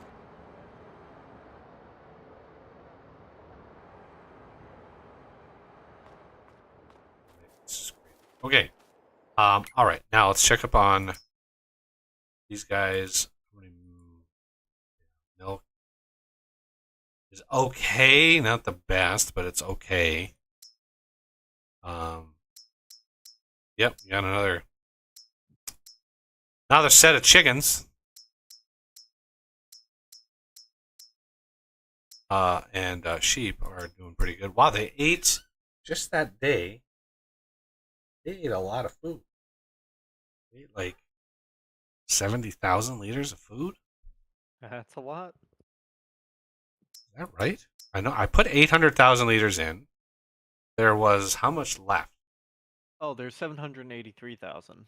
Oh, Yes, but ooh, I you're just asking put how many people 800,000 got it. in. That's So, a good question. I don't remember There now. was. I want to say there was like 15,000 liters. There was like 15,000 liters. I put 800 in. And it is 17 away. So that's almost 30,000 liters in 1 month or overnight. That's a lot. That's a lot of food. That's a lot of grass. A hungry sheep.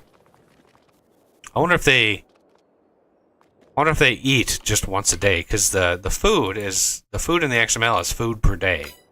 So I don't know if it automatically tweens, like if it lerps the value between 24 hours, or if it's just like the midnight, boom, all the food comes out all at once. All right, and look at the map, and there. Oh, that's a lot. That's a lot of cotton. Just the white. Flipping through the menu, the whiteness of the map just blinded. Yeah, it looks like our cotton and grapes will probably end up being ready at the same time. Yep. Doesn't actually Do they tell add me. it to the map if you don't harvest the stuff if it goes bad? Yes, it can wither, but I don't know if that's only with seasons on, or if that's no matter what. And are you saying that it's not telling you the growth state? It's not telling me the stage. Yeah. It was at 5, and now that you have these little tiny green grapes that aren't done growing, then this is going to be growth stage 6 out of 6. So 7 out of 6 is ready to harvest. All right. It's just weird that it doesn't tell you like 6 out of 6 growing. Okay. Well. So by the way, there's a couple of maps that one is Hofbergman, where they added manure to horses, and I think Wild West they added manure to chickens. So maybe you can pull those maps down and take a look what they did. Yeah, we get so much manure from cows. I was worried that we weren't going to get enough, but They do give a decent amount. yeah, there's 158,000 liters of manure in here. Not to mention the 98, almost 100,000 liters of slurry. It's a lot of fertilizer. Yeah. Not to mention we don't even have a full thing of cows yet. Yeah, that's just like, that is a quarter of the cows, which is kind of crazy. But grab a truck and come on, open the thing. Load up the chocolate that we have made.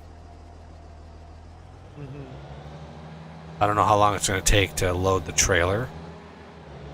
Well, the chocolate pallets. And then unload the chocolate into the bakery.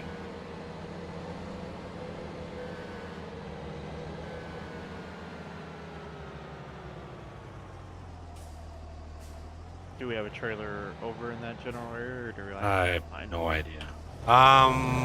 We have an empty one.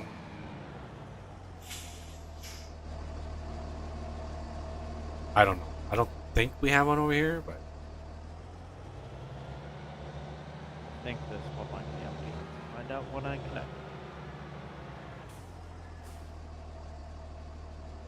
and You I'm got gonna. the Milkman Unimog.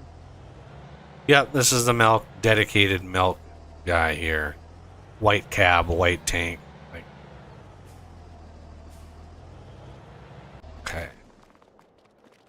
Now we got milk in here. Oh, there's an autosave, because of course.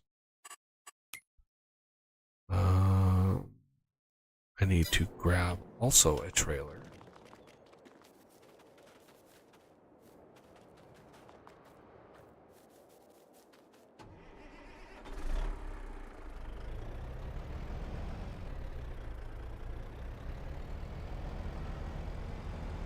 What is that trailer behind the... Is that a glitched out trailer?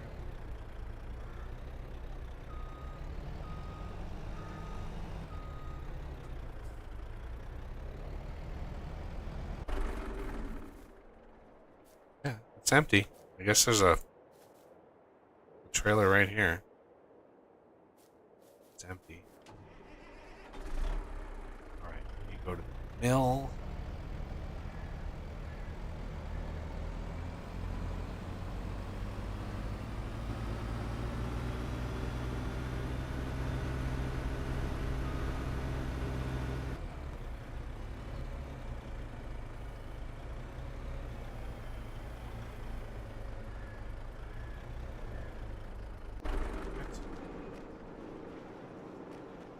I parked that there.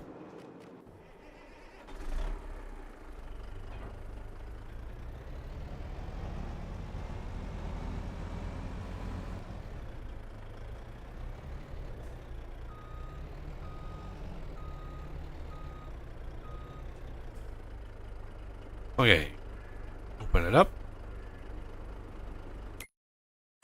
Cross your fingers that the canola is finished processing.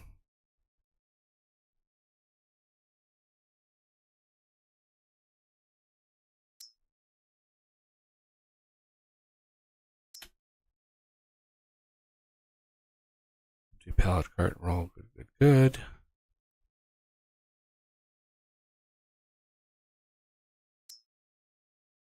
Wow, still not done processing. I'm guessing it's full. Yes. Okay, canola oil is finally a go.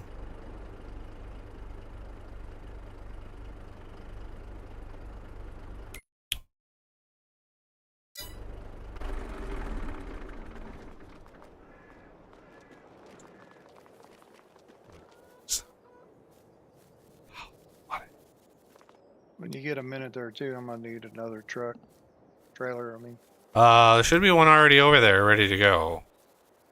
I okay. know I saw one. Did I? Yeah, there's one here. Okay, all right.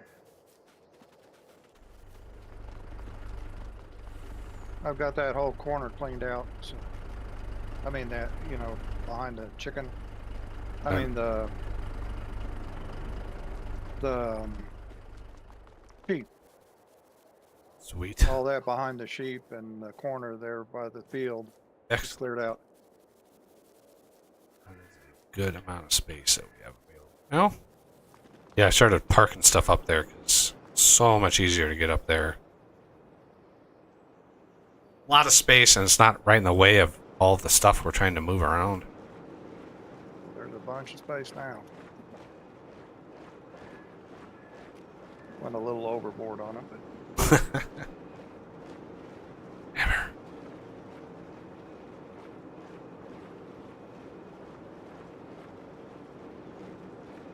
Yeah, it's not going to be a full trailer of chocolate. We've been severely limited on milk, so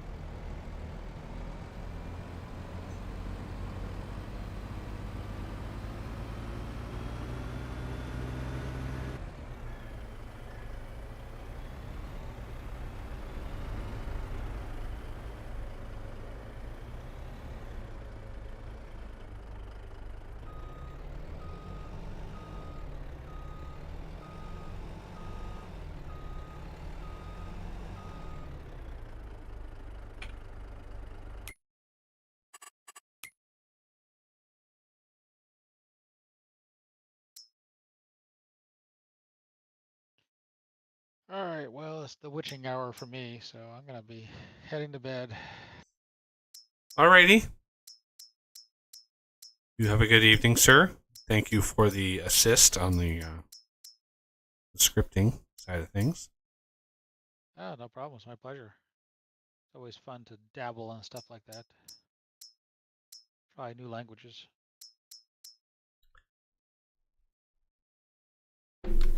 I'll catch you on the flip side. Yeah. Talk to you later.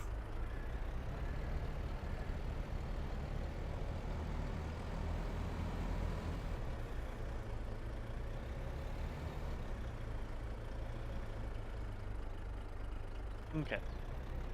Chocolate delivered. Sweet.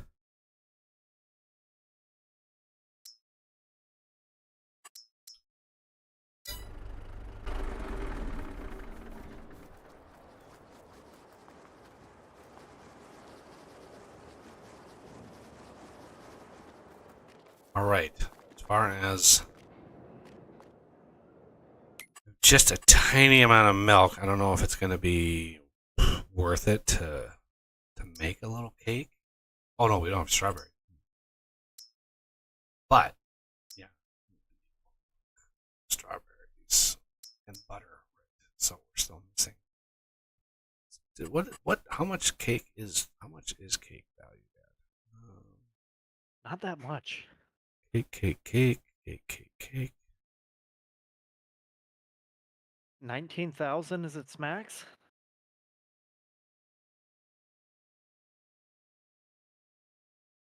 And that's in July.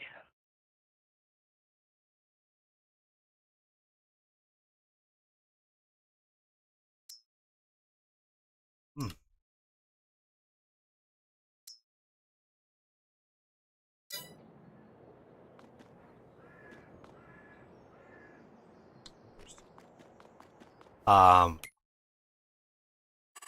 Go ahead and grab another trailer full of flour. You just got to be careful with how much you spawn. Oh no, I guess I did change the flour. It's the sugar that's the. Because I knew when I updated this mod that I had a bunch of sugar in there already, and I was like, if there's 2 million in there, and then I set the max to 1 million, like, will it just void the million extra? So I couldn't touch sugar, but flour, yeah, flour is good to spawn. I'll actually turn that spawning on to give you a head start. Pull in. Oh, no, don't. Really? Yes, there's a trick. So I'm assuming that flour is how much flour in a single pallet? Pretty much ubiquitous 5,000. Every pallet is 5,000. Which is why when you spawn both rows of them and you pull up to it, it'll load like 140,000 in there. Yep. Well, so one of the things that I found is if you just, let's say you want X amount of flour, but I'm assuming you just want to take the entire amount. Yeah, that's why all these numbers are 1 million.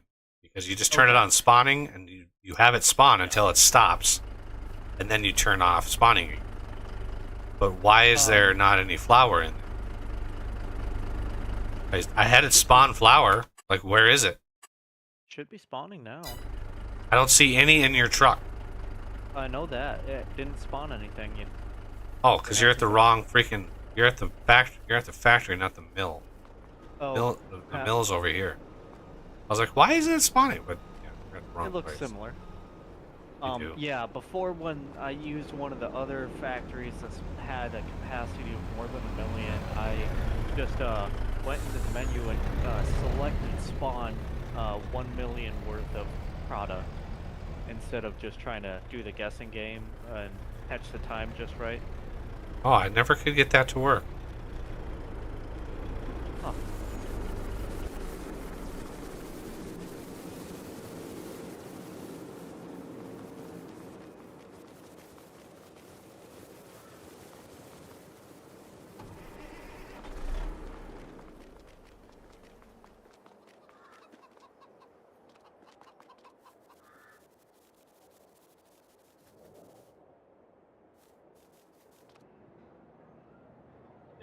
load it up with another.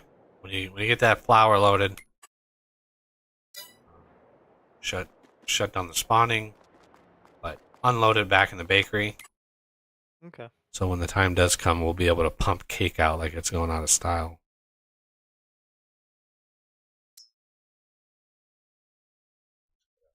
Oh, God, I made strawberries. Put what? 6 of them? But I massively nerfed how much they sold.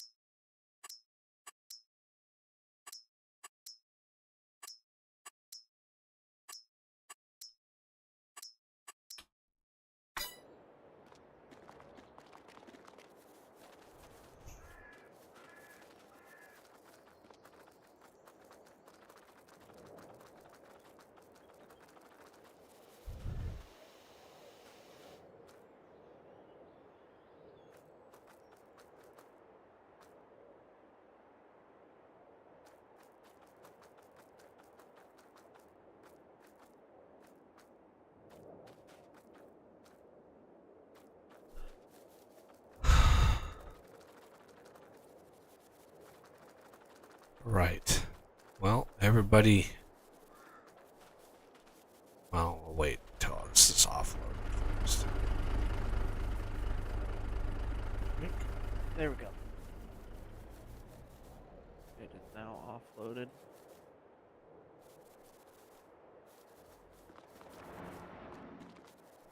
Now, part of me wants to like buy another set of cows. Now, when I bought the first set, we didn't have very much money when I bought them. So, Yep. so now if I do this, go to Holstein, I can buy like. Let's 'Cause do. unfortunately, the bakery requires milk, and so does the chocolate factory. So you use a significant amount of milk. And Yeah. then butter if you wanted to use, or cheese if you wanted to do it that way. But we have better ways of making butter. Oh.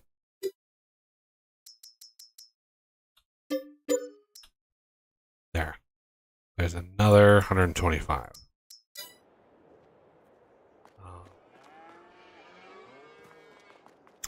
Yeah, and it was one of the reasons why I made cooking oil. One of the reasons I made oil make into butter, because otherwise the butter would also take milk.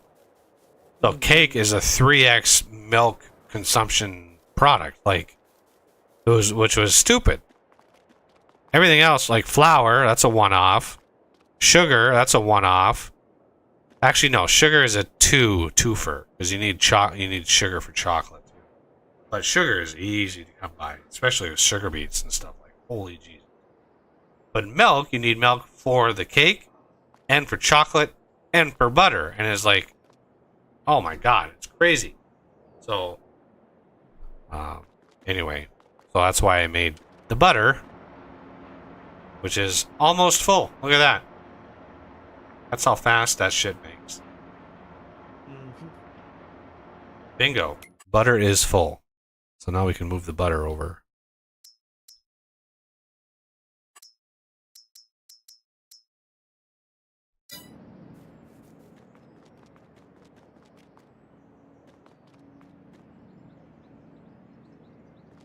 Oh, yay. The third full, of course, one of those three were almost full when I started with it, but 2 full ones today, plus a little bit of a third one. Jesus. You are a machine, sir.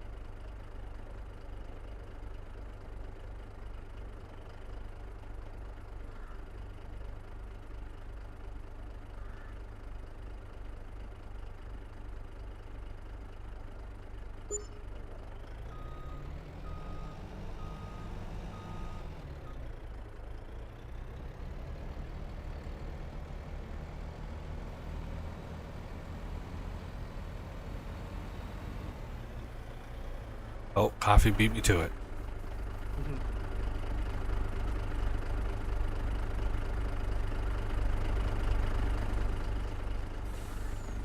That's a whole lot of butter. I think we're doing this in December when it's cold outside, otherwise it would all melt. It's a refrigerator. Oh, never mind. This isn't the refrigerated trailer.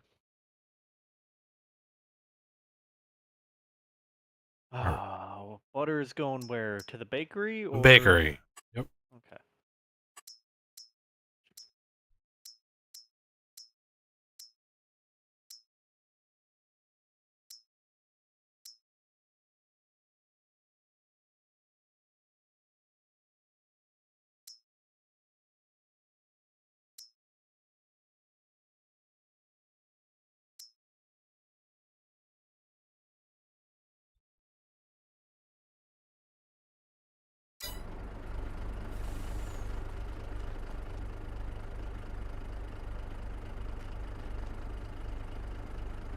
And there we go. And that eggs, butter, chocolate, milk, sugar, flour. Insane. The only thing missing is strawberries. Which reminds me. I actually started spawning these up here, so I should be able to get up here. Pick up what we have made.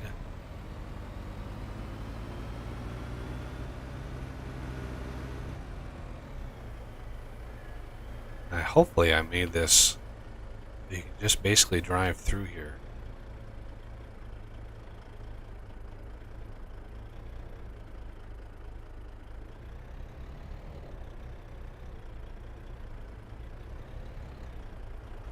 Oh, come on. I'll give you the nudge.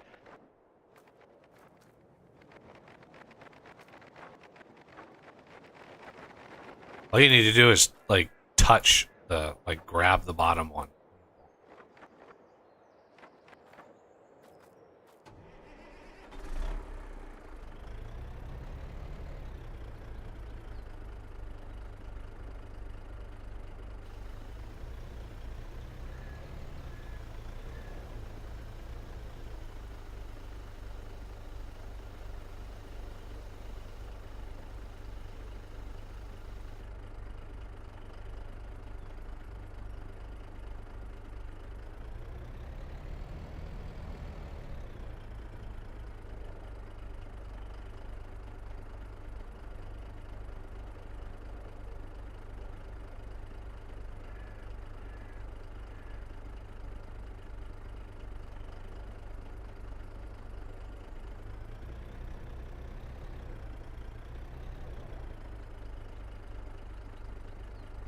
$700,000 liters of strawberries. Not bad.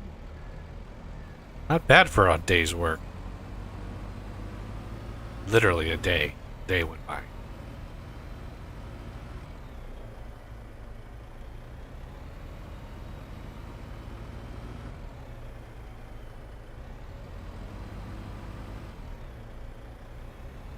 $700,000 liters. That would be a lot of strawberries. Not imagine.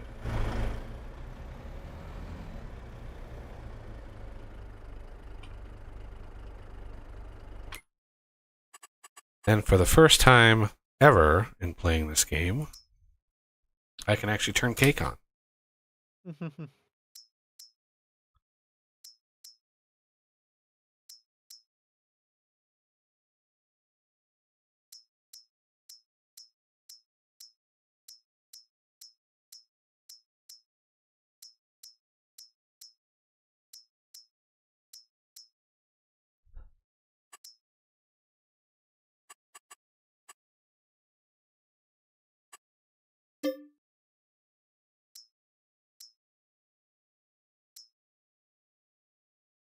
I could buy 870,000 liters of milk for $2.2 million.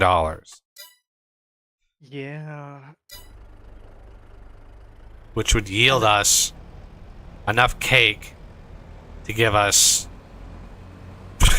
a lot of money. That'd be a lot. That'd be... Oh man, that'd be so many full trailers of cake Yeah. just because of the ratio. Don't lose money when you do something like that. Assuming you have enough capital to buy all the materials necessary in one factory and then you spend the time producing it, then you will make tenfold the amount that you spent. The goddamn cake is almost full. It's 500,000 liters, and it's used 30,000 liters of milk. I thought it was going to be...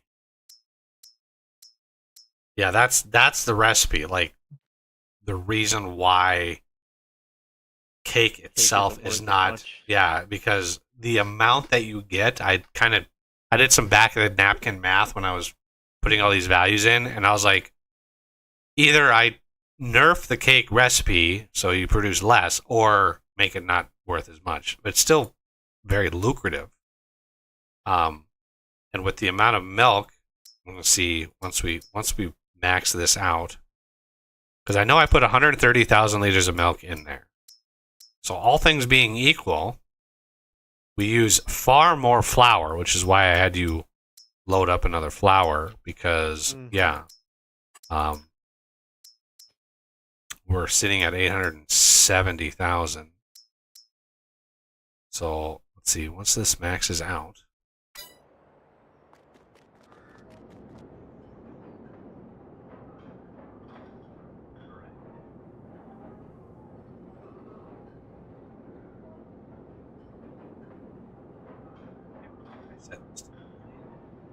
Okay.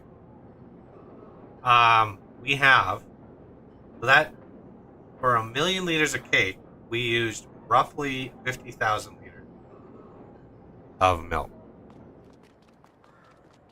Okay, so I guess we're not going to be using as much milk as I thought.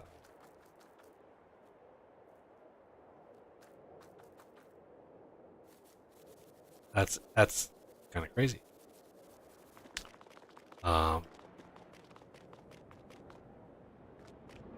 I am randomly curious. Cake. Spawn 1 pallet, please. There's the cake. Should we Now eat you it? can have your cake and eat it too. Yeah, should we eat it too? Like, there's the cake. That- I don't know. It's in a box. The cake must be a lie. Let's go sell it. Let's go give my doctor a heart attack by eating all this cake.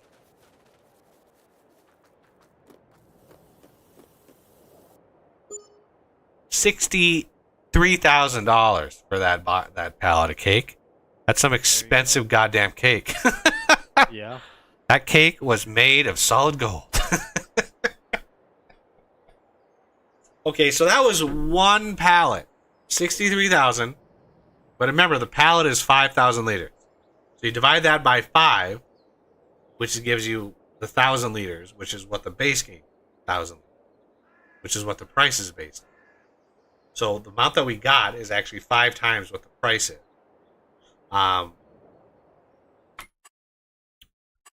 And the price for cake at the moment is 12,600. So 12, 24, 36, 48, 60. Yes, with change because it's 671. So yeah. So one of the reasons why I made the wagons or the trailers 1 million, because it's exactly 1,000 pallets, and you just take this and you add 3 more zeros on it, and that's what you get for a full trailer. So right now, a full trailer of cake is worth $12.6 million, which is cool because that 130,000 that we just put in there with milk, that's going to make us 2 full wagons, 2 full trailers of cake, which is 25.2 million, 25.3 million. Okay, yeah, that's pretty good. But we're gonna need a whole lot more. Chocolate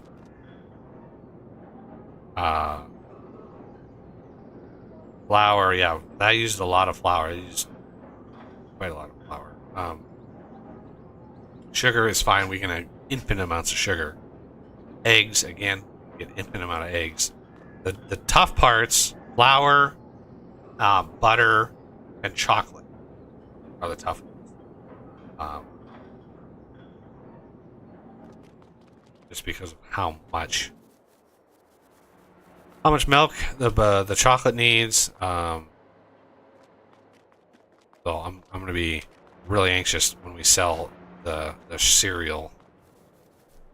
What was cereal again? 33,000. Almost as good as clothes.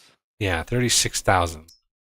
Because it is a royal PETA to make cereal, so I wanted to make sure it's worthwhile. Yeah, could you imagine if we were using the normal honeybees? Oh Jesus, no, I can't. I don't want to. It's rough. It's. I would imagine how rough it is. Sitting around twiddling our thumbs, waiting. Even if you put 10 of those things down, it's still like, ugh.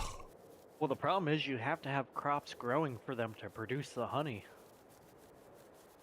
When you look at the XML of the beehives, there's actually like production per day in there, right? Oh, okay. So you see the production per day. Now, if it adjusts that or modifies that based on time of year, that's what I think happens. Not crops growing, but time of year. Oh, okay. Like less productive in December than they are in June. I could be wrong. A lot of those scripts I haven't gone through because I don't care about bees. But I did mod the Prairie Hills XML, and I may transfer that to Rolling Hills when I finally do update that map with all the new changes, or just delete Rolling Hills and just use Prairie Hills, because trying to fit this map with the other map would be like stupid, because the other map already does everything I want. Mm-hmm. Much smoother hills, fixes trees, growable trees. It's going to have the split type fix in there. It's going to have all the little fixes and stuff that I learned and I'm accumulating is going to be on the new map. So Rolling Hills, this might be the last, this is like the only time I play on this map. Full stop. Just the only time I play on this map is during the stream, because I do want to go Uber farm, like Uber level farms, and just have enormous, because the fields are a lot smoother. I don't know if you've ever played on, or if you've tried to load up a game on the Prairie Hills, but I mean, the hills are so calm and gentle around that most machines would be able to run at pretty high speeds. I've been able to run mowers and things at 40 miles an hour, not a problem. So,